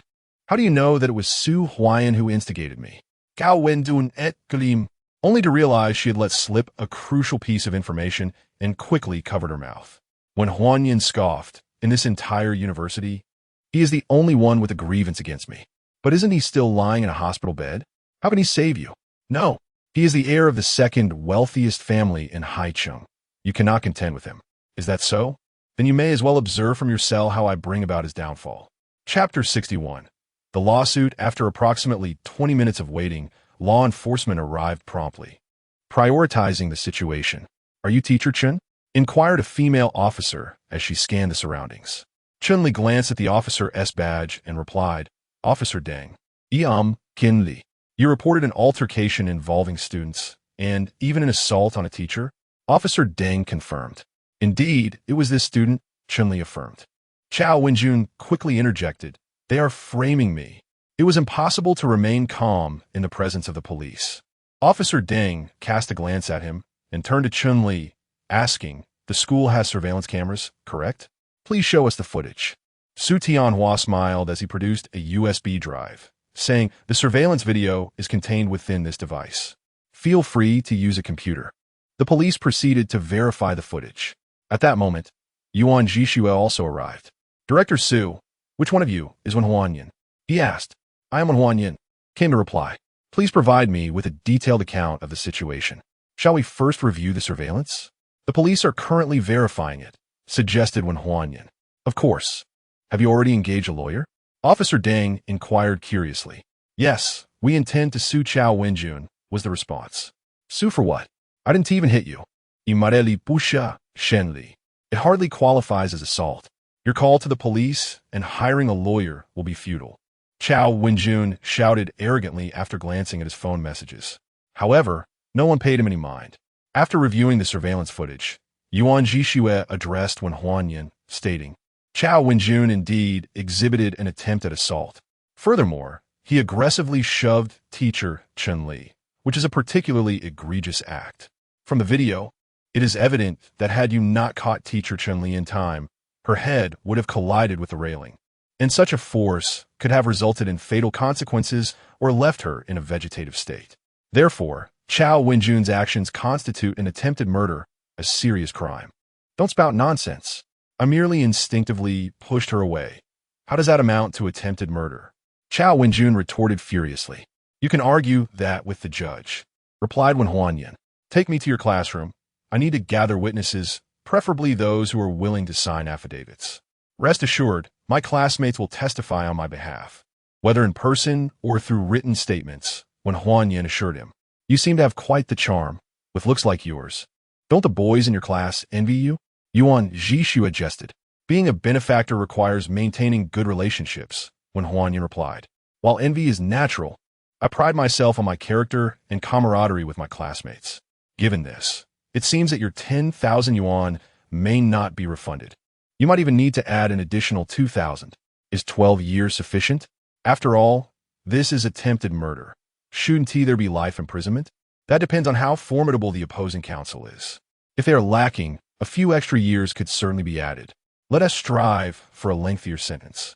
I'm not short on that extra cash. Agreed. Let us proceed to your classroom. Very well. Teacher Chun will accompany us. Chunli nodded in agreement. Since you intend to file a lawsuit, we will take Chao Wenjun into custody. Officer Deng confirmed. Understood. The police handcuffed Chao Wenjun and took him away. In a fit of rage, Chao Wenjun shouted, "Wen Huanyan, do you wish for me to rot in prison?" Dream on. No one paid him any heed. Soon, they arrived in class, where lessons were already underway, and the students sat quietly in their seats. Teacher, my idol, what is the situation? A curious student inquired upon seeing Chun Li and Wen Huanyan enter. Wen Huanyan replied with a smile. Everything is quite favorable. By the way, this is my attorney. The events that just transpired require your testimonies alongside Teacher Chen's. Is there anyone unwilling to assist? What? Zhu Linlin, you are unwilling? Oh dear, I thought you meant to ask if anyone was willing. My idol, you tricked me with your words. Laughter erupted as Wen Huanyan continued. Since everyone is agreeable, let us draft a written declaration of willingness to testify and then sign it. All right. The entire class retrieved paper and pens to begin writing. I didn't expect your reputation to be so esteemed in this class. Well, it's only natural. The girls all aspire to be my partners, after all. How could my reputation not soar? So it's all due to your good looks? And what about the boys? I wish to be his man, one boy boldly declared, eliciting a sharp retort from Wen Huanyan. Scram. Laughter filled the room once more. After a brief 10 minutes, all students had provided written declarations and agreed to testify in court. Everything is ready, Mr. Wen. Await my good news. I look forward to it. All right, everyone, prepare your minds and focus on the lesson. Wen Huanyan, swiftly return to your seat. Yes, teacher. Wen Huanyan cheerfully returned to his place, resuming his slumber. Chun-Li rolled her eyes in exasperation. Time spent sleeping always seemed to fly by. Ding, ding, ding. Before they realized it, class was over. Wen Huanyan, accompany me to the office. All right, teacher. Darling, I shall continue on my way. Go on, but do not call me darling. Haha, still shy, I see. With that, Wen Huanyan shamelessly embraced her and pecked her cheek before departing. And Meng Yao blushed and buried her face in her arms, silently lamenting her embarrassment. Following Chun-Li to her office, they entered a space designed to minimize disturbances, where teachers had individual offices. Close the door. All right. After operating her computer for a moment, Chun-Li fixed her gaze on Wen Huanyan and inquired, "Be honest. What is your true identity?" Teacher, I am merely a student, to be precise, a model student. Do not feign innocence. Your enrollment records indicate that your mother abandoned you at birth, and your father was imprisoned for 30 years when you were 3. You were raised by your grandparents in dire poverty, yet just now you casually mentioned a lawyer's fee of 100,000. Teacher, if you're asking about this, I must confess, my mother has recognized me, though we have yet to meet. She bestowed upon me a substantial sum of money and even purchased luxury cars and estates for me. So, your mother's identity is quite remarkable. I'm uncertain about that. She has not revealed anything at all. Very well, I understand. By the way, regarding the matter of Chao Wenjun, do you truly intend to have him incarcerated? Certainly. While it is permissible for me to be humiliated and bullied, it is entirely unacceptable for anyone to mistreat my teacher. I shall ensure he languishes in prison. How does your mistreatment of me concern you? It is indeed pertinent. It is of great significance. Teacher, you're being bullied because of me. From that moment onward, in my heart, you became my mentor, my elder sister, and even more. Even more of what? Shenli instinctively inquirat. Wen Huanyan, seizing the opportunity, grinned widely and replied, "Of course, my wife. What else could it possibly be? How outrageous, Wen Huanyan. I am your teacher. Such jokes are wholly inappropriate and not amusing in the slightest." Chapter 62. The scholar teacher, look into my eyes. And what of it? Do you think I am jesting? You truly jest. I am your teacher. How could you possibly harbor feelings for me? Moreover, I am several years your senior. Teacher, you underestimate your own charm. As they say, age is but a number, and distance is merely a measure. Why not indulge in a romance? Wanyan, you have gone too far. You dare to flirt with your teacher? Do you not fear disciplinary action? Teacher, I am not simply idle. Why would I waste my time teasing you? I genuinely like you. Be quiet. Look at how many girls are infatuated with you. You still dare to covet your teacher? Wanyan, I concede you are handsome and exceptional, yet your flirtatious nature is your gravest flaw. Now return to class. Teacher, will you not grant me even a slight chance? Not a chance. Ah, what a pity. However, teacher, my words still stand. Should you ever express interest, I am yours. Leave. Chun-Li, infuriated, seized a textbook from the desk. When Wanyan dashed away. Ah, handsome men truly are all scoundrels, Chun-Li lamented. If only there were sincere and devoted boys. Having exited the office, Wanyan noted he still had a few minutes to spare and made his way to class 2-1. Mei-Rong, your boyfriend is here to see you. As Wanyan arrived, the students of class 2-1 erupted in excitement. Bai Mei-Rong rolled her eyes and clarified, everyone, do not speak out of turn. I have no relationship with him. When Wanyan, unfazed, approached with a grin, saying, Mei-Rong, I came to tell you that I miss you. You needn't. I've given you my Kawasaki 400. You say I needn't miss you? Do you still desire your license? I will win it back myself. Wait, it has only been a few hours. How have you changed so drastically? Have you encountered troubles? That is none of your concern. What do you mean it's none of my concern? At Haicheng University, I am your closest friend, soon to be your significant other, and you dare say it's none of my concern? I'm feeling quite irritable. Please do not bother me. Very well, but if anything arises, you must inform me. I shall assist you. Ding, ding, ding. Class has commenced. I must depart. I shall come to fetch you after school. Without allowing Bai Mei-Rong a chance to refuse, he turned and sprinted away. Returning to the classroom, Wanyan felt a sense of frustration towards the lesson. It felt like a mere waste of time, yet he could not escape. He was left to endure. Student, you appear rather impatient, remarked chemistry teacher Shun Chongfeng, observing the scene with discontent. Teacher, I am not. Then why are you not paying attention? Teacher, you must be aware of the scholars, correct? Are you implying you are a scholar? Your insight is commendable. You have discerned that quite well. Very well. Since you are an academic prodigy, would you mind if I, your teacher, put you to the test? Please proceed, teacher. Subsequently, Shen Changfeng subjected Wanyan to various assessments, progressing from initial surprise to shock, and ultimately to sheer astonishment. Wanyan, how old are you? Teacher, I am nearly 19. Only 18? How have you achieved such excellence? I simply dedicate myself to diligent study during my free time. And Meng Yao, hearing this, rolled her eyes in disbelief. In her memory, Wanyan was indeed hardworking, yet he often occupied her time more than studying. However, how did he excel in all subjects? It could be said that Wanyan matured under his own scrutiny. How did he arrive at university so accomplished? What went awry in the process? Why am I not a top scholar? And Meng Yao found herself utterly perplexed. Wanyan, the teacher acknowledged your outstanding achievements and granted you certain privileges. You may even sleep, provided it does not disturb your classmates. Thank you for the privilege, teacher. By the way, I have an important matter to attend to this evening. May I request a leave of absence? You just received a privilege, and now you wish to take advantage of it, do you? Teacher, I truly have something significant to address. Though your studies are commendable, can you assure me of achieving excellent results? Teacher, I guarantee I will secure first place in the monthly examination. Are you certain? Absolutely. What if you fail to achieve that? If I do not attain first place, I leave my fate in your hands, teacher. Very well, you have said it yourself. I shall grant your leave. Thank you, teacher. By the way, if I do secure first place, may I request a slight relaxation of the privileges, such as not attending class for certain matters? Let us see if you can attain first place first. Very well then. Meng Yao, I shall return home to prepare. Please escort the other girls home early after school. And Meng Yao huffed in annoyance, remaining silent. Wanyan departed the classroom with a smile. As everyone was engaged in class, the surroundings were tranquil. Initially, he contemplated visiting by Ming grew upstairs, but after a moment's thought, he decided against it and headed towards the villa. 20 minutes later, he arrived at Villa Number 9. "Good day, boss." The security guard, an elderly gentleman, greeted Wen Huanyan warmly upon his return. "Good day, sir." Upon entering the house, he found it empty. He quickly dialed Yu Xiaohong's number. "Xiaohong, why aren't you at home?" "I'm at work. Dong Lingna should be out buying groceries." "Didn't you assign her that task?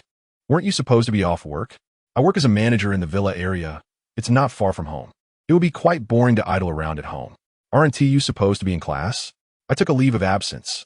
I'm just returning to cook." "You carry on with your work. I'll reach out to Lingna." "All right, dear." After hanging up, he promptly contacted Dong Lingna. It took a while before she answered. "Hello, boss, is there something you need?" "Lingna, where are you?" "The boss, I am currently at the market procuring ingredients. By the way, the luxury car you purchased has arrived. There are too many items to carry, and the electric scooter cannot accommodate them all, so I decided to drive out to buy groceries. The vehicle was meant for driving, so feel free to take it for a spin. Would you like me to come and assist you?" "No need. I have almost finished my shopping and am preparing to return." "Very well. I shall await your arrival at home." After hanging up, Wen Huanyan found himself quite bored and wandered out of the villa for a leisurely stroll. As he meandered, he arrived at Villa Number 10. Looking up, he noticed a graceful silhouette on the balcony, hanging laundry, particularly intimate apparel. It seemed she sensed something, for the enchanting figure turned her gaze towards him, momentarily captivated by his striking appearance. "How handsome! Sir, what are you staring at? Would you care to come inside for a visit?" She quickly greeted him upon realizing his presence. "May I come in?" Her allure was undeniable, irresistible to any man. "Of course," he replied. "Security, please open the door." "Certainly, madam." Chapter 63. Temptation 2. As when Huanyan stepped into the villa, a stunning beauty descended the staircase. Their gazes met, igniting a spark of electricity between them. The charming gentleman smiled faintly, leaving the lady momentarily spellbound. She approached and inquired, "I see you are alone. Does your household not employ a maid?" "Indeed. She has gone out to purchase groceries." "Which villa do you reside in?" "Right next door, Villa Number 9. "Villa Number 9, how impressive. Your taste is remarkable. My wife often praises my discerning eye." The beauty blushed at his words, captivated by his flirtation. "Isn't this area known for its educational institutions? What brings you here?" "I was once a student at Haicheng University. I purchased this home and have been residing here since my graduation." "Your partner must be quite exceptional, then?" "Not bad. A manager at a listed company. That must result in a substantial monthly income. Your relationship must be thriving." "Ah, frequent business trips, in fact. He left for a trip yesterday and won't return for at least a week." The implication was palpable. "Do you not fear being alone at night?" When Huanyan seized the opportunity. "What is there to fear? If I am frightened, I can only succumb to it." He adopted a vulnerable demeanor, evoking sympathy. "Your words tug at my heartstrings. If you ever feel scared, do not hesitate to call me for company." He took a seat beside her, closing the distance. "Is your partner agreeable to your inviting me over?" He sought to ascertain her relationship status. "My partner is quite understanding." A hint of disappointment crossed his face. It seemed she truly was attached. Such handsomeness, it was only natural he would have someone. "Are you not concerned I might take advantage of you?" "How could I fear such a thing? I would rather you take advantage of me." Their mutual understanding of each other's innuendos was crystal clear. "I still do not know your name." "I am Shun Qinxue. And you?" Her cheeks flushed slightly as she revealed her name. "I am Huanyan. You may call me Huanyan." "Huanyan, how old are you?" 18. "Only 18? Does that make you a freshman?" "Indeed. I did not expect the younger generation to be so handsome. We had far fewer attractive individuals in our time. Looks are but a fleeting aspect. As long as one is presentable, that suffices." "True. By the way, Huanyan, the toilet upstairs is a bit troublesome. Could you assist me?" "Certainly." Their understanding was mutual. "Thank you in advance. Please follow me." Shun Qinxue stood and led the way, clad in a semi-transparent ice silk nightgown that gracefully revealed her fair calves. As they ascended the stairs, she deliberately lifted the hem of her dress, showcasing her long legs. Wen Huanyan, trailing behind, was treated to a breathtaking view. The delicate pink lace of her thong nearly caused him to lose his composure. Remarkable allure, he thought, captivated, completely oblivious as they reached the second floor. Shen Qianxue turned back with confidence and asked, Huanyan, do you find it beautiful? Ah, this. When Huanyan felt quite embarrassed, as if caught in the act. Was he blushing? If you wish to see, I can show you. Unleashing a grand gesture. Gulp. When Huanyan's mouth watered in anticipation. That Sister Qianxue should first go and show you the bathroom. Feigning composure, she hurried to the room. All right, follow me. Shen Qianxue instinctively grasped his hand. When Huanyan trembled, nearly losing his composure. Gazing at her elusive silhouette, his breath quickened. She was as beautiful as a celestial being, utterly captivating. They entered the innermost room. Shen Qianxue opened the door, revealing a lavish bedroom adorned with extravagant decorations. It's a bit warm. I'll close the window and turn on the air conditioning. She strode over to shut the window and effortlessly drew the curtains. Turning to tuck her hair behind her ear, each movement was irresistibly alluring. A man and a woman. In such a scenario, when Huanyan faced an immense trial. Sister Qianxue, I'll check the bathroom first. He dashed into the restroom, splashing cold water on his face to suppress the fiery impulses. Shen Qianxue smiled softly. Little brother, now that you're in my room, there's no escape for you. She had surprisingly shed her sheer nightgown, her thong underwear almost indistinguishable. The sound of footsteps echoed. When Huanyan's mind involuntarily conjured fantasies. The footsteps halted. Curiously, he turned to look. He was taken aback. There stood Shen Qianxue at the doorway, her casual posture exuding unparalleled allure. The attire barely concealed her most intimate areas, causing the restrained flames within him to surge anew. Sister Qianxue, let me take a look at your toilet. It seems fine. Huanyan, take a closer look. There's an issue. It seems a bit clogged. Huanyan understood instantly, instinctively glancing toward Shen Qianxue's privacy. Little brother, hurry over here and take a look. She pulled Huanyan back to the room, her hands resting on his shoulders, her enchanting face inching closer and closer. With each passing moment, their breaths became distinctly palpable. Damn it, I'm going for it, when Huanyan shouted internally, suddenly embracing Shen Qianxue and kissing her fervently.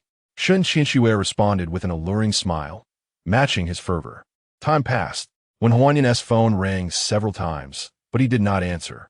An hour later, Shen Qianxue, her complexion flushed and looking utterly satisfied, lay atop when Huanyan. Little brother, you are truly remarkable. Sister, you are quite impressive as well. I merely stepped out for a stroll and ended up seduced to the bed by you. Oh, please don't blame me. I had no idea who was lurking about on the main road, peeping at me. That was merely a normal appreciation of beauty. Indeed, you appreciated it enough to end up in my bed. Just a moment ago, who was it that didn't know how to refuse? All right, let's not dwell on that. I must return a call. He dialed Dong Lingna's number. Boss, where have you been?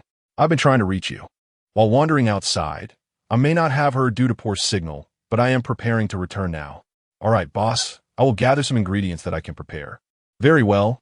You carry on with your tasks. I shall return shortly. After hanging up the phone, I turned to Shen Qianxue and said, I must go home now. Do you still cook? She inquired. Indeed. I occasionally step into the kitchen. And how are your culinary skills? My culinary prowess is undoubtedly first-rate. I find that hard to believe. Then you should come over for dinner tonight and witness my exceptional skills. All right, but I fear your partner may feel jealous. Jealousy is of no concern. They are quite accustomed to it. They? How many partners do you have? Given my charm, having a few partners is hardly excessive, is it? Not at all. With your good looks, robust physique, and culinary talent, it is indeed no surprise that many women are attracted to you. Will my sister fall for me then? Indeed, she might. You wouldn't consider divorcing your husband, would you? What does falling in love with you have to do with divorce? If you were divorced, we could be together. We're already together without the need for divorce. True enough. Sister, should you ever have needs, feel free to summon me. You haven't even given me your phone number. You show no sincerity. It seems I have been remiss. Please save my number and add me on WeChat and QQ. You are quite the mischievous one. All right, sister, I must take my leave. Will you accompany me? Or will you come over later? Let us go together. I have been rather bored at home, and I want to see if you truly can cook, rather than just order takeout. Then let us proceed together. First, Allow me to take a shower. Very well, we shall bathe together. Chapter 64. Silence when bathing. Do so properly and refrain from any frivolous movements. Sister, what is our relationship? A little mischief shouldn't matter, right? Are you reluctant to return home to prepare dinner? There's still ample time. A brief delay is inconsequential. You truly are a naughty brother. After over an hour of bathing, both felt thoroughly refreshed and dressed before descending the stairs. Madam, who is he? The housekeeper, Anastasia, greeted them while casting a glance in their direction. Upon recognizing Wen Huanyan, her expression shifted dramatically. Shen Qianque's countenance also changed. In the midst of their indulgence, they had completely forgotten about the housekeeper's presence. Being caught in such a situation posed a significant dilemma for explanation. Sister, I am Qianque's junior and also her neighbor. My home is at Villa number 9. Madam, you all. Anna, being seasoned in these matters, understood perfectly. Most crucially, the boss had assigned her a task before leaving, to report any unusual occurrences immediately. She reached for her phone to make the call. Shen Qianque's face paled in alarm as she hurriedly intervened. Stop her. She intends to call my husband. When Huanyan, taken aback, rushed toward Anna. The call was already connected. Hello, Anna, is there something wrong? A man's voice echoed. In a moment of urgency, Wen Huanyan grasped Anna and pinned her against the wall, kissing her to prevent her from speaking. Shen Qianque, who had hurried downstairs, stood frozen in astonishment. Hello, Anna. What's the matter? Why aren't you speaking after connecting the call? Is there something concerning Qianque? Anna, wide-eyed from the kiss, was so stunned that she forgot to struggle, leaving no opportunity to respond. Beep, beep, beep. After a prolonged inquiry with no response, Zheng Hongba ended the call. Both Wen Huanyan and Shen Qianque exhaled in relief. Just as Wen Huanyan was about to relax, Shen Qianque's phone rang again. It's my husband calling. Keep her quiet. Understood. Hello, my dear, where are you up to? Husband, I was just hanging out the laundry. Are you busy at the moment? Not particularly. Anna just called me, but didn't speak. Could you check what's going on? Anna hasn't returned from buying groceries yet. She probably dialed your number by mistake. I will inquire about it shortly. Is that so? Yes, it should be. Very well. I have some tasks to attend to. I will call you back once I'm done. Okay, goodbye, husband. After ending the call, Shen Qianque turned to Wen Huanyan. What shall we do? Wen Huanyan released Anna. Ugh. She gasped for breath, nearly overwhelmed. I have no idea what to do. Anna, you must not disclose this matter to my husband. That is out of the question. Qianque, I am Zheng Hongba's cousin. I must inform him of your betrayal. There is no room for negotiation. Please, Anna, do not force my hand. Shen Qianque said, her voice laced with anger. What do you intend to do? I must inform you that if anything were to happen to me, your involvement would also be exposed, and you would bear legal responsibility. Is there truly no room for negotiation? None at all. Very well, you shall not have regrets. Huanyan, isn't she intent on revealing our affairs to my husband? You should seduce her as well, and see if she dares to speak. You all. Anna reacted strongly. Yet her attention was captivated by Wen Huanyan's extraordinary beauty, momentarily rendering her speechless. She had been so focused on the idea of betrayal that she had overlooked the fact that Shen Qianque's little lover was remarkably handsome. This is not appropriate, is it? Wen Huanyan remarked, finding himself in a dilemma. Although Anna was not unattractive, and her figure was commendable, she was somewhat older and not his preferred type. If you do not comply, he will expose us. Such matters, if they were to spread, would tarnish both our reputations, and I have no desire to divorce my husband. Thus you must proceed. Wen Huanyan turned to Anna, suggesting, Sister, perhaps you could refrain from reporting this, or else. How naive. I must inform my cousin of this matter. Yet internally, she envisioned a different scenario. Oh, handsome, please love me. Once you do, I shall remain silent. Huanyan, you see, she will not shed tears until she sees the coffin. Hurry, do not delay. You still need to return to prepare dinner. Very well. Wen Huanyan declared with an air of resignation, lifting Anna and departing. Her room is on the first floor, the first door on the left. Shen Qianque exclaimed excitedly. Wen Huanyan entered her room, and with a heavy thud, closed the door behind them. In a conspiratorial tone, he said, Sister, please do not report this. All right, Anna replied, Thank you, sister. However, I had a request. What request? Speak quickly. Dear brother will surely fulfill it. You can certainly fulfill it. I want you to sleep with me. Your genes are splendid, and I desire you to help me conceive a child. Ah, sister. How can that be? Why not?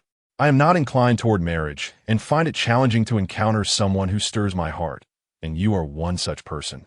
As long as you assist me, I shall keep your secret. Sister, if you bear my child, I must take responsibility. I am merely 18 and have never considered such matters. Do not worry. I only desire a child. Everything else will not concern you. I shall not expect you to raise the child or demand a single penny in child support. Should you refuse, I will have no choice but to disclose your affairs. Well then, very well. Since you have agreed, let us proceed.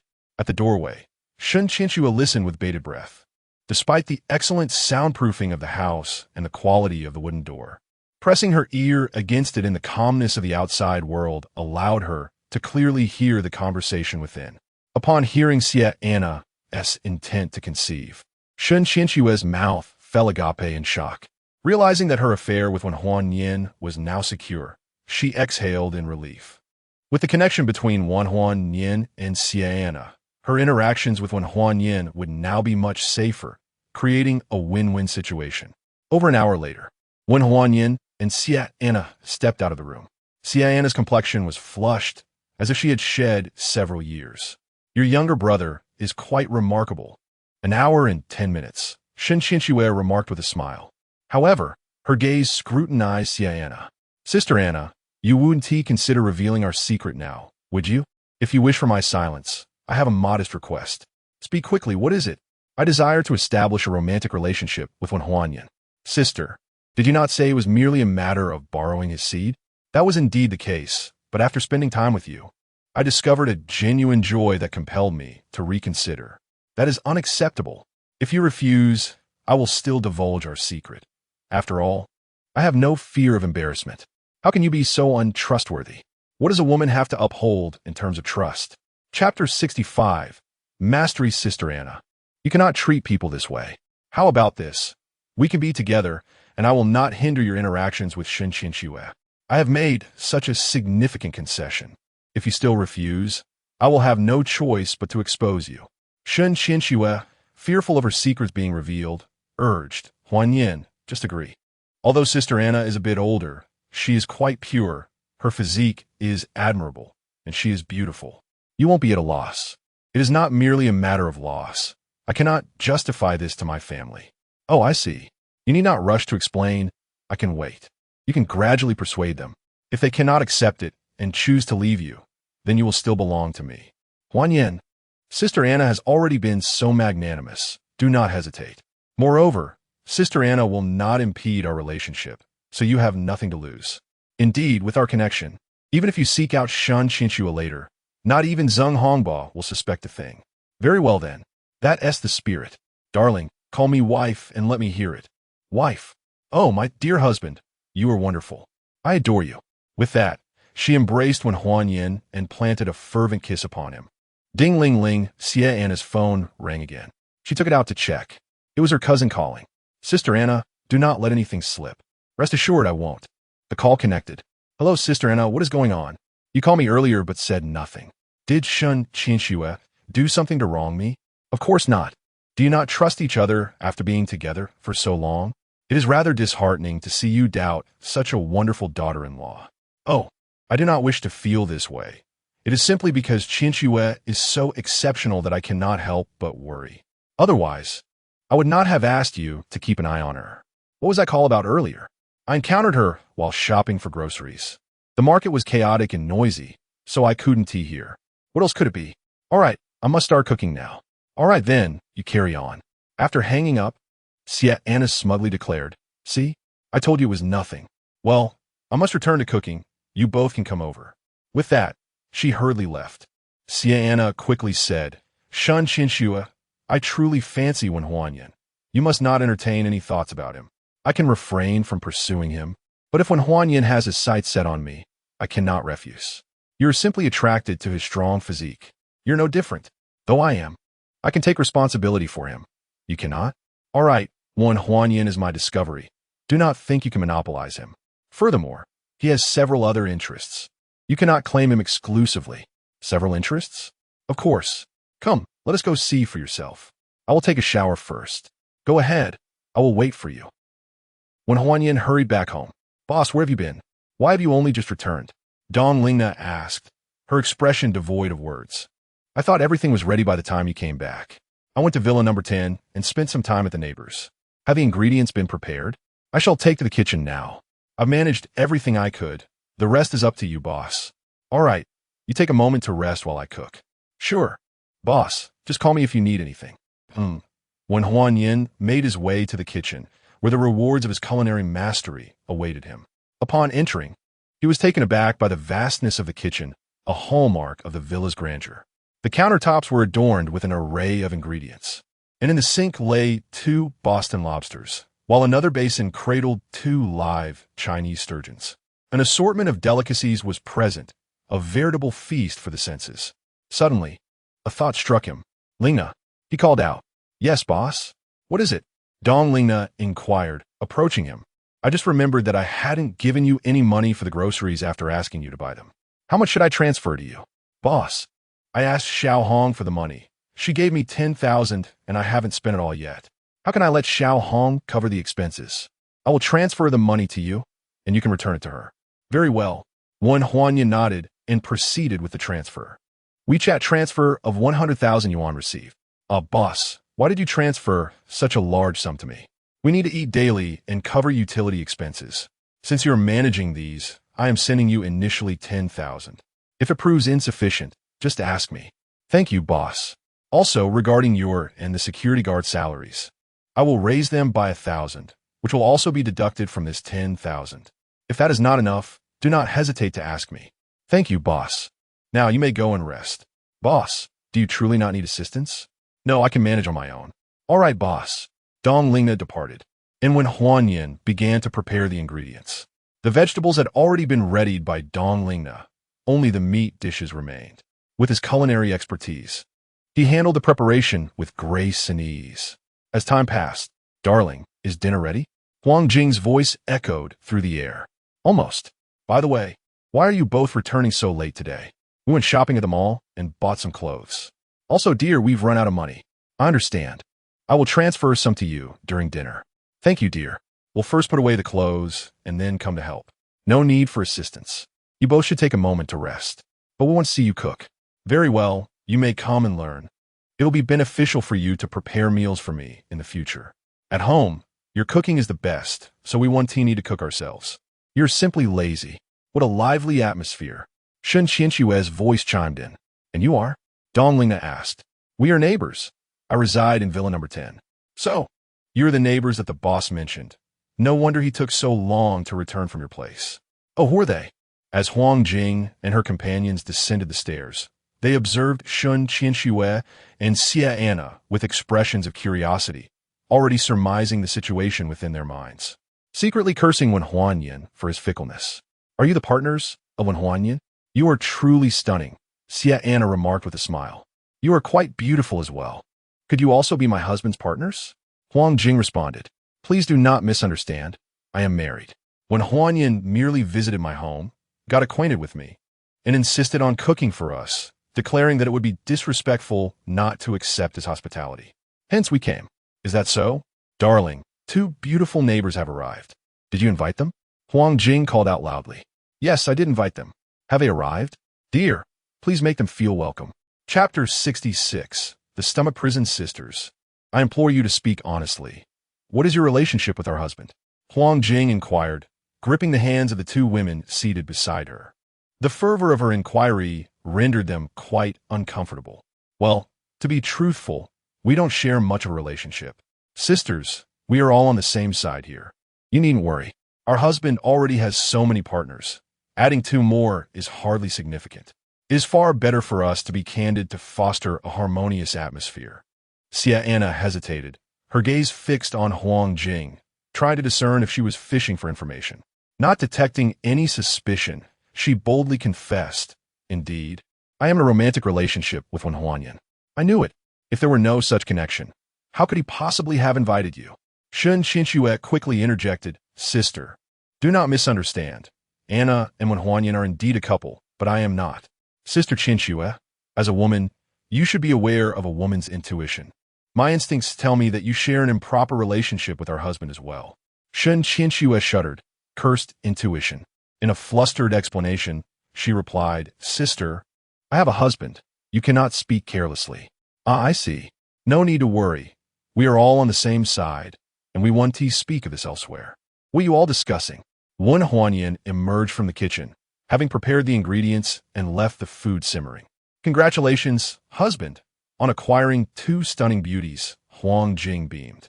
Oh, have you all come clean? She gazed at Shen Qinxue and Xie Anna, who both blushed. Is that us coming clean? Perhaps your partner is simply too perceptive. They exchanged glances with Wen Huanyan in silence. If we're coming clean, so be it. After all, our neighbors will find out sooner or later. Husband. Sister Qinxue claims she has a husband. Are you not concerned about creating conflict? What is there to fear? If you do not speak of it, her husband will remain oblivious. Qinxue shares a strong bond with her spouse. Truly, let us not spread unfounded rumors. Ha ha ha, husband, it seems you enjoy clandestine affairs. Nonsense. I am merely cooking. You continue your conversation. He retreated back to the kitchen. Suddenly, when Huanyan remembered Zhang Rurui and hastily dialed her number. Hello, husband. Do you miss me? Zhang Rurui's sweet and infatuated voice came through the line. I do miss you. My mother purchased a villa for me in the campus enclave. Would you like to move in with me? A villa within the campus enclave? Absolutely, I would love to. Then come over soon. I am cooking now, and you should join me for dinner. Wow, you can cook too? How wonderful. All right, just come over as soon as you can. I am quite busy here. Sure thing. Husband, please send me the address, and I will arrive as quickly as possible. All right. Approximately half an hour later, a knock echoed through the villa. Is someone else arriving? The thought crossed everyone's mind simultaneously. Could it be yet another one of Wen Huanyan's partners? Huang Jing dashed to the door. Beautiful lady, may I ask who you are? Zhang Rui inquired nervously upon seeing the stunning woman at the entrance. Is this not Wen Huanyan's villa? It is indeed. Are you Wen Huanyan's sister? What sister? I am his partner. Oh, from your tone. Are you also his partner? Indeed. Then it is as it should be. Both she and I are Wen Huanyan's partners. Oh, they? 1, 2, 3, 9? 9 of us. Zhang Rurui was utterly astonished. Upon reflection, it was quite natural for a handsome and affluent man like Wen Huanyan to attract admirers. She had merely not anticipated such harmonious coexistence among them. Why are there so many people? Yu Xiaohong, returning from work, inquired curiously. And you are? Zhang Rurui turned to ask. I am one of the owners of this household. Ah, you are also Wen Huanyan's partner? Yes, and by your tone, it seems you are as well. MHM. Then come inside and let us converse. I just moved in. Come, I shall arrange a bedroom for you. Thank you. Zhang Rurui exhibited little emotion. If those superior to her could coexist amicably, what was there to fear? As long as her husband treated her well, provided for her, and allowed her to enjoy life with him, that was all that mattered. After all, the pursuit of a partner was ultimately for a better life. With this thought, Zhang Rurui felt increasingly indifferent. Do you all think our husband has other partners? The group gathered, and Huang Jing inquired. If he does, they should be coming. By the way, have you noticed something peculiar? What is strange? Isn't it curious that our husband doesn't seem worried about us getting upset? What is there to worry about? With his handsome looks and residing in a grand villa. If we were to leave in anger, he could easily find someone better. True, perhaps he even hopes we leave to make room. Mengyao, you grew up with our husband as childhood sweethearts. Tell us more about him. What is there to say? He was once a poor and frail boy, and I was the one protecting him. His family. Oh, is that true? I see our husband is quite confident now, yet his wealth comes from his mother. Though he had an unhappy childhood, he enjoys life now. With such high looks, his mother must also have been quite beautiful. I envy his father for reaping such a great fortune. In truth, our husband's father is not lacking in looks either. Otherwise, his mother would not have chosen him. That is true, but unfortunately, his character was wanting. Thankfully, everything is well for our husband now. Time passed. Approximately an hour and a half later. Wives, come and serve the dishes. It is time to eat. All right, I can hardly wait to see how skilled our husband is in the kitchen. So can I. With everyone working together, The table soon overflowed with an array of delicious dishes. "Ladies, let us eat," Huang Jing shouted as she picked up her chopsticks and began to feast. The tender, juicy fish melted in her mouth. "Wow!" Huang Jing displayed an exaggerated expression. "Huang Jing, you aren't benefiting from our husband in acting, are you?" "Oh my, you must try for yourselves. It is truly delectable," Huang Jing replied, continuing to serve the dishes. "Wow, this is delicious, and this too. Everything is so delightful." The group could no longer resist the urge to pick up their chopsticks. "Indeed, it is extraordinarily delicious, so flavorful. I must say, my husband's culinary skills are exceptional. I want to indulge in his cooking every day." "So do I," Bai Mingru exclaimed, her eyes lighting up. "It is genuinely exquisite, surpassing even that of Michelin-starred chefs. Those chefs are nothing compared to my husband," Wen Huanyin declared with utmost confidence. "Absolutely. My husband's cooking is the best. He should prepare meals for us every day." "Yes. Indeed, we want his cooking daily." Everyone's impression of Wen Huanyin improved significantly.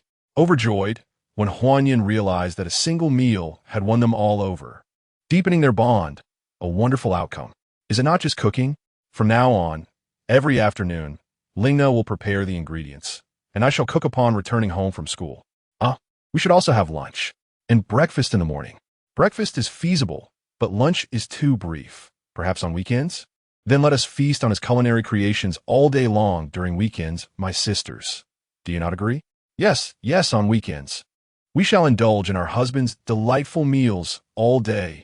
Very well. I shall cook whenever I have the time. Yay, thank you, my husband. Chapter 67. Strike After Dinner. Wen Huanyin approached and Meng Yao with a smile, drawing everyone's attention as he did so. He took Meng Yao's hand and announced, "Wives, the task of washing the dishes is now yours. Meng Yao, I shall retire for a while." And Meng Yao felt an overwhelming shyness wash over her. She instinctively wanted to refuse, yet the words remained unspoken on her lips. Could she truly turn down someone as remarkable as Wen Huanyin? The thought of regretting such a decision loomed large. With so many young women vying for his attention, would it be foolish to decline? Conceding to these thoughts, she acquiesced. "Your husband shows favoritism. He won't even rest with me," she teased. "All right then, Meng Yao and I shall take our leave." He lifted in Meng Yao and hurried up the stairs. "Meng Yao, which room is yours?" "That one," she replied, her heart racing at the impending moment, a blend of anxiety and anticipation coursing through her. In that instant, the innocent heart of a young girl bloomed.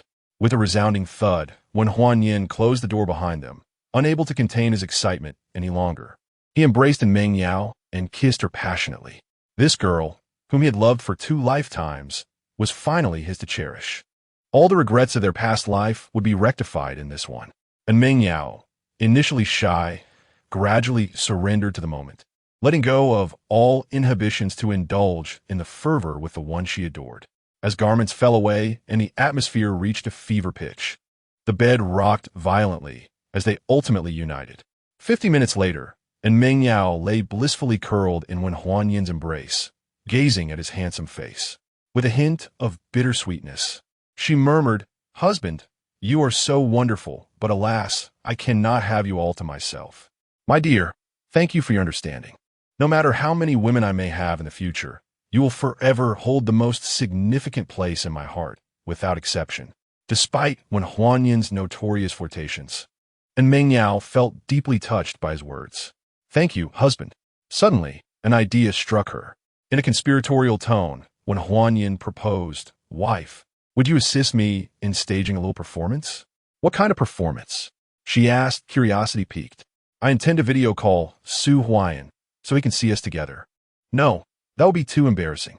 My dear, you know that the conflict between him and me is irreconcilable. Since he has consistently targeted me, why shouldn't I retaliate? Moreover, they conspired together against you." Recalling her near assault by Su Huayan ignited Meng Yao's anger. She nodded resolutely. "All right, I will play along with your ruse. If he dares to attempt such a thing, I intend to infuriate him. That's the spirit." With anticipation, Wen Huanyin dialed Su Huayan's WeChat video. After a lengthy wait with no answer, he was about to hang up when the call finally connected. "Wen Huanyin, why the hell are you calling me on video?" Su Huayan, lying in a hospital bed, instinctively cursed in fury. Ah, Su Huayan, I see your condition isn't too favorable, is it? Wen Huanyin, spare me your arrogance. I will make sure to end you. Is that so? I await your arrival with a sense of foreboding. By the way, the purpose of this video is to show you something. The camera shifts to focus on Meng Yao. Meng Yao, have you lost your mind? You actually slept with Wen Huanyin? Su Huai anxiously nearly leapt from his hospital bed, unable to comprehend what he lacked compared to Wen Huanyin. Su Hu, I'm not insane. The one who is deranged is you. Let me clarify. I have been sharing a bed with Huanyin since childhood. We have merely shed our clothing this time. You wretched woman, I have always treated you well since we were young. Why would you choose Wen Huanyin? That is a question for you to ponder. Honestly, had it not been for your actions towards me, I would not have so hastily become involved with Huanyin. My affections were initially more inclined towards you, yet who would have known you would attempt to violate me, thereby pushing me irrevocably to Huanyin's side? Enough of your nonsense. Meng Yao, since you have chosen to be with Wen Huanyin, you have declared war upon me. Prepare for my vengeance. Ha Su Huai, I can now see your true character. I once felt some guilt about being with Huanyin, but now I feel none whatsoever. What purpose does your empty rhetoric serve? You willingly share a bed with Wen Huanyin, yet refuse to be with me. You will surely meet a terrible fate. Su Huai, do not succumb to despair. I must inform you, Bai Mingru is with me. Wen Huanyin smugly declared, sending Su Huai the photos he had secretly taken moments prior. Wen Huanyin, how dare you? If you dare to touch Bai Mingru, I will stop at nothing to destroy you. Upon seeing Bai Mingru's image, Su Huai erupted in fury, his injuries forgotten. He glared at Wen Huanyin through the screen. Wen Huanyin merely smiled and remained silent, leaning in to kiss Meng Yao, who responded fervently, wrapping her arms around his neck. In their fervor, the blanket slipped, revealing her form to Su Huai's view. Fortunately, Meng Yao was atop Wen Huanyin, allowing Su Huai only to glimpse her alluring silhouette. Yet even this sight ignited a burning jealousy within Su Huai. Such a perfect Meng Yao ought to have been his, now claimed by Wen Huanyin. The anger was overwhelming. Suddenly, a loud crash echoed through the air. In the next moment, the video ceased. One need not see to surmise that Su Huai, unable to bear the shock, had smashed his phone. Ding! Congratulations, host. You have collaborated with Meng Yao to deliver a blow to the antagonist, Su Huai. Face-smacking rating, level 70. Rewards, 70 enhancement points. 2 million yuan in cash, 20 unity points, and the Skill Master Street Dance. Hearing the rewards, Wen Huanyin was elated. Indeed, the image of him and Meng Yao together had inflicted a significant blow to Su Huai, earning a remarkable level 70 rating. And Meng Yao had also succeeded in striking back at Su Huai, a double victory that was utterly delightful. He rolled over, pinning Meng Yao beneath him. The two individuals gazed deeply into each other's eyes, their hearts intertwined, and were swept away in a fervent embrace. This time, Wen Huanyin was even more tender. Alas, Meng Yao was in pain. It lasted an hour and a half before it drew to a close. What a troublesome husband, showing no concern for my discomfort. Moreover, we neglected to take any precautions. Does he not fear the possibility of pregnancy? What is there to fear? Our financial situation is sufficient to support a child.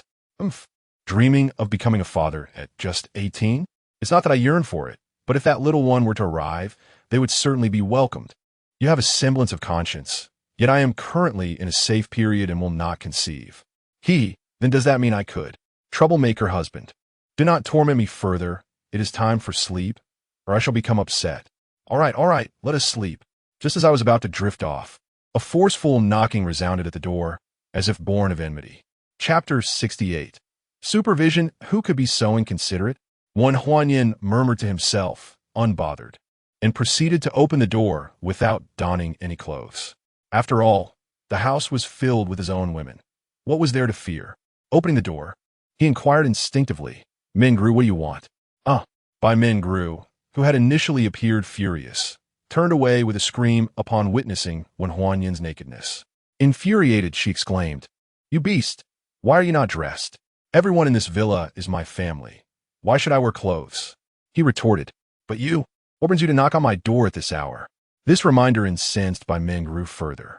She spun around, glaring at Wen Huanyin. I ask you, why did you send my photo to Su Huayan? Though she questioned him vocally, her gaze involuntarily drifted downward. Huan Yin, suddenly enlightened, chuckled as he explained. Did I not mention that I have a vendetta against Su Huayan? Sending him your photo was merely to provoke him. You idiot. Do you realize who Su Huayan shared that photo with? Her face flushed crimson as she shouted. Who'd he send it to? My father. What? Why would Su Huayan send your photo to your father? You fool, stop pretending. Surely you understand why I traveled all the way to Haicheng University for classes. Now, my father is sending someone to supervise me. Is that so? When Huan Yin felt overwhelmed. His objective was to win over by Mengru. How could he do so if someone was monitoring her? Of course, my aunt is already on her way. Just look at the trouble you've caused. What? Your supervisor is your aunt? Is that a surprise? Would they send my brother to supervise me? Well, that's somewhat reassuring. Reassuring? Suddenly struck by a thought, he was astounded. When Huan Yin, you don't intend to make a move on my aunt, do you?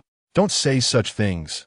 I have no such intentions. When Huan Yin hastily defended himself. Could he ever admit to such thoughts? Certainly not. By Mengru's eyes lit up. When Huan Yin, if you can win over my aunt, I will acknowledge your capabilities. Wait, you actually support this? Of course. You have no idea. My aunt is already 29 and yet remains single. My grandparents are quite anxious about it. However, my aunt has standards that are exceedingly high. She would undoubtedly overlook you. Don't try to provoke me. Do you genuinely support my endeavor to win over your aunt? I do. But if I succeed, you must promise to marry me. How absurd. You wish to capture both me and my aunt? Even if I agreed, my family would never consent. Come now. Didn't you say your aunt was difficult to win over? I see through your ruse. Who is deceiving you? Let me tell you, many talented young men have pursued my aunt and were rejected. Frankly, it seems my aunt has no interest in men. Really? How impressive. Are you losing confidence now? Should you dare to entertain my request, I shall gain confidence. Can you not be so greedy? I retorted. I assure you, my aunt is even more beautiful than I am. Securing her would not be a loss for you. Huh. By the end of this week as competition, you shall be mine. I suspect you merely wish to use your aunt as a shield, attempting to play tricks. Nonsense. I shall undoubtedly triumph over you this Saturday. Is that so? It must be. My luxurious motorcycle is already en route, so prepare to concede. If I win, you must agree to my terms. Are you trying to play tricks on me? Undoubtedly. Very well, I shall wager with you. Should you win on Saturday, I will not only agree to be your partner, but as long as you can win over my aunt, I shall be with you as your woman. Agreed. It's a deal. With a silent understanding, we shook hands instinctively. It was only then that Bai Mengru recalled that when Huan Yin was not dressed, she quickly pulled away, turned, and exclaimed, "You rogue. I believe you purposely chose not to wear clothes." Her face flushed with embarrassment. Her thoughts unable to shake the image of when Huan Yin's chiseled abs and his striking physique. It was all too overwhelming. How could this scoundrel possess such an enviable figure? I almost lost my composure. No, Bai Mengru, you cannot allow this cad to succeed. Mengru, what is happening with your boyfriend? Nothing much. I'm heading back to my dormitory now. You all should rest early. Oh, Mengru, are you leaving? Considering my aunt's arrival, I cannot stay in the dormitory with you, I explained. I'm going back to move my things. Oh, but it's too late now. They won't let you in. You should check out tomorrow. True enough. Then please arrange a room for me to rest. I thought to myself that I needed to take a quick shower. This was far too embarrassing. Ladies, I'll take Mengru to her room. You all should rest early too. All right, good night everyone. Good night. Everyone retired to their respective rooms. The following day, when Huan Yin rose early, he glanced at the peacefully sleeping Meng Yao, kissed her gently on her red lips, and carefully slipped out of the room, dressing as he went. Awakened from her light slumber, and Meng Yao opened her eyes, a sweet smile gracing her face as she cuddled her pillow and drifted back to sleep. As when Huan Yin descended the stairs, he noticed the kitchen was brightly lit. He hurried over. Lena, why are you up so early? Boss, why are you awake so early as well? You should sleep a little longer. I'm preparing breakfast for everyone. I too arose to prepare breakfast. Everyone looks forward to my cooking, don't they? Indeed, your culinary creations are simply delectable. I'm utterly enamored. Then allow me to take over. All right, boss. May I learn alongside you? Once I master it, you won't have to work so hard. Certainly, I'll teach you. Thank you, boss. Thus, Huan Yin set about making breakfast with Dong Lina attentively learning by his side. To prepare delectable youtiao, Chinese fried dough sticks, one must first. Wen Huanyan diligently explains while demonstrating. His earnestness in teaching is matched only by the seriousness with which the students absorb the knowledge. Suddenly, Dong Lingna's gaze falls upon Wen Huanyan's face. Captivated by the sight of him focused on his culinary task, she finds herself entranced. How wonderful it would be to have such a partner.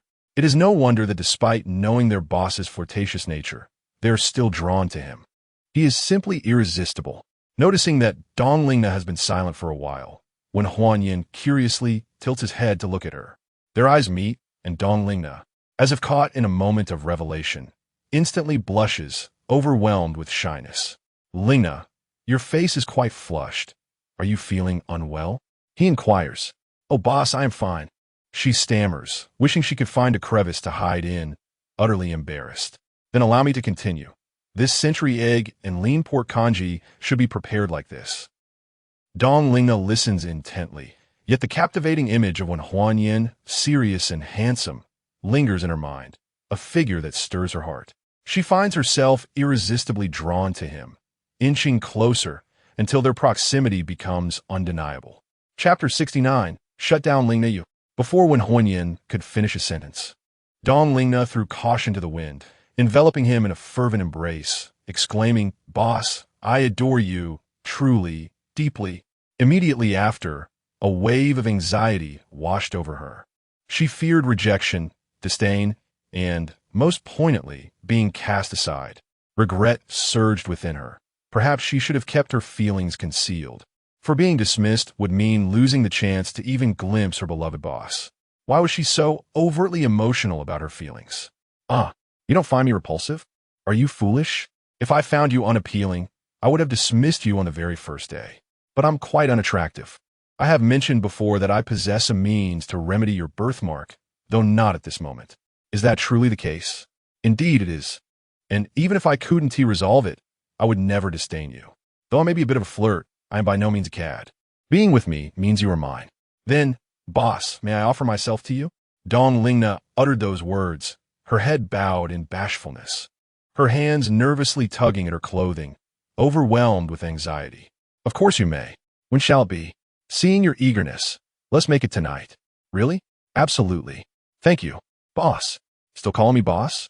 Dong Lingna blushed again, yet mustered the courage to address him. Darling. Yes, my dear. May I pose a question to you? Go ahead. Why do you not find me distasteful? Certainly, it is due to my discerning taste. Your figure is splendid, and once we address your birthmark, you will undoubtedly transform into a breathtaking beauty. I cannot bear the thought of you becoming another's. Darling, in this lifetime, I shall recognize only you, loving you alone, and I shall cherish you doubly. Now, let's earnestly prepare breakfast. Indeed, with the barriers of formality broken, their intimacy flourished. The act of cooking breakfast together felt like a profound happiness. After approximately an hour, breakfast was ready. My dear, please bring the breakfast to the table while I awaken everyone. Certainly, darling. Wen Huanyan ascended the stairs, knocking on doors and calling out, Ladies, rise and partake in breakfast. Classes await some, and work beckons others. Wow, did you personally prepare this breakfast, darling? Of course. Wow, then I must eat. Initially reluctant to rise from their slumber, the others, upon hearing that Wen Huanyan had prepared the meal, sprang out of bed with newfound energy. Each room in the villa boasted its own bathroom, and the guests swiftly washed up, donned their attire, and made their way outside. What else for breakfast, darling? We have tea, eggs, fried dough sticks, buns, and congee.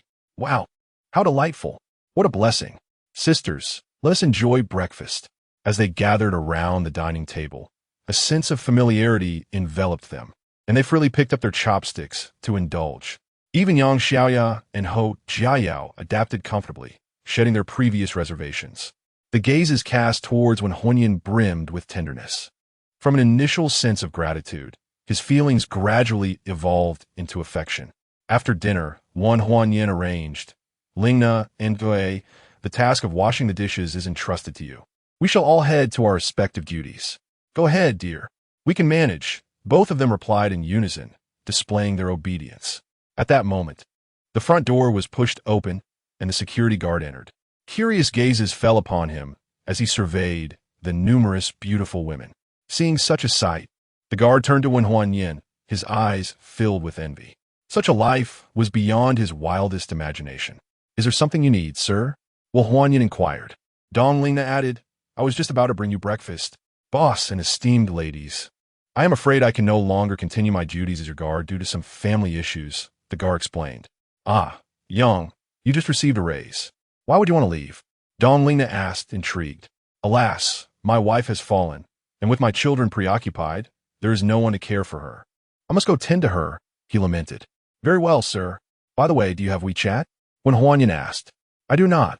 I only use a basic phone. The guard replied. Dong Lingna clarified. Dear, I pay Yang's salary in cash. I see.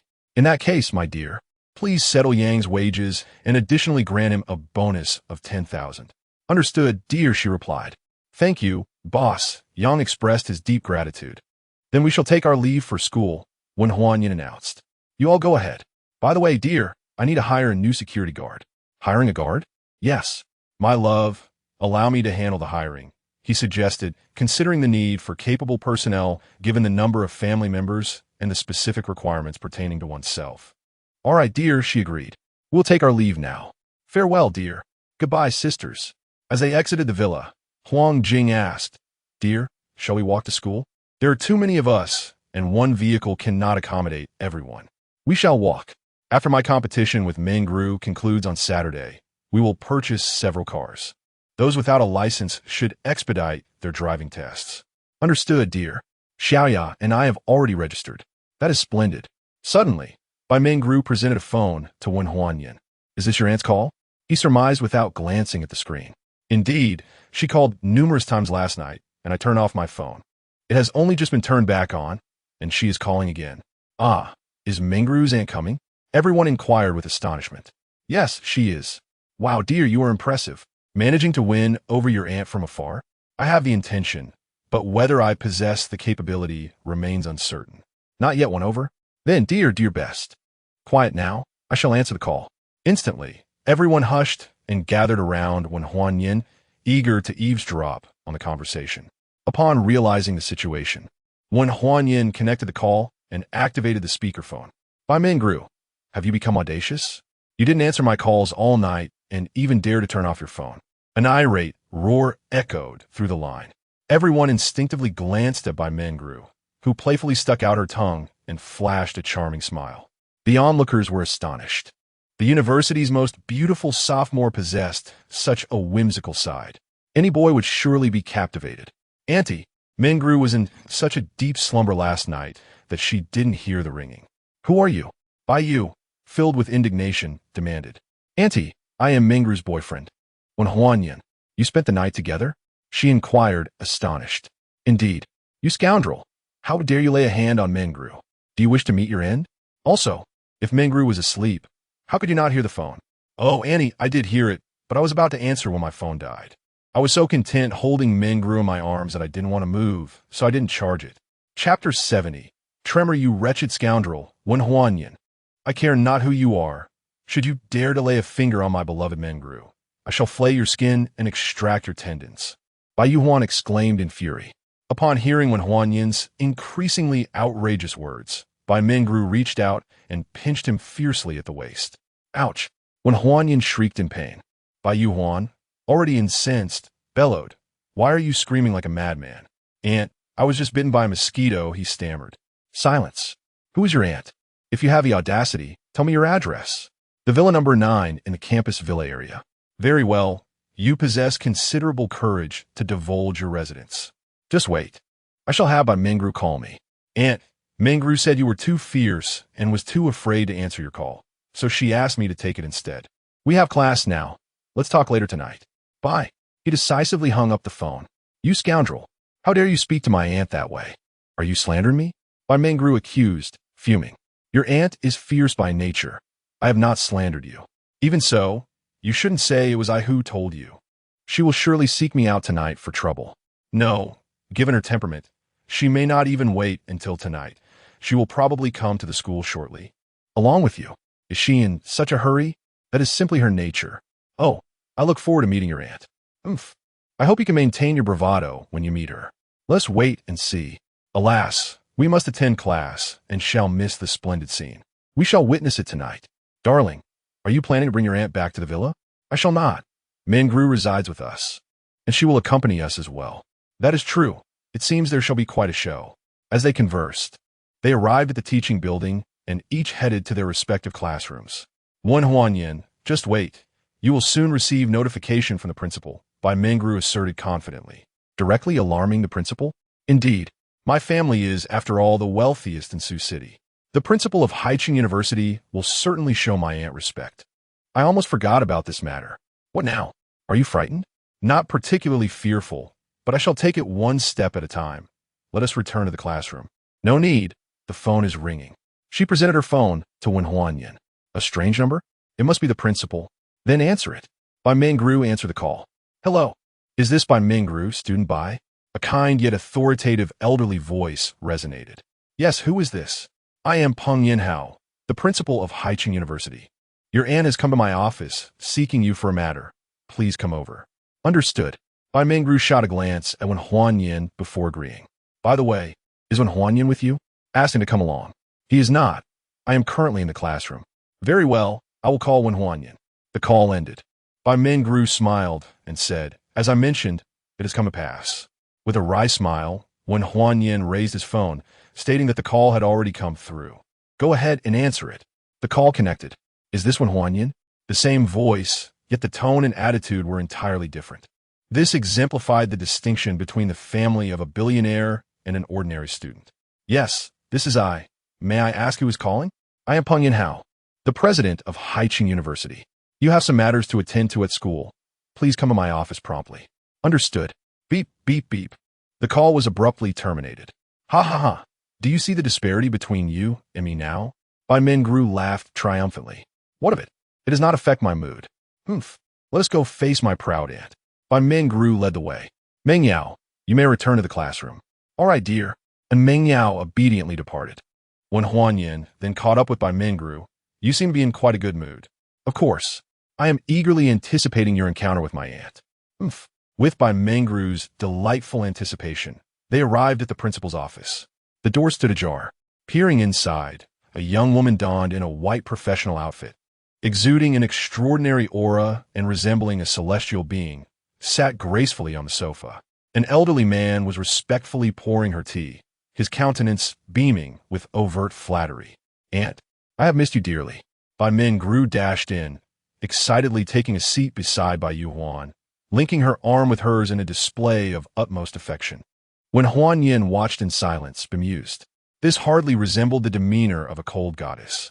Upon Wen Huanyan's entrance, all eyes in the office turned toward him. Are you Wen Huanyan? The principal inquired sternly. From Bai Yuhuan's earlier demeanor, it was evident that she did not regard Wen Huanyan as a friend. Rather, there was an air of animosity. To dare offend the eldest daughter of Sioux City's wealthiest family was quite audacious. Yes, I am Wen Huanyan. The eldest daughter of the Bai family from Sioux City seeks you. Bai Yuhuan's gaze remained fixed on Wen Huanyan, astonished. After living for over 20 years and having seen countless handsome men, this was the first time she encountered someone as striking as Wen Huanyan.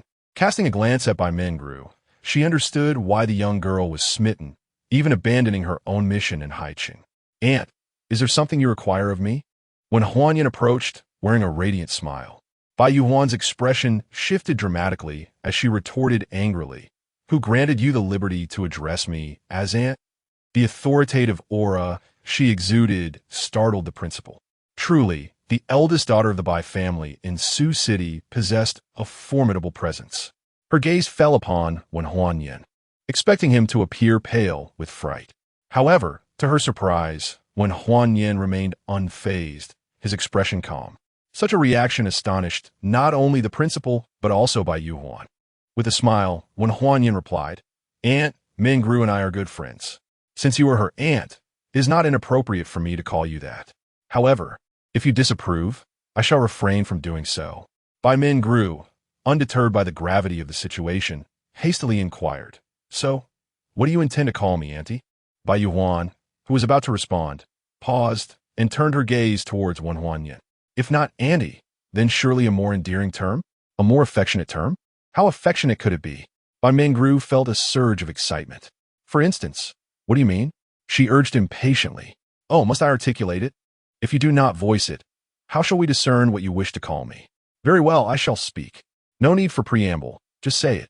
You could call me darling, wife, madam, or even spouse. Any of these would suffice. The entire room fell into a state of astonishment. The principal, in particular, recoiled 2 steps back, gazing at Wen Huanyin in disbelief. What audacity to flirt with the daughter of Sioux City's wealthiest family.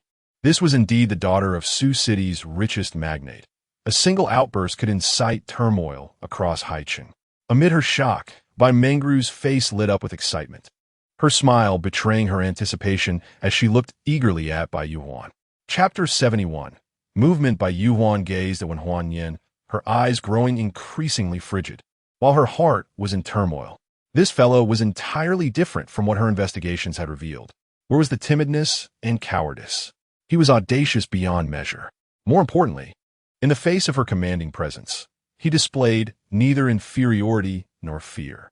Now, before her very eyes, he dared to utter such defiant words. This was utterly abnormal. Wen Huanyin, do you comprehend the gravity of what you are saying? After a prolonged silence, she coldly inquired.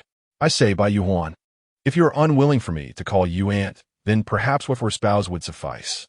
You may select one of those titles for me to address you.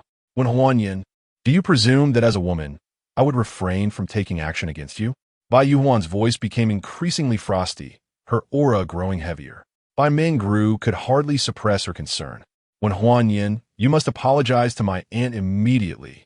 Wen Huanyin, apologize? The principal could not help but interject. For what? Is Bai Yuhuan not single? What is wrong with my pursuing her? Pursuing me? On what grounds? On the grounds of my good looks, perhaps? He retorted playfully. With a scornful demeanor, he appeared to invite trouble. Bang! A heavy slap struck the coffee table, and she rose abruptly. The commanding aura of her position reached its zenith. Wen Huanyin, you must apologize. The principal shouted in alarm. What is slapping the table supposed to prove? Wen Huanyin responded dismissively. So slapping the table is not a show of strength, is it? Bai Yuhuan said furiously, advancing towards him. Wen Huanyin, quickly apologize to my aunt. Bai Mengru exclaimed in panic. Apologize for what? Am I not merely confessing my feelings to her? Is it forbidden to pursue someone simply because they are attractive? Flattery will not save you now. Bai Yuhuan delivered a swift kick, her stance formidable, indicative of her martial prowess. This is the end. He would surely be bedridden for half a year. Oh, such slender and long legs. I must admit I quite fancy them, Wen Huanyin teased, seizing Bai Yuhuan's ankle. This. Bai Mengru and the principal were left speechless. Bai Yuhuan herself was rendered dumbfounded. This exceedingly handsome fellow had actually caught her kick? How infuriating! Seething with rage, she attempted to withdraw her foot, but it was futile. Damn it, she thought, her fury intensifying. She could only close the distance to Wen Huanyin and throw a punch. Wen Huanyin, smiling, lifted her foot higher. Bai Yuhuan's body lost its equilibrium, her attack thwarted, and she fell. In an audacious move, Wen Huanyin placed her long leg upon his shoulder, their posture alarmingly intimate. He even leaned down to inhale the fragrance of her calf. As expected from a beauty. Even her legs are delightful. This shameless display shocked everyone present. Bai Yuhuan was seething with rage. Wen Huanyin, I vow to make you pay dearly for this. Without hesitation, she unleashed a flurry of kicks towards Wen Huanyin. Quick-witted and agile, he seized her wrists and forcefully pulled them apart. Their bodies immediately pressed against each other, leaving Bai Yuhuan momentarily stunned. Upon lowering his gaze, Wen Huanyin was equally taken aback by the pristine, jade-like image before him, nearly causing him to lose control. It was he who first regained his composure. My dear Yuhuan, how fond you are of me.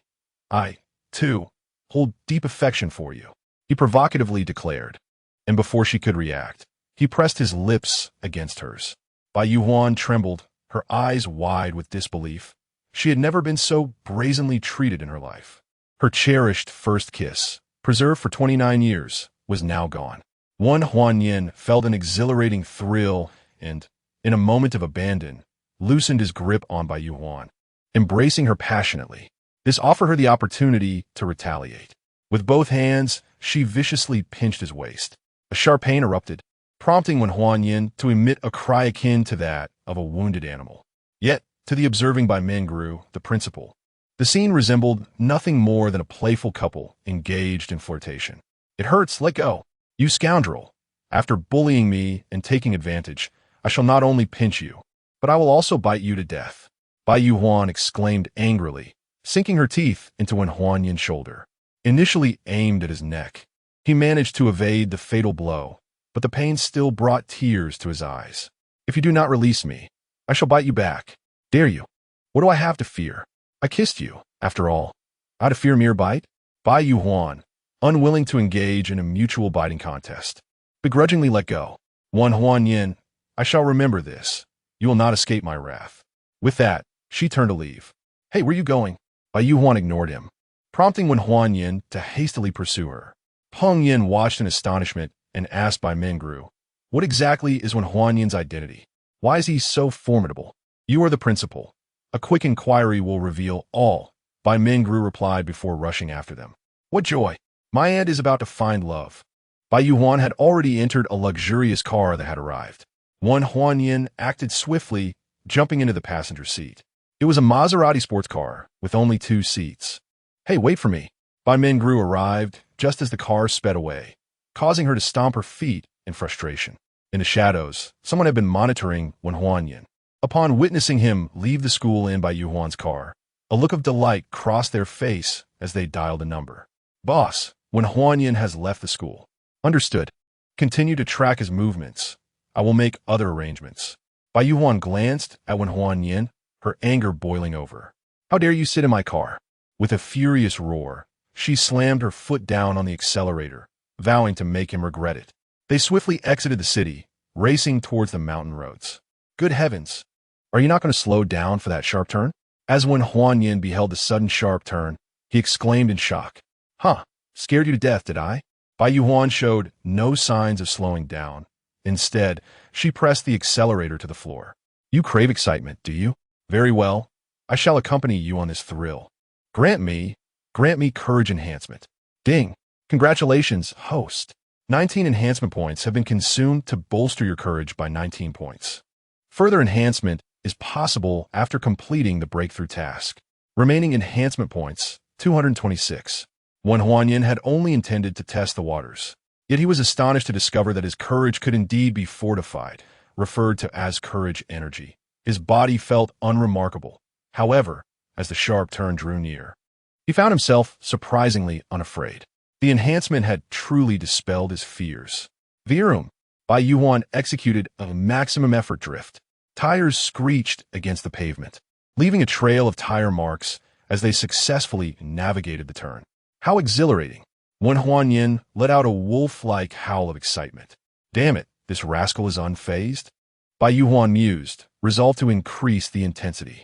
In the past, those who pursued her often professed their willingness to sacrifice everything for her, even their lives. Yet, when it came to a high-speed joyride in her car, the most resolute would surrender after barely 3 sharp turns. The second sharp turn approached, a challenging right-hand hairpin bend. Under such conditions, someone lacking skill might struggle to navigate even a gradual turn, necessitating a retreat.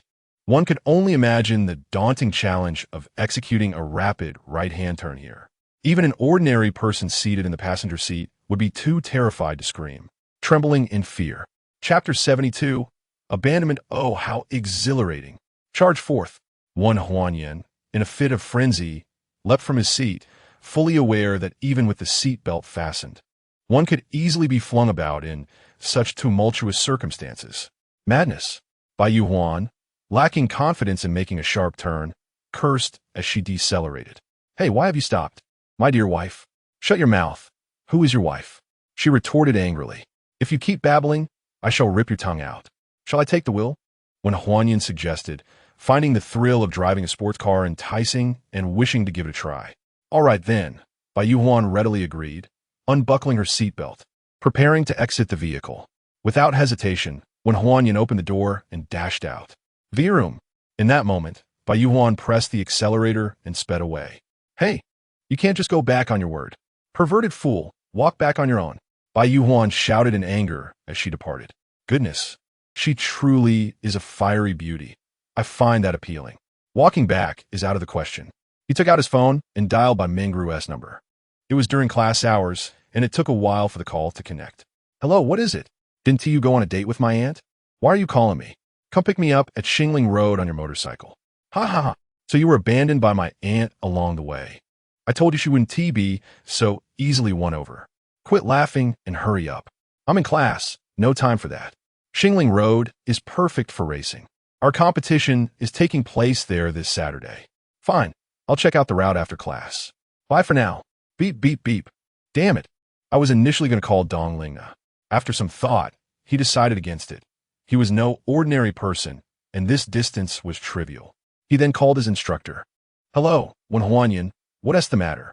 Instructor, I'm currently outside and 1T be able to attend this morning's class. I'd like to request leave. Just inform the teacher of that class. I'm unsure of which class it is. Could you please help me out? You've only been in class for a few days, and you're already skipping. If you don't perform well in the monthly exam, just wait and see how I'll deal with you. Rest assured, instructor, I've completed my freshman courses. I'm currently studying my sophomore materials during my free time. You talk a big game. I only care about results. Return to school soon. Beep, beep, beep. Leave granted. When Huanyan strolled along the mountain path. Virum. A small car approached. Wow, a handsome guy. Upon seeing Wen Huanyan, the driver voluntarily came to a halt. Hey there, are you alone? To his surprise, the car held 3 young and beautiful women. When Huanyan glanced around and inquired, is there anyone else? You're quite a character. Where are you headed? Would you like to join us? I'm still a student. Wow, still a student? Then we definitely should go together. Handsome, shall we? After all, you're all alone. A young woman alighted from the vehicle, pulling Wen Huanyan aboard. All 3 were stunningly beautiful, and Wen Huanyan found it hard to refuse their invitation. He climbed into the car, pondering his return to school. Missing a single day of classes seemed inconsequential. Besides, the class time had already passed. With a wry smile, he replied, but hold on. Handsome, if you claim you need to attend class, how did you end up here? You must be from Haiqing University, am I right? This place is quite distant from there. Heaving a sigh, he confessed, alas. My friend dragged me here early this morning under the pretense of needing a chauffeur, and then abandoned me. What a terrible friend, one of the girls exclaimed. Some people simply aren't meant to be friends, he replied. Indeed, only those like us are truly deserving of your companionship, she retorted. By the way, do you have a partner? Guess whether I do or not. He challenged. With looks like yours, you must surely have one. Exactly. He laughed. Having a partner doesn't matter. We're not dissuaded by that. Yes, we wouldn't mind at all, echoed the 2 girls in the back seat, nearly squeezing Wen Huanyan into the middle. Relishing this unexpected encounter, Wen Huanyan had no objections. Suddenly, the roar of a sports car reverberated ahead. Could you please open the sunroof? Wen Huanyan called out.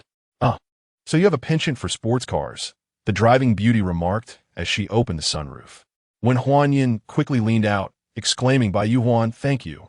Upon spotting him, Bai Yuhuan halted and scolded. You rascal, consider yourself fortunate. Wen Huanyan chuckled, fortunate indeed. Had you not abandoned me on the road, I would never have had the chance to meet these 3 stunning ladies. Bai Yuhuan then noticed the trio were all girls, each possessing remarkable beauty. Hey, ladies, just so you know, this guy is a lecher. You should kick him out. One of the girls chimed in, sister, we actually like his kind of lecher. Indeed, sister. A tall and handsome rogue is precisely our type.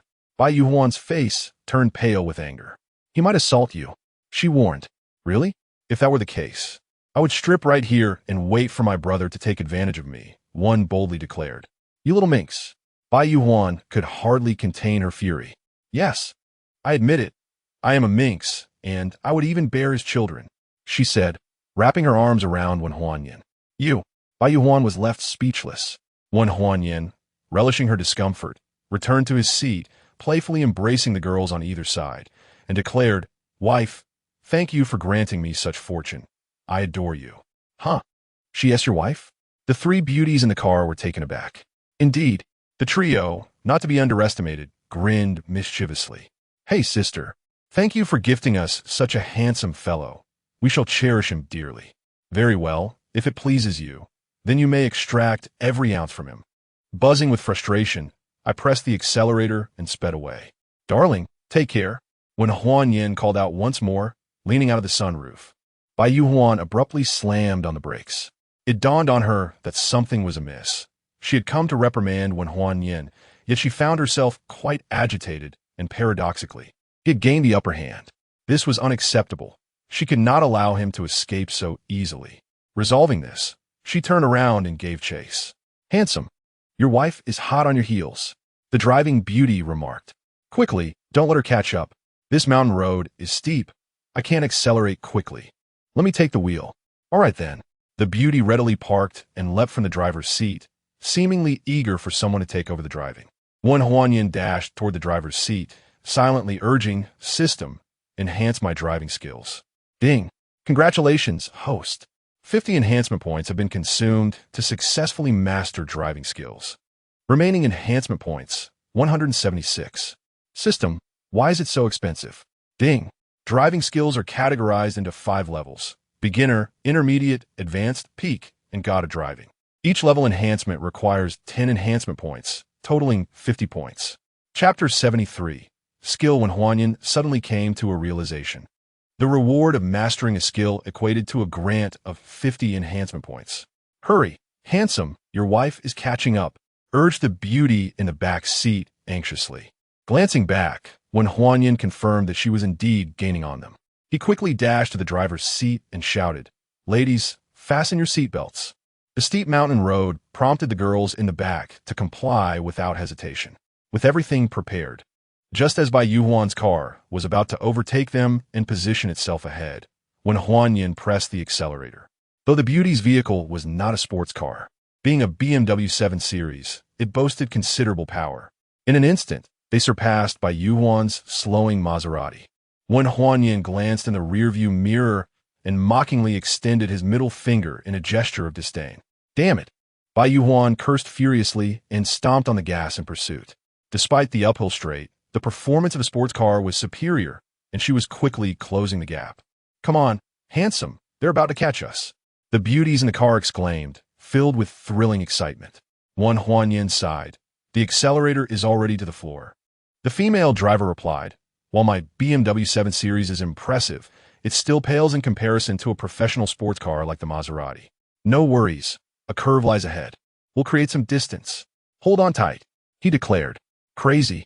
I refuse to believe your driving skills surpass mine, Bai Yuhuan retorted, having previously navigated the stretch and knowing that a series of sharp turns awaited.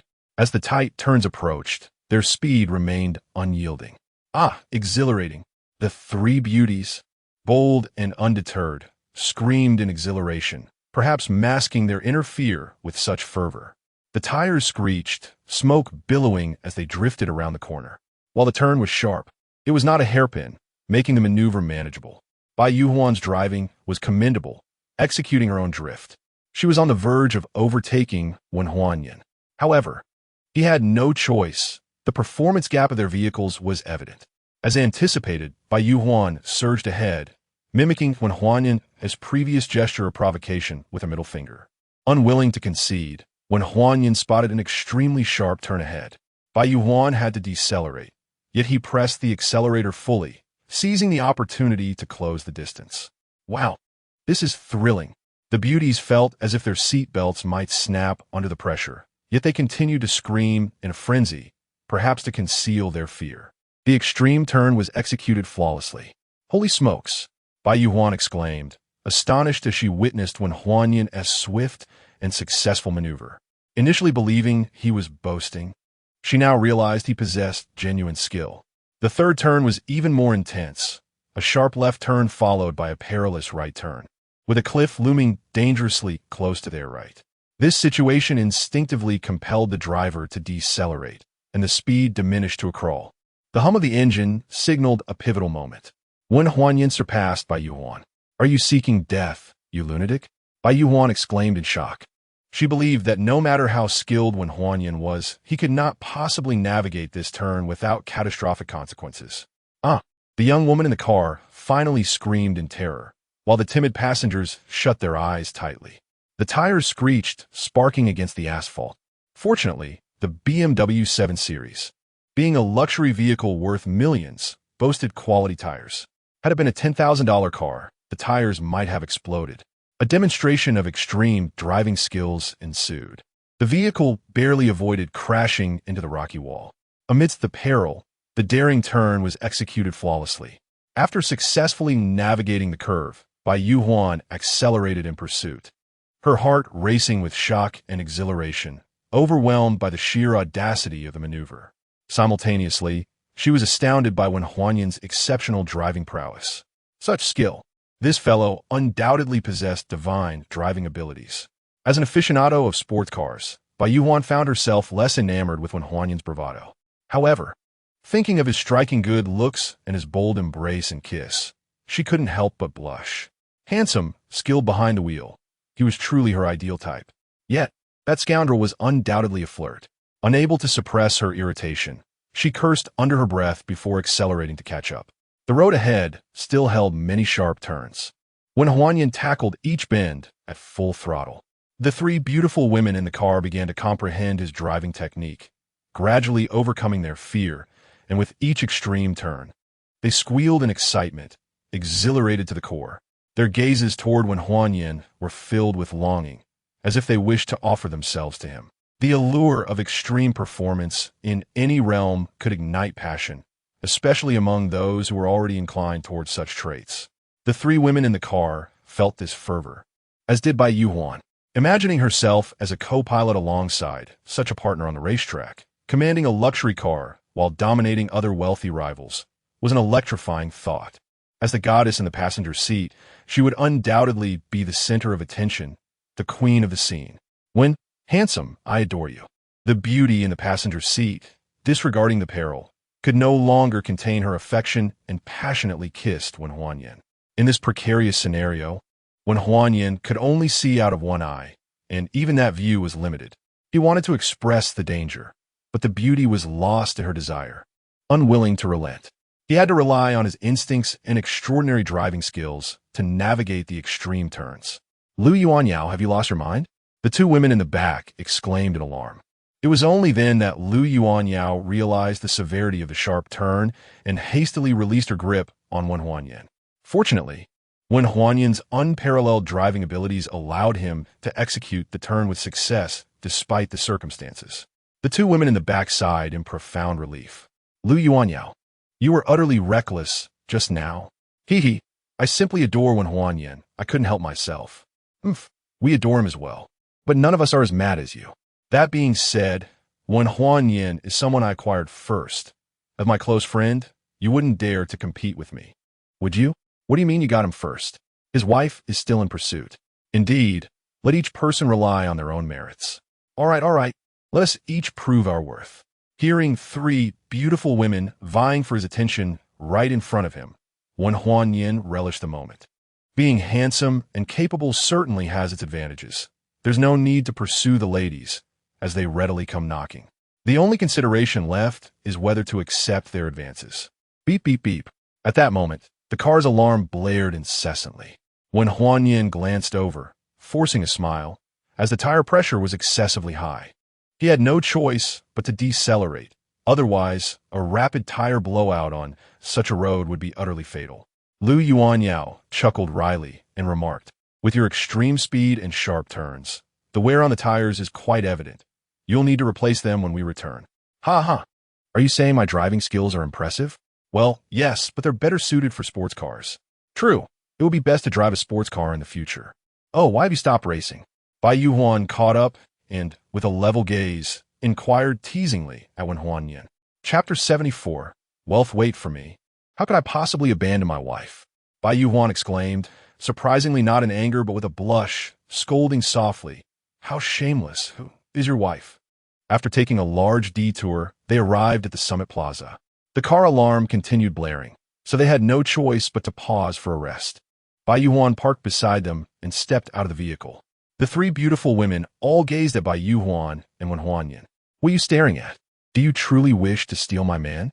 After confronting them, she pulled Wen Huanyan and insisted he get back in the car, forcefully shoving him inside. She took the driver's seat and, with a rev of the engine, sped off. Wait, did you exchange contact information? One of them exclaimed. Oh dear, we were so caught up in the thrill that we didn't have a chance to. What should we do? Should we chase after them? How could we? Even if I possessed Wen Huanyin's driving skills, the car would still be out of commission. Then we can only wait at Haiqing University. Wife, does this mean you've accepted me? Wen Huanyin asked, gazing at Bai Yuhuan with a smile. Dream on. However, I can offer you a chance to pursue me. Then let me out. There are still 3 beauties waiting for me up there. Are you looking for a fight? You know you can't win against me. Scoundrel, am I not even as good as those 3 beauties? Although you are more beautiful than them, I can easily attain them, yet acquiring you is far more challenging. Besides, there are 3 of them. Are you trying to drive me mad? Bai Yuhuan abruptly halted the car, glaring angrily at Wen Huanyin. Seeing her reaction, Wen Huanyin unbuckled his seatbelt and lunged at her, kissing her passionately. Bai Yuhuan was taken aback by his audacity, completely unprepared and unable to evade his advances. Wen Huanyin, emboldened, ventured into her forbidden territory. In a fit of rage, she seized his waist with both hands, squeezing fiercely. Ah, that hurts! Wen Huanyin yelped, releasing her. Serves you right for tricking me. Damn it, that hurts. There are plenty of women in the world. If you don't want me, then I don't want you either. Wen Huanyin retorted angrily, exiting the car swiftly and striding towards the summit. Bai Yuhuan was left stunned. Wen Huanyin, you beast! You dare to assault me and still have the audacity to be indignant? Regaining her composure, she fumed at the thought of his forceful kiss. How could he not allow her to resist? The more she pondered, the angrier she became. I wouldn't even look at you. With a rev of the engine, she sped away. Wen Huanyin jogged back to the summit, noticing the BMW 7 Series still parked there, and hurried over. Lu Yuanyao, are you all here? He called out, not seeing anyone. Wait, is that Wen Huanyin's voice? It is him. I see him. Jiang Xing exclaimed excitedly as she rushed toward him. Wen Huanyin, how did you come back? Kai Ruoli asked in surprise as she emerged from the convenience store. You weren't abandoned again, were you? Not at all. This time I got out on my own. Don't you welcome me? Welcome most warmly. By the way, please leave your contact information. Should you find yourself abandoned next time, simply reach out to us for assistance. Very well, we exchanged our contact details. There are some snacks over there. Shall we indulge a little? My treat, suggested Lu Yuanyao. Certainly, though it is rather unconventional for a lady to pay. Allow me to cover the expenses instead. Then we shall not be polite. The 4 of them strolled towards the snack shop and found a cozy spot to sit down. Boss, I would like an order of spicy potato sticks and a bowl of hot and sour noodles, announced one. I'll have the spicy potato sticks and some ice porridge. Another chimed in. I'll take cold noodles and ice porridge, added a third. The trio chose their preferred dishes. Wen Huanyin, with a smile, stated, I'll have an order of spicy potato sticks, cold noodles, hot and sour noodles, and ice porridge. Wow, are you really going to eat all that? Will you finish it? Is it not normal for a guy to eat a bit more? Do you often consume this much? Indeed. How come you haven't gained weight? I have a good physique. I don't gain weight easily. Do you have muscles? As Jiang Xing spoke, she reached out to touch Wen Huanyin's abdomen. Hey, that's a bit excessive. Before Wen Huanyin could respond, Lu Yuanyao and Kai Ruoli interjected. What is excessive about it? I'm just checking for muscles. Wen Huanyin doesn't mind, so why are you all so excited? Shall we all take a look together? Boldly, they lifted Wen Huanyin's shirt. The chiseled muscles presented a striking visual impact. Wow, such impressive abs. He is as handsome as anyone else. Oh, this handsome guy is quite something. A wealthy lady passing by, captivated by the scene, couldn't help but murmur as she approached. Oh no, someone has seen us. Jiang Xing quickly pulled down Wen Huanyin's shirt. The trio warily regarded the approaching wealthy lady. Excuse me, ma am, at your age. You wouldn't be contemplating pursuing our gentleman, would you? Kai Ruoli warned, asserting her claim. The wealthy lady smiled slightly, observing that a handsome man is akin to a perfect work of art. Who wouldn't be drawn to it? She then fixed her gaze on Wen Huanyin and proposed. How about I give you 500,000 a month as pocket money to be my art piece? Would you be willing? Sister, I'm not keen on being an art piece, but I could consider being your man. This statement left the entire room in shock. Even the wealthy lady was taken aback. She then laughed. That suits my intentions perfectly. Let us add each other on WeChat, and I'll transfer the funds to you. Then I shan't be polite. When Huan Yin opened his WeChat QR code and presented it. Wait, if you're in need of money, I can lend you some. Lu Yuanyao quickly interjected. Exactly. If you need funds, we can provide for you, Jiang Xing quickly affirmed. Little lady, can you afford to give him 500,000 every month? The wealthy lady inquired with a smile. The three were momentarily speechless. Though they came from distinguished families, their allowances were modest. Only children make choices. I want both you and them. Dear handsome, that sounds rather greedy. Greedy? Are you unable to accept it? No witties. You may take your leave. Ah, dear relative, I always knew you held us in the highest regard. However, there's an elderly aunt who seems intent on vying for the affections of men with us. I urge you to speak with greater decorum.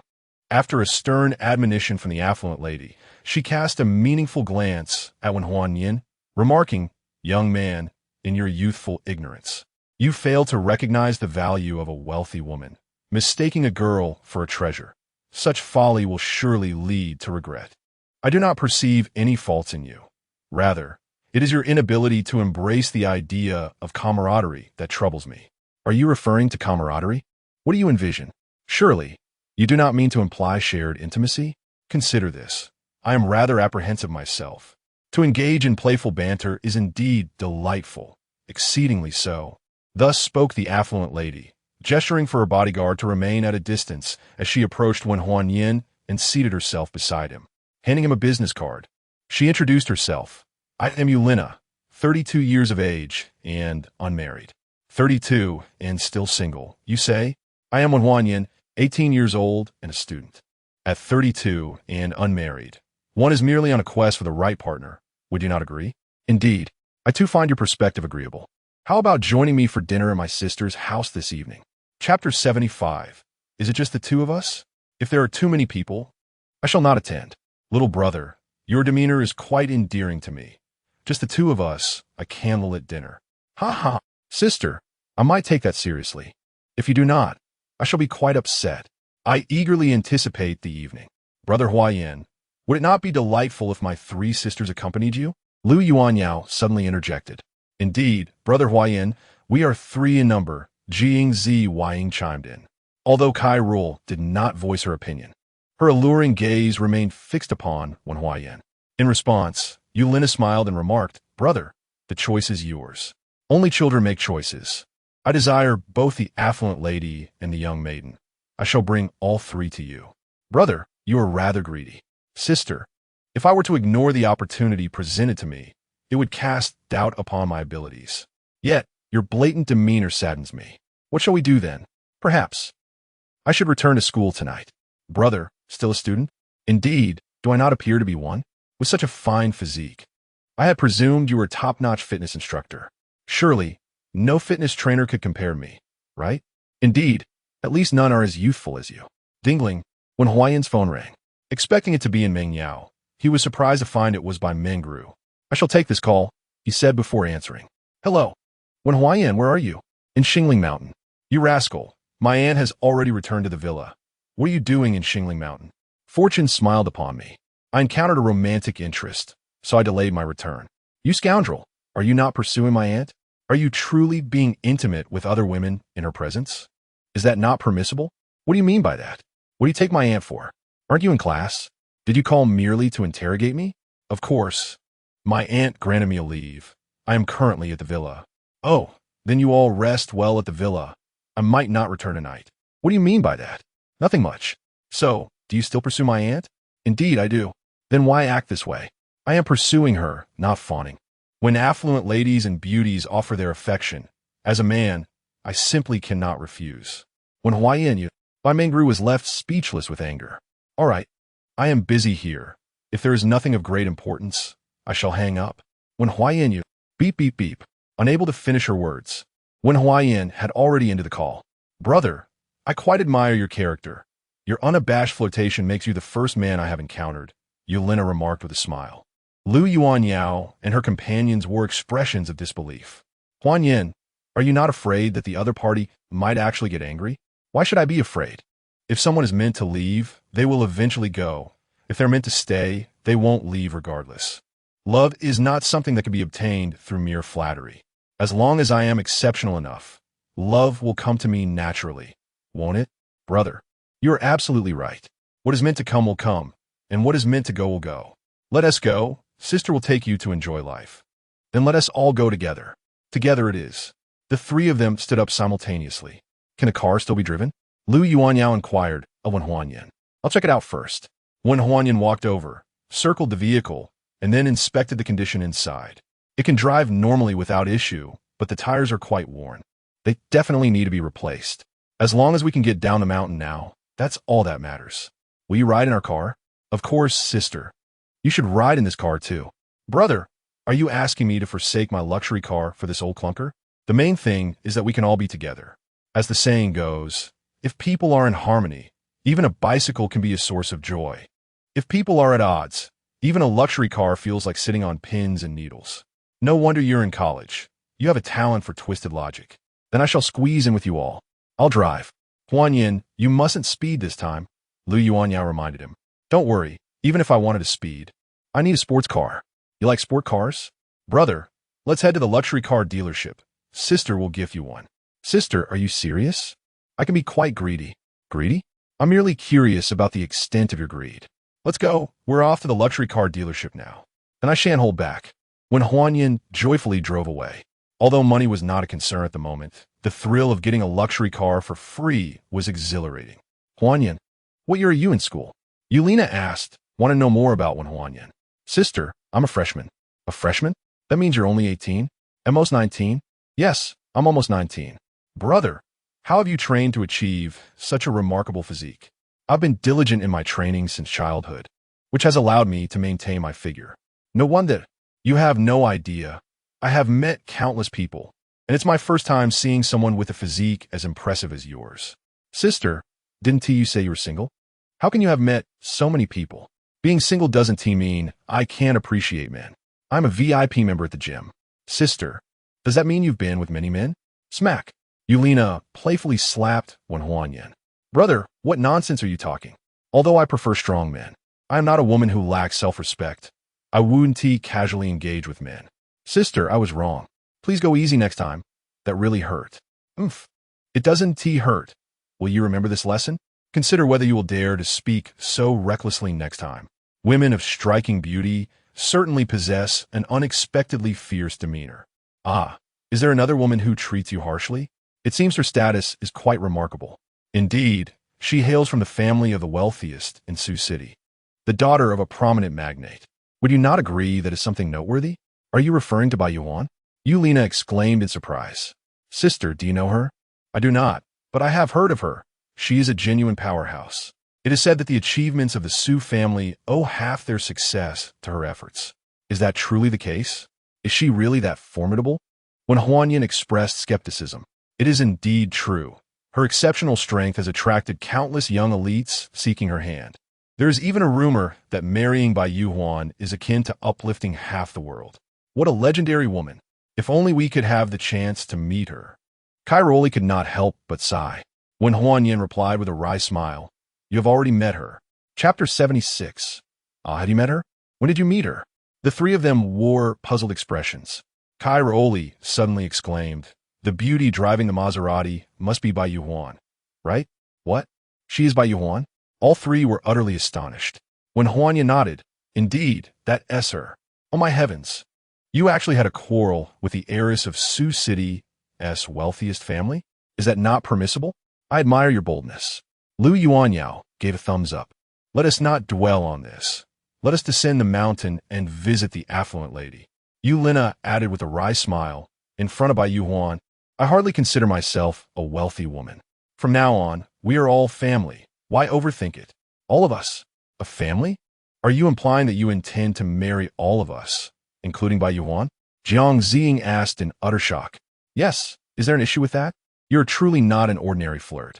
I possess both beauty and capability. What am I flirtation? Just admit whether you love me or not. Scoundrel. Handsome men are indeed notoriously unfaithful. Alas, while I am quite satisfied with you, I do not relish the idea of sharing a man with other women. After saying this, Yulina turned her head away, ignoring Wen Huanyan. What? How can I refuse? I refuse to believe it. The system granted me a 10-point enhancement to my appearance. Ding! Congratulations to the host. 10 enhancement points spent successfully. Current appearance score. 111 points. Level. Perfect 1 star. Remaining enhancement points. 166. Ding! Congratulations to the host. With a perfect level of beauty, you have received the reward. Skill. Only I do not love. The target of its application will unconditionally fall in love with the male lead for a duration of 1 hour. When Huanyan trembled with shock. Only I do not love? Even though its effect lasts merely an hour, it is ample time. Yelena, can you truly bear to leave me? I do not believe you can resist my enhanced appearance. If you can still refuse, then it must truly be only I do not love. Yelena turned her head with a cold smile, gazing at Wen Huanyan. Upon seeing Wen Huanyan's upgraded, perfect visage, her words faltered, and she was left utterly astounded. What is happening? How has this fellow become even more handsome and captivating? No, he is simply irresistible. He resembles a flawless work of art, evoking an uncontrollable desire to be drawn closer. Come, be my woman. It will not be a loss for you. Just kiss me once. Yelena's body trembled, her form involuntarily moving closer to Wen Huanyan, and she kissed him on the cheek. That's more like it. Obediently being my woman is no disadvantage. Yelena, concede. Do not be upset. As long as you love me enough, it will certainly not be a bad thing for you. What about the 3 of you? Will you refuse me? She glanced back at Lu Yuanyao and the others in the back seat. The 3 gazed at Wen Huanyan's enhanced beauty, and upon hearing the question, they shook their heads in unison. Indeed, this is correct. From now on, be obedient and become my woman. You will never regret it. Understood. The hearts of the 3 quickened, unable to resist the allure of Wen Huanyan's striking handsomeness. Half an hour later, they arrived at an upscale car dealership. Wen Huanyan was the first to step out of the car. Ladies, let's go. It's time to purchase luxury vehicles. Such audacious behavior immediately drew the attention of many onlookers, eager to see who was so ostentatious. Goodness, how handsome! One exclaimed. Is he truly the kind of man this world should possess? Absolutely stunning. Another person thought. Upon seeing him, I find myself inexplicably attracted to men. Regardless of gender, the crowd was irresistibly drawn to Wen Huanyan's flawless features. Excuse me, handsome. May I have your WeChat? An elegant woman inquired, her tone laced with a hint of desperation, feeling unworthy of him. Just being able to obtain his contact information was a stroke of luck. Sure, I can share my WeChat. We can connect when you have some free time. Wen Huanyan replied amiably to the captivating lady, causing her to become overwhelmed with excitement. Thank you, handsome. I love you, she exclaimed, unable to restrain her emotions, embracing him for a fervent kiss. A chorus of envious gasps echoed around them. The lady was reluctant to release him, but when Huanyan gently pushed her away, saying, First, add my contact information, and we can engage in deeper conversations later. All right, she replied, almost entranced, eager to comply. Handsome brother, I want to add your WeChat. All right, everyone who wants to add me, come forward, he encouraged. I want as well. A man shouted, forcefully pushing through the crowd of women surrounding Wen Huanyan to reach him, intent on scanning his code. Wen Huanyan, taken aback, replied seriously, as for men, I have no interest. You favor women over men. I am heartbroken and saddened. The man uttered such distasteful words that Wen Huanyan felt a seismic upheaval in his stomach, unable to bear it any longer. Ladies, I won't be adding WeChat today. Blame this pervert. Wen Huanyan shouted before hastily retreating into the luxury car showroom. Curse that pervert for preventing me from adding my idol's WeChat. I want to put an end to him. In their fervor to protect their idol, the women became frenzied, launching a vengeful assault on the man. As Wen Huanyan entered the luxury car dealership, a throng of beautiful saleswomen converged around him. Handsome, let us exchange contact information first, and then I will recommend some luxury cars to you. Add mine first. We can find a quiet spot where I can give you a detailed introduction to the luxury vehicles. Another chimed in. Everyone, add me. No need to rush. One at a time, the saleswomen urged, each possessing stunning figures and exceptional beauty, rendering refusal impossible. The occasional physical contact was exhilarating for Wen Huanyan. Previously, he would not have dared to dream of such encounters, yet now they were willingly throwing themselves at him. What a delightful experience. In this new life, I, Wen Huanyin, shall not concern myself with moral boundaries. I desire to possess all that I cherish. My dear husband, Yulina and her companions have finally managed to navigate through the throngs and enter the luxury car dealership. There, they found Wen Huanyin encircled by a multitude of saleswomen. Feigning indifference to his predicament would be disingenuous.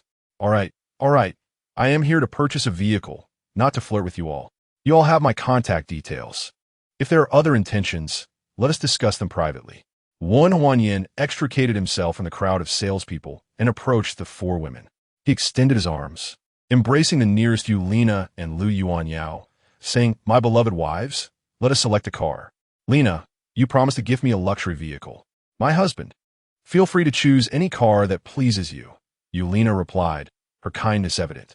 Without hesitation, he leaned in and kissed her crimson lips. Yulina promptly wrapped her arms around Wen Huanyin's neck, responding with fervor. Chapter 77. Defeat. I am curious to see what kind of man drives you infatuated women to such madness. A sharp voice pierced through the air, interrupting the closeness between Wen Huanyin and Yulina. Turning to look, they beheld a tall, handsome young man, adorned in luxurious attire, striding into the luxury car dealership. Flanking him were two statuesque, alluring beauties, clearly exuding the aura of professional models. Wen Huanyin's eyes lit up at the sight of these two stunning women. Their slender waists ignited his imagination, conjuring delightful thoughts. Who is Wen Huanyin? The young man appeared to have gathered some information as he boldly inquired. "What do you want with my father?" Wen Huanyin stepped out of the crowd, responding, "What do you mean by that?" The young man's gaze abruptly fixed on Wen Huanyin. Taken aback, how could this man possibly be even more handsome than himself? Regaining his composure, he retorted angrily, "Do you dare insult me? Oh, you recognize my insult, do you? Well, I suppose your mother will be pleased to know how handsome I am," Wen Huanyin quipped. "Bastard, you're asking for trouble," the young man snapped, lunging forward. "Wait," Wen Huanyin interjected. "Are you afraid now? It's not fear. You initiated this conflict. My retorts are merely a way to level the playing field. Besides, we are civilized individuals. Why resort to violence? Let us engage in a more interesting contest instead." Intrigued, the young man replied, "I'm curious to see how you intend to compete with me." Wen Huanyin's gaze shifted to the two beauties beside the young man. He continued, "The most direct manifestation of manly competition lies in our charisma. You have two beauties by your side, while I have four. Let us pursue each other as companions. Whoever wins the affections first shall claim victory, and the loser will graciously relinquish their beauties. Are you game?" The young man hesitated, and Wen Huanyin added slyly, "You're not intimidated by my good looks, are you? Ridiculous. What does being handsome matter?" "I, Yi Yanbin, accept your wager," he declared. "Excellent. You have the opportunity to make the first move," Wen Huanyin responded. "Arrogance will cost you dearly," Yi Yanbin warned as he approached Yulina and her three companions. "To all four beauties, I am Yi Yanbin, heir to the Yu family of Haicheng. If you agree to be my partners, I shall grant each of you 500,000 immediately. What say you?" "Apologies, but our hearts belong solely to our husbands," came the firm reply from the ladies. Yu Yanbin stood stunned, unable to fathom such a swift rejection. "Is 500,000 insufficient? Then I shall offer 1 million. Your money holds no sway." "My heart is devoted to my husband," Yulina declared, taking Wen Huanyin's arm. "I, too, am committed to my husband," chimed in the others, joining Wen Huanyin's side. Wen Huanyin smiled. "It seems you are in an impasse." Yu Yanbin's expression darkened to an extreme. In the past, such women would have eagerly embraced his advances with a mere word. To be rejected after offering such a fortune was unfathomable. Was his handsomeness truly that captivating? Even the most handsome man will inevitably face the passage of time. Yet I possess wealth that can ensure your lives are forever free from want. Are you truly willing to decline such an offer? In this world, money can always be earned anew, but some opportunities, once lost, are irretrievable. Do not presume that merely being an heir to a fortune will sway me. Even if you were the heir to the wealthiest family in Haicheng, my heart would remain unmoved. Indeed, our affections are reserved solely for our husbands, and we shall not be swayed by any other man. You might as well relinquish hope." Yu Yanbin seethed with rage, his teeth clenched in frustration. You foolish women will surely come to regret this decision. He spat, his anger palpable. Laughter erupted from Wen Huanyan as he casually wrapped his arms around Lu Yuanyao and Yulina. What are you laughing at? Though I may not have won the affections of the woman beside you, you certainly have no chance with mine, he declared confidently. Is that so? Yu Yanbin replied, his certainty unwavering. Absolutely, he affirmed. Allow me to demonstrate what true audacity looks like. Wen Huanyan released Yulina and Lu Yuanyao, striding toward the two beautiful women. Their hearts raced as they watched him approach, captivated by his striking handsomeness that rendered them nearly breathless. Ladies, I am Wen Huanyan. May I inquire your names? He asked with a charming smile. I am Pan Xiaoshuang, one replied. And I am Du Yuyan, said the other. What are your intentions? Yu Yanbin interjected, unable to contain his disbelief at their enthusiasm for Wen Huanyan. Yu Yanbin, we're merely making acquaintances. Why are you so agitated? Du Yuyan retorted, exasperated. Are you not aware that I am currently in a wager with him? He countered. Of course, but what does that have to do with us? Du Yuyan replied dismissively. I have treated you well, and now you choose to betray me? Yu Yanbin accused. And what of it? I am attracted to him. Can you really stop that? Before Wen Huanyan could speak, Du Yuyan boldly declared, I would be honored to be your partner. Most welcome, he responded enthusiastically, opening his arms wide. Du Yuyan leapt into his embrace, overwhelmed with exhilaration. The sheer allure of such a perfect man was something she would usually find challenging to approach. Yet due to Yu Yanbin's wager, it had come so effortlessly. The strength of his physique was palpable even through his clothing, truly a handsome and robust man, utterly irresistible. Wen Huanyan, cradling Du Yuyan, cast a triumphant glance at Yu Yanbin. It seems you have lost, he said, amusement dancing in his eyes.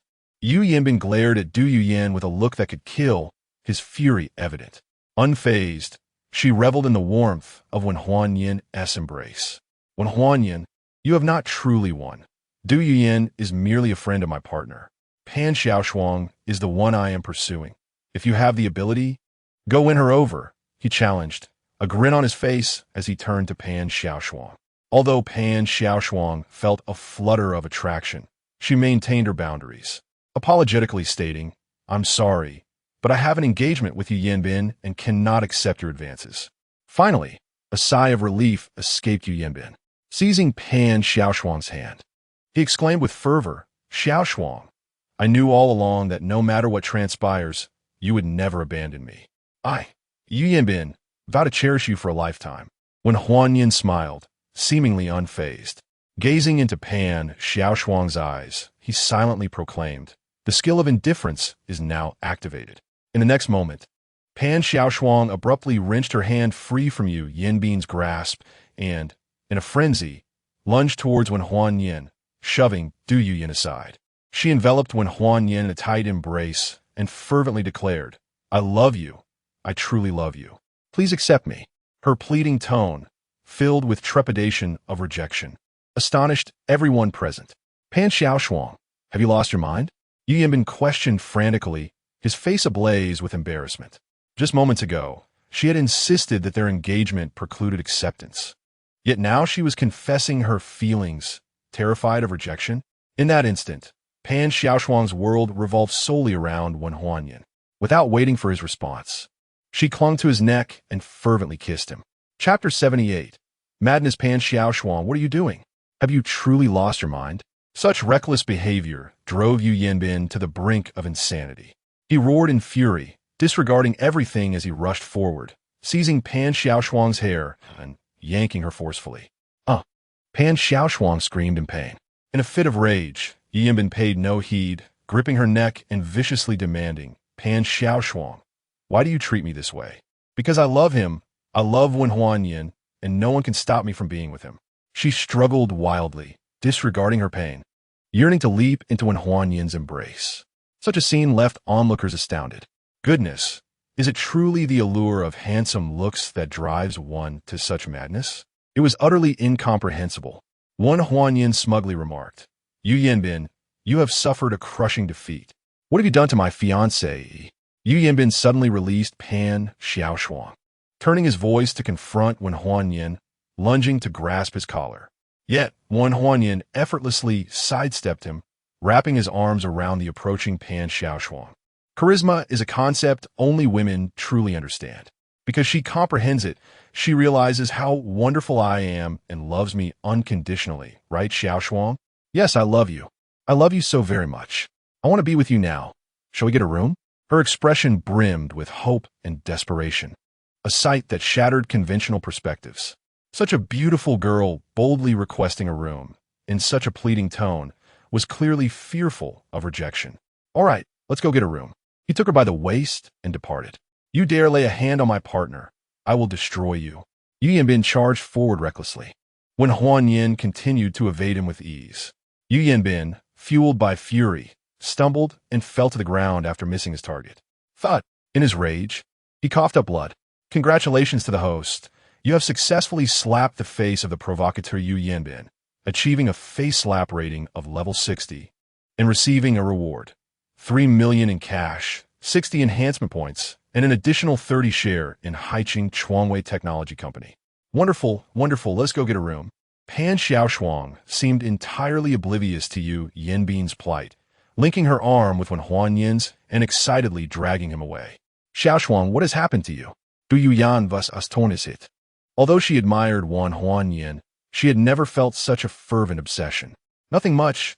I simply like Huanyin, and I want to be with him. Huanyin, let's go get that room. All right. Wen Huanyin turned to Yulina and the others, saying, Wives, help me choose a luxury car that suits my style. I will return after I finish my business. Dear, you are so fickle. Do not be disheartened. You cannot escape my grasp. Bad husband. Wen Huanyin had already departed with Pan Xiaoshuang, with Du Yuyin closely following. Yuyin, you should join them, be obedient. Fine. Faced with Wen Huanyin's gentle tone, she found it impossible to refuse. Following the exceedingly anxious Pan Xiaoshuang, they exited the automotive city, swiftly entering a nearby hotel. Please book us a room, she urged, presenting her identification with urgency. The front desk staff was taken aback. Was it common for couples to be so fervent? Upon noticing the impeccable features of Wen Huanyin, they were momentarily spellbound. Hey, could you please check us in? Pan Xiaoshuang impatiently pressed. The staff, finally grasping her eagerness, hastened to facilitate their registration. Eager to steal a few more glances at Wen Huanyin, one staff member offered, Allow me to escort you to your room. As they stepped into the elevator, the staff's gaze remained fixated on Wen Huanyin's striking visage, their admiration growing with each fleeting moment until they watched him and Pan Xiaoshuang enter their room. Lingering at the doorway, reluctant to depart. So handsome. I truly wish I could rush in and be with him. Inside the room, Pan Xiaoshuang lost all semblance of control, embracing Wen Huanyin fervently, nearly tearing his clothing apart. His level of initiative astonished him. It was no wonder he had been rewarded with the skill. Only I do not love. Yet, he pondered what would transpire after an hour had elapsed. With matters having progressed this far, there was little choice but to let nature take its course. As time passed, the hour of only I do not love came to an end. Pan Xiaoshuang gazed at Wen Huanyin, exclaiming in disbelief. With a smile, he remarked, You were the one taking the lead the entire time. You can't blame me. What have you done to me? Why have I become this way? Is it so wrong to like you? Upon hearing this, Pan Xiaoshuang scrutinized Wen Huanyin seriously. His flawless beauty was beyond reproach, utterly irresistible. His chiseled abs resembled a 3D print, perfectly defined. Unable to resist any longer, she resolved to embrace the situation fully. Another half-hour passed, and exhausted, she collapsed into Wen Huanyin's arms, panting, You must take responsibility, you scoundrel. You can't call me a scoundrel. Scoundrels don't take responsibility. Call me husband. Oomph. Husband. That's more like it. Let's take a shower. Everyone is waiting for us. It hurts. I'll help you wash. Now that's more agreeable. After they had freshened up, due to her discomfort, Pan Xiaoshuang had to be carried by Wen Huanyin as they left. Take care, handsome, called the front desk staff reluctantly. All right, Wen Huanyin replied with a charming smile, causing the staff to fall completely under his spell. Handsome, please leave your contact information. She dashed after them without hesitation. Sure. Wen Huanyin readily accepted her request to add him on WeChat. Watching the friend request come through, The staff member joyfully returned to her post. Wen Huinyan then led Pan Xiaoshuang to a luxury car dealership. Pan Xiaoshuang. An angry voice echoed from a distance. Pan Xiaoshuang trembled, asking in a quavering voice, "Mom, what are you doing here?" A group approached them. Observing Wen Huanyan up close, he truly is handsome. An astonished girl, resembling Pan Xiaoshuang, exclaimed, "Is he really handsome? Can good looks put food on the table?" Pan's mother reprimanded angrily. "Mom, I'm already with Wen Huanyan. It is futile to say anything now. We should withdraw from the engagement with the Yu family." Pan Xiaoshuang, summoning her courage, spoke as she glanced at the distant, somber faces of the Yu family. "Foolish girl, a mere pretty face has driven you to such reckless infatuation. How could I, Pan Zhonghua, have given birth to such a wayward daughter? Dad, it has come to this. Your scolding is of no use. I am with Wen Huanyan now, and since he neglected to take precautions, I might very well be carrying his child." Yu raised his hand. Pan Xiaoshuang held her head high, awaiting the impending strike. Alas, misfortune had befallen the household. Ultimately, the blow did not come.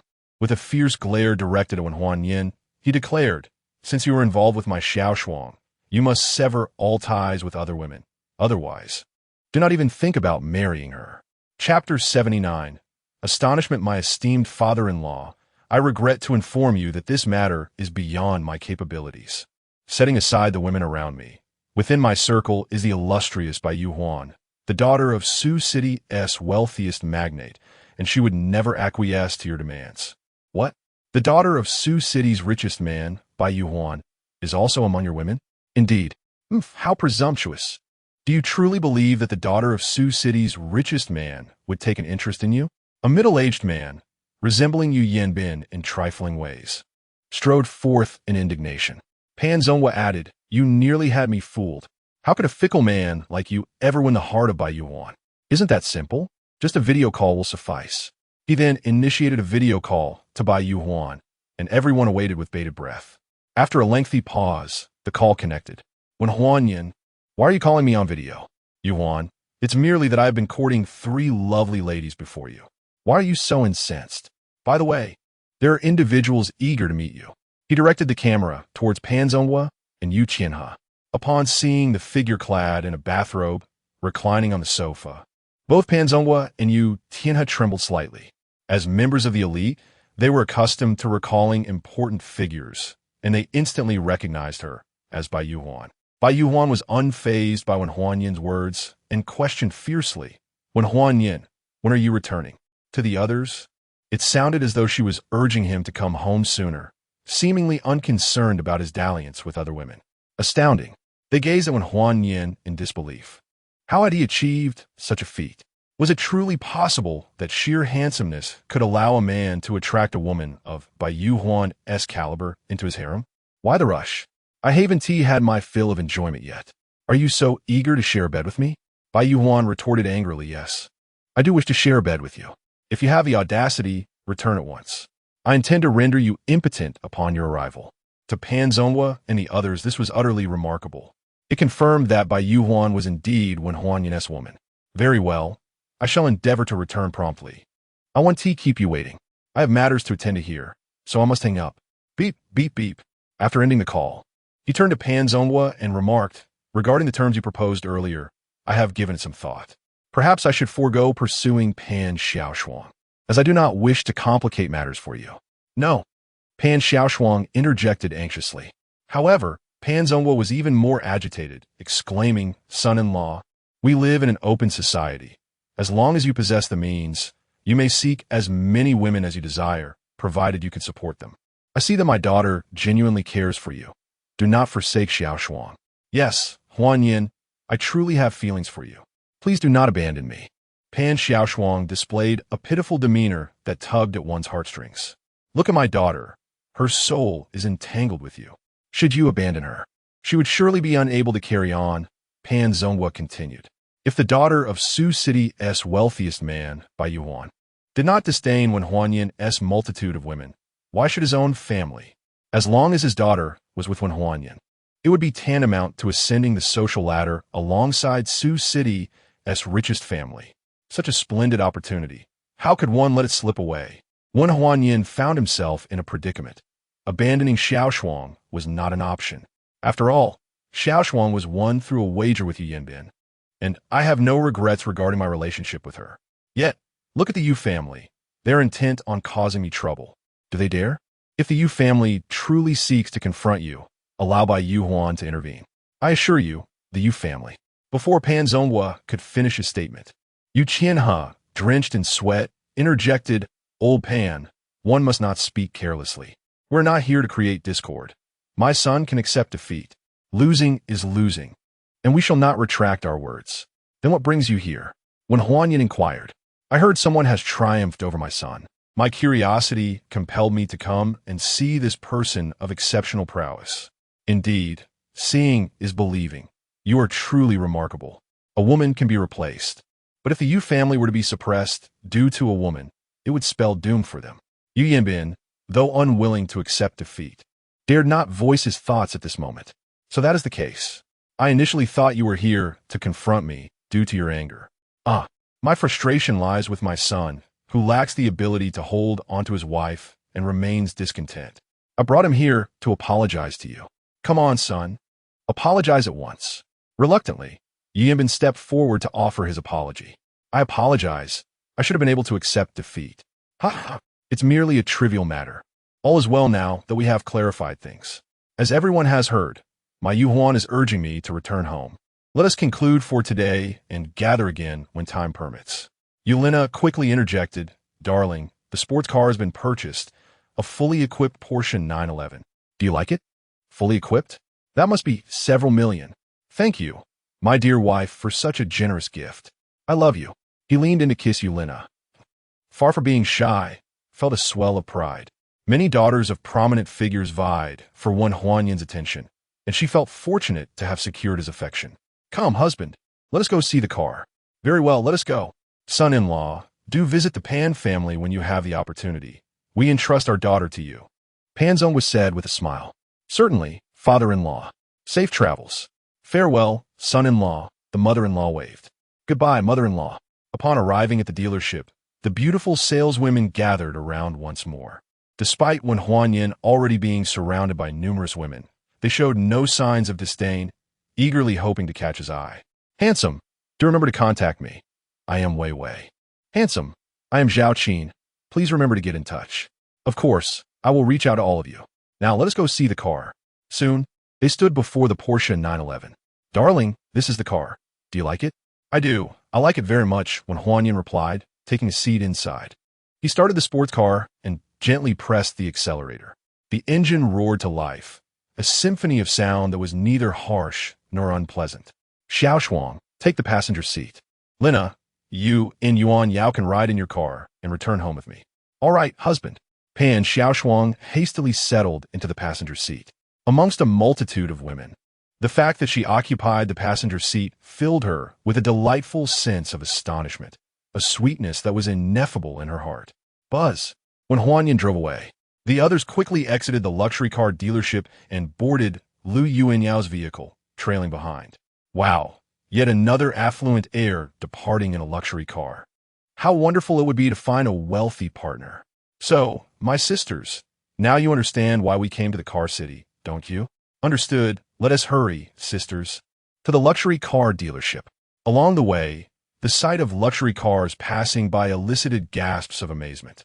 After approximately half an hour, they arrived at the villa area of the campus, specifically Villa Number 9.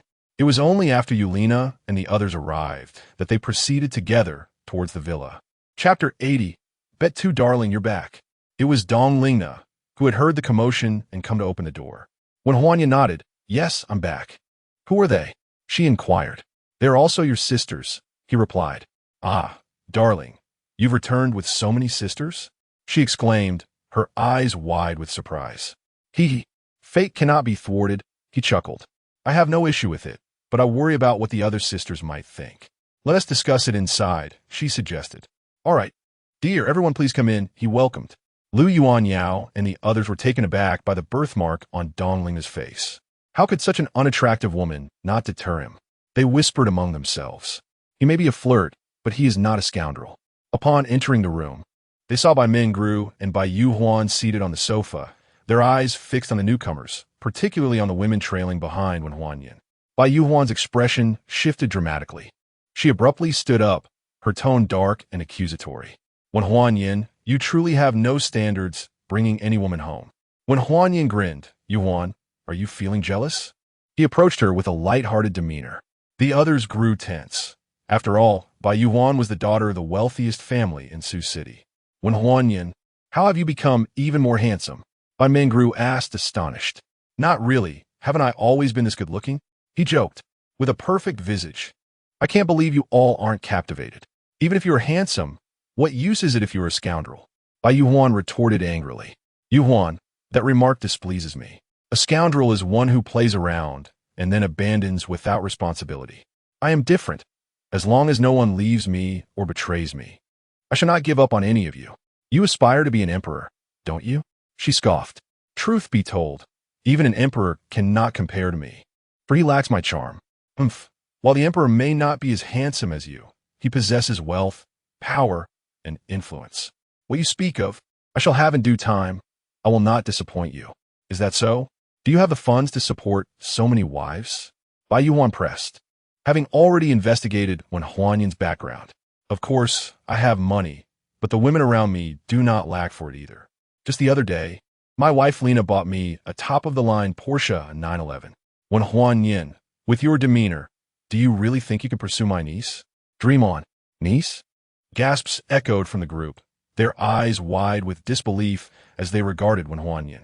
He smiled, explaining, this classmate, Bai Mingru, is indeed her niece. But if you are with Bai Yuhuan, does that not mean? Who told you I was in a relationship with him? Bai Yuhuan interjected, her voice laced with anger. We can see it ourselves. You were throwing a fit with your husband today.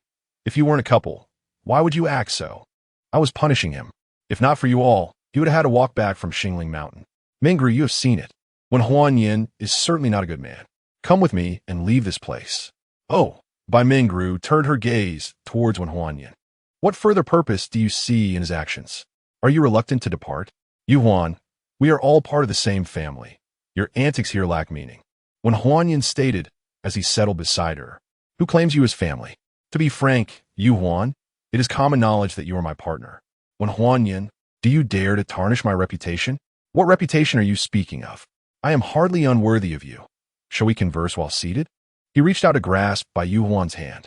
Get away, you repulsive creature. Do you think you can toy with my affections? I perceive you are courting danger.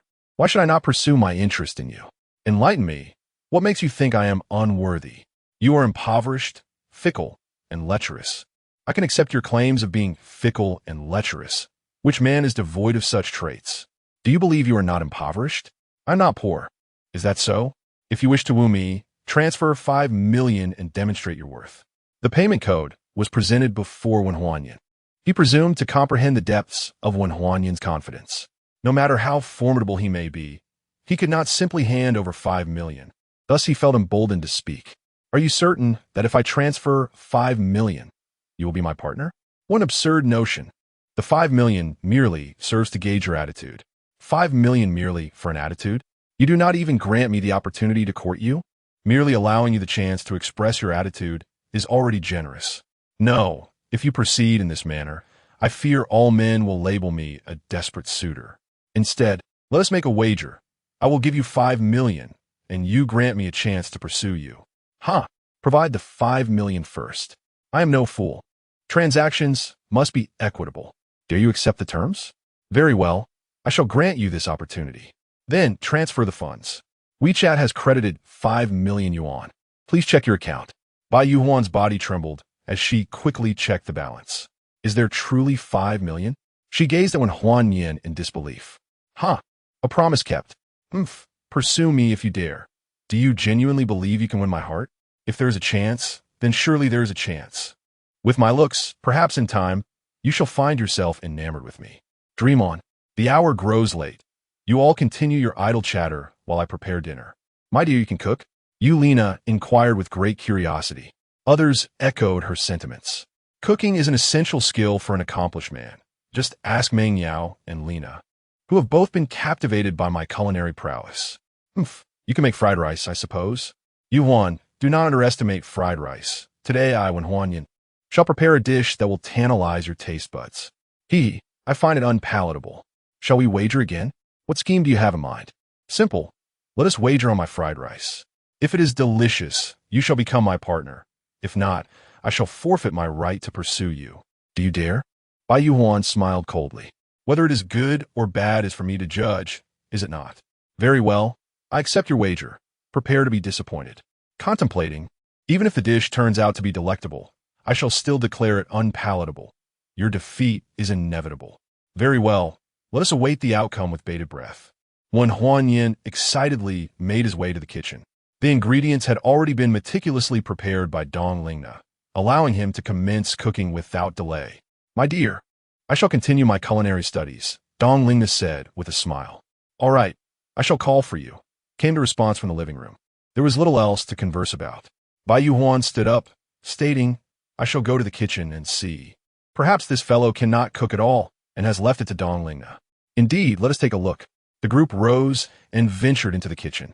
At that moment, when Huanyan was skillfully handling a free-range chicken, hearing the commotion, he turned and smiled. Do you need to supervise me? You're most welcome. I am merely concerned that certain individuals may resort to trickery, replied Yuan. Trust me, I implore you all to witness what true culinary mastery entails. Chapter 81. The 10 Stars Under the Watchful Eyes of Everyone. When Huanyan showcased his culinary prowess, skillfully handling various ingredients with apparent ease.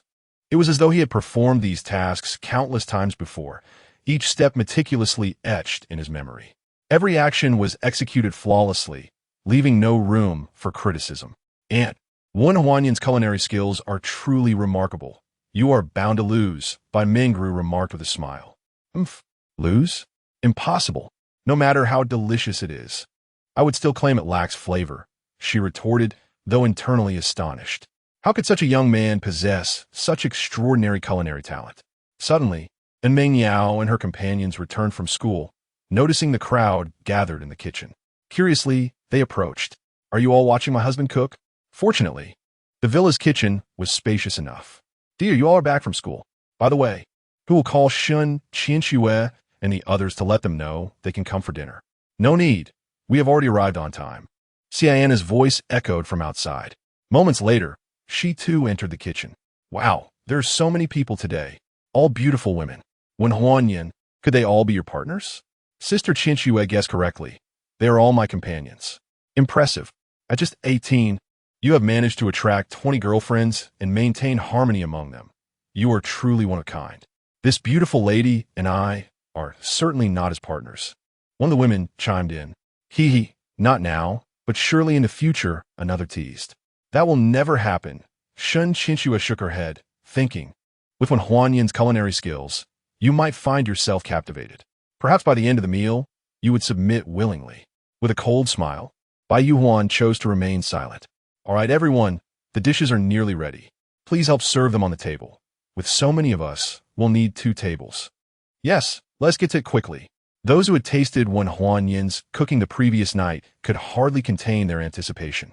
With the rapid pace brought on by the crowd, 2 large tables filled with delicious dishes were soon prepared. The enticing aroma made everyone's mouth water. Husband, how many more dishes are there? We can hardly wait. Huang Jing urged. Almost done, almost done. If you're hungry, feel free to start eating. All right, dear. We want tea stand on ceremony then. Sister, since my husband has spoken, let us dig in. Huang Jing eagerly picked up her chopsticks. Wow, it tastes even better than last night. You all must try it. Husband, we shall eat now too, and Meng Yao exclaimed, unable to hold back. Go ahead. Don't wait for me. Lingna, you should eat as well. I'll wait for you, dear. No need. I'm finished here. Go eat. In that case, I shall eat now.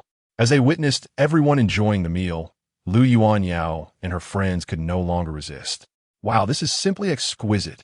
This is the best food I have ever tasted in my life. Not even Michelin-starred chefs can compare. What an exquisite delight. I never imagined that dining could be such an indulgent experience. It is simply delectable. Auntie, you should join us, Bai Mingru exclaimed as she savored her meal. Observing the others devouring their food with such abandon, Bai Yuan could not help but feel a surge of curiosity. Could it truly be this scrumptious? She picked up her chopsticks and sampled a simple green vegetable. Instantly, her senses were awakened. Indeed, this was the epitome of vegetable perfection. "Auntie, you must try this fish. It surpasses the greens by far." Bai Yuan could not resist taking a piece of fish and placing it in her mouth. Her expression transformed once more. It melted upon her tongue, leaving a lingering fragrance that tantalized her taste buds, achieving an unparalleled harmony of flavor. "Now you understand just how delightful my husband's culinary creations are," Huang Jing remarked through a mouthful of food. With her palate ignited, Bai Yuan could no longer maintain her genteel demeanor and joined the others in their fervent feasting. "Here comes the turtle soup," Wen Huanyan announced as he brought the dishes to the table. "Darling, come and eat quickly, or there won't be any left. If it's gone, I'll just make more. If you love it, then eat heartily, indulge yourself." "Thank you, dear. You are the best. I shall also prepare a fried rice dish, so that some may understand what true culinary artistry entails." With that, he returned to the kitchen. Although he was already a master in the culinary arts, Wen Huanyan felt that it would be no easy feat to impress Bai Yuan with merely a bowl of ordinary fried rice. "System, could you enhance my culinary skills further? Focusing on a single dish?" Ding! The host may utilize enhancement points to strengthen already mastered skills or to enhance specific components of those skills. "Consume 10 enhancement points to elevate my fried rice skill, please." Ding! Congratulations to the host for consuming 10 enhancement points. The fried rice skill has been elevated to a mastery level of 10 stars. Remaining enhancement points, 156. As the fried rice skill reached this pinnacle, Wen Huanyan felt as though he had unlocked a new realm of culinary potential. It was astonishing how a seemingly simple dish could attain such profound intricacy. He had infused his mastery into the fried rice, setting demanding standards for the eggs, the force required to crack them, and the technique for whisking them.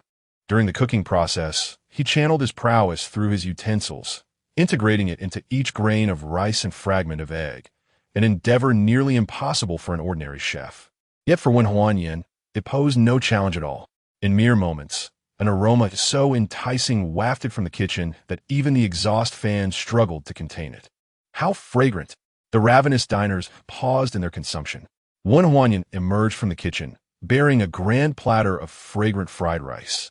"Here, it is. The aromatic fried rice has arrived. Wow, how can fried rice smell so divine?" He approached Bai Yuan, serving her a bowl.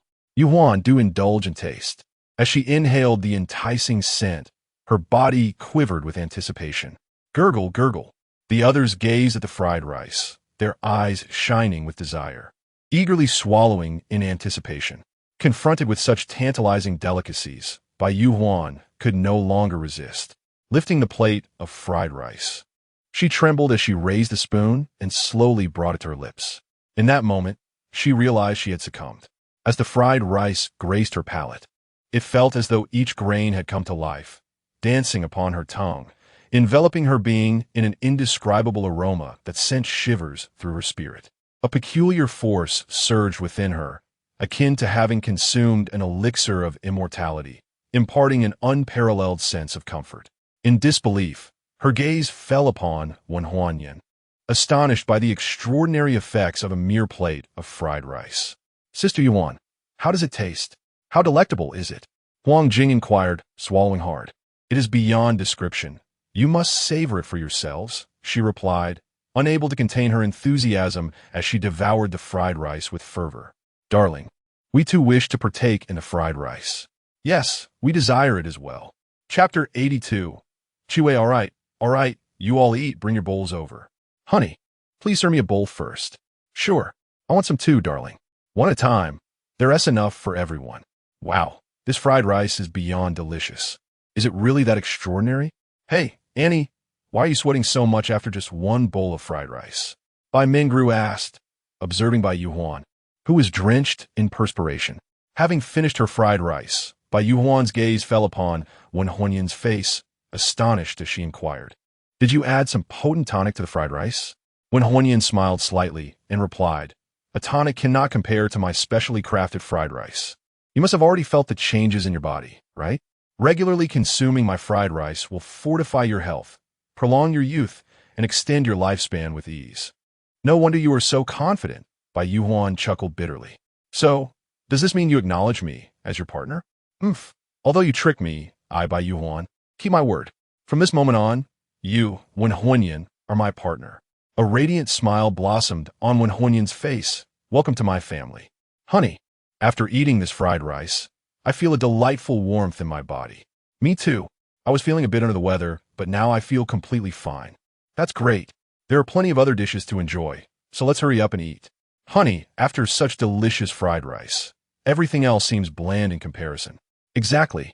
From now on, we should have fried rice at every meal. Really? Just one plate of fried rice has satisfied you? Could it be that you can prepare even more delectable dishes? Everyone's eyes brightened with anticipation as they gazed at Wen Huanyan. I will cook for you in the future. But for now, let us not waste food. Understood, dear. Wen Huanyan began to eat as well. By the way, Mingru, now that I've won over Yuan, shouldn't you fulfill your promise? Don't rush me. Let me win our match on Saturday first. You won't shed a tear until you see the coffin. I'll show you what true driving skills are this Saturday. You two are racing? Bai Yuan inquired. Yes, Auntie. I promised him that if he wins, I will be his partner. Are you foolish? If you lose, we will have to be with him too? Don't worry, I absolutely will not lose. Humph. You want to lose? Let me tell you, if he drives a BMW 7 Series, he will outclass me in my Maserati. What? You've already raced?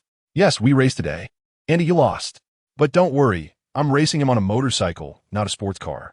Oh, a motorcycle. Still, I doubt you can match him. Andy, could you please have a bit more faith in me? Faith? I see you can't bear to be apart from him. Auntie, can you manage without him? Bai Yuan rolled her eyes, left speechless. With just the remarkable egg fried rice crafted by Wen Huanyan, one could attain a formidable physique. Enough to drive oneself into a frenzy. It's a mystery how he accomplishes this. I must observe him closely the next time he cooks. If I grasp his technique, I might not need to fulfill my promises. With this thought, Bai Yuan's eyes sparkled with excitement. Yuan, your gaze is rather mischievous. Could there be some ulterior motive at play? Wen Huanyan teased playfully, Bai Yuan shuddered slightly, feeling a twinge of guilt akin to that of a thief, and retorted, What ulterior motives could I possibly have? It is you who has been employing schemes against me. What schemes? Wen Huanyan replied, I am merely pursuing you in a straightforward manner. Pursuing me in a normal way? You're always betting on something. Ha ha ha, do tell me. Are you satisfied with my egg fried rice? While others present roses, I offer egg fried rice, which is more enticing. Just as Wen Huanyan finished speaking, Bai Yuan's phone rang, prompting everyone to fall silent. It was my elder brother, Bai Mengru's father, calling. Quick, answer it. It must pertain to you and Mengru.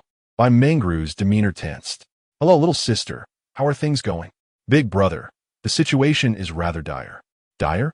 Has Mengru slept with that rascal? Not quite, it's just what? This hesitance is unlike you. I have also become Wen Huanyan's partner. What? Little sister, what did you just say? I said, I have also become Wen Huanyan's partner. You have found someone? The other party seems quite excited. I have indeed found someone. This is marvelous news. You're nearly 30, and at last, you have a partner. Our parents can enjoy their twilight years with peace of mind. Brother, it seems you Haven T quite caught my partner's name. What is it? When we bring him home.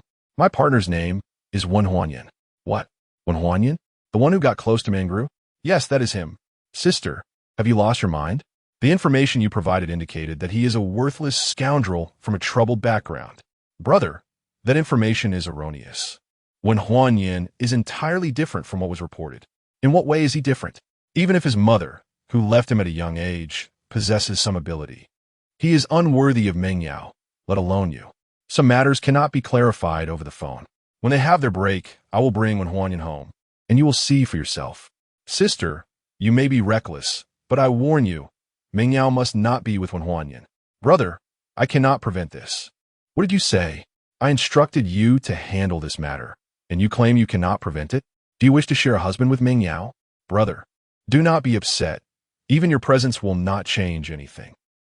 Sister, you have truly disappointed me. Beep, beep, beep.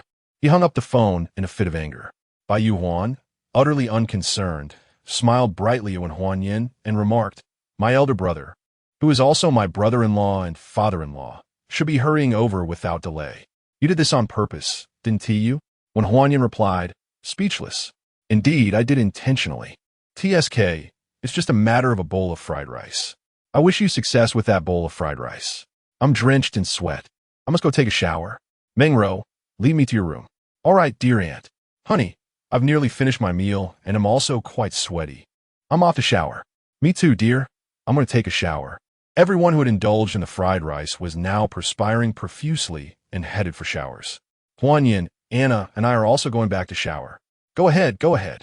By the way, Huanyin, there's something else I wish to discuss with you. What is it? I want to divorce my husband. I wish to spend my life with you. A bowl of fried rice has driven you to such a decision regarding your husband? Yes, it is this very bowl of fried rice that has solidified my resolve. I have no objections. Just ensure you are certain of your decision. Then it is settled. Chapter 83. Remarkable effects. Half an hour later, everyone, having freshened up, gathered in the living room, their gaze fixated on one Huanyin. Why are you all staring at me? Darling, are you not anxious? Why should I be? Yuan's elder brother. Mengru's father, your father-in-law, is coming. He is not here with good intentions. Let him come. I'm not nervous at all. You all seem rather anxious. We're worried for you. There's no need for that. Given my capabilities, winning over my father-in-law will be effortless. How conceited. You're about to face the richest man in Sioux City. And what of the richest man in Sioux City? He will be meeting the one and only master of fried rice in the world. Bai Yuan rolled her eyes dramatically. Yes, your fried rice is formidable. Your fried rice is invincible. Just then, the phone rang again. Your father-in-law is calling. Bai Yuan answered the call. Send me your location. A furious voice echoed through the receiver. Brother, have you arrived in Haicheng so soon? Just send me your location. And do not alert that one Huanyin, lest he absconds. Rest assured, he is eagerly awaiting your arrival. Claiming a bowl of fried rice will suffice to win you over. Utterly audacious. He believes he can handle me with merely a bowl of fried rice. I shall show him how he will kneel and plead for mercy. Brother, my sister looks forward to your performance. I have sent you the location. With the call ended, everyone turned their attention back to one Huanyin. Do not fret. It's merely a trivial matter. Darling, should we perhaps hide? While we hide, if your father-in-law sees you surrounded by so many women, he may very well explode. We will have to face him sooner or later, so hiding is unnecessary. Very well then. The group began to engage in casual conversation. Darling, with your remarkable culinary skills, who did you learn from? Huang Jing inquired, unable to contain her curiosity. And Meng Yao, astonished, added, Yes, darling, we grew up together. I know your cooking prowess. Cough. I had a dream where a culinary deity, upon seeing my extraordinary potential, implored me to be his disciple and forcibly imparted his culinary skills to me. I had no choice but to learn. With such impressive cognitive abilities, you should consider writing novels. It would be a waste of talent otherwise. Writing novels is not out of the question. After all, those esteemed authors seem to have it rather easy. Darling, you don't actually intend to write a novel, do you? I'm merely jesting. With so many wives, wouldn't writing a novel be a waste of time? I would rather spend that time growing closer to all of you. After exchanging pleasantries for nearly half an hour, a jarring honk pierced the air from outside. That must be my brother arriving. Bai Yuan rushed outside. When Huanyin, your trial has arrived. Bai Yuan declared triumphantly, following her outside. The others exchanged glances and also moved to exit, while when Huanyin made his way to the kitchen. Husband, have you taken a wrong turn? It's all right. You all go greet them. I shall prepare egg fried rice. Your father-in-law has traveled a long distance and must be hungry. It is only proper to host him. Husband, I see you are frightened. Nonsense. How could I possibly be afraid? Attend to your duties. Before long, a voice thundered, One Huanyin, you little rascal, come out. Where's everyone? As he entered the hall and found it empty, he questioned loudly. They're in the kitchen. Is hiding in the kitchen of any use? Bai Yulong strode towards the kitchen with his wife, Xia Qingyan, while Bai Mengru nervously followed behind. When Huanyin, your father-in-law and mother-in-law have arrived, Bai Yuan called out. Xia Qingyan cast a sidelong glance at her. In the kitchen, the fried rice had reached a crucial stage. To showcase his culinary skills, Wen Huanyin turned off the exhaust fan. Instantly, the enticing aroma of egg fried rice filled the air. How delightful! Xia Qingyan exclaimed, hastening towards the source of the aroma. Upon realizing it was indeed egg fried rice, She leaned in closer, incredulous, and asked, "Is this truly egg fried rice? Such fragrance can only belong to it?" Bai Yulong could not help but inquire as well. Wan Huanyin glanced back with a smile and replied, "Do not rush. It is almost ready to serve. Are you making this for us?" "Of course. Having traveled such a distance, I thought you might be hungry, so I specifically prepared this for you." "Humph. Do you think a mere serving of egg fried rice can win us over?" "Hee hee. Father-in-law, I am not boasting. Once you taste my egg fried rice, you will find it hard to leave." "Humph, how arrogant. Do you think we are but children, easily swayed by a morsel of delicious food?" Wen Huanyin had already placed a bowl of egg fried rice before him. "Father-in-law, do taste it first." He initially intended to refuse, but the captivating aroma was simply irresistible. Having lived over half a lifetime, he had to concede that he had never encountered food with such an enticing fragrance. Having traveled so far, I am indeed a bit hungry. I will deal with you after I am satisfied." He took the bowl, inhaled deeply, and then took a bite. Instantly, he was rendered speechless. His expression transformed from shock to awe. As the richest man in Sioux City, he understood more than anyone else the extraordinary nature of this egg fried rice. "Mother-in-law, this is yours." Xia Qingyan, already salivating, eagerly took her share and began to eat. Her expression mirrored Bai Yulong's. The others, having filled their stomachs, could not help but swallow hard as they gazed at the pot of egg fried rice. It was simply too fragrant. "Old Bai, this egg fried rice transcends mere deliciousness. I recall a similar sensation only from the expensive ginseng stew you purchased years ago, but even that does not compare," Xia Qingyan remarked in astonishment. Bai Yulong took another couple of bites before looking at Wen Huanyin with satisfaction and asking, "Did you add some aged medicinal herbs to this egg fried rice? What kind of herbs possess such spiritual essence to be called spiritual materials?" Wen Huanyin shook his head, stating, "No, this is merely an ordinary serving of my secret fried rice." "Ordinary, you say? Then prepare a portion for us right here," someone challenged. "There is so much in the pan. Surely, you cannot finish it all," another added. "Humph, I see you are merely afraid," a voice interjected. "What is there to fear? It's primarily about avoiding waste," one replied. "I can easily consume this amount by myself. Hurry and prepare another portion." "Very well, just this once." Under their watchful eyes, Wen Huanyin began to gather his ingredients. Each person scrutinized intently, missing not a single detail. From the eggs to the green onions and seasonings, everything appeared identical to what an ordinary chef would use to prepare fried rice. He ignited the flame, added oil, and cracked an egg into the pan without a hitch. However, as the eggs and rice met the heat, a delightful aroma began to waft through the air.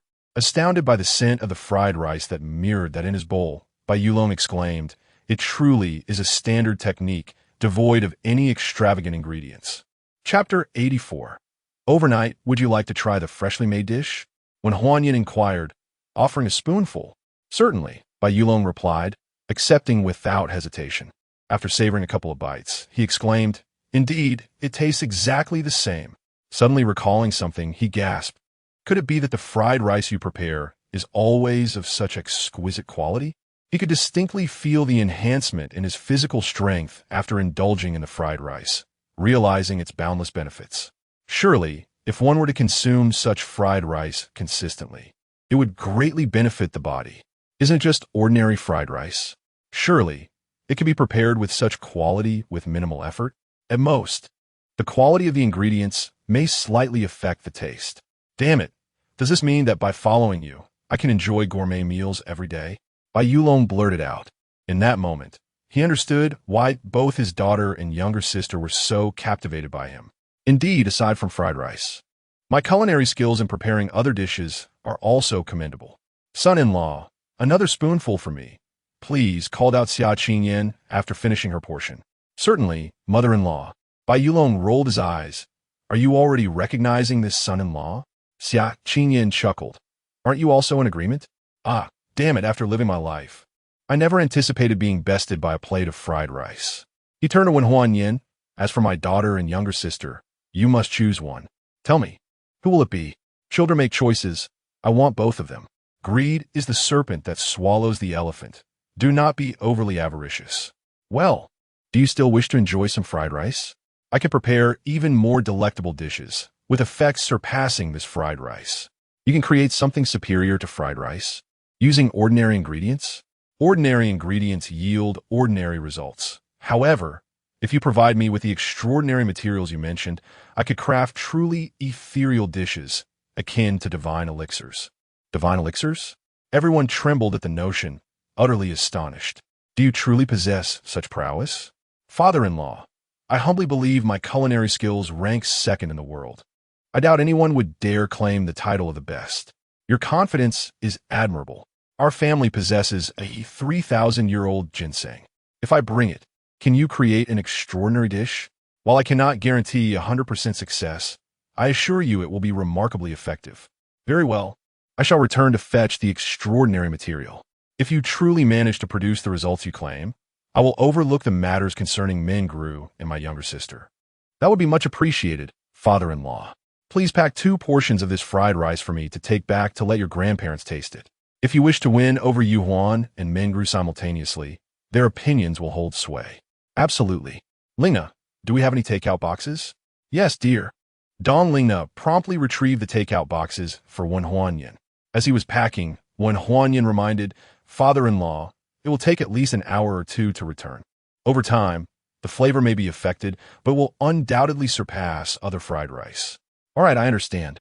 Just hand me the packed food when it's ready. I am eagerly anticipating the taste of the spiritual cuisine.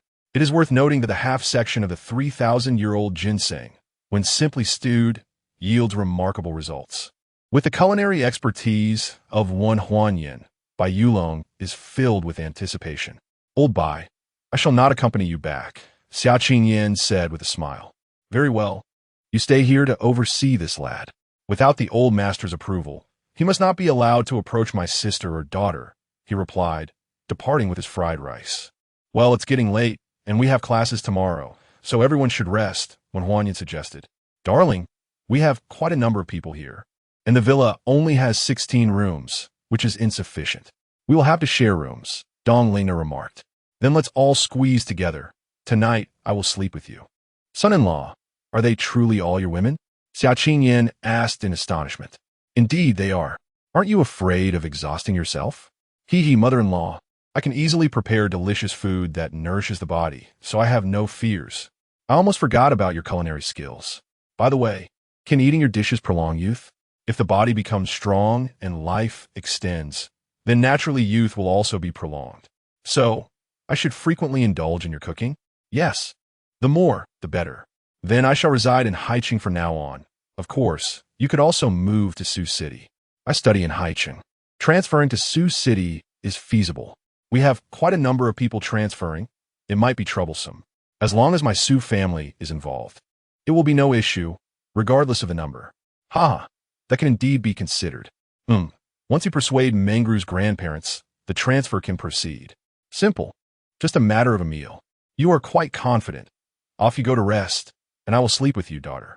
And me too, Bai Yuan quickly added. Then the 3 of us shall squeeze together. All the rooms have large beds. 3 people, 1 TB cramped. Darling, we shall also retire for the night. Go on. Go on. Soon, only Wen Huanyan and Dong Lingna remained. As she looked at Wen Huanyan, thoughts of sleeping together soon made Dong Lingna's cheeks flush with shyness. Wife, let's leave the dishes for tomorrow. We should also rest. Overcome with bashfulness, she lowered her head and followed Wen Huanyan to her room. Dong Lingna's room was on the ground floor, just behind the living room. Once inside, she timidly suggested, Darling, shall we turn off the lights? That way you won't see my face. What nonsense are you speaking? If I found you displeasing, I wouldn't be sleeping with you. Thank you, husband. To say thank you is to stand on ceremony. Wen Huanyan had already shed his clothes and embraced Dong Lingna affectionately. As it was her first encounter with a man, she felt nervous and was completely uncooperative. However, Wen Huanyan was quite pleased. An hour later, Dong Lingna nestled in Wen Huanyan's arms, her face radiating contentment. Husband, I love you. I love you too. The night is deep. Let us sleep. In the middle of the night, the sharp sound of the horn pierced the air once more, rousing everyone from their slumber. On the first floor, Wen Huanyan and Dong Lingna were the first to awaken. As they stepped out of the villa, they noticed a vehicle parked at the entrance. With the security personnel having resigned and no replacements yet hired, it went unnoticed.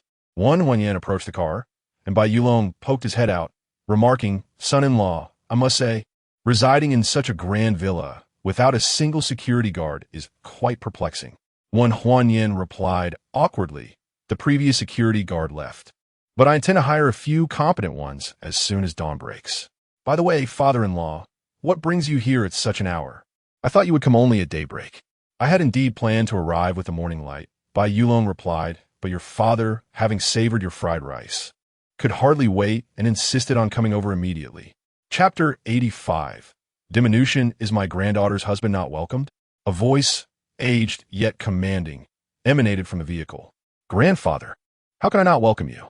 I merely believe that resting well at night is beneficial for your health. After savoring your fried rice, I feel invigorated.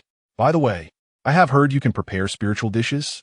"Grandfather, as long as I possess the spiritual ingredients, crafting such dishes is not overly challenging." "Excellent. I am eager to sample your culinary skills. Are we not invited inside to converse?" "My apologies, father, grandfather, grandmother, please come in." "Hurry, open the electric gate." "Mother, father, why have you come at such a late hour?" Bai Yuan inquired as she emerged from the villa, with others following suit, having awakened. "Is it not permissible for a father to come and see his daughter as suitor?" "Indeed, of course, you are welcome," Bai Yuan replied, a hint of shyness in her voice. Upon entering the living room, Bai Wentian surveyed the group and asked, "Who are all these individuals?" An air of tension enveloped the room. When Huanyan smiled and replied, "They are all my suitors." "All your suitors?" Zhong Ziwei exclaimed, her eyes widening as she scanned the surroundings and began counting. "You have gathered so many?" Bai Wentian asked in astonishment. "Is there no remedy for this? What can one do?" "They're all drawn to my excellence." "Excellence? Is it merely your culinary skills that warrant such attention?" "Oomph. This is a treasured ginseng from my family, aged 3,000 years. Take it and prepare your spiritual dish." When Huanyan curiously accepted the jade box, and everyone looked on with intrigue, for something aged 3,000 years held significant allure. As when Huanyan slowly opened the jade box, a faint medicinal fragrance wafted out with just a slight crack. Inhaling it, everyone felt a shiver of rejuvenation. Truly, it is a ginseng of 3 millennia. Its aroma alone is potent, Su Wanru exclaimed in surprise. "Indeed, for any minor ailment, I merely need to consult this ginseng, and it will remedy the malady." Bai Wentian boasted. When Huanyan fully opened the jade box, revealing merely a small fragment of ginseng, and regretfully shook his head with a sigh. "What a pity! What a pity! What do you lament?" "Grandfather, this ginseng is indeed extraordinary, possessing a certain spirit. However, it has been severed, resulting in a wound that has caused a significant loss of its potency. Now, its efficacy is reduced to less than 1/10 of its original strength." "Is the loss of potency so great?" "Certainly. When ginseng acquires spirit, if it remains intact, the spirit remains locked within. However, once damaged, the essence dissipates swiftly. The fragrance we perceive is merely an indication of the spirit's departure. Thus, I have squandered this magnificent ginseng. The loss of 9/10 of its potency is indeed a waste. Is the remaining portion still capable of producing a spiritual dish? Creating a spiritual dish will be challenging. Yet I can utilize this half-piece of spiritual ginseng to craft an extraordinary delicacy, the results of which will still be quite remarkable. Alas, I had hoped to taste a spiritual dish. It seems I am destined to miss out. Grandfather, do not be disheartened. I shall exert my utmost effort to maximize the efficacy of the remaining ginseng." "Very well. I eagerly anticipate your performance. It is late. Please arrange accommodations for us." "Ling Na, kindly make the arrangements." "Certainly, dear husband." "System, enhance my culinary skills in ginseng chicken soup by 10 points. "Ding. Congratulations, host. Ginseng chicken soup enhancement by 10 points successful. Current level, mastery in ginseng chicken soup, 10 stars. Just as I enhance my fried rice. The intricacies of ginseng chicken soup now reside within my memory. One does not comprehend until the enhancement is complete. This ginseng chicken soup demands an exceptionally high standard for the chicken. It requires an old hen of at least 7 years, preferably a rural black hen. Finding a 7-year-old rural black hen is quite a challenge. Not to mention the additional specific requirements that are difficult to locate. I suppose I must venture to the countryside tomorrow. Everyone, let us retire for the night. Very well, dear husband. The following morning, Wan Huanyin and Dong Lingna rose early to prepare breakfast. The others, who were to attend school, also gradually awoke. Husband, Dream Yao, your timing is impeccable. Please help me request a leave of absence at school shortly. Husband, are you not going to school? I have not yet completed my tasks. First, I must hire security personnel, and then I need to select the ginseng hens from the countryside. Is it absolutely necessary to choose them from the countryside? Of course, to fully unleash the potential of the ginseng. The primary ingredient, the old black hen, must be of the highest quality, specifically one that is over 7 years old. Is it true that the older, the better? Another voice chimed in. Grandmother, why are you awake so early?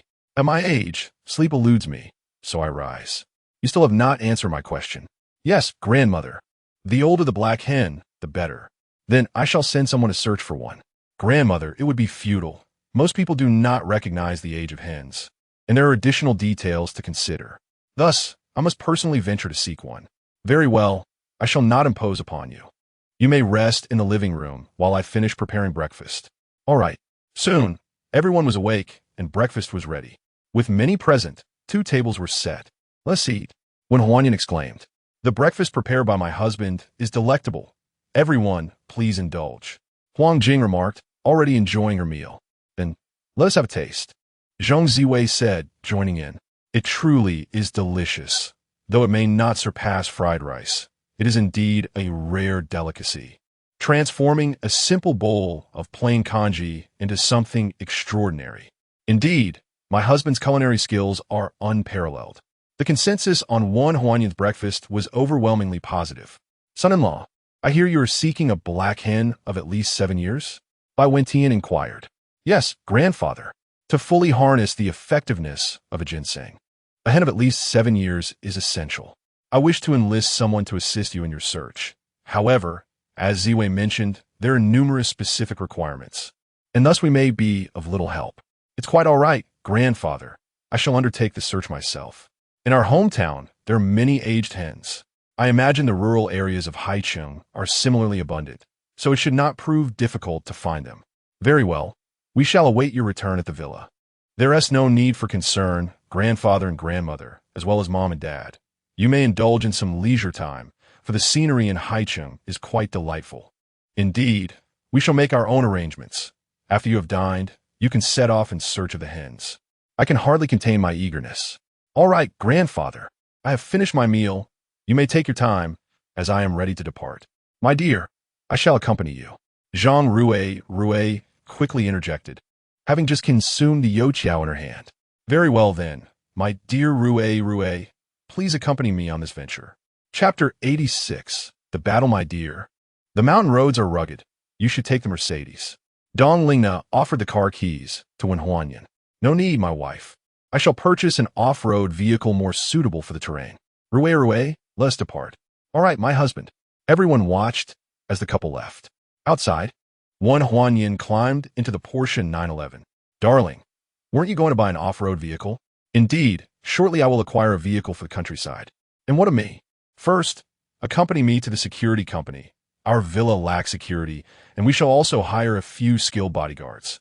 Understood, I shall follow your lead. After approximately 20 minutes, they arrived at the Haicheng Security Company. The company stood as an independent and imposing structure, occupying a vast expanse. At the entrance, for security personnel, each towering above 8 meters, presented a formidable presence. As they noticed the approach of visitors, their vigilant gazes intensified, instilling a sense of authority and urgency in the air. Welcome to Haicheng Security Company.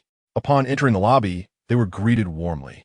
May I inquire if you wish to hire security personnel or bodyguards? Can bodyguards serve as security? When Huanyan inquired, the attendant paused momentarily before responding with a smile. As long as you are willing to pay, of course. Very well. Then please introduce me to your most formidable bodyguards, preferably female. Ah, esteemed guest, given your special request, I must verify your assets. Would that be acceptable? Certainly. Wen Huanyan promptly opened his mobile banking app and displayed his balance. Over 20 million? The attendant was taken aback, hastily saying, "Please hold on. I will notify the manager immediately." All right. As the attendant departed, Wen Huanyan curiously surveyed the expansive hall filled with numerous individuals. Enormous crystal screens adorned the space, showcasing the profiles and prices of security personnel and bodyguards. Approaching one of the screens, he perused the information, and upon finding a suitable candidate, he noted that service personnel were readily available to facilitate the hiring process. Before long, a tall and elegantly dressed woman strode towards him. "Manager, this gentleman and lady seek to hire exceptional bodyguards and have specified a preference for females." "Sir, I am Sui Welon, the manager of Haicheng Security Company. May I ask why you specifically require female bodyguards?" "Because I have numerous female friends, and I feel uneasy having male bodyguards protect them." "I see. Please, allow me to escort you to the VIP room for a more detailed discussion." "Very well." Following Sui Welon into the VIP room, she instructed esteemed guests, "Please hold on while I arrange the bodyguards you require." "Understood." The previous attendant inquired, "Would you like something to drink?" "Anything will suffice." Shortly thereafter, the attendant returned with 2 glasses of water. Wen Huanyan casually accepted one and took a sip. At this moment, Sui Welon entered the VIP room accompanied by 5 women. Wen Huanyan promptly turned his gaze towards them, and the 5 beauties regarded him with interest. "Please introduce yourselves," Sui Welon instructed. "Wang Yushi, 35 years old, a veteran skilled in combat. Tian Shanshan, 29 years old, a martial arts school graduate proficient in Sanda. Ren Shuexian, 32 years old, a personal martial arts enthusiast specializing in guerrilla tactics. Jiang Pan'er, 43 years old, a retired combat coach. Fan Chenxian, 39 years old, a fitness aficionado with considerable physical strength and combat capability. Handsome, are you satisfied with these 5? Sui Welon inquired with a smile. Wen Huanyan pondered for a moment and replied, "Combat prowess cannot merely be asserted through words. How about this? I know a bit of martial arts as well. Let us engage in a sparring match." "You know martial arts?" they asked. "Just a little," he responded. "Very well. Let us proceed to the training ground." Following Sui Welon, they made their way to the training area. Wen Huanyan's striking appearance prompted whispers among Wang Yushi and the others. "No wonder he has so many admirers. He is incredibly handsome. Indeed, even I, an older woman, find myself captivated." Soon, they arrived at the training ground. "Who among you would like to exchange a few moves with our esteemed guest?" Sui Welon asked. "I shall take this challenge," Fan Chenxian volunteered. "Be careful, handsome," she warned. Wen Huanyan nodded and stepped into the open space, with Fan Chenxian following suit. "Though I may not excel in combat, that does not imply weakness. You should be cautious," she cautioned. "No problem. I'm not weak either. Let us begin," he replied. "Watch closely, handsome," Fan Chenxian said as she swiftly approached Wen Huanyan. "I sense he will be defeated in one move," someone murmured. "Absolutely. While Fan Chenxian may not be adept at fighting, that applies only against the strong." "My dear, your husband is bound to lose," Zhang Ruerui remarked with a chuckle. "Perhaps not," came the retort. "Wow, his reflexes are astonishing," Tian Shanshan exclaimed. The others shared her astonishment as Wen Huanyan effortlessly evaded Fan Chenxuan's attack. "Interesting," Fan Chenxian muttered, preparing for a second assault. This time, she slowed her pace. Anticipating his evasion, she closed in and threw a punch at him, expecting him to dodge. To her surprise, he seized her wrist. As she prepared to counter, Wen Huanyan countered with overwhelming force, twisting her arm behind her. "Ah!" The pain elicited a scream from Fan Chenxian, now firmly restrained by Wen Huanyan's hold. "You all may join in now," he called to the others, having subdued Fan Chenxian. "I was overly complacent," she shouted as she unleashed a flurry of kicks, forcing Wen Huanyan to retreat repeatedly. Despite possessing decent attributes, her lack of combat skills proved disadvantageous. "System, enhance my combat skills by 30 points, he commanded. "Congratulations, host. You have consumed 30 enhancement points, elevating your basic combat skills to level 3. You now have 126 enhancement points remaining.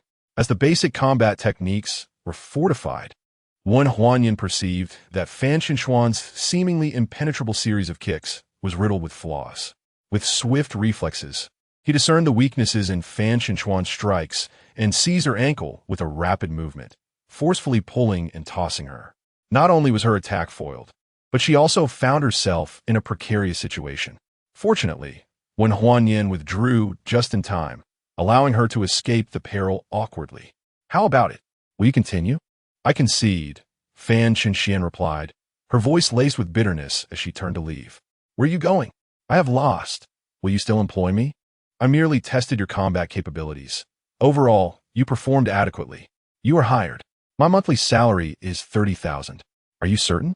I offer you a monthly salary of 50,000, but you must comply with assignments, which may include occasional gatekeeping duties.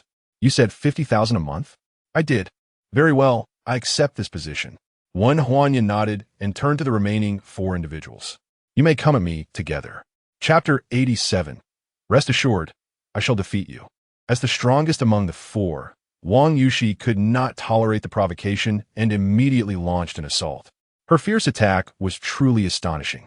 Wang Yushi was mindful of her strength, yet Sui Welon gasped in alarm, urging caution. However, to Wen Huanyan, her formidable strikes appeared somewhat ostentatious and riddled with flaws. Seizing upon a single opening, he delivered a punch to Wang Yushi's chest, causing her to stagger back, utterly stunned. The audience was left in shock. Everyone bore witness to the event. You dare take advantage of me. Wang Yushi fumed, launching another offensive. This time, Wen Huanyan skillfully evaded her flurry of strikes, not only dodging them, but also maneuvering behind her to encircle her with his arms. Momentarily taken aback, Wang Yushi shrieked in a frenzy, struggling aimlessly. Yet, with Wen Huanyan holding her from behind, her attempts to break free proved futile. Ultimately, exhausted and panting, she conceded, "Let me go, I surrender." Only then did Wen Huanyan release her. Suddenly, without warning, Wang Yushi stomped heavily on his foot. Ouch! What are you doing? What do you mean what? You took advantage of me. Am I not allowed to retaliate? She retorted, if I hadn't held back, I could have disfigured you with a single blow. Are you suggesting that you intentionally took advantage of me? He countered, incredulous. You're being unreasonable. Su manager interjected. I have employed all 4 of them, each with a monthly salary of 50,000. Very well then, their combined salary for the first month amounts to 250,000, plus a service fee of 500,000. You owe a total of 750,000. Is the service fee truly that exorbitant?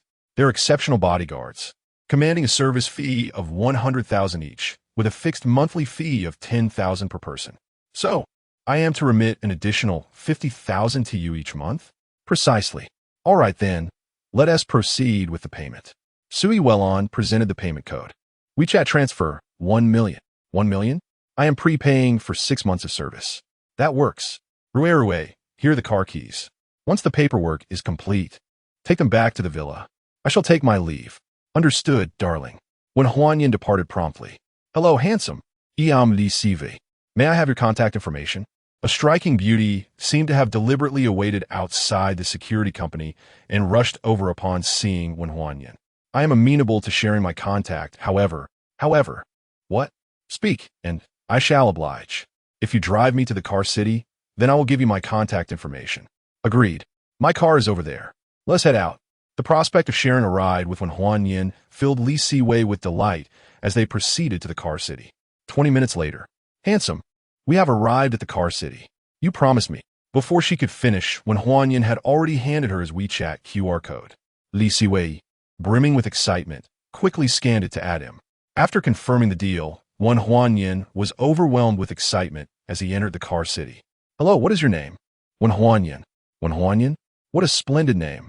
I shall certainly assist you. Wen Huanyan arrived at the Tank Series specialty store, already harboring a desire for a specific vehicle.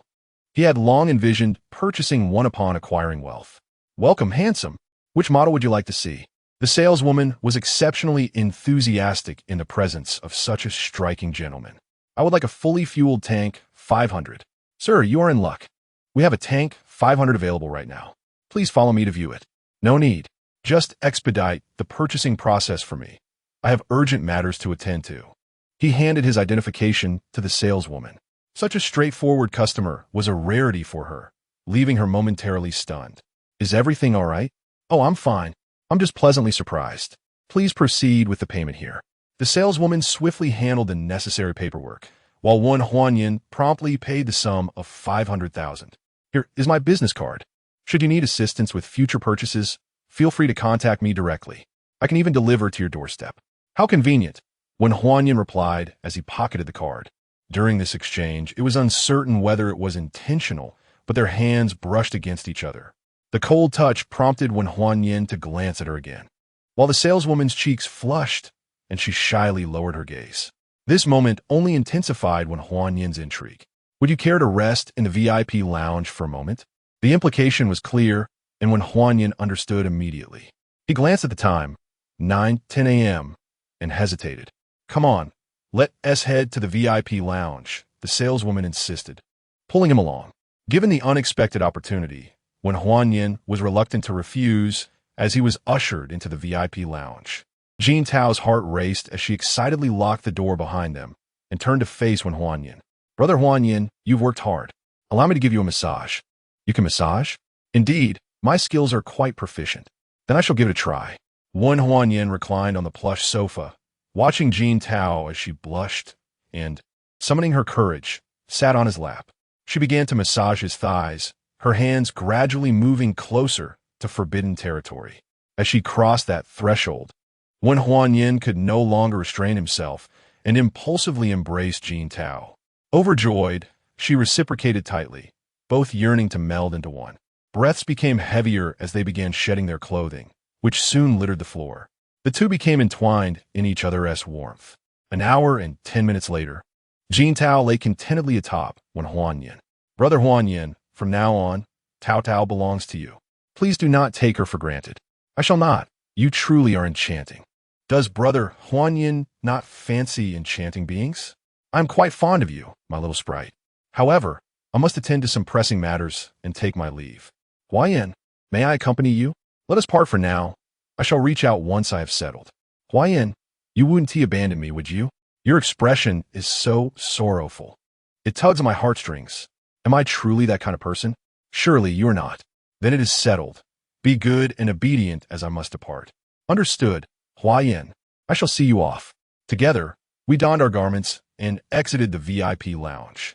A salesperson passing by caught sight of them and cast a glance at Jin Tao, thinking to herself, what a flirtatious creature.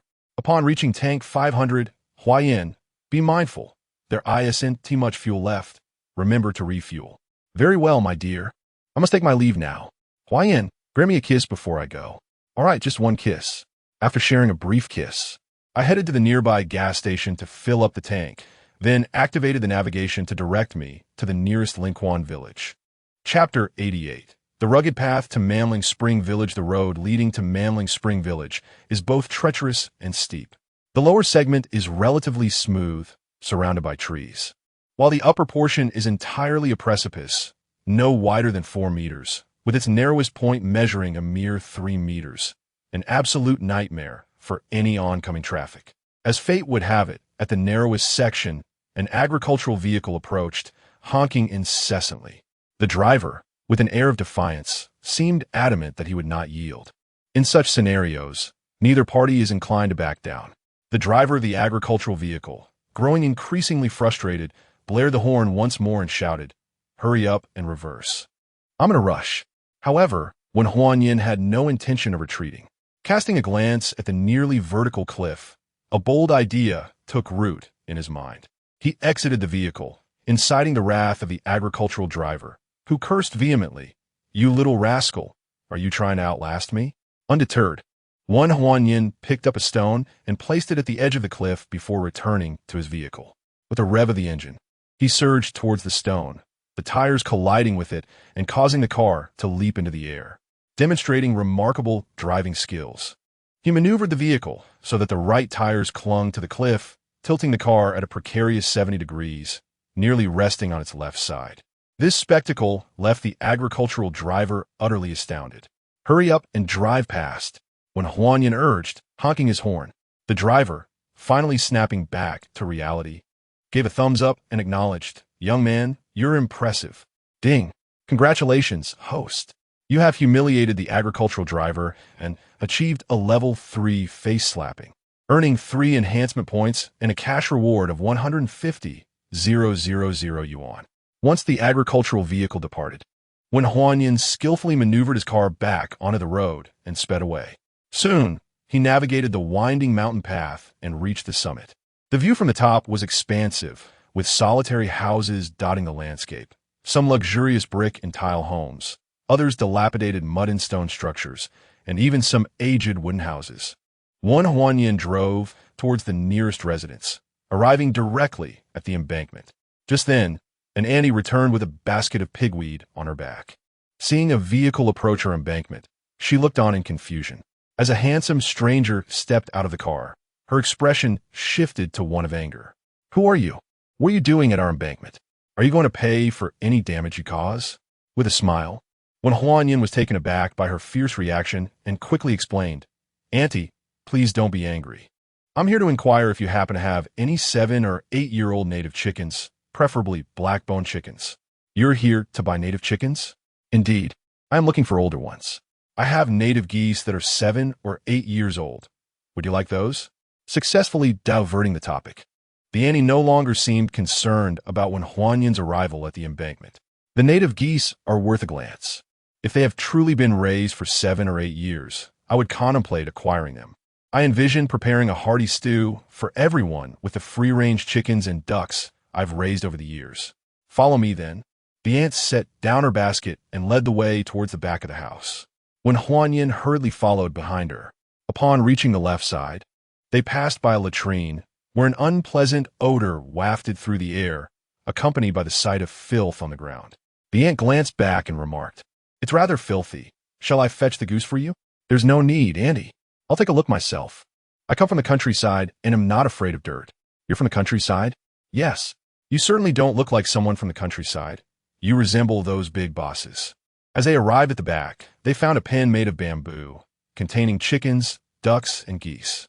However, behind it lay a row of graves, resembling a cemetery.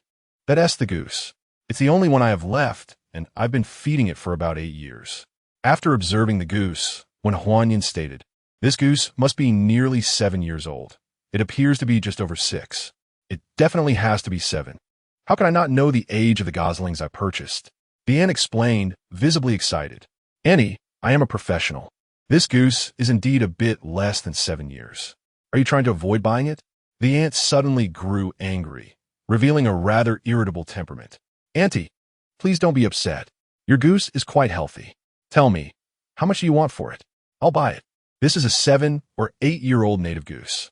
Those that are 1 or 2 years old sell for 200 each. Mine should be at least 500. "Fine. 500 it is. I'll take it." One Huanyan promptly retrieved his wallet and handed her 500 yuan. "Is that money real?" the aunt inquired, scrutinizing the bills and even moistening her fingers to check. "Auntie, it should be real. Just wait. I'll fetch you the goose." "All right. I also have ducks that have been raised for 4 or 5 years. Would you like to buy one?" When Huanyan glanced at the ducks, which were hardly 2 years old at most, and shook his head, "Auntie, I'm mainly looking to purchase old black-bone hens aged 7 years or more for medicinal purposes." "For medicinal use? Let me think. If you follow this path to the end, there's south an unpaved road where a family raises chickens that should be 7 or 8 years old. I can't guarantee if they are black-boned, though. Is that so?" "Thank you, Auntie." "No need for thanks. I'll find a bag to put the goose in for you." "Mom, who is he?"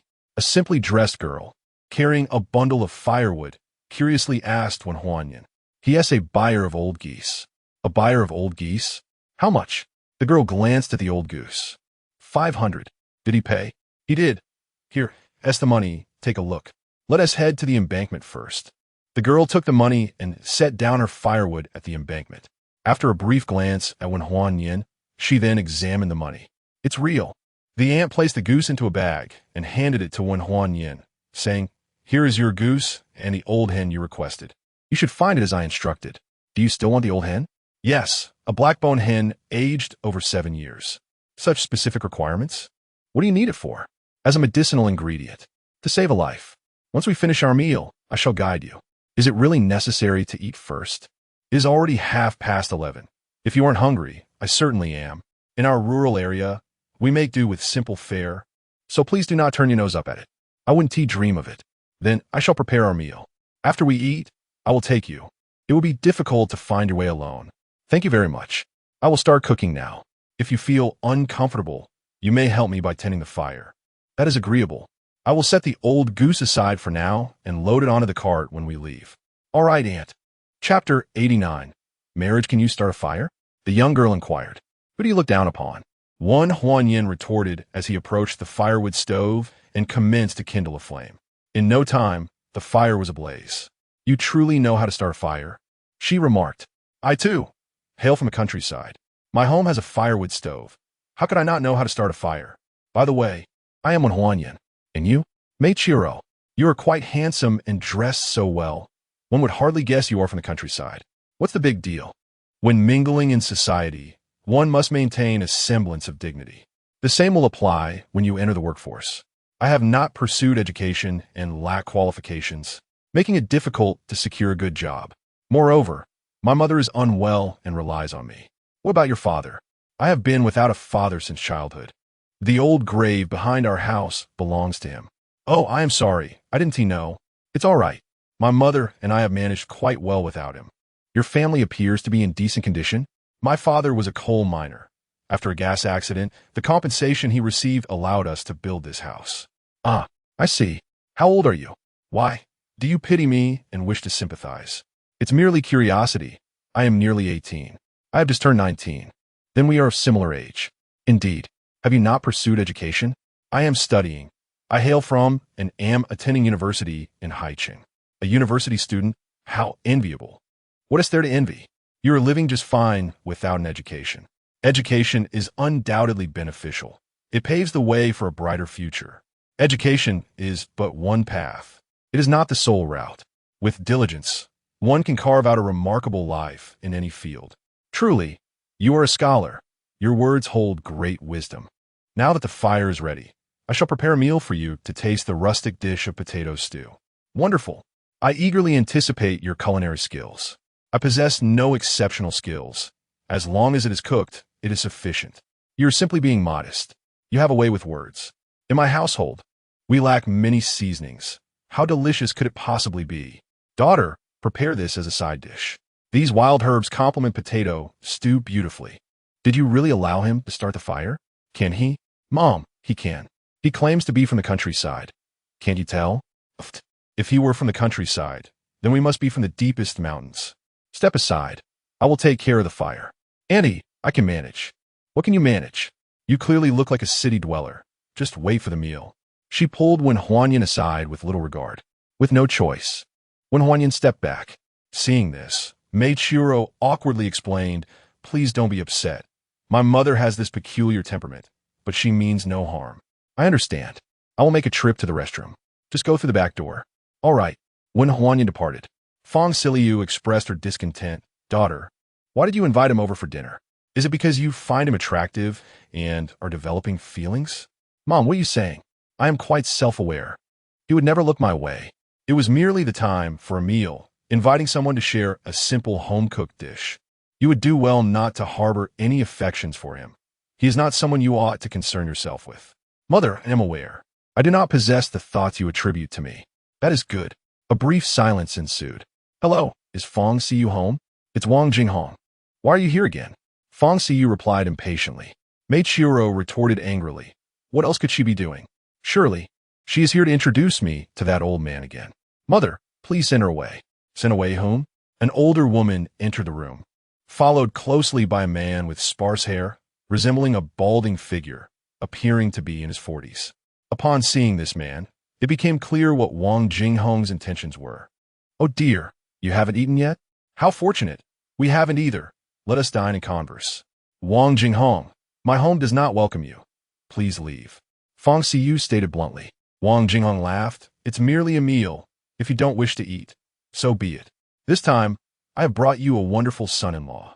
This gentleman is Wang Shijun from the neighboring village, working at a machinery factory, earning 6,000 to 7,000 a month. More importantly, he is willing to come to your home. With him, your family can lead a good life. Hearing the monthly salary and his willingness to visit, Fong Siyu's interest was piqued. With only the two of them at home, they were in need of a labor force. If he could earn well and was willing to come over, it would certainly alleviate their burdens. Meiichiro noticed her mother's intrigue and exclaimed in alarm, "Take him away. I'm still young and do not wish to be in a relationship." "Young? You are already 19. Good men are hard to come by. Fong Siyu, you ought to persuade your daughter." Wang Shijun quickly added, "Auntie, Chiro, you need not worry. Once I come to your home, I promise you will enjoy a life of abundance." "Daughter, why not consider it?" "Mother, I am unwilling." "Chiro, some fates, once missed, are truly lost." Wang Shijun is an honest man, not frivolous. He remains single not due to a lack of affection, but rather for his inability to charm with words. He is willing to come to your home. What more do you hesitate for? If he is so good, you should marry him and let him visit your family. Fong Siyu, please persuade your daughter.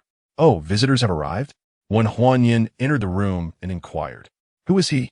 Wang Jinghong asked in surprise, thinking he was quite handsome. "Good auntie, I am Chiro's boyfriend," when Huanyin. Perceiving Meiichiro's annoyance, when Huanyin spoke up.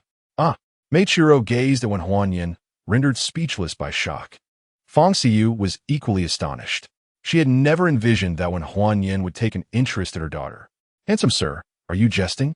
Given the situation of the Mei family, how could you possibly be interested in Meiichiro?" Wang Jinghong was also incredulous. "Good auntie. I was worried that Chiro might not fancy me. By the way, what brings you here?" Wang Shijun, upon first laying eyes on Meiichiro, was quite taken with her and angrily shouted at Huanyin, "What business do you, a city dweller, have in vying for a wife? Are there not enough women in the city? What qualifications does a bald man like you have to covet my sister? Do you dare to insult my baldness?" Enraged, I scanned the surroundings until my gaze landed on a blade of grass, which I seized, glaring at Huanyin and threatening. "Do you believe I could end your life? With such a demeanor as yours, which respectable young lady would dare to accompany you?" Fong Siyu also realized the gravity of the situation, her temper flaring as she shouted, "Wang Jinghong, look at the company you've brought. Take him away at once. I warn you, do not return here again." Wang Jinghong's expression darkened, and he retorted angrily, "Wang Shijun, what do you think you're doing? What else can I do? Meiichiro is the wife you introduced to me. If he dares to take her from me, I will not hesitate to eliminate him." Chapter 90. Emotion, either you leave, or I shall truly take drastic measures. Wang Shijun bellowed, brandishing a pig-slaying knife, yet unperturbed when Wanians approached him. "A barking dog doesn't bite. Why such a loud outcry? Dare you not?" When Wanian scoffed, as he drew nearer. When Wanians do not act impulsively, Meiichiro shouted in alarm, "Do not approach. I warn you." Wang Shijun trembled, his voice quaking with fear, ignoring the menacing blade in Wang's grasp. When Wanians continued to advance, forcing Wang to retreat until, with a clang, the knife clattered to the ground. "With your cowardice, you dare to covet my sister? Begone!" The aura of authority emanating from Wanians sent Wang Shijun scuttling away in terror. When Wanians turned his gaze upon Wang Jinghong. "Would you like me to escort you out?" Realizing the gravity of the situation, she too fled in fright. When Wanians, "Thank you," Meiichiro expressed her gratitude. "Ah," sighed Fong Siliu, "our family lacks a man. We are often bullied. It is bearable for me, but these years have been too difficult for Chiro." "Mother, I am fine. You are the one who has suffered," Meiichiro reassured her. "Look how understanding my daughter is. I wonder if she will one day meet a good man." "Auntie, good deeds will surely be rewarded. Chiro will undoubtedly find someone who will love her for a lifetime." Upon hearing this, both mother and daughter felt a tinge of melancholy. "However, until Chiro finds that person, as her brother, I will not allow anyone to bully her," when Wanians declared firmly. "Very well, Chiro. Why don't you call your brother?" Fong Siliu said joyfully. Meiichiro blushed and called out, "Brother." "Sister." "Yes, brother, dinner is ready." She lifted the lid off the potato stew, releasing a tantalizing aroma. "Wow, it smells wonderful." "Really, brother? If you find it delicious, then indulge yourself." She filled a large bowl for Wanian's brother. "Eat up." It was indeed a savory dish of pork and potatoes, and as he took a bite, he exclaimed, "Delicious." As long as my brother does not mind, the dish tastes even better when paired with the cold mixed herbs. How could I ever mind? The herbs are also among my favorites. Auntie, you should eat too. All right. Brother, we usually eat outside while holding our bowls. That is how I did it back home. Carrying a generous bowl of pork and potatoes, accompanied by a portion of cold mixed herbs, they exited the kitchen and settled by the embankment to dine. Are you truly squatting here? There are chairs available. Sit and eat. Very well. Andy, you should sit too. Indeed, this chair is large enough for all three of us. The trio sat on the bench, enjoying their simple meal, yet finding great joy in each other's company. Hey, Fong Siliu, who is that young man beside you? An elderly gentleman, balancing a basket on his back, inquired curiously as he passed by. Yes, Fong Siliu replied playfully, her spirits lifted. Could he be Chiuro's suitor? Mei Chiuro's face flushed as she discreetly stole glances at Wen Huanyan. My dear sir, your insight is truly remarkable. You have perceived it all. Wen Huanyan replied with a smile. Upon hearing this, Fong Siyu and her daughter Mei Chiuro both laughed joyfully. Indeed, young man, considering your good looks, it is quite fortunate for Mei Chiuro that you have taken an interest in her. Ah, to indulge in a smoke is a pleasure. But encountering Chiuro is my true fortune, the elder remarked as he accepted a cigarette and lit it. Wang Xichuan, have you dined yet? If not, make do with something light. As for me, I have already eaten and must return home to tend to the pigs, so I shall take my leave. Take care on your way. After Wang Xichuan departed, Fong Siyu turned to Wen Huanyan and said, Huanyan, you seem to tell everyone that Chiuro is your girlfriend. Soon the entire village will know, and how will Chiuro find a partner then? Mei Chiuro looked at Wen Huanyan with curiosity. What of it? Chiuro is so exceptional.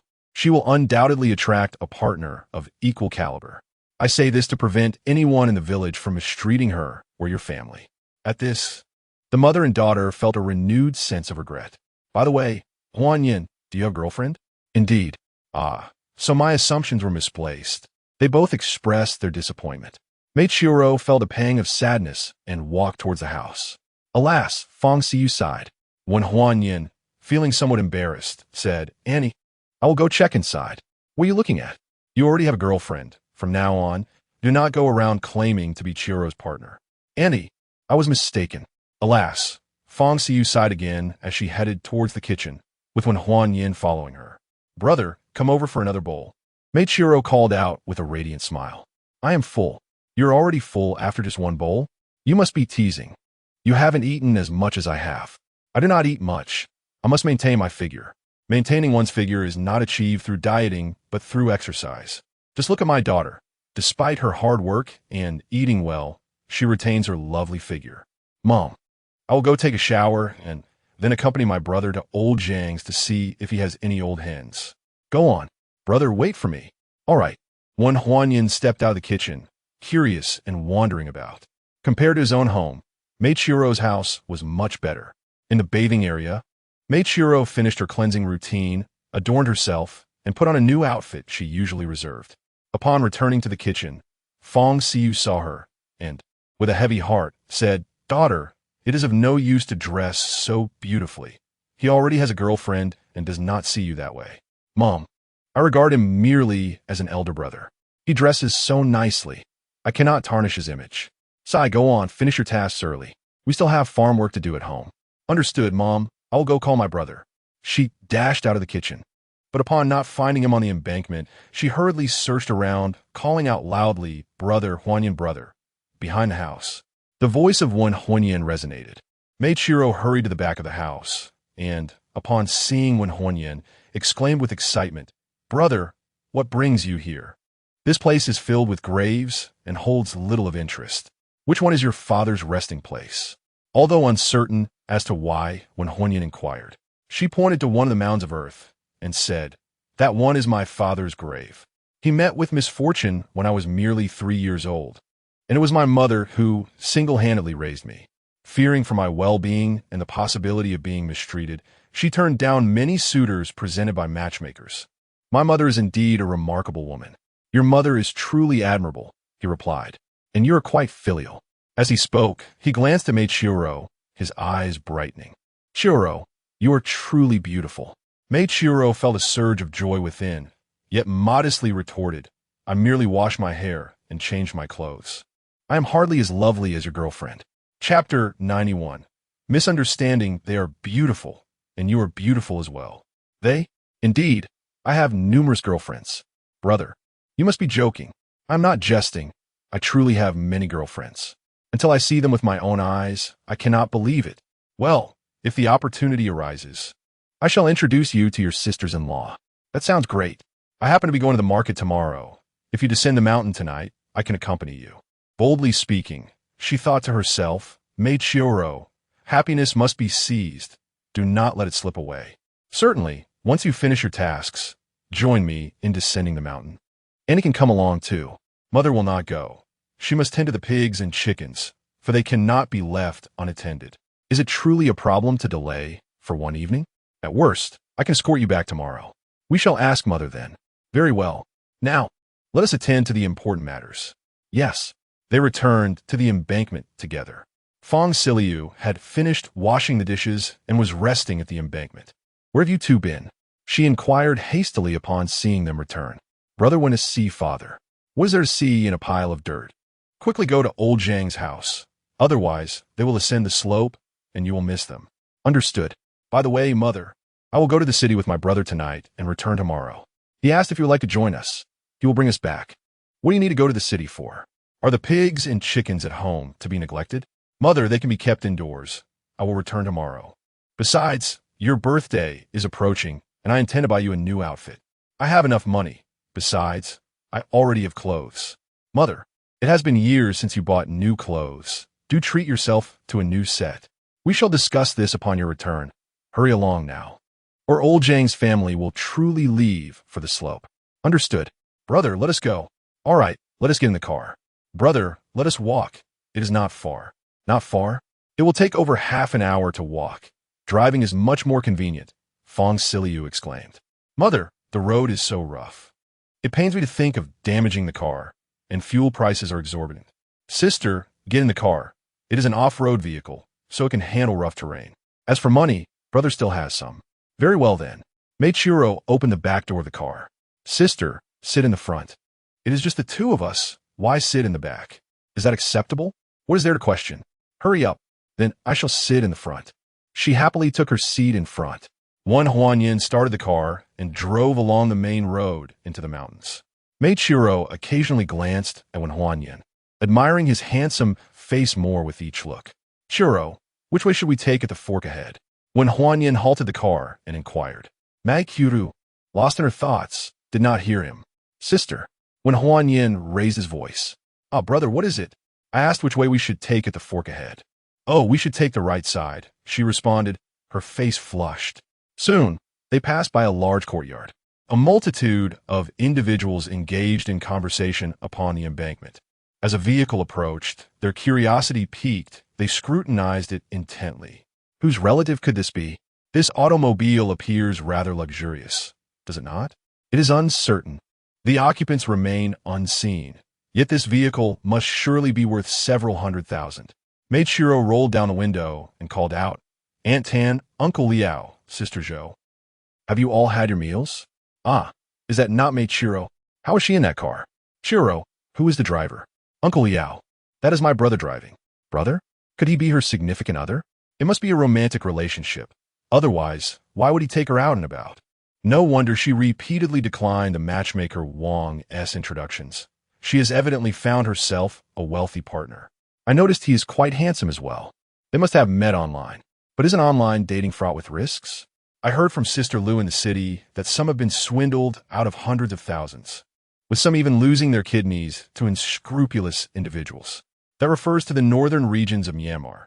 However, since her partner has already come to her home, he likely is not a fraud.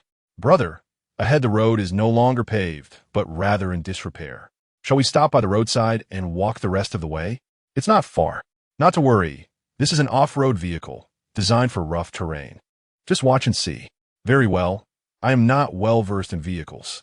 Before long, they encountered the dilapidated path, riddled with potholes.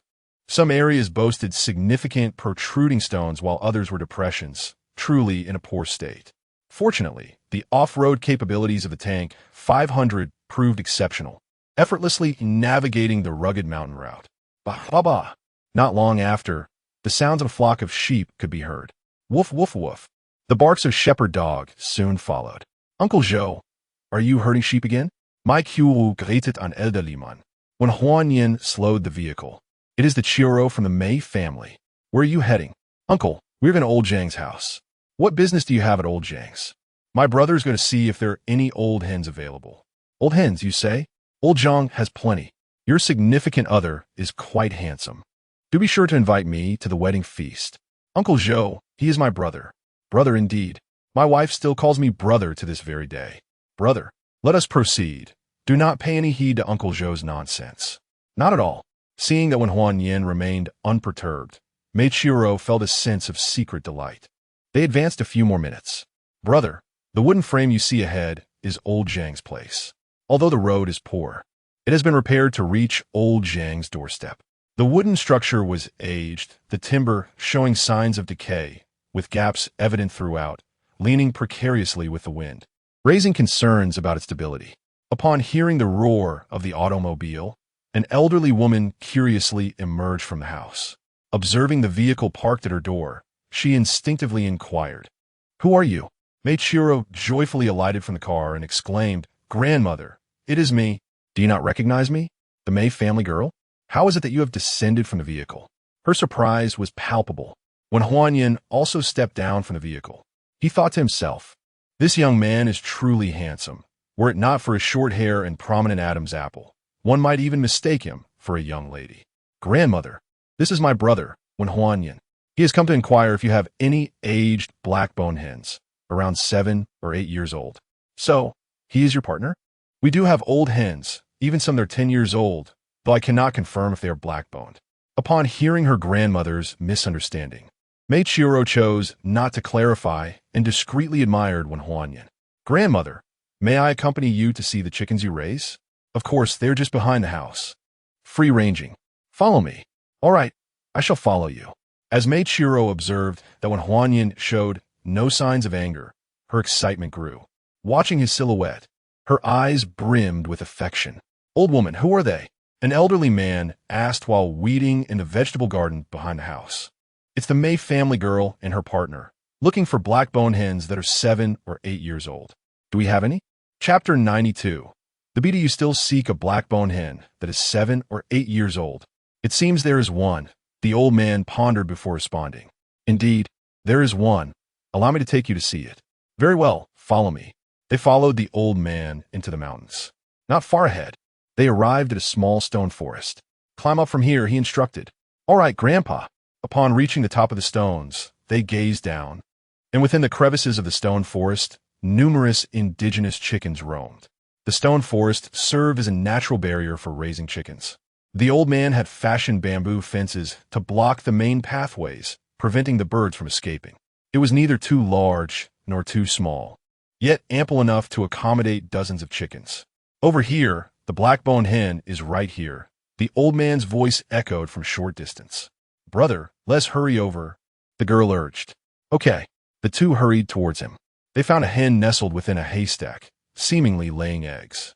Upon closer inspection, when Huan Yin's eyes sparkled. "This hen is already 11 years old? You can tell." "Impressive." "Indeed, this hen is at least 10 years old, and it lays eggs remarkably well. Hence it has been kept." "Grandpa, I would like to purchase this hen. How much do you want? What do you intend to do with it?" "If it's for eating, I can't bear to part with it. You may look at other hens.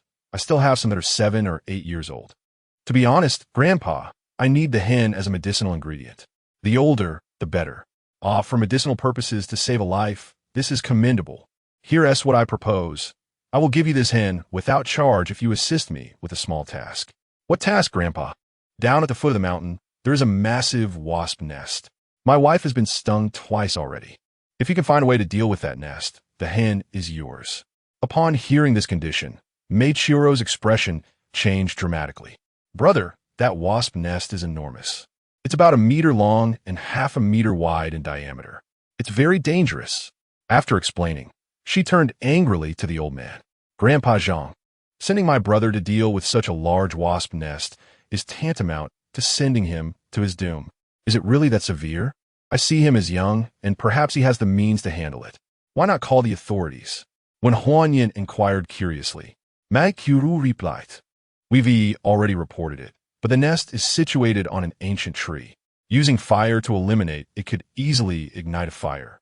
And drone spraying is obstructed by the dense foliage of the tree, making it difficult to treat. For the past 2 days, we've been warning villagers to avoid the area. The old man continued, Even if we don't approach, those wasps can still fly out and sting people.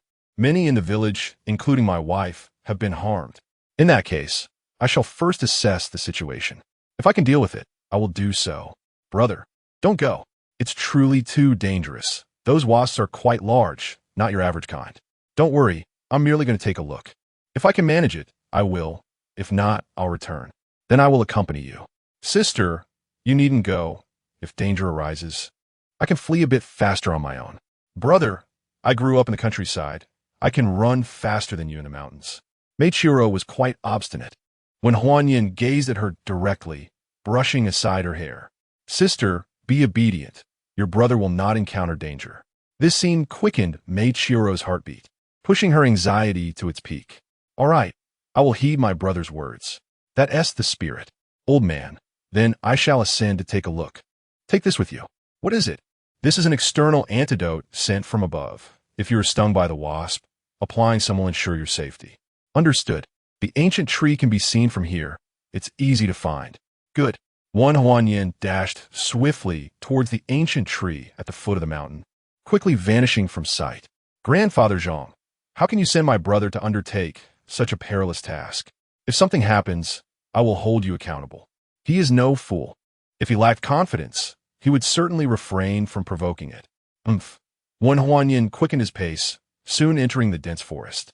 The multitude of trees made the surroundings feel less desolate and easier to navigate. As he neared the ancient tree, a buzzing sound filled the air. Following the sound, he soon beheld the towering ancient tree. It was indeed immense, measuring nearly 3 meters in diameter and soaring several dozen meters high, with lush foliage flourishing abundantly. The buzzing of the bees emanated from within the dense leaves. Upon reaching the base of the ancient tree, Huan Yin searched for a while before being astonished by the colossal wasp nest. It was approximately 1 meter long and no less than 50 centimeters wide. Nestled beneath one of the tree's large branches, surrounded by a dense canopy of leaves. Using a drone to spray would not be feasible. The ground was littered with dry leaves, making a fire attack impractical. Buzzing. It seemed to have noticed him, and a wasp, the size of a finger, flew towards him. Huan Yin was taken aback. This wasp was not only large but also possessed a high level of aggression. The wasp lunged directly at him. Quick-witted, Huan Yin clapped his hands down forcefully. With a loud smack, he struck the wasp to the ground. Buzzing. The wasp was not dead. It fell to the ground, emitting urgent cries. Buzzing. In the next moment, from the enormous nest above, countless wasps seemed to have received a signal and surged forth collectively towards Huan Yin. They swarmed densely, an overwhelming sight that sent shivers down his spine. Huan Yin's expression changed dramatically. He quickly picked up the injured wasp still writhing on the ground. System. Enhance the venom resistance of this wasp until it can withstand the sting. Ding. Congratulations, host. You have successfully expended 50 enhancement points to strengthen the tiger wasp's venom resistance by 50 points. Remaining enhancement points, 79. He disregarded the pain of using his enhancement points as the swarm of tiger wasps encircled him like a miniature drone army. Huan Yin directed the rear end of a large hornet towards his palm. Without hesitation, the feeble hornet pierced his hand with its stinger. The venomous spike, resembling a slender needle, measured nearly a centimeter in length. The pain was intolerable, even without the venom, but fortunately, under the enhancement of his 50-point resistance to toxins, the venom of this hornet, more potent than that of a typical species, posed little threat. Nonetheless, being stung was still excruciating, and the crimson puncture marks were unsightly. Huan Yin was determined to avoid being marred by these stings. He shed his clothing, gripping it tightly in his hand, and shouted, "Come on, bring it on." Just as he uttered these words, the first wave of large hornets approached him. With a powerful swing of his garment, he unleashed a tremendous force and speed. creating a significant commotion. The sound echoed as he swung his clothing in a wide arc, sending nearly 100 approaching hornets flying. Chapter 93. The Impact. Thud, thud, thud. Some collided with the thronging companions, while others struck against trees and stones. Regardless of the point of impact, the formidable force rendered these large hornets incapacitated. Witnessing this remarkable efficacy brought immense joy to Huan Yin, who swung his garment with even greater fervor.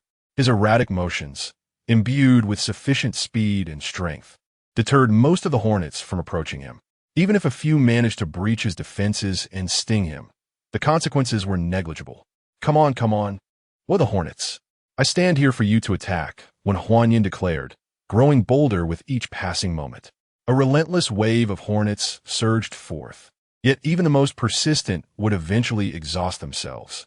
After a quarter of an hour, the ground was strewn with struggling hornets. The explosive force Huan Yin had unleashed rendered those that fell to the ground incapacitated, even if they were not immediately harmed. Despite his enhanced physical attributes, he was left panting. As he observed the absence of hornets in the air, his gaze fell upon the multitude of hornets littering the ground. In a fit of fury, he stomped down hard upon one of the hornets. Crack! The immense force shattered the creature beneath his foot. To his astonishment, the dying hornet retaliated, its stinger piercing through the sole of his shoe, an alarming display of ferocity. Had an ordinary person endured several stings, the consequences would have been dire. No wonder authorities dared not to engage carelessly. After all, without the means to eliminate these hornets, protective gear proved utterly ineffective. Refraining from further stomping, Huan Yin focused on a slender tree nearby, summoning his brute strength to snap it and remove the branches with his bare hands. Grasping a trunk over 2 meters long, he unleashed a barrage of indiscriminate strikes upon the hornets below. Beneath the great tree lay a carpet of desiccated leaves, as the insufficient sunlight had prevented even weeds from thriving. With each swing, a substantial number of hornets lost their ability to struggle, if they did not perish. They succumbed to unconsciousness. After expending over 10 minutes, only the bodies of hornets remained scattered across the ground, while a distant few continued to buzz and writhe. Huan Yin temporarily ignored them, pondering how to transport the hornets. These creatures could be transformed into delectable dishes and brewed into medicinal spirits, truly a valuable asset. The system. Could it possibly possess a spatial feature for item storage? Ding! Consuming a point of enhancement can yield a cubic meter of system space. System. Enhance my space to 10 cubic meters. Ding! Congratulations to the host. The enhancement of 10 cubic meters of system space was successful, consuming 10 enhancement points. Items can be stored in the system space by focusing on them mentally. Remaining enhancement points, 69. Huan Yin was overjoyed. He concentrated on the hornets within his sight, both alive and deceased, mentally commanding their inclusion into the system space.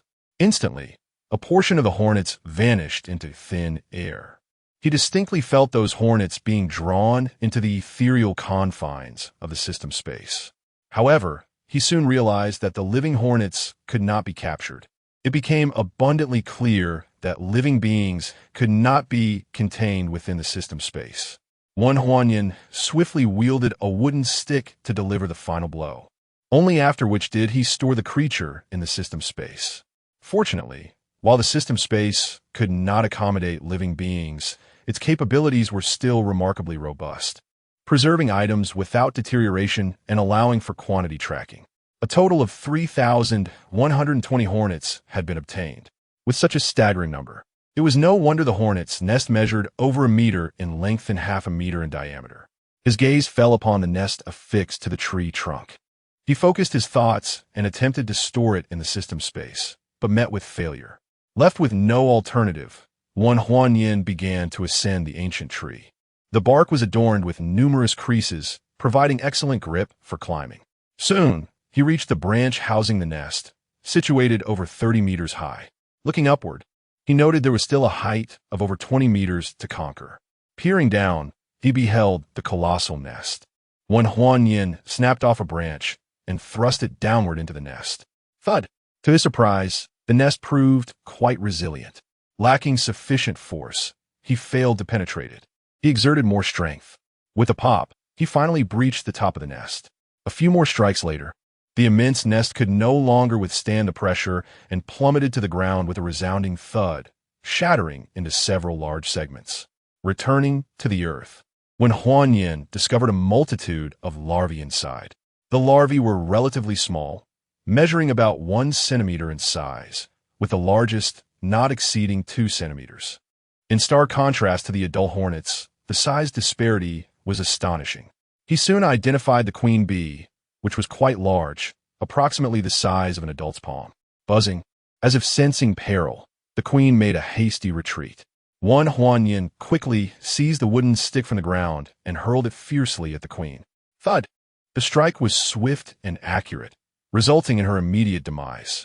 After collecting the queen's corpse, he linked several tree vines to the now fragmented nest, affixing them to the stick, and began his descent.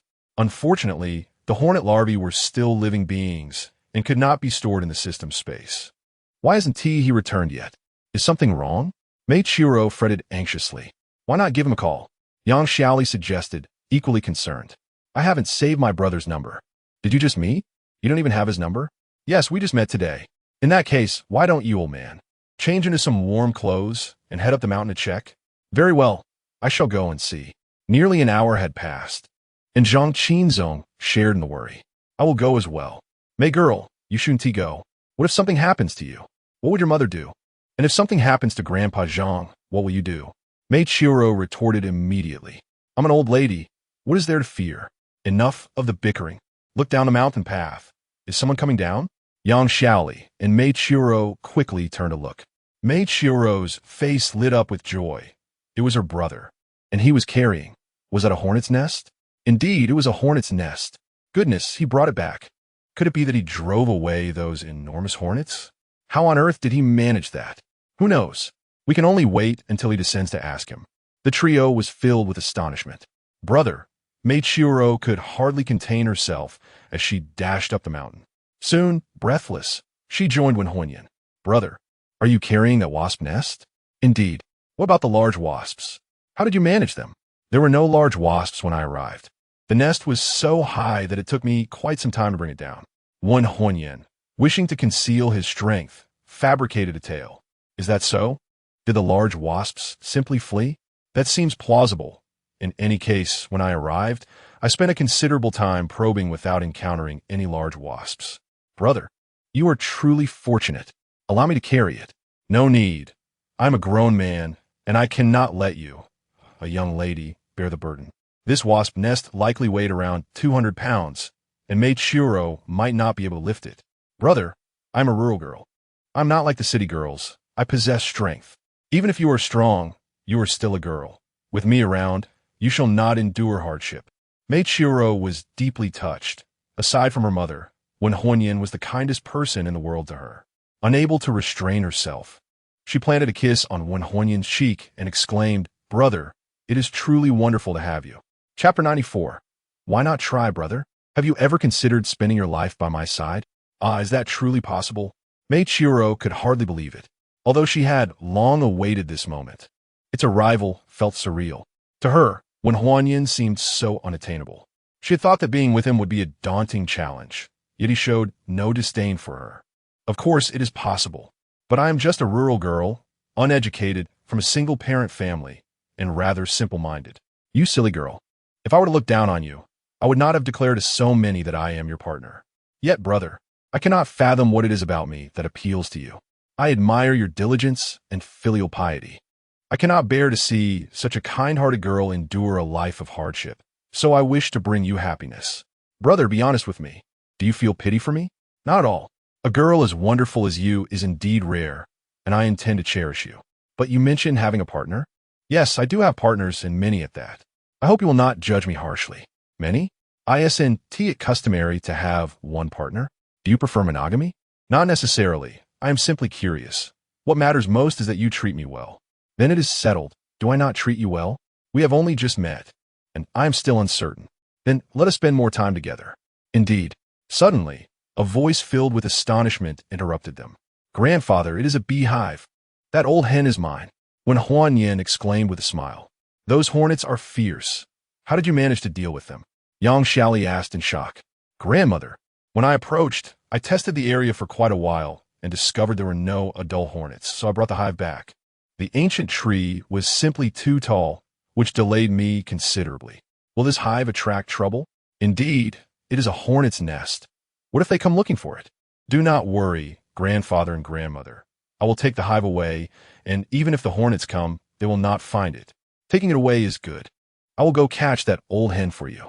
Zhang Qinzhong hurried off, anxious to prevent the hive from attracting the hornets. Just imagine the chaos that could ensue. I will load the hive into the vehicle. Yes, do that. Load up. When Huanyin joyfully began to load the hive, initially worried about the difficulty of transporting it, he was pleasantly surprised by how smoothly it went. By the way, grandmother, since you have so many native chickens, do you have a lot of eggs? Indeed. I have many. I sell them at the market. There are still over 100 left at home. Grandmother, I will buy them all. What is the price? I sell them for 1 yuan 50 each, but if you take them all, I will give you a price of 1 yuan 30 each. Grandmother, you need not lower the price. 1 yuan 50 is fine. Please bring them to me. All right, just wait here. Grandmother happily made several trips to gather the eggs. This is quite a challenge. Just a moment. Grandma returned, carrying a large basket of rice. She handed the bag to Wen Huanyin and said, You hold the bag while I place the eggs. All right, thus they layered the rice with eggs as Grandma counted. In total, there are 132 eggs. Let me calculate. That amounts to 184 yuan and 50 cents. Grandma, you are quite skilled at arithmetic. Having sold goods frequently, I've become swift at calculations. Grandma, how much is the rice? The rice is complimentary. Take it and just retrieve the eggs. You can cook the rice to eat. That cannot be. This rice must weigh over 10 jin. I shall give you 300 yuan in total. He pulled out 300 yuan and handed it to Yang Xiaoli. This is too much. Let me give you change. No need for that, Grandma. Here comes the old hen. Zhang Qinzong brought down the hen. By the way, how much is this old hen? As promised. Since you helped us remove the wasp nest, it is a gift, no charge. Grandpa, let's be fair. The money owed must still be settled. If they say it's free, then it is free. Then you should pack it up for me. They found a sack to properly store the old hen and placed it in the vehicle. Chiu Ro, you go ahead and get in the car. Okay. Once mate Chiu Ro was settled in, when Huanyin took out 1,000 yuan and pressed it into Grandma's hands, saying, Grandma, this is for the hen. Oh dear, I said it was free. One must always pay for goods. I am in a hurry to return home to stew the chicken. I must take my leave. He dashed into the car and departed. This child, an old hen shooting tea, costs so much. The younger generation today is much better than before. Those in the past would have jumped at the chance to take advantage. It also depends on the person. Some, no matter how wealthy, still seek to profit from others, while some, despite their poverty, possess integrity. Indeed, let us hurry inside. For the next few days, we should refrain from venturing out. I worry that the giant hornet may return, unable to find its nest, and come seeking. Yes, let us go inside. On the road, Mei Chiu Ro remarked, Why did you buy so many eggs? I already have plenty at home. You can take some to eat. Are these free-range eggs? My family is large, and I bought them to cook for everyone. Besides, it's inconvenient for the old lady to sell them. By purchasing them, I can lighten her burden. You truly are a kind-hearted person. The old hen said it was free. Why then did you give so much money? One must always pay for items purchased. Besides, I am not short on funds. You really are quite affluent. Of course, are you feeling inferior? Indeed, feeling inferior, as I am unworthy of you. Oh, come now. You've already agreed to be my partner. Don't think of finding excuses to dismiss me. Do you genuinely wish to be my partner? Absolutely. Do I seem like one who jokes? Even if I were to marry you, I would bring my mother along. Of course, honoring one's parents is our duty. Then I shall consider being with you. If I find you deceitful, I will leave you without hesitation. Everywhere one looks, one will undoubtedly find truth. Ah, the radiance of joy illuminating one's face is truly delightful. Home at last. Yes, we have arrived. The two disembarked from the vehicle. Why do you taken so long to return? Inquired Fong Siyu, having just washed her hair and changed her attire, as she emerged upon hearing the commotion. Mother, My husband went to dismantle a hornet's nest from the ancient tree on the mountain. Oh dear, was there any incident? Fong Siyu exclaimed, anxiously surveying Wen Huanyan. Auntie, I am unharmed. That hornet's nest is no ordinary one. Experts have identified it as belonging to the formidable Asian giant hornet, known for its potent venom and aggressive nature. What compelled you to provoke such a creature? Thankfully, no harm was done, she expressed, relief evident on her countenance. Mother, take a look at the car, called out Meichiro. Chapter 95. The dog looks down on people. Fong Siyu, filled with curiosity, exclaimed, Heavens! How did you manage to acquire a beehive? Aunt, I was fortunate. I encountered no giant hornets on my way and managed to seize their hive all at once. Goodness, you truly possess extraordinary luck. Thank heavens nothing untoward occurred, Fong Siyu replied, her heart still racing. Mother, why have you brought back a chicken and a duck? Meichiro inquired, noticing not only a goose at the door, but also the poultry. Were you not visiting the Xiao family? You cannot possibly go empty-handed. Oh, mother, this feels as though you are returning to your in-laws, she retorted. Who knows, it might indeed be your future in-laws, her mother teased. Mother, what nonsense are you speaking? Meichiro blushed furiously. Dear, my eyesight is perfectly fine. Shaowen speaks of you as his partner, and he clearly holds a fondness for you. I'm not old-fashioned. As long as you two get along, that is what matters. Aunt, I assure you, I shall not treat Shiro poorly. It is getting late. Shall we be on our way? Certainly. Mother, have the pigs been fed? Have the chicken and duck been put away? Everything has been taken care of. Then let us depart. The mother and daughter boarded the car, and Wen Huanyan drove away. Throughout the journey, Fong Siyu scrutinized Wen Huanyan, growing increasingly satisfied. She thought to herself that if her daughter were to bring home such a partner, it would certainly reflect well on her. Who says that rural girls lack education and cannot find suitable partners? Her daughter had managed it, and the mere thought brought her joy. Shaowen, the mountain roads are steep. Please drive slowly. Understood, Aunt. Fortunately, there was little traffic, and they smoothly entered the city without encountering any narrow roads. Shaowen, in which community do you reside? Aunt, my home is in the Villa district of Haicheng University. Oh, Villa, your family must be quite wealthy.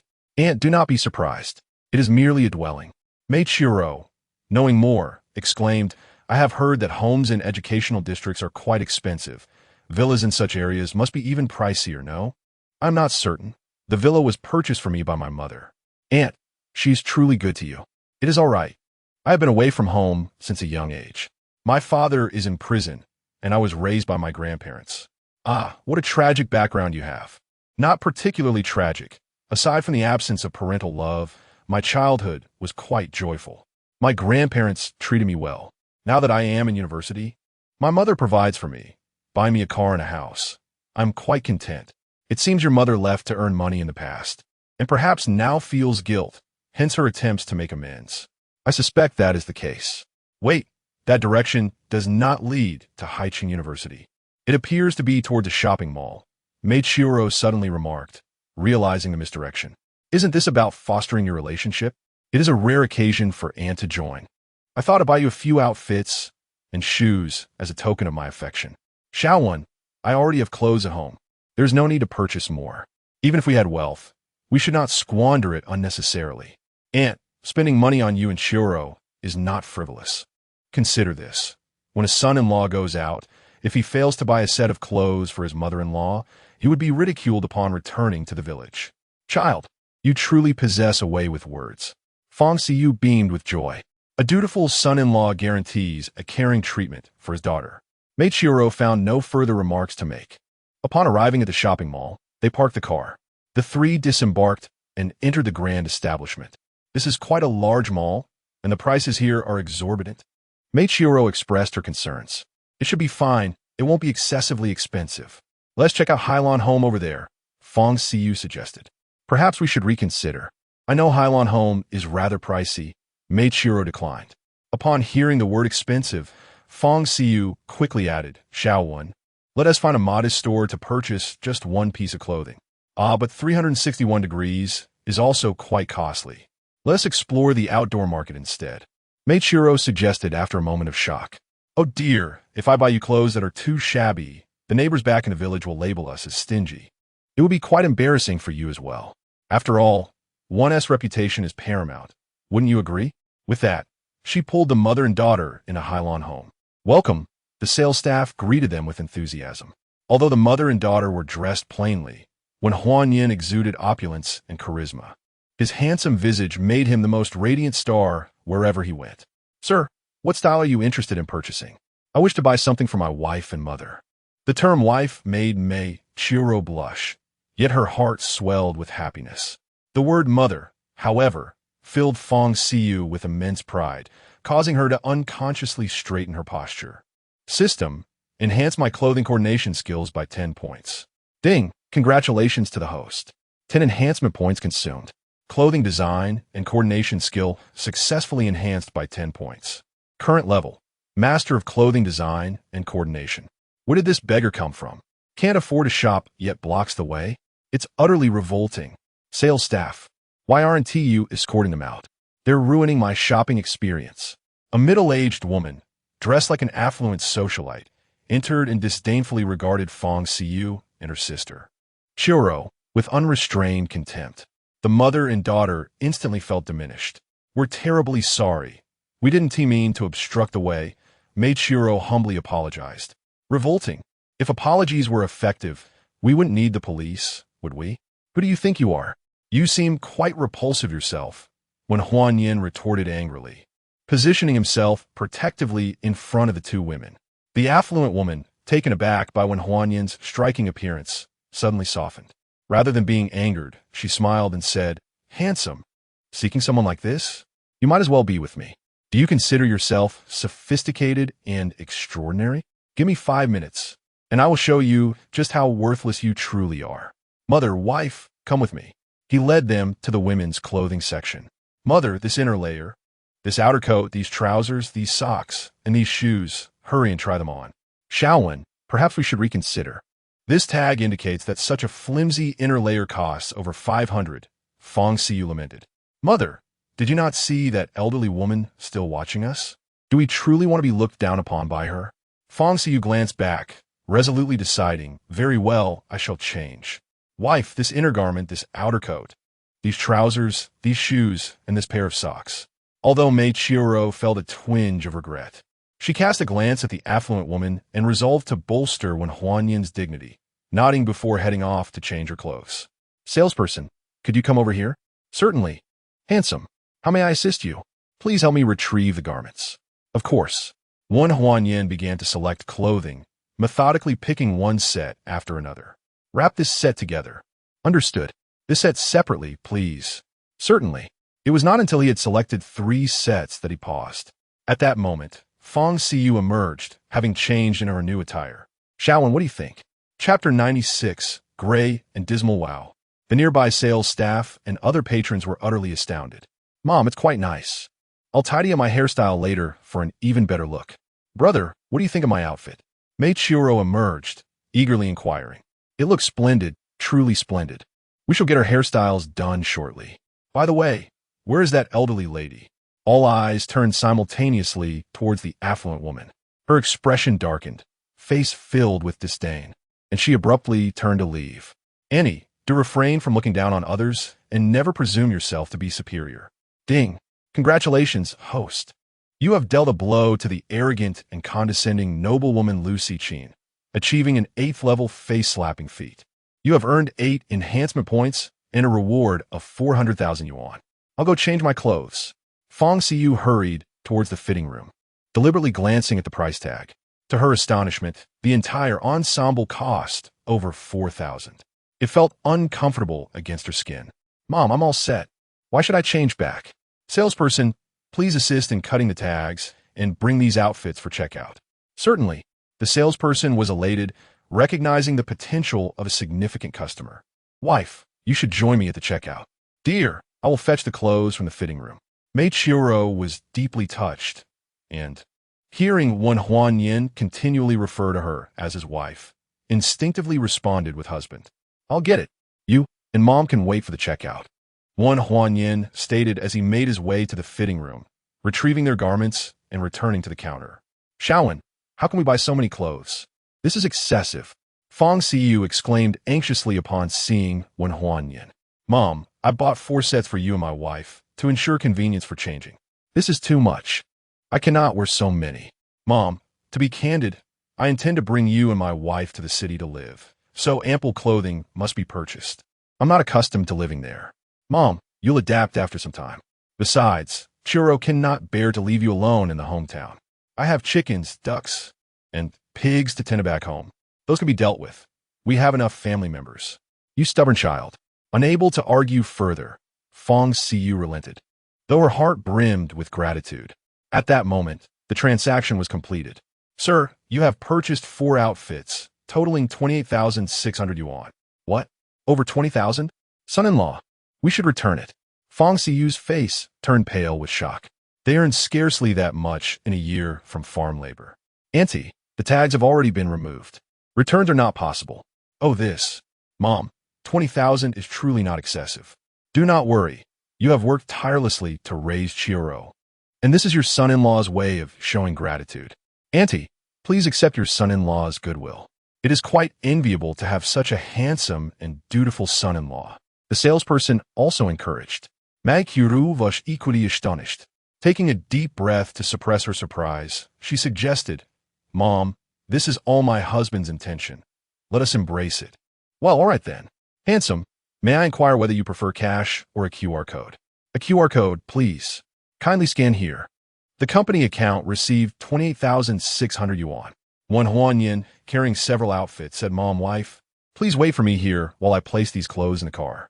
Husband, you've already purchased the clothes. What else do you need to do? Mei Chiro inquired anxiously. Wen Huanyan had already dashed away, offering no reply. Daughter, spending over 20,000 on just a few outfits leaves me feeling quite unsettled. Mom, please do not worry. My husband is now a wealthy man. What appears to be a substantial sum to us may merely be pocket change for him. Earning money is not easy. Frivolous spending is ultimately unwise. Mom, I understand. I'll persuade my husband in the future. Wen Huanyan